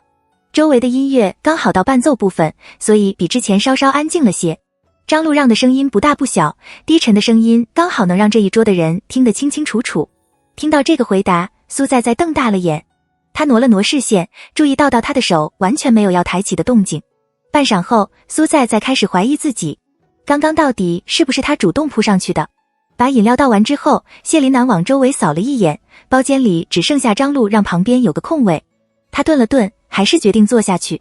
张路让侧头看了他一眼，然后变本加厉，他的眉梢扬了扬，淡淡道：你不就喜欢这样吗？什么？苏在在懵逼。张路让的眼神柔和下来，盯着他的双眸，语气带了点诱哄。你不就喜欢我一个吗？苏在在完全忽略了他诡异的行为，被他这眼神迷得神魂颠倒。他点点头，极其捧场地吐出3个词：喜欢，超级喜欢，喜欢到炸。张路让明显感觉到隔壁的人身体一僵，达到了目的，他满足地喟叹了声。下一瞬，张路让垂下头，嘴唇附在苏在在的耳边：我们回去吧。回去的路上，两人一路沉默。就快到女生宿舍楼下的时候，苏在在忽然开了口，声音悠悠的，像是不敢置信那般：让让，你刚刚劲儿一过。张路让的表情也有些不自然，不过他一点都不后悔就是了。苏在在猛地搂着他的脖子蹦跶了下：哇，你吃醋了吗？你刚刚是在宣示主权吗？张路让人由他抱，单手扶着他的背，没有否认。激动过后，苏在在收敛了情绪，表情变得认认真真的。不用不开心呀，我们部门的人都知道我有个很帅的男朋友的。本以为能安抚到他，可张路让沉默了下，很快就说：就是不开心。苏在在蓦地一愣：我不喜欢别人也喜欢你。苏在在，我从不跟别的女生聊天，你跟别的男生聊天，我可以忍着不生气。他微微弯了腰，黑亮的眼与他的平视，心中的野兽一下子就冲出了枷锁。但你不能跟他们玩。苏在在表情还有些呆滞，面前的张路让似乎和高一下学期的他重叠了起来，当时稚嫩的脸蛋硬朗成熟了不少，尾音有些高的少年音也低沉了些。不准跟别的男生玩。苏在在乖乖的点头，心底瞬间像是被蜜糖浸泡过，甜蜜的心情让他变得迷迷糊糊，毫无思考的能力。得到他的回应后，张路让垂下脑袋，将脸埋进他的颈窝里。他张嘴咬住他脖子上的软肉，舔了舔。张路让的声音低沉沙哑，伴随着紊乱的气息，放在苏在在后背的手力道紧了些。随后，他毫不迟疑、毫无保留地把他整颗心掏出来给他看，不然我心里难受。他的脸还埋在苏在的颈窝，滚烫的气息毫无规律，寒风从四面八方袭来，与他脖颈处的热度形成了鲜明的对比。这寒意将苏在吹得清醒了几分，他忽然有些莫名其妙，侧头，嘴唇贴在他耳边说话：“你说的哪个呀？我没跟谁玩得好呀？”不等张路让回答，苏在立刻就想到了答案。部长。闻言，张路让抬起了头，垂眼看他，他的嘴唇抿着，眉心聚拢，不悦的情绪外泄的明显。你吃他醋？苏在舔了舔嘴角，小声的嘟囔着，还不一定是你吃醋呢。张路让没听清，声音还没有些沉。什么？苏在没再说这个，突然提起另外一件事情。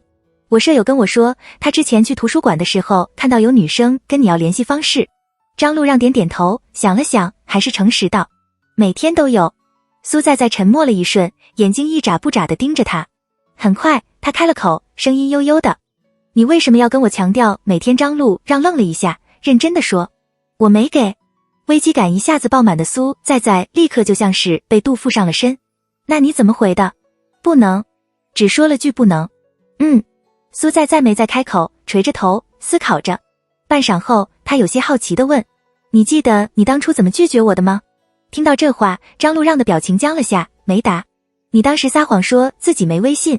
想起这个，苏在完全忘了计较别人跟他要微信的事情。你那时候整天就知道拒绝我，一天到晚就想着怎么拒绝我。张路让的嘴唇动了动，但还是什么都没说。因为你我还偷偷哭过成千上百次。这下张路让忍不住了，疑惑道：我以前对你那么不好？听到这个问题，苏在毫不心虚，厚颜无耻地承认：是啊。他的表情像是他做了什么滔天大错，顿了一下，补充了一句：你回去好好反省吧。回宿舍后，苏在把拿了一路的围巾挂在衣柜的挂钩上，他忍不住摸了摸脖子，上面的余温似乎还没散去，泛着烫意。刚刚他留下的触感似乎还能清晰地感受到。幸好出烤鱼店之后没把围巾戴起来。苏在弯着唇想。苏在快速地洗了个澡，打开行李箱，把里头的东西整理好。崔宇璇坐在椅子上，看着苏在收拾东西。过了一会儿，他想起了一件事情。对了，在社会实践报告你写了吗？写了。苏在把行李箱里的电脑放到桌子上，按了下电源键，显示电量不足。他正想插上电源，原本光亮的宿舍突然变得漆黑一片。几个女生下意识地叫了一声。随后，苏在打开了手机的电筒，问道：停电了？我看看。林可打开宿舍门，探头看了看别的宿舍，好像就我们宿舍。崔宇璇啊了声，想了起来，是不是没交电费？苏在郁闷地看着电脑屏幕陷入一片黑暗，他边点亮手机边问道：社会实践报告截止什么时候交？好像今晚12点之前吧。苏在点点头，给张路让发了条微信：让，我用下你电脑，顺便帮你把社会实践报告交了。张路让很快就回复：我放在桌面的文件夹里。苏在把自己的电脑放在一旁，把张路让的电脑放到了桌子上。他将台灯的 USB 接口插在充电宝上，打开，宿舍一下子就变得明亮了起来。苏在从书包里拿出自己的 U 盘，插在电脑上。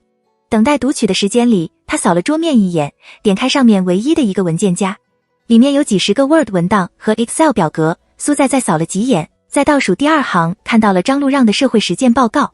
他正想打开确认一下，就看到底下的另一个文档，文档的名字是 UCL 大学申请表。苏在愣了一下，他舔了舔唇，下意识的就直接戳进去看了。点进去之后，他忽然觉得这样有些不好，刚想关掉直接问张路让，就看到了的申请人的名字张路里。他盯着名字看了2-3遍，再三确认不是张路让之后，才松了口气。苏在再扫了一眼，将鼠标向右上角移动，眼睛突然停在了上面的申请研究生学位。他的视线慢慢的向下挪。出生年月1997年9月。他的瞳孔一震。弟弟19岁，研究生。我爸妈不喜欢我。苏在垂下眼，不知道在想些什么。很快，他重新抬起头，静静地把文档关掉。几秒后，他犹豫了下，再次打开，点击文件，打开最近使用的文档，把记录删除。4月底，气温渐渐上升，天气阴沉沉的，经常就落下了密密斜织的小雨。枯枝烂叶被绿叶取代，看起来活力又饱满。学期已经过去了一半，每个协会陆陆续续的开始准备换届大会的时候，谢林南在开学初的部门会议中也给干事们提出了竞选新一任部长的事情。苏在在没有竞选部长或继续留任的兴趣，他的注意力完全放在了那个部门旅游的事情上。怎么跟张路让说？集体活动这些，其实苏在在都不大想推掉。如果所有人都想着推脱，那集体活动的意义就不存在了。苏在在站在图书馆外面的小道上等他出来，在心底斟酌着一会儿该怎么说。他烦躁地用鞋尖踢了踢面前的小石子，咕噜咕噜地向前滚动着，恰好撞到了一个人的鞋子上。苏在在下意识地往前看，正想道歉，就看到了张路让的脸，嘴里的一声对不起一下子就咽了回去。他的脚步半点没停，走过来牵着他的手往饭堂的方向走。走了几步后，苏在在突然开口喊他：让让，你今天长得真好看。闻言，张路让转头看了他一眼，表情有些疑惑。好吧，你每天都长得很好看。他弱弱道。张路让注意到他纠结的表情，轻声问：你要说什么？苏在在挠了挠头，干脆破罐子破摔，直接道：不是快五一了吗？部门里说五一假期去 W 市玩，去2天1夜就回来。沉默片刻，苏在在被这安静的惹得抓心挠肺。很快，张路让点点头，表情没什么变化。那去吧。没得到他强烈的反对，苏在在的心里反而有些不平衡了。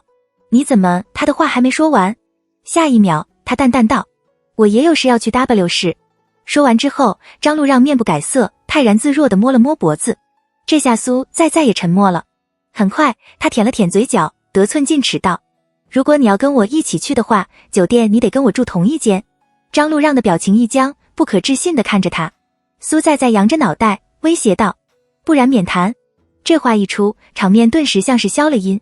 张路让收回了眼，黑眸望着前方，侧脸的轮廓如刀刻那般刻板，握着苏在在手的力道加重了些，完全没对他这话发表言论。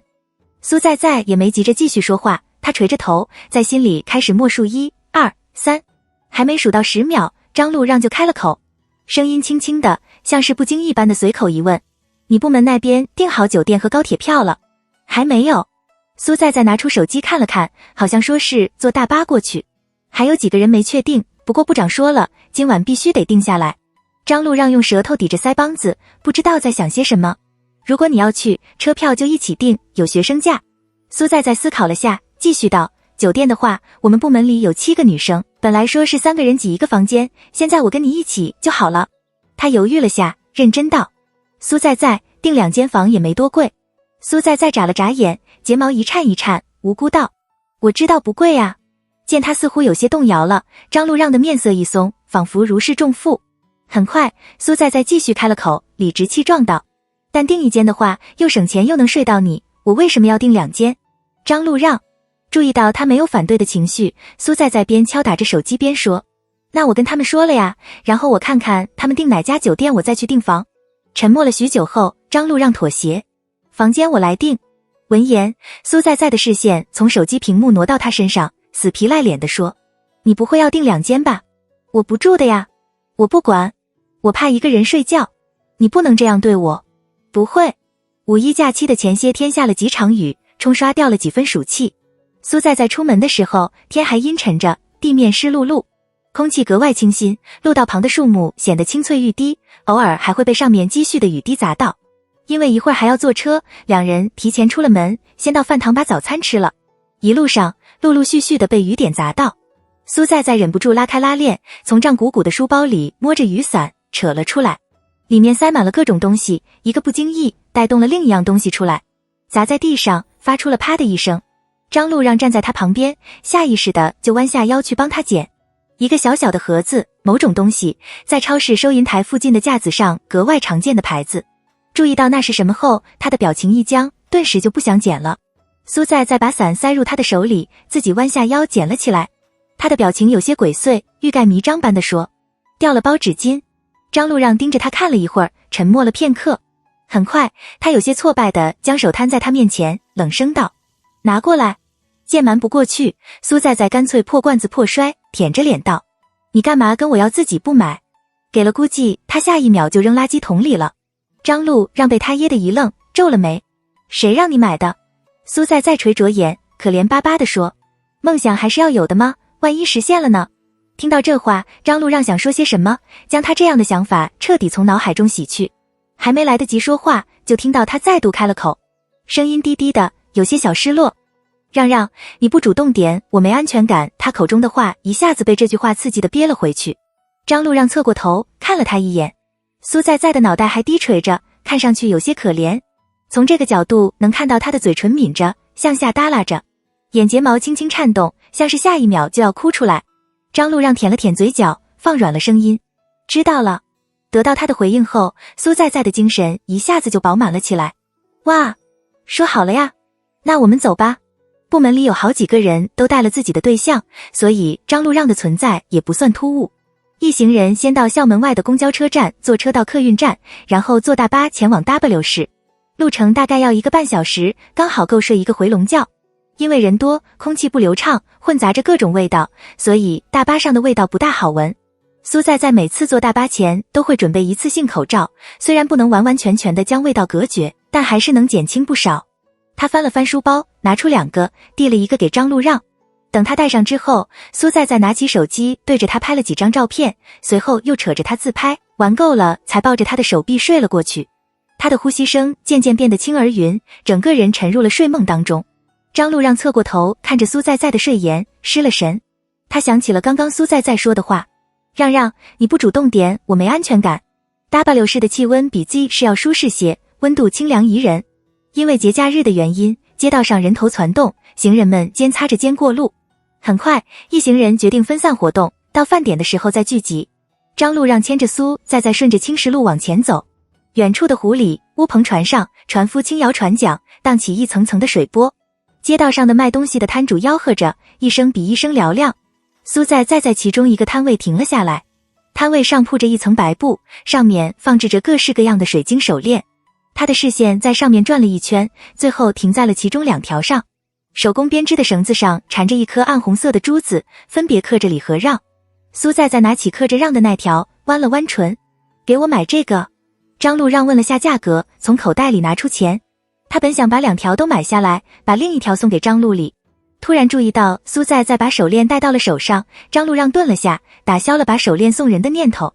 苏在在嬉皮笑脸，将他细细的手腕放到他面前，一片银白润玉上点缀着一颗暗红色的珠子，颜色对比鲜明，将他的肤色衬得更加诱人。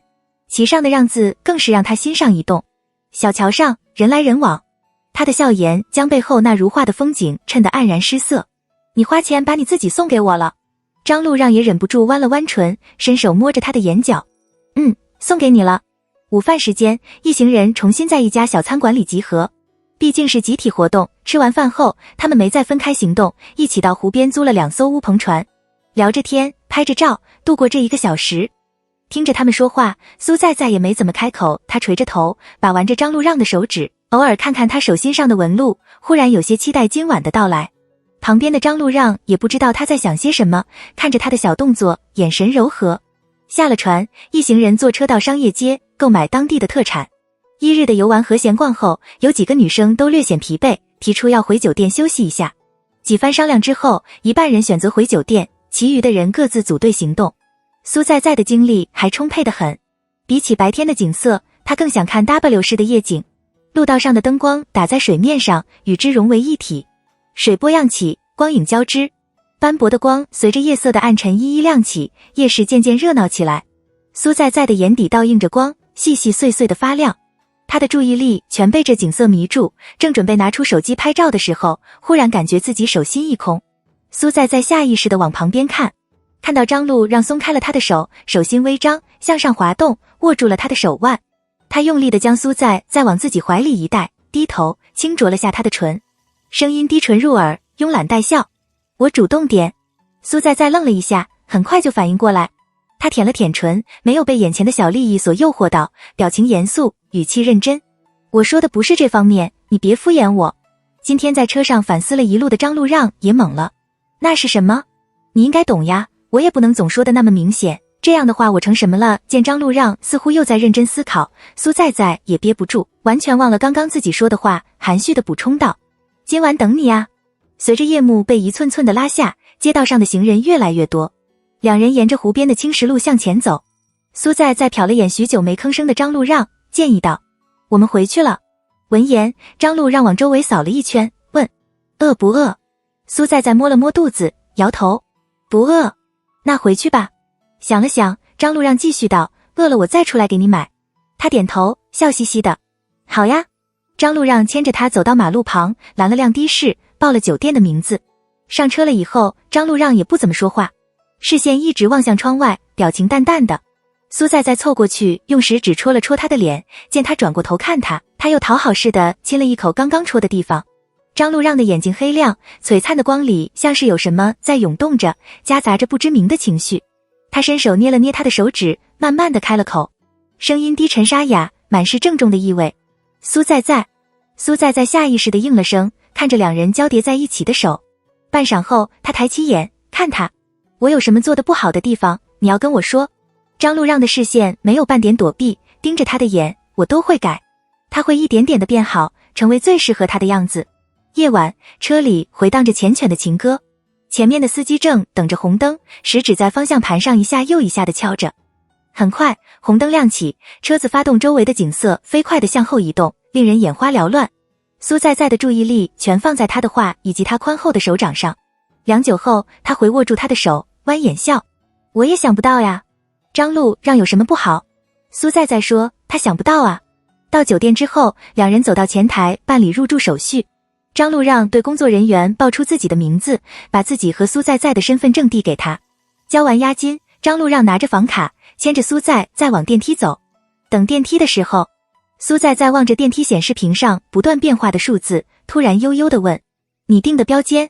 张路让刚想点头，突然想起主动点3个字。他犹豫了下，摸着脖子道：只剩标间了。倒是没想过他会说谎，苏在忍不住盯了他几秒，直到他表情开始变得不自然了，才慢悠悠地收回了眼，低下头偷笑。两人走到房间前，张路让单手刷门卡，将门推开，把卡插在一旁的节电开关上。他把东西放在一旁的桌子上，往浴室里走。将热水的温度调好之后，张路让走了出来。苏在坐在其中一张床上，把换洗衣物拿出来。张路让站在他旁边，半晌后才道：洗澡。闻言，苏在抬眼看他，很快就收回了视线。你先洗。张路让也没反对，抬脚走到自己的行李前，翻出换洗衣服和洗漱用品，而后便进了浴室。狭小的房间里只剩下苏在一个人。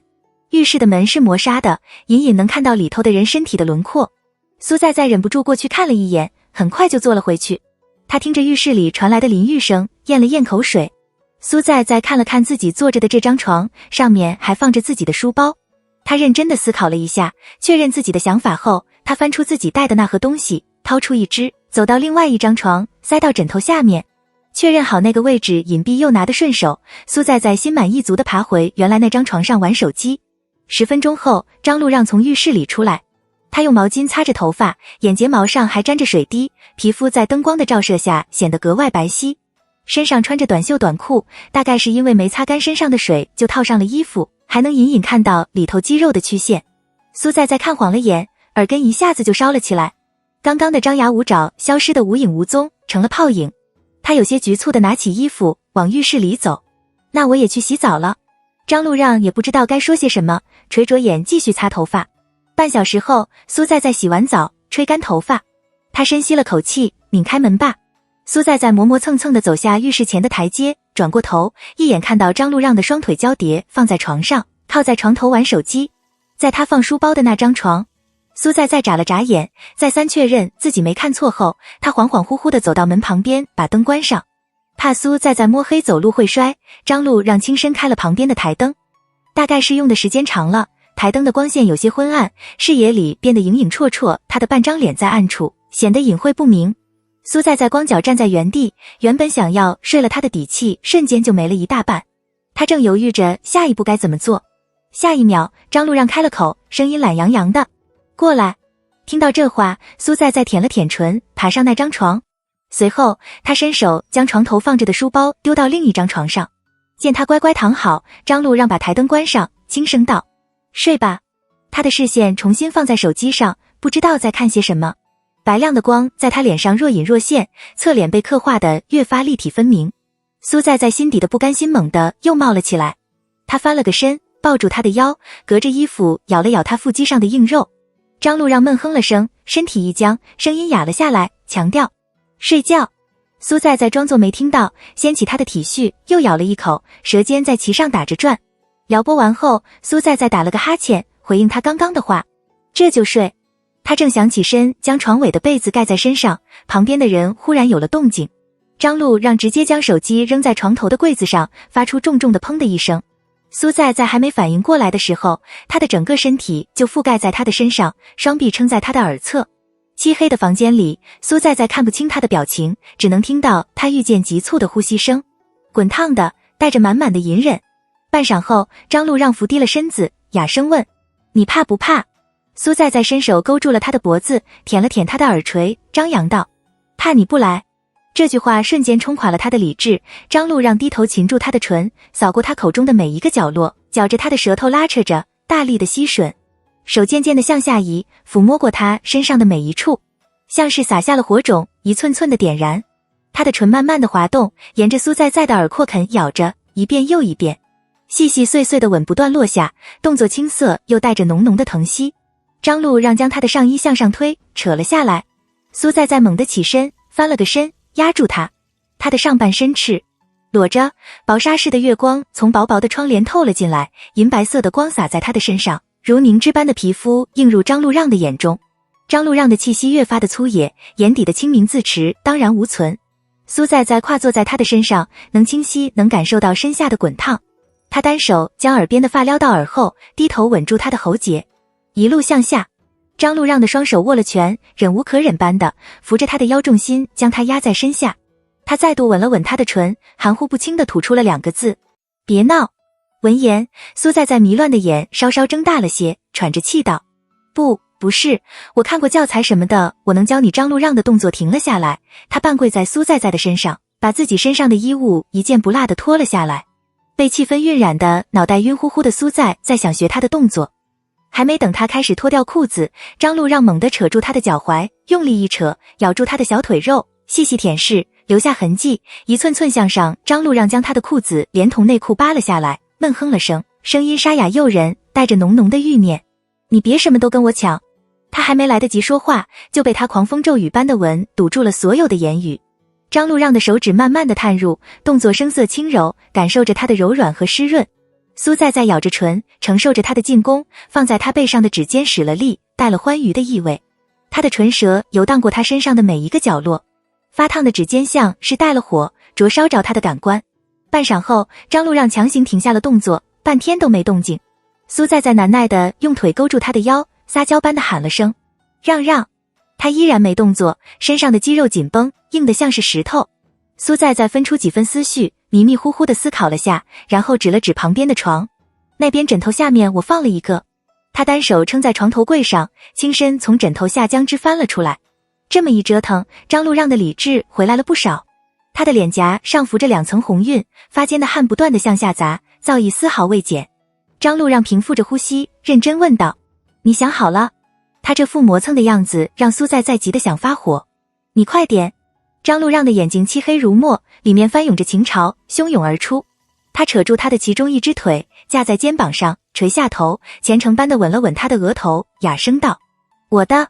下一秒，张路让的腰下猛地一沉，重重的挤了进去。苏在在下意识的叫了声，眼泪一冲而出。张路让咬着牙，将他的泪水一一吻去，带着安抚。他喘着粗气，缓缓的进出，给他适应的时间。他隐忍的呜咽声像是催情剂，吞没了他所有的理智。狭小的室内，男人在女人的身上驰骋着，伴随着快速的撞击声，一世的旖旎暧昧。良久，重归平静之后，苏在在一脸艳足，趴在张路让的胸膛上睡觉。他感觉到他的胸腔震动了下，伴随着缱绻的字眼。可苏在在早已失了意识，根本听不懂他在说些什么。在在，我毕业就娶你，我只想娶你，所以你也只想嫁给我，好不好？我得让他知道我有多期待我们的以后。张路让。翌日清晨，因为生物钟的关系，张路让很早就醒了。苏在在的部门说好今早一起到当地著名的一家酒楼喝早茶，但因为时间不算早，苏在在也没有定闹钟。张路让陪苏在在床上躺了一会儿，后来还是忍不住。他坐了起来，帮苏在在把被子掖好，轻手轻脚的到浴室里洗澡。等到他出来的时候，苏在在正好醒来，身上裹着纯白色的被子，棕栗色的发散在背后，软融融的。他揉着惺忪的眼，迷迷糊糊地问：让让，现在几点？张路让挪开了视线，用毛巾擦着头发，轻声道：我没看。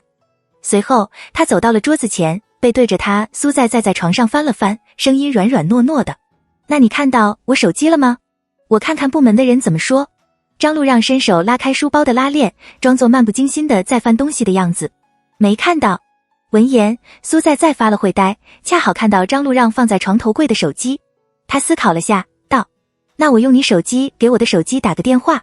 张路让下意识地应了声。下一秒，他像是想起了什么，忽然转过头，正好看到苏在在轻身去摸他的手机，大片的雪白裸露在外，格外晃眼。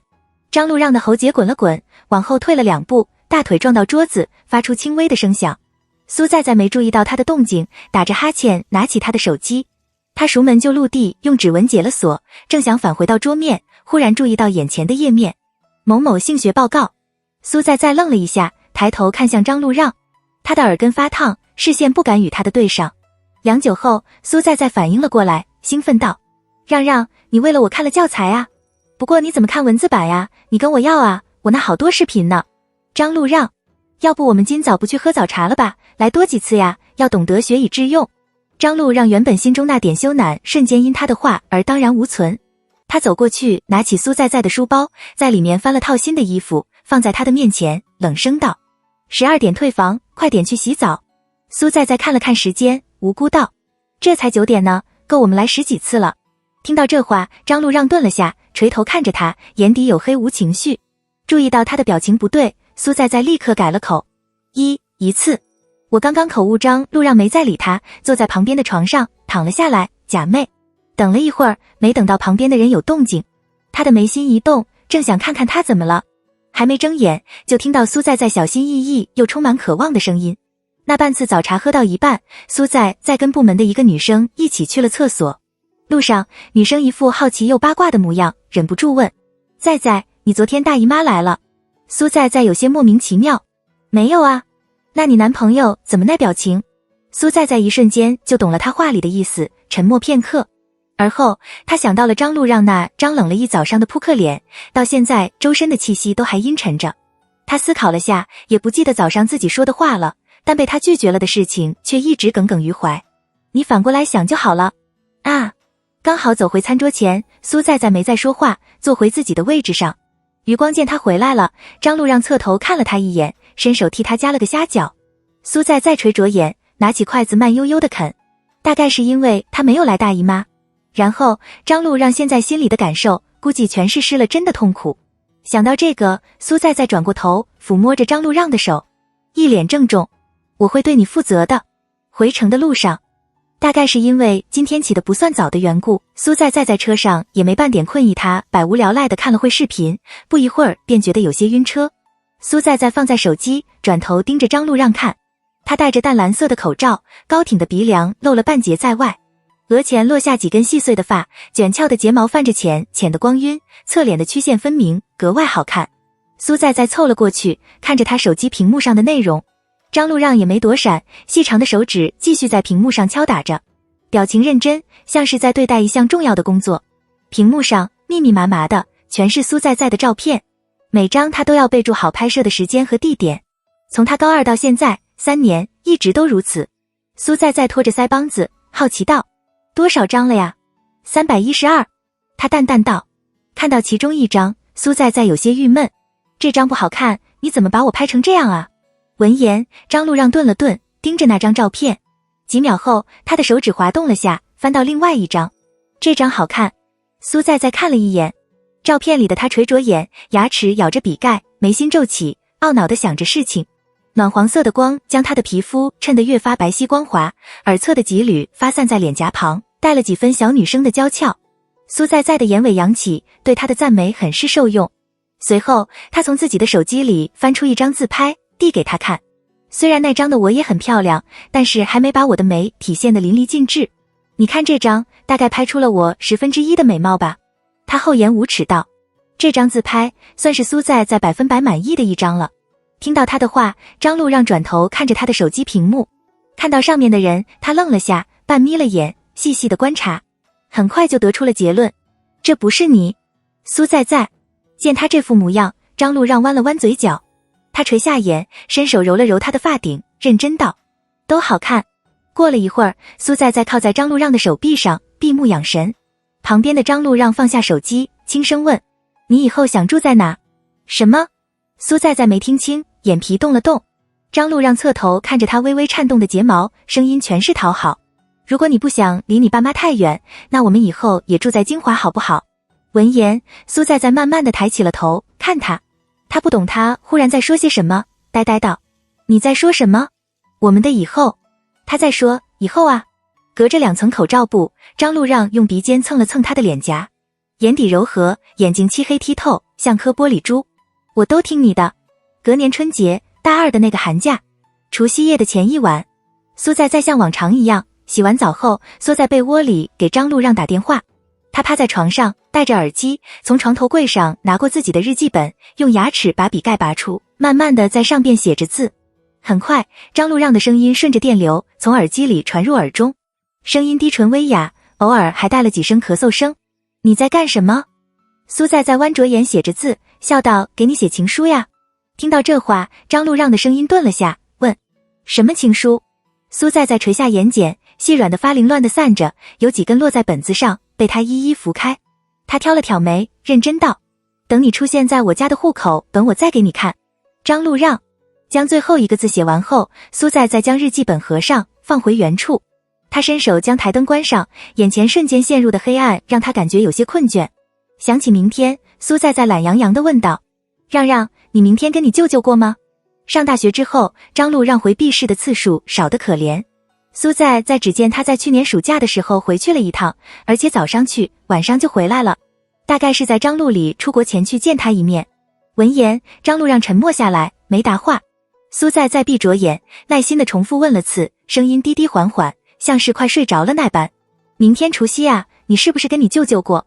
张路让的眼睛还放在电脑上，漫不经心地答道，不是，他回避市，跟我外公外婆过。听到这话，苏在的双眼猛地睁开，小心翼翼地问，那你怎么不跟你舅舅一起去你外公那？跟他聊天，张路让不太想分心。他起身走到床边坐了下来，思考了下，认真道，我回去了，没人照顾苏苏。苏在没再问，顺着他的话题道，你这样让我突然觉得好对不起我家小短腿。张路让闷笑了声，提起他，苏在轻身看了眼床边的窝垫，用窗外洒进来的月光，隐隐能看到小短腿闭着眼，偶尔会因为他的声音稍稍睁开眼，但很快又陷入睡梦中。苏在收回了眼，忽然也不知道该说些什么，耳机里回荡着他浅浅的呼吸声，和缓迟钝。苏在的嘴唇动了动，他觉得在这种氛围下，他应该要说点什么，不论是什么都好。很快，张路让抢先他一步开了口，他的声音清清冷冷的，因为对象是他，话里带了几分柔意。快睡吧，明天不是还要早起走亲戚吗？苏在的话咽了回去，最后问了一句，那你明天一个人待在家里吗？张路让重新回到桌子旁坐下，轻轻地应了声，隔天晚上，苏在吃完年夜饭，照旧走到院子里闲逛。以前父亲和自己在这里一起种下的一棵小树苗已经变得粗壮了不少。苏在走过去摸了一下，凉意从指尖往里渗透。他回头望了一眼，随后走到秋千椅旁坐了下去，双脚向下一踩，后推使力，晃动了起来。秋千椅有些老旧，院子里传来一声又一声吱呀的声响。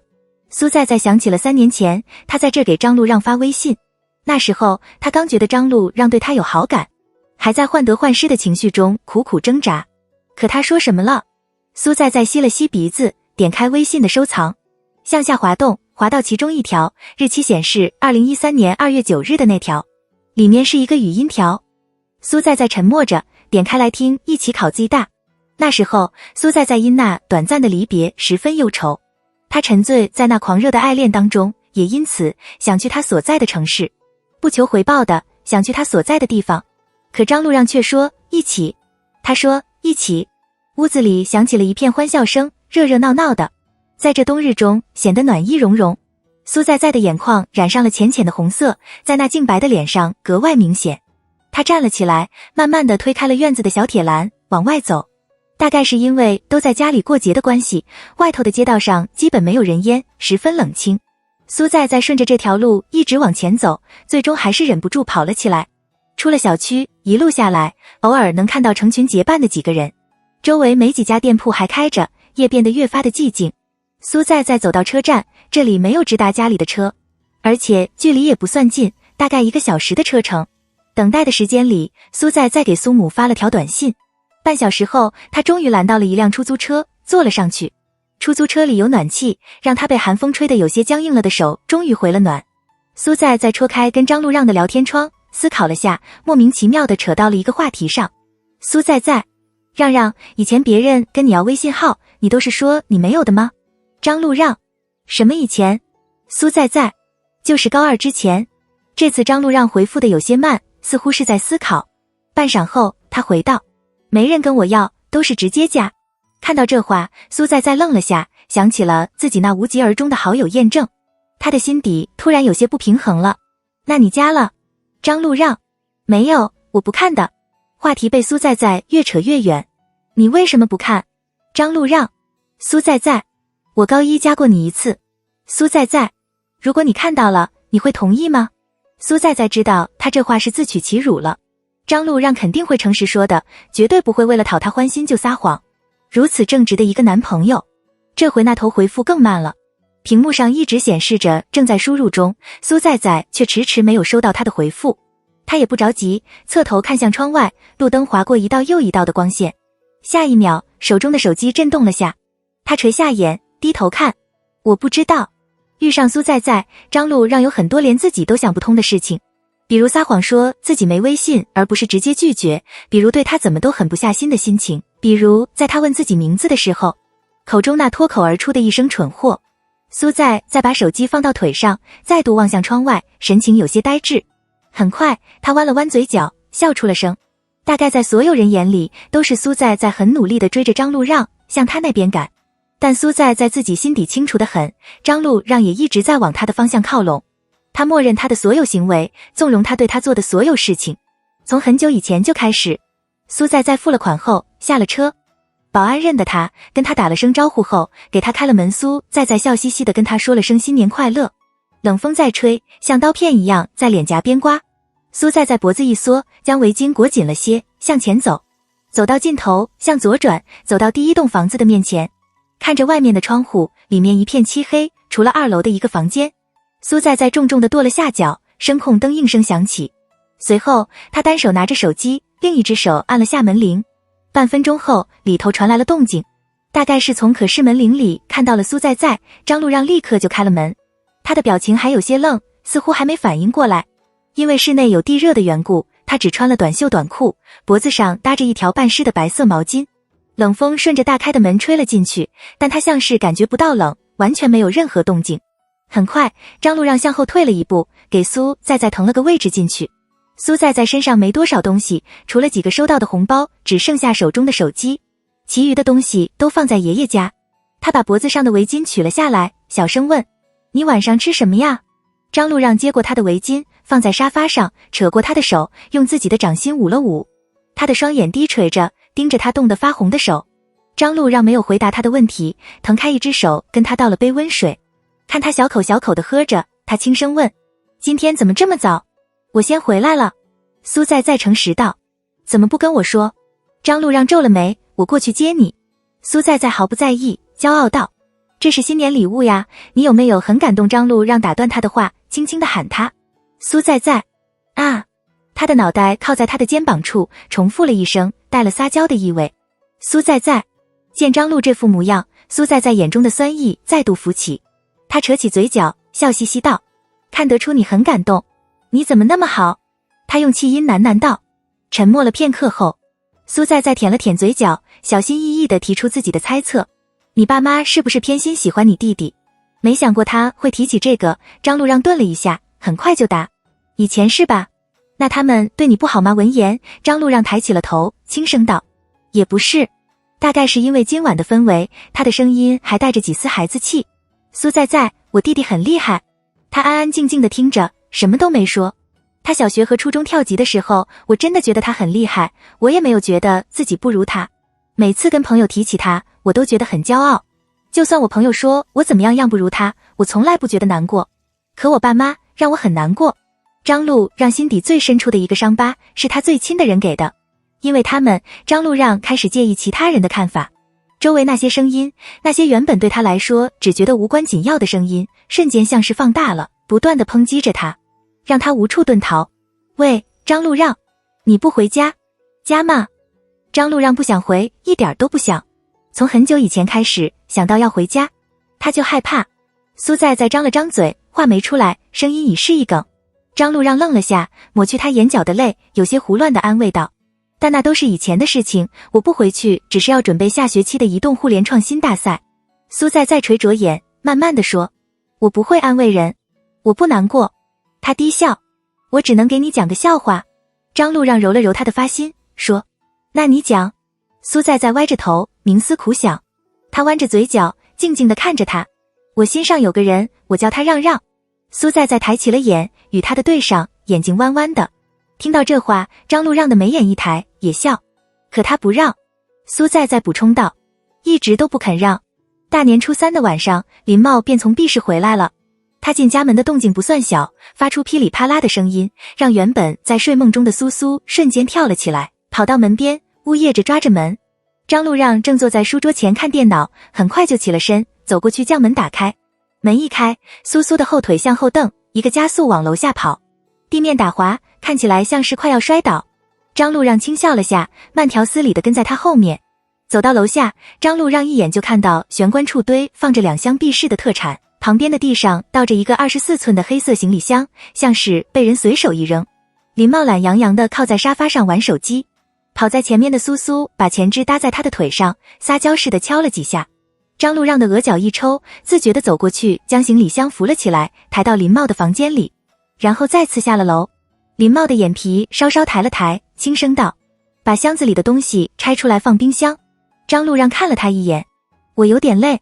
他拍了拍沙发，示意苏苏跳起来，抱着他睡觉闭目养神，坐了3个小时的飞机，很辛苦。张璐让没说什么，点了点头。随后他走到玄关处，把2个箱子一口气抬了起来，往厨房里走。等他整理好再出来的时候，林茂已经坐起来看电视了。张璐让。林茂伸手抓起茶几上的花生，剥了几个塞入口中。张璐让坐在他的旁边，伸手倒了2杯水，一杯放在林茂的面前。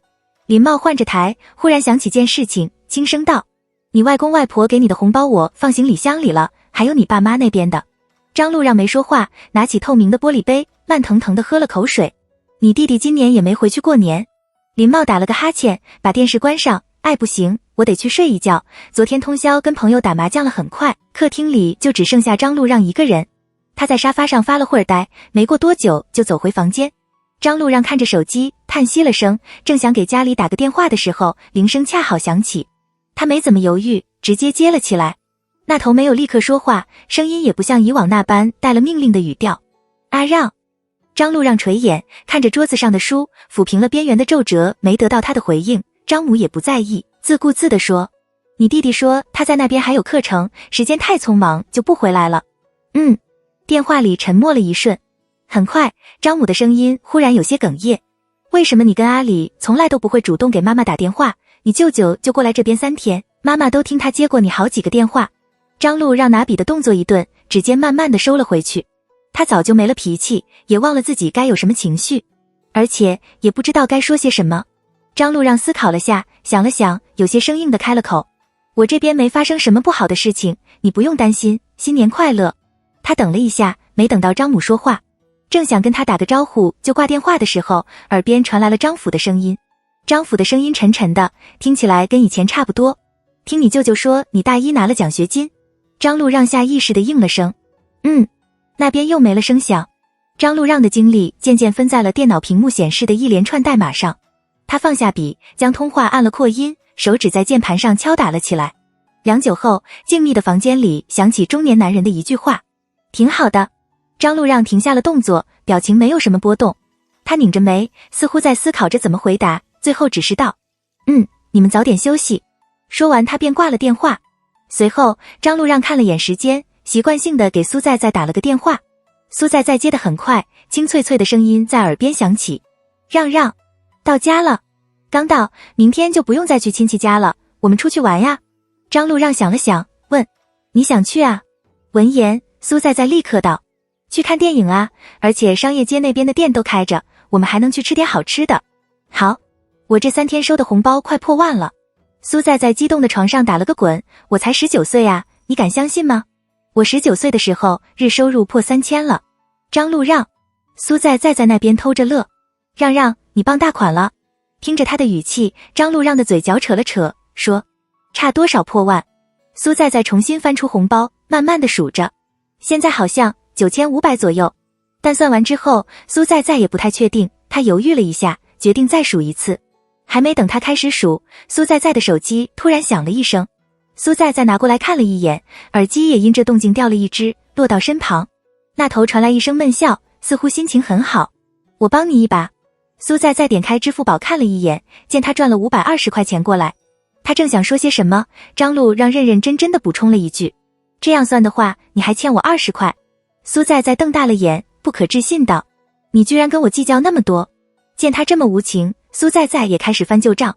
你还记不记得我上次心情好的事情给你发的小费？什么小费？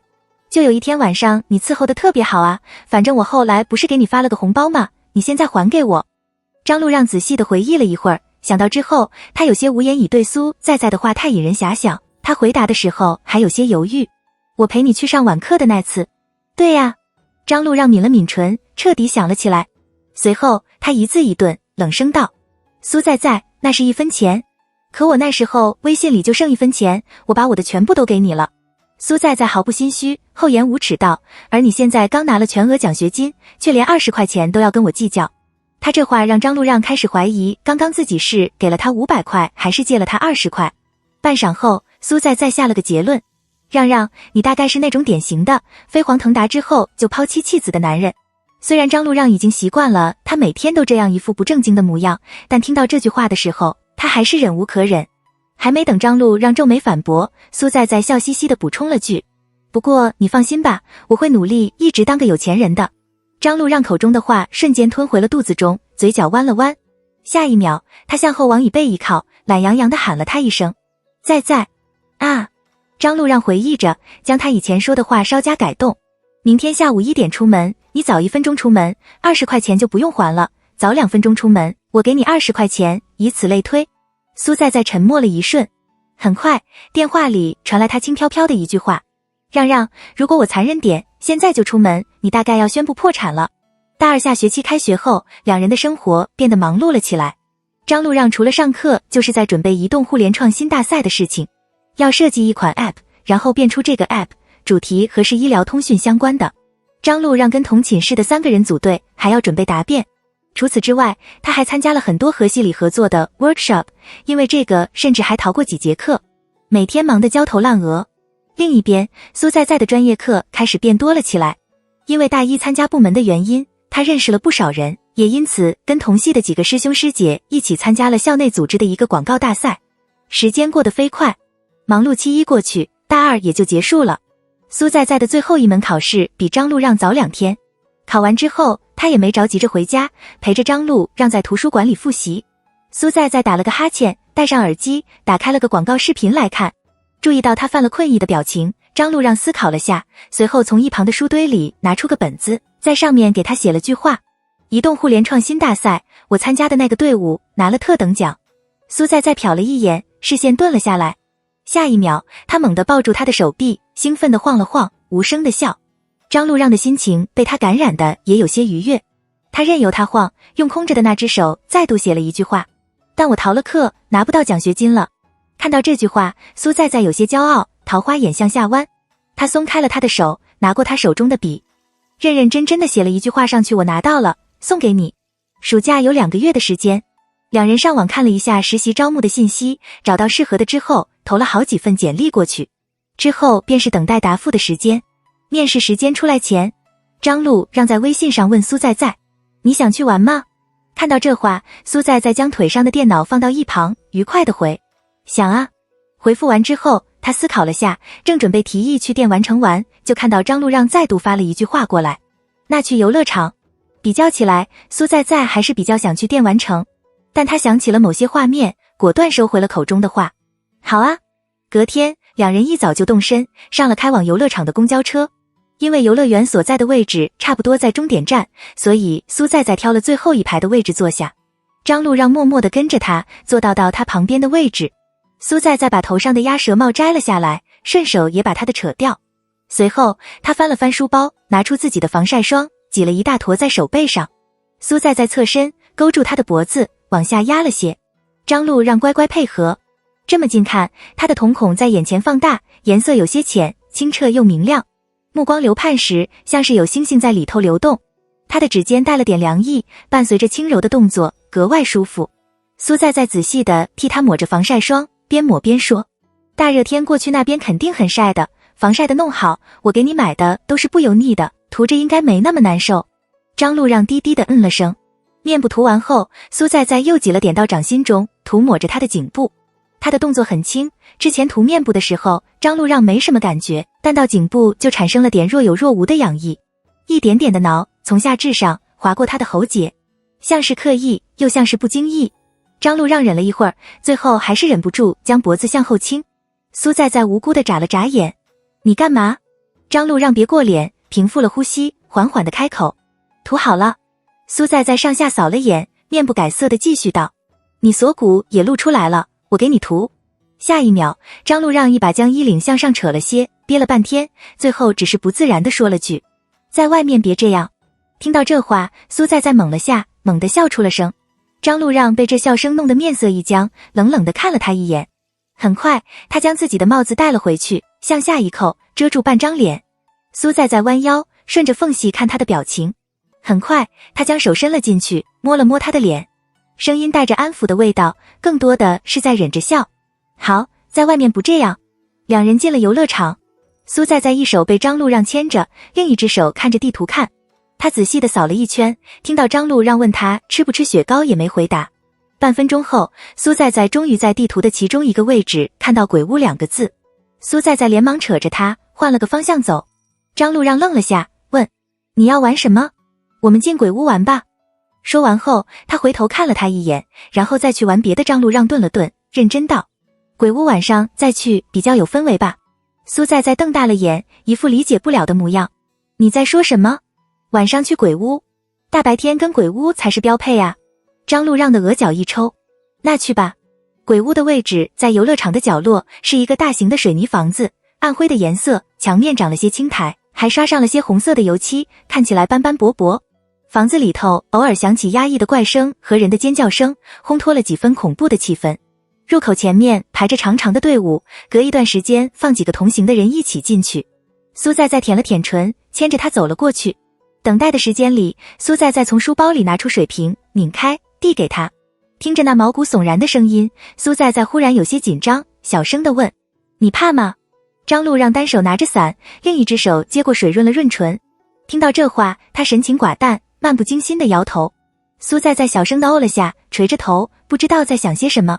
很快就轮到2个人进去，里面的光线很昏暗，耳边总传来一些窸窸窣窣的声响。苏在在抓住他的手臂，认真道：让让，你别怕。张路让一句没怕还没说出来，他一脸严肃，继续道：怕就抱紧我。他顿了顿，扯过他的手往前走。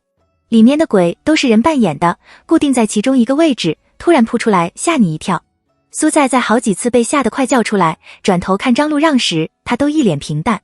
他想起了自己来鬼屋的目的，心中的那些恐惧瞬间消失得无影无踪。苏在在低头思考了下，决定改变策略。想通了之后，他猛地扑到张路让的怀里，舔着脸道：呜呜，让我好怕。张路让。他停下了脚步，抬起他的头，用微弱的光线看了看他的表情，眼中带着星星点点的狡黠，嘴角还向上弯着。很快就抿了抿唇，收敛了自己脸上的笑容。张路让的嘴角忽然弯了弯，他也没动，任由他抱着。半晌后，苏在在心满意足地说道：我们走吧。张路让扯过他的手，很快就又松开，向上挪，搭在他的肩上。走了几步后，苏在在听到他若有若无地说了句话：傻乎乎的。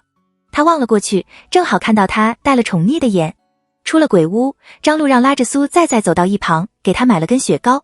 苏在在咬着雪糕，问：我们去玩旋转木马？他看着地图，点点头。他眨了眨眼，得寸进尺：你跟我一起玩吗？他淡淡的应了声。找到位置后，张路让牵着他去排队。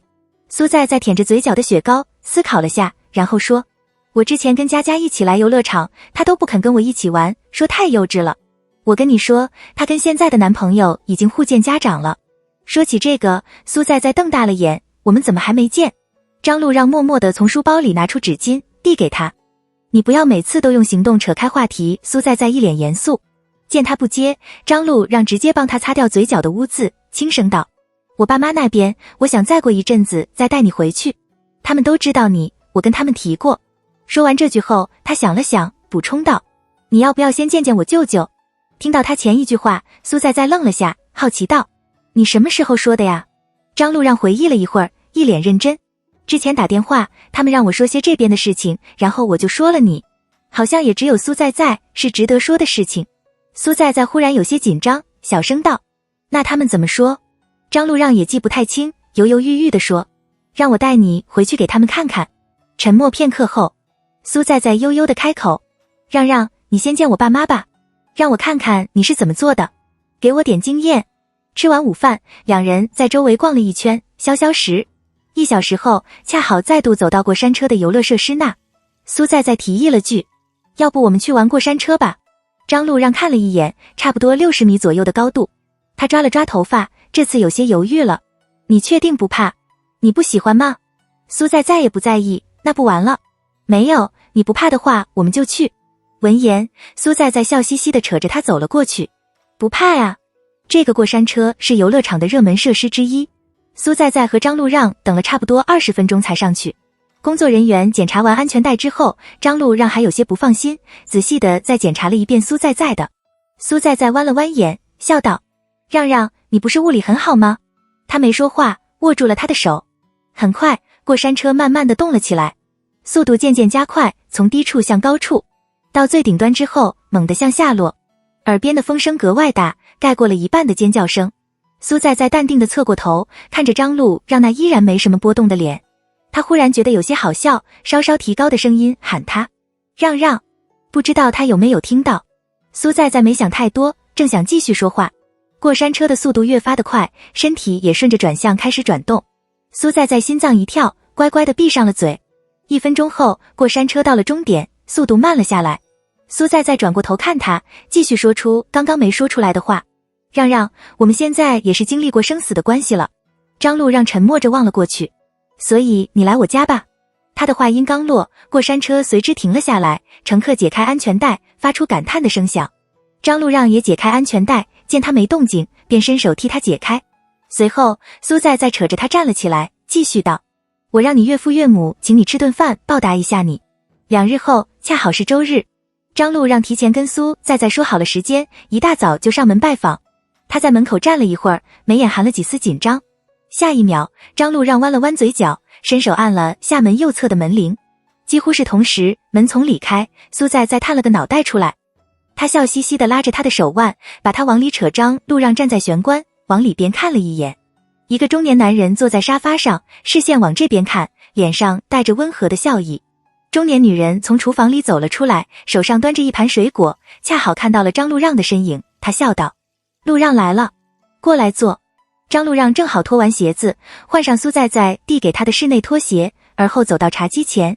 他伸手将手中带来的礼物递了过去，语气尊重谦卑：叔叔阿姨你好。苏父站了起来，接过他手中带来的礼物，放在茶几上。坐吧。张路让颔首，坐在了隔壁的沙发上。苏在在像个小尾巴一样坐在他的旁边，安安静静的。场面沉默了一瞬。张路让琢磨着，正想开口说些什么，一直沉默着的苏母突然凑近苏父的耳侧，小声道：长得比照片好看。苏在在立刻开了口，说：妈，你太大声了。听到这话，张路让的表情一愣，脸有些热。原本有些尴尬的气氛瞬间和缓了不少。苏父的声音带了点笑意，倒了杯水放在他的面前。听在在说你家在 B 市那边。对的。张路让思考了下，补充道：我父母都在那边，我跟着舅舅住在 Z 市。那以后会回去 B 市工作吗？苏父随意地问。张路让早就想过这些问题，直接开了口。不会，工作还是会在 Z 市工作，毕业后会定居在这边。你父母那边知道吗？知道的，我跟他们提过，他们也同意了。苏父似乎也没什么要问的了，只是叹息了声，说我们家踩在脚底的掌上明珠居然也找了对象。听到这话，苏在忍不住了。爸，哪有你这样说话的？张路让的重点全放在掌上明珠4个字，他顿了顿，郑重道，我会好好对他的。之后，苏父苏母聊起了别的话题，多是苏在小时候的事情。张路让认真地聆听着他们的话，嘴角全程上扬。午饭过后，想到2个长辈可能要午休，张路让也不想打扰太久，便告了辞。苏在换了身衣服，跟他一起出了门。路上，张路让有些沉默。苏在眨了眨眼，认真道，你怎么了？我爸妈很喜欢你啊。他不知道在些什么，盯着远处，脸上没什么表情。过了一会儿，张路让开了口，你觉得我表现得好吗？苏在不知道他说这话是什么意思，只觉得他是求表扬和赞同。他十分捧场地夸他，你那简直是标准女婿的做法了，超级棒啊，不知道的以为你见过几百次家长了。张路让的嘴角扯了扯，他转过头，垂眸看了他一眼，眼中带了笑意和期待。那你有经验了吧？完全没想过他会说这个。苏在愣了下，呆滞的点头。下周见我舅舅。张路让舔了舔唇，继续道，过几天你可能就要面试了，也赶不及去 B 市去见我爸妈，等寒假或者明年暑假我们再去。他的语气有些急切，让苏在有些反应不过来，寒假好不好？等你这边没事了，我们就过去。见他这副模样，苏在忽然扬了扬嘴角，抑制不住唇边的笑意。他看着张路让，郑重道，好啊，都在拼命的想让对方渗透入自己的生活，那又有什么不好？隔年寒假，苏在过年之前跟张路让一起去了 B 市。张路里也刚从国外回来没几天，空旷的房子里一下子增添了几个人，热闹了不少。因为这个原因，张父张母的心情看上去都很好。吃完晚饭后，几个人都坐在沙发上聊天。张母面带微笑，牵着苏在的手问，你和阿让都大3了吧？听他说要直接工作，你呢？是读研还是工作？苏在低头思考了下，说，我也打算直接工作。张路让拿起桌子上的茶壶，慢慢的倒茶，再次强调，我们2个的工作地点都在 Z 市，以后也会在那边定居。张府没有提出什么意见，只是道，有空记得要回家。闻言，张路让的动作顿了顿，轻轻的应了声，一旁的张路里拿起一杯茶，小小的喝了口。过2年我也回来了呀。哥，你什么时候举办婚礼呀？要我当伴郎吗？怕抢你风头啊？张路让认真的想了想，那算了。客厅猛地响起一阵笑声。半晌后，张母边扯着苏在往房间走，边道，在，来，我给你看看阿让小时候的照片。张路让下意识地站了起来，也想跟过去。张父突然喊住他，生硬道，茶没了。哥，你这也粘得太紧了吧？张路里一副嫌弃的模样。张路让的眉心一动，没说话，坐了回去。他低喃着，表情有些疑惑，会吗？根据我的经验，女生不喜欢男生太粘人。张父也难得的开了口，是这样。张路让舔了舔唇，低声道，他应该挺喜欢吧。房间里，张母带着苏在坐到床边，从书柜上拿出2本厚厚的相册。他的兴致很高，翻到其中一张的时候，还指着笑道，阿让和阿里2个人年龄差得不远，就1岁半，所以以前很多人都问我他们2个是不是双胞胎。苏在看了看照片上的张路让，大概7、8岁左右，嘴角几乎要咧到耳根。张路里站在他的旁边，表情一模一样，这样一看，确实像了个十足。苏在好像没见过表情这么浮夸的张路让，他像是被感染了，莫名的弯了弯嘴角。阿让以前特别不爱学习，张母陷入回忆中，他整天跟同学去外面玩到7、8点才回来，他弟弟想跟他一起去，他都不愿意。后来他弟弟4年级的时候开始跳级，当时我和他爸爸的心态可能也开始变了，阿让的性格也开始慢慢的变化。他弟弟15岁就考上 B 大，当时还上了新闻。苏在沉默着，认真的听他的话。很多亲戚就打电话来夸，我也不知道当时怎么想的，他舅舅跟我说了很多次，我也没觉得我哪里做的不对啊。让上大学之后1次家都没回过。张母的声音渐渐哽咽，目光盯着相册里的照片。阿里也是，我以为他很亲近我，可他从来不给我打电话。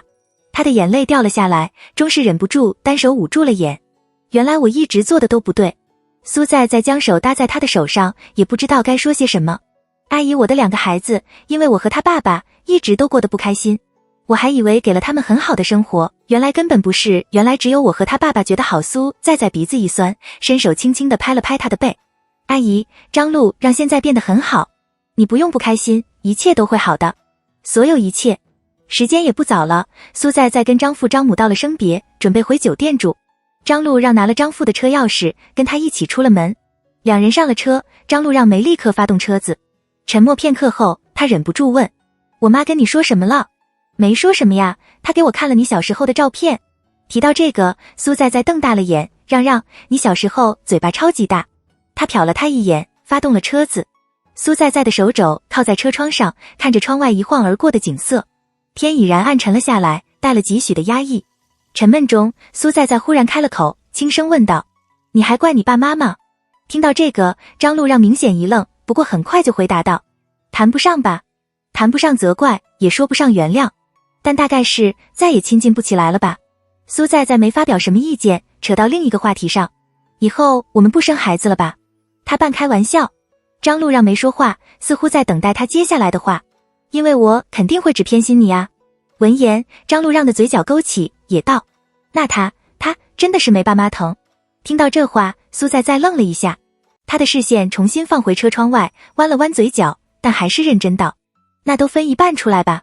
张璐让没反对，声音里带了笑意。好。车里又安静了下来。片刻后，苏在看到外面一晃而过的一所学校，黑大加粗的楷体，名字是毕氏中学。苏在的注意力被其吸引住，他忍不住转过头说：我们去你高中看看。你去过我的高中，我都没去过你的。张璐让转着方向盘，下意识道：这么晚了，进不去。苏在没太介意，想了想，认真地说：我人生最大的遗憾是你造成的，都怪你要回毕氏读书，让我们热恋期的时候就直接异地了。张璐让张了张嘴，有些莫名其妙。但不过你长得好看。苏在舔了舔嘴角，有些羡慕，长得好看就是不一样，不会被另一半冷落。与此同时，张璐让恰好把将车停在了海边附近的停车场。苏在往四周看了看，问：去啊？去不了学校，带你去周围走走。他说。说完之后，张璐让牵着苏在往海边的方向走，风很大，有些清爽，带了淡淡的海腥味。苏在侧头看了看，下面的沙滩上，几对情侣牵着手散步。远处的海水在月光的照耀下泛了光，跟天空的衔接处格外明显。张璐让还在想刚刚苏在说的话，一直沉默着。走了一路，好不容易看到了个入口，能从上面下楼梯到沙滩上。苏在有些兴奋，忍不住扯着张璐让换了方向。张璐让也恰好在此刻开了口，似乎有些疑惑：在啊。苏在垂眼踩着沙子应了声。他别开眼，表情有些不自然。你为什么喜欢我？闻言，苏在抬起头看他，没怎么考虑就说了出来，很诚实的模样。你长得好看。张璐让抿了抿唇，看起来不太满意这个回答。就这个。他思考了下，继续道：还因为你是让呀。张璐让僵硬的面部曲线瞬间柔和了些，生硬地问：你还觉得谁好看？我整天对着你的脸，我能觉得谁好看啊？苏在再想想也觉得有些委屈，我都不敢照镜子了好吗？海风乱吹一通，将他的发丝全数吹到脑后。张璐让伸手替他捋了捋，心情看起来很好。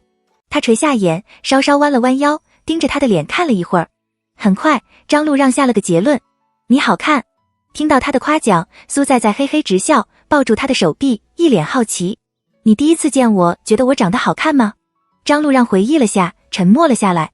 苏在一下子就懂了，唇边的笑意收敛了些。他觉得有些憋屈，闷闷地问：那你对我什么印象？张璐让舔了舔嘴角，犹豫了一下，还是决定诚实说：觉得你有点奇怪。苏在瞪大了眼，觉得有些冤枉。哪里奇怪？这次张璐让安静了下来，没再说话。苏在回忆了下高一的时候自己的行为，好像确实。他决定不再提过去的事情，改口问：那现在呢？一旁沉默的人依然沉默着。等得有些着急的苏在正想跟他撒泼，就听到他开了口：没觉得了。两人在海边走了一圈之后，没多久就回到停车场，开车回酒店。苏在走到前台那办理入住手续，报了自己的名字后，把身份证递了过去。工作人员看着他们两个，提醒道：如果是2个人入住，都要提供身份证。闻言，张路让从口袋里拿出钱包，抽出了身份证。还没等他递过去，就听到一旁的苏在在轻声道：“没有，就我一个人住。”张路让被他打了个措手不及，猛地转头看向他。拿到房卡后，苏在在将张路让扯到旁边说话：“让让，你想想，你那么久没回家了，你还跟我一起住酒店，而且咱俩还没结婚呀，你爸妈要怎么想我呀？”张路让看了他一眼，沉声道：“那我回去了。这次不要任性，下次再来现身。”苏在在厚颜无耻地补充。张路让懂他的顾虑，也没再说什么。他把他送到房间，不放心地嘱咐了他几句。见张路让出了门，苏在在忽然道：“你不开心你就过来哈。”张路让了一声，看他把门锁上了，才出了酒店。回到家时，张氏父母和张路里都还待在客厅，有一搭没一搭地聊着天。张路让很久没回来过，此刻也有些不习惯。他在玄关处站了一会儿，正想跟他们打个招呼就回房间的时候，坐在沙发上的张路里恰好看到他，喊了他一声：“哥。”张路让终于有了动作，走了过去。“阿让，你寒假待在这边吧？”张母忽然问。闻言，张路让的视线望了过去，诚实道：“过2天我就回去，等除夕的时候跟舅舅一起过来。”张母似乎有些不满，还想说些什么，但想到前2年空荡荡的房子，很快就退怯了。旁边的张府翻了翻手中的报纸，也没开口。张路让跟他们打了声招呼，便回了房间。没过多久，张路里门都没敲，直接进了他的房间。张路让正坐在床上，见他进来时，只是抬了抬眼，很快就收回了视线。张路里才上了他的床，盘腿坐下：“哥，我打算毕业之后在那边工作几年再回来。”“我跟爸妈说了，他们不同意。”听到这个，张路让才有了反应，皱眉道：“你没等他说完，张路里继续道：“我不会听他们的，我就是想待在那边，我已经决定好了。”张路让点点头，看着手机没说话。张路里也不介意他的冷漠，继续巴拉巴拉：“哥，爸妈的态度是不是变了？我去年没回家就是为了这个。”张路让看了他一眼，有些莫名其妙。以前我在的时候，他们就只觉得是你的问题，因为觉得你很叛逆不听话。张路里振振有词的分析：“不过哥，你居然能3年不回家，无情。”张路让没理他：“你毕业之后真在自习室那边工作呀？”张路让被他烦得不行，抬脚踢了他一下：“回你房间。”“所以你在自习室工作吗？”张路里继续问。他终于回答，顺带补充了句：“就在那了。”半年后，2人开始准备大4实习。苏在在和张路让实习的公司距离得有些远，车程大概1个半小时左右。2人的职业本就是熬夜和加班较多，所以见面的时间比以前的少了很多。苏在在的工作地点在 Z 大附近的一家广告公司，他意外地发现谢林南也在这家公司上班，恰好在同一个部门。不过自从上了大2，苏在在也没怎么跟他说过话，见到他也只是略带生疏地打了个招呼，之后就被他抛之脑后。张路让在金华附近的一家大型软件公司实习，不加班的时间，他都会开着林茂的车到 Z 大那边找苏在在吃晚饭或者给他带饭。应急的话，1个星期加上双休2人能见4面左右。实习2周后的某天，苏在在从公司里出来，在门外等了一会儿，坐上张路让的车。张路让的身上穿着衬衫西装裤，领带正经的系着，嘴角平直，见到他的时候稍稍的向上翘了翘。想吃什么？他边说边习惯性的凑过来帮他系安全带。苏在在乖乖的坐着，仔细的想了想，吃烤肉吧。张路让了声，思考了下那家店的位置，很快便发动了车子。苏在在百无聊赖的在车窗上喝了口气，一笔一画的写了个让字。半晌后，他突然转过头，叹了口气：“让让，你说咱俩这段时间老是熬夜，要不要比谁先秃顶？”刚好红灯，张路让停下了车。闻言，他额角一抽，说：“不比。”苏在再也没说什么，心情看上去有些低落。烤肉店离苏在在的公司并不远，开车差不多5分钟就到了。张路让找了个位置停车，停好后，他也没急着下车。苏在在低头解安全带，正想下车的时候，一旁的张路让扯住他的手腕，将他带了过来，轻声问：“怎么了？”苏在在看着他，忍了忍，还是没忍住。刚刚又被总监骂了。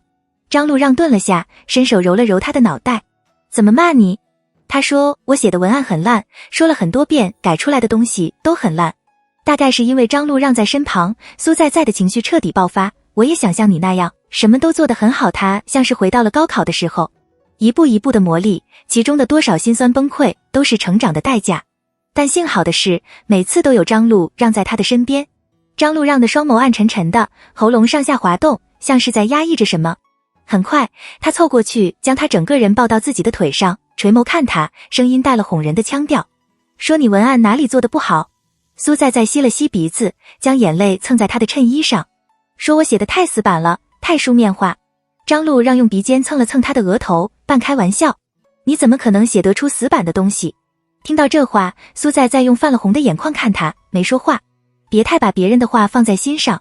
想了想，他补充道，我也经常被骂，各种原因都有，我没有什么都做得很好。苏在在很认真地反驳他，瓮声瓮气的，你就是什么都很好，骂你的人都是嫉妒你。张路让原本还有些沉重的心情瞬间消失，被他逗得闷笑了声。他低头吻了吻他的眼，嘴角弯着，以后有人骂你，我就给你送礼物好不好？苏在在的心情已经好了不少了，顺着他的话说，哪用礼物，被骂了你就亲我呀，要那种特别粗暴的吻。不行，张路让果断拒绝。苏在在一愣，还没等他继续说话，张路让的唇瓣向下挪，与他的嘴唇贴合。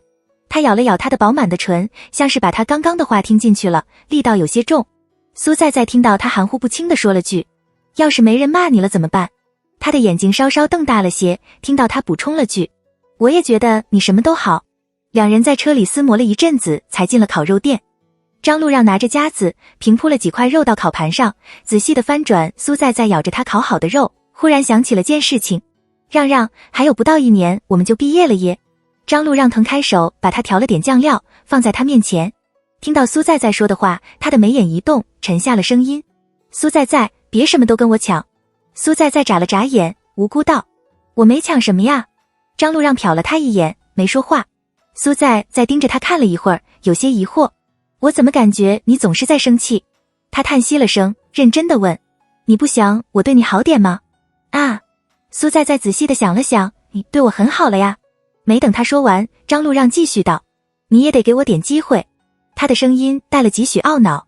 苏在在呆呆地哦了声，低头继续啃肉。过了一会儿，他终于反应过来，我不跟你求婚就是了，不过我想了好多个方式呀。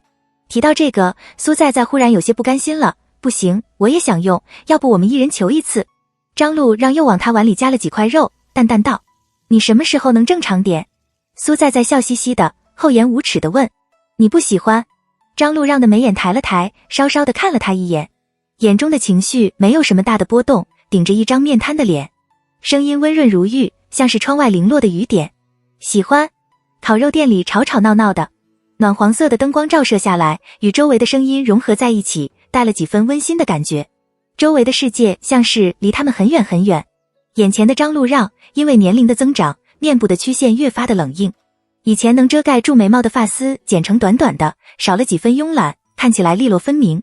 整个人虽置于这片喧嚣之中，但却像是不食人间烟火，清晰明显的距离感。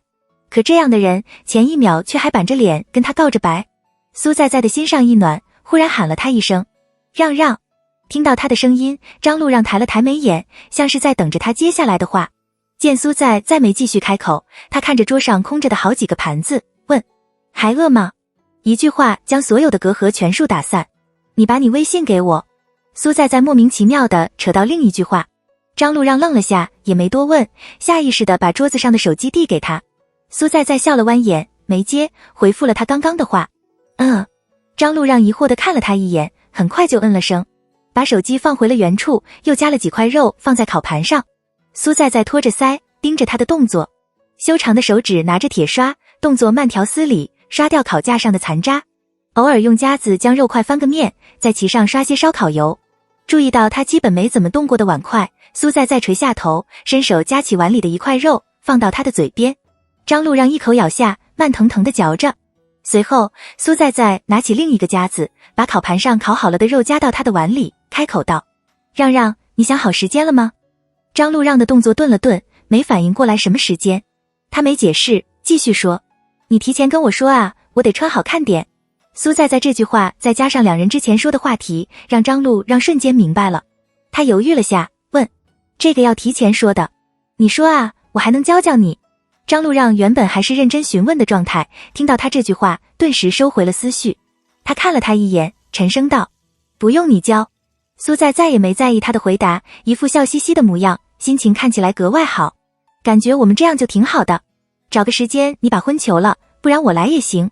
然后毕业了之后我们就领证啊，慢慢存钱举办婚礼和买房。说到这，他顿了顿，看起来好像十分向往。我们两个的名字就一直捆绑在一起了，就这样一辈子。张路让突然说不出话来，他盯着苏在在的眼，嘴唇动了动。那样的话，你就得跟我一起过租房子的生活。苏在在愣了一下，不知道为什么不是像以前那样得到他肯定的回复。他也没多想，很认真地看着他的眼睛。那也很好啊，怎样，他都觉得很好。张路让沉默了下来，喃喃道：如果我比你大几岁就好了，那他现在就可以理直气壮地等着他毕业，给他一个好的未来，让他做什么都觉得毫无负担，因为有他这样一个后盾。如果是那样就好了。他想让他一辈子都活得快乐，不会因为脱离了校园，步入了一个竞争力强又残酷的地方，就将他的张扬和灵动一点点地磨灭。啊，你是比我大1岁啊。张路让的喉结滚了滚，认真地说：毕业后你给我2年。闻言，苏在在的表情一愣，莫名其妙道：你要做什么？别人有的我都想给你。他的声音有些哑，像是怕他不高兴，带了点小心翼翼。别人没有的我也全都想给你。听完他的话，苏在在瞬间懂了他的意思，视线慢慢地垂了下去，浓密的睫毛遮去了他的情绪。他第一次理解不了他的想法。苏在在用筷子戳着碗里的肉，声音有些冷淡：我没觉得那样有什么不好，那些好的生活为什么非得要你一个人来努力？张路让不知道该怎么说出自己的想法。桌面上沉默了下来，苏在在忍受不了这样压抑的气氛，他咬了咬唇，把筷子放在了桌子上。在抬眼时，眼眶已经晕染了一片红色，蓄满了泪水。他忍住哭腔，问：是不是只有我想？过去的每一个画面在他脑海里一一扫过。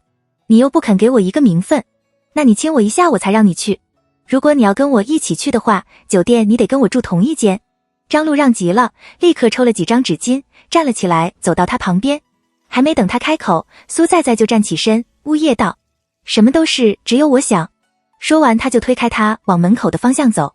他的语气，他的反应，他的2句话，像是积蓄已久的情绪，却也像是只是一时的爆发。张路让的呼吸一滞，心脏像是被虫子在啃咬，又像是被人重重的掐住，疼得难受，连气都喘不上来。他拿起苏在在放在椅子上的包，立刻跟了上去。苏在在的方向感不太好，出了门直接左拐，低着头往前走。刚好是一条人流量很大的街道，他挤开人群，一味地向前走。张路让很快就追了上去，抓住他的手腕往怀里扯。他没反抗，也没说话。张路让的手掌放在他的后脑勺上，低声哄道：别哭啊。人太多，张路让犹豫了下，牵着他往回走。苏在在乖乖地跟在他后面。一到人少的地方，苏在在猛地甩开他的手，走到马路旁准备拦车。张路让重新把他抓了回来，声音里带了恳求。苏在在的眼泪依然啪嗒啪嗒地掉着，动作却慢慢地停了下来。他安静着，像是在等待他的解释。张路让伸手帮他擦着眼泪，无措地说：别哭了，那就毕业好不好？不等2年了他再努力一点就好。他过得不好没关系，但他得让他过得好。可张路让的话完全没让苏在在开心起来。苏在在吸了吸鼻子，伸出另一只手，把他的手扯开，一字一句带了浓浓的情绪：张路让，什么都是我逼你做的。张路让的嘴唇动了动，解释的话还没出来。面前的苏在在单手捂住了眼睛，再度开了口：你不愿意主动，我来，我觉得没关系。我知道你做不来这些，所以全部都让我来，我真的觉得没关系。可是时间久了，我也不知道我这样到底对不对。苏在在的眼泪顺着指缝涌了出来，声音平静的像是什么都没有发生，却卑微到了尘埃里。我也会想，他哽咽了一声：你是不是根本就不情愿？听到他的话，张路让的瞳孔一凝，表情茫然无措。他第一次见到这样的苏在在，无从下手，不知道该怎么办。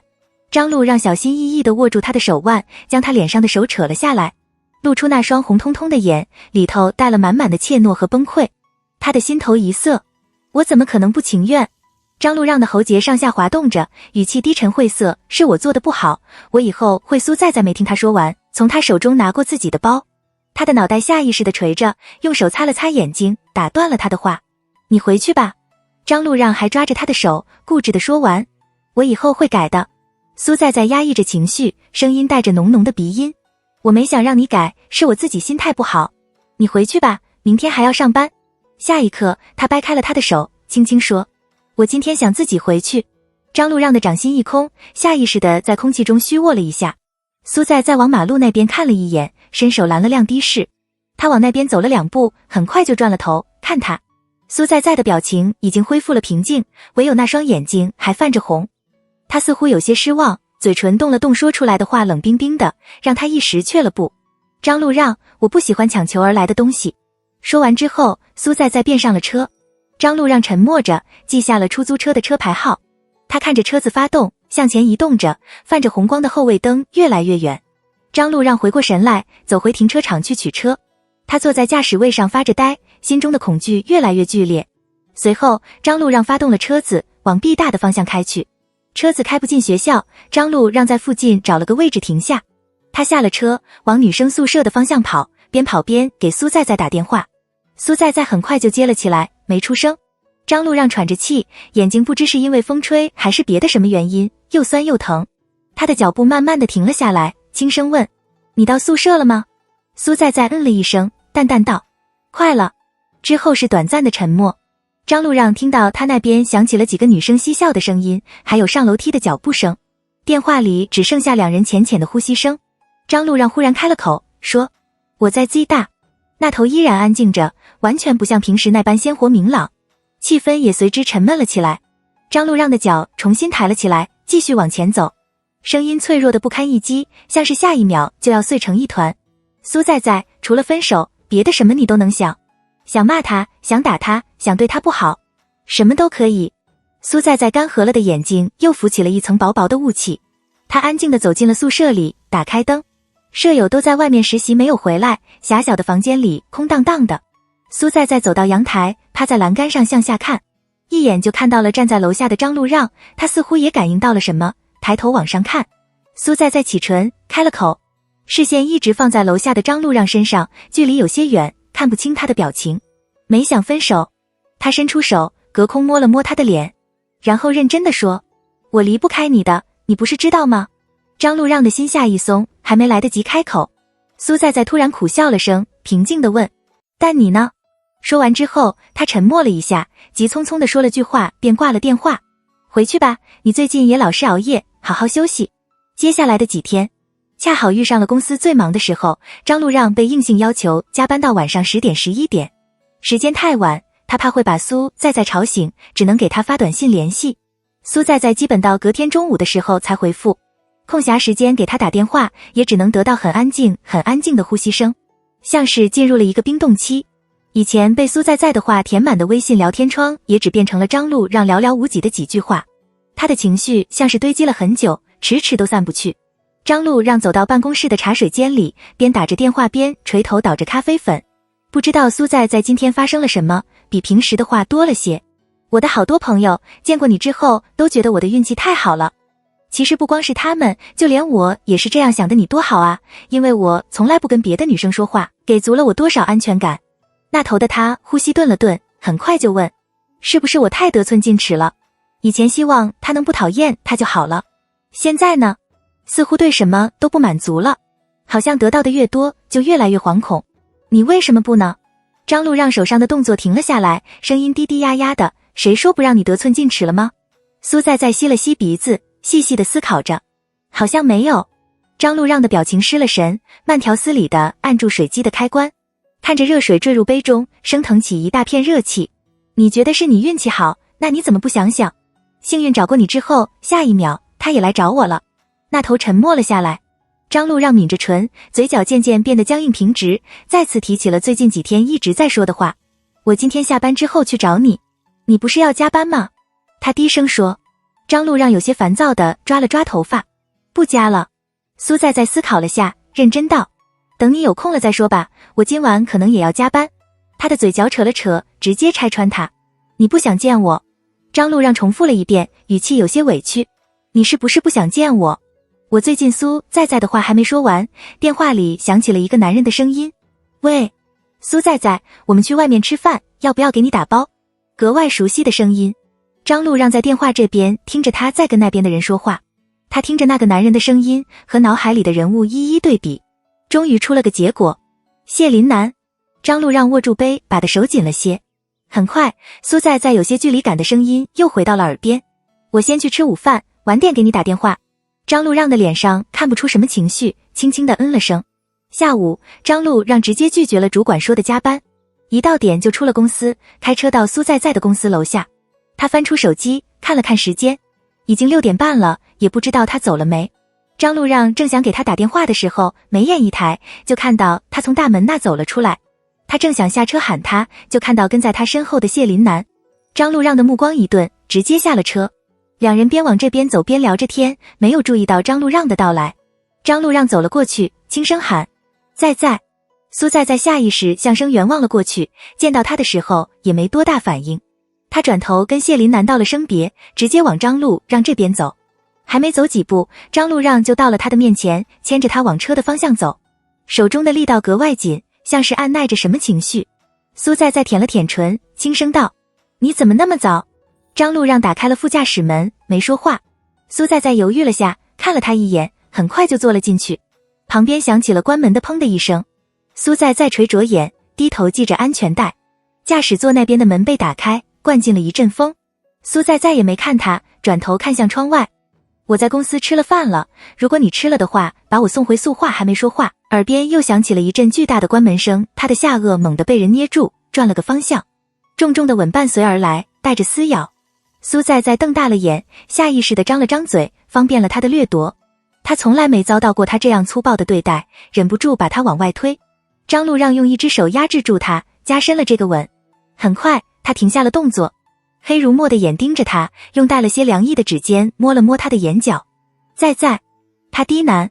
苏在的表情有点懵，对这样的他有些反应不过来。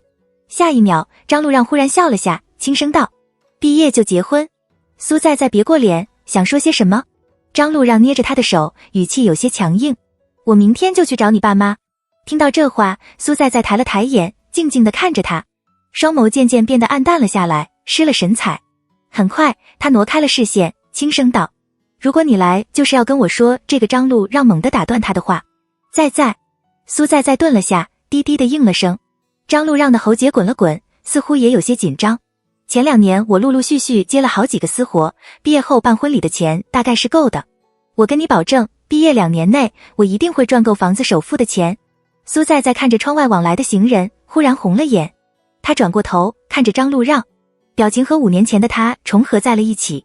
苏在突然哭出了声，扯住他的手，呜咽道：哪有你这样的。那时候他的脸上不施粉黛，稚气未脱，稍稍说个话都像在撒娇，任性抓着他的手不放，不让他回避世。而这次他化着精致的妆容，穿着工作装，却依然像个孩子一样抓着他的手，控诉他的所作所为。他们认识了6年，在一起5年，在彼此的眼里似乎还是最初的那个模样。张路让抬起另一只手替他擦着眼泪，哑着嗓子：别哭了。苏在睁着满是水雾的眼看他，抽抽噎噎地发泄自己的情绪。我说我想自己一个人回去，你就真的让我一个人回去？明明我走到那辆的士那还要10几步的距离，你都不拦着我。我说让你别来找我，你就真的不来？我就生这么一次气，你不能多哄一下我吗？张路让被他说的哑口无言，良久后才道：我怕让你更不高兴。苏在把他的手拍开，提高了音量：那你这次真的是惹毛我了。闻言，张路让凑过去盯着他的眼睛，视线专注，带了流转的光。苏在任由他盯，也不再主动开口。他吸了吸鼻子，垂下头往包里翻了翻，拿出纸巾。张路让猛地轻啄了下他的唇，嘴角弯了弯。苏在的手上还拿着未开包装的纸巾，被他打了个措手不及，皱着眉说：你干嘛？我还生气呢。他思考了下，认真道：可爱。苏在猛了下。随后张路让继续开口，像是没了皮脸：想亲。苏在看了他一眼，抿着唇没说话。下一秒他还是忍不住了：你干嘛？张路让用鼻子蹭了蹭他的鼻子，温声道：亲你啊。苏在心中的委屈和怒火慢慢的散去，他揉了揉眼睛，小小的哦了一声。见他不开口，张路让也不介意，继续道：带你去买果冻，你上次给我买的我还没吃完。苏在诚实道。张路让点点头：再给你买。他边说边发动了车子，往附近的一家进口零食店开。苏在在一旁看着他的动作，忽然开了口：你说要等2年也行，但我就只等2年。说完之后，他又觉得威慑力不够，闷闷地威胁道：超过2年我就找别人去了。可能是因为在开车的缘故，张路让没有回答他的话。很快就开到了零食店，张路让找了个地方停车，快速的下车买了袋果冻放在后座上，然后继续开车。苏在的方向感不好，也不知道他要去啊。你往哪开啊？恰逢红灯，张路让停下了车，侧头看他。我在 Z 大附近租了套房子。苏在满脸疑惑，你租来干什么？想每天都见到你。他轻声说。话毕，张路让收回了视线，重新发动车子。苏在看着他的侧脸，有些恍惚。你什么时候租的？实习的时候就租了。他也不再像往常一样什么都憋着，平静地回答，但不想让你跟我未婚同居，就一直放着。那你现在苏在，我对你太冷静了。张路让开进某个小区里，找了个停车位，我总觉得你年龄还小，什么都不懂得为自己考虑。可他想的太多，却反而成为了他没安全感的源头。但好像是我想太多了。张路让解开安全带，侧头看他。苏在张了张嘴，忽然也有些不好意思。也不是张路让凑了过去，咬住他的耳垂，舔了舔，声音有些含糊不清。对你，只有冷静是多余的。苏在被他的话弄得有些迷糊，却是忍不住弯了弯眼。随后两人下了车，张路让牵着他往其中一栋楼走。苏在看着他的后脑勺，忽然喊了声让让。张路让回头看他，弯了弯唇。怎么了？他任由他牵，憋了几天的话也终于一下子涌了出来。你真的太过分了，我那天还故意回了下头，你都不冲过来抱着我。张路让听着他的话，认真的说，好，下次我怎么都不让你走。那个司机还跟我说分手只是小事，不用哭得那么惨。苏在愤愤道。张路让皱了眉，也有些不高兴。别听他的，这是大事。苏在乖乖的点头，声音带了点鼻音。我也觉得这很严重的。很快就走到了张路让租的房子前，他的脚步顿了下来，把钥匙递给了苏在。你先进去。苏在疑惑地看了他一眼，也没拒绝，捏着钥匙开了门。里头的光线很暗，看不清里面的装饰。苏在下意识地摸了摸旁边的墙，找着灯的开关。让让，开关在哪？与此同时，他按到了开关，白亮的灯随之亮起，苏在的声音霎时停了下来。面前是一片白色的墙，贴着上百张他的照片。他的喉间一梗，慢慢地往前走，看着每张照片下写的字。2013年10月1日，在说，我家让让最好看。2015年8月13日，在说，你老婆坐你车上呢，好好开。2017年1月27日，在来我家了，我亲了她。身后响起了张路让的声音，声音低沉缱绻，满满的温柔和期待。苏在，他转过头，看着张路让缓缓地单膝下跪，手中拿着戒指盒。你爸妈说你是掌上明珠，我也知道你从小就没受过什么委屈，一直过得很好。张路让郑重地看他，我想给你好的生活，但你说你愿意跟我一起吃苦。说到这里，张路让顿了顿，语气有些发涩。我唯一能回报给你的就是，我绝对不会让你吃一点苦。苏在的视线从戒指移到了他的脸上，眼眶又红了起来。我可以等，你不用。苏在，是我等不了了，我怕你跑了，所以嫁给我好不好？他的表情紧张又充满了期盼，像是得不到他肯定的回答就安不下心。苏在的嘴角终是忍不住向上翘了翘，他将手伸到他的面前，同样郑重的点点头。好。他的心思散漫，没有什么大的志向，却因为他不断的奋进向上。他的性格孤僻寡言，不懂得如何表达自己的情绪和爱，却因为他不断的努力说出自己。他们都在为了彼此成为更好的人。1年后，苏在和张路让结束了2人的大学生活，也结束了6年的恋爱长跑，步入民政局领了结婚证。当天晚上，苏在从床头柜里拿出一个本子，因为用的时间长了，封面都有了几丝裂痕。他伸手翻了翻，也没看几眼，直接扔到坐在书桌前的张路让面前。新婚礼物，之前说要给你的情书。苏在快速地扔下一句话之后，直接拿着换洗衣物小跑到浴室里。张路让愣了愣，将手从键盘上放了下来，拿过那个本子。封面上写着几个字，字迹很清秀，和现在的差了很多。他忍不住弯了弯嘴角，小心翼翼地打开，认真地看着。2012年10月9日，我在小卖部外面见到一个男生，长得太好看了，没有8位的耳朵，但还是让我整颗心一颤。我这么一个绝世大美女，居然被区区一美男子扰了心神。我要怎么找到他呀？瞬间变了理想型。喂，觉得荣幸不，大美人？就算你没有猫耳朵，我还是看上你了。2012年11月3日，今天我摔跤了，大美人送我医院。回来的路上，他问我还饿吗？然后下一句他说，你把你微信给我。永生难忘的一天，不知道他忘不忘得了。总之我忘不了。2019年6月17日，今天我嫁给他了。张路让翻到最后一页的时候，苏在在恰好从浴室里出来，他对他伸出了手，柔声道，过来。苏在在乖乖地走了过去，缩进他的怀里。他看到张路让拿起笔，认真地在他的话后面补充了一句，今天她嫁给我了。随后张路让翻到第1页，因为心情的愉悦，他忍不住笑出了声，胸腔震动着，让他回头看了他一眼。再回过视线的时候，就看到他那力透纸背的字迹，一笔一画的认真的写了3个字，很荣幸。2年后，苏在坐在办公室里，正准备收拾东西回家的时候，接到了张路让的电话。他弯了弯眼，立刻接了起来。让让。张路让的声音也带了笑意。下班了吗？下了呀，我准备走了。你再等个10分钟再下来，我现在开车过来接你。苏在哦了一声，突然记起来，我们今天去看房子呀。外面下雨了，出来记得带伞。苏在往一旁看了看，皱了眉，我没带伞。张路让也没太在意，轻声道，那我过去接你。他在开车，苏在再也不想影响他，很快就挂了电话。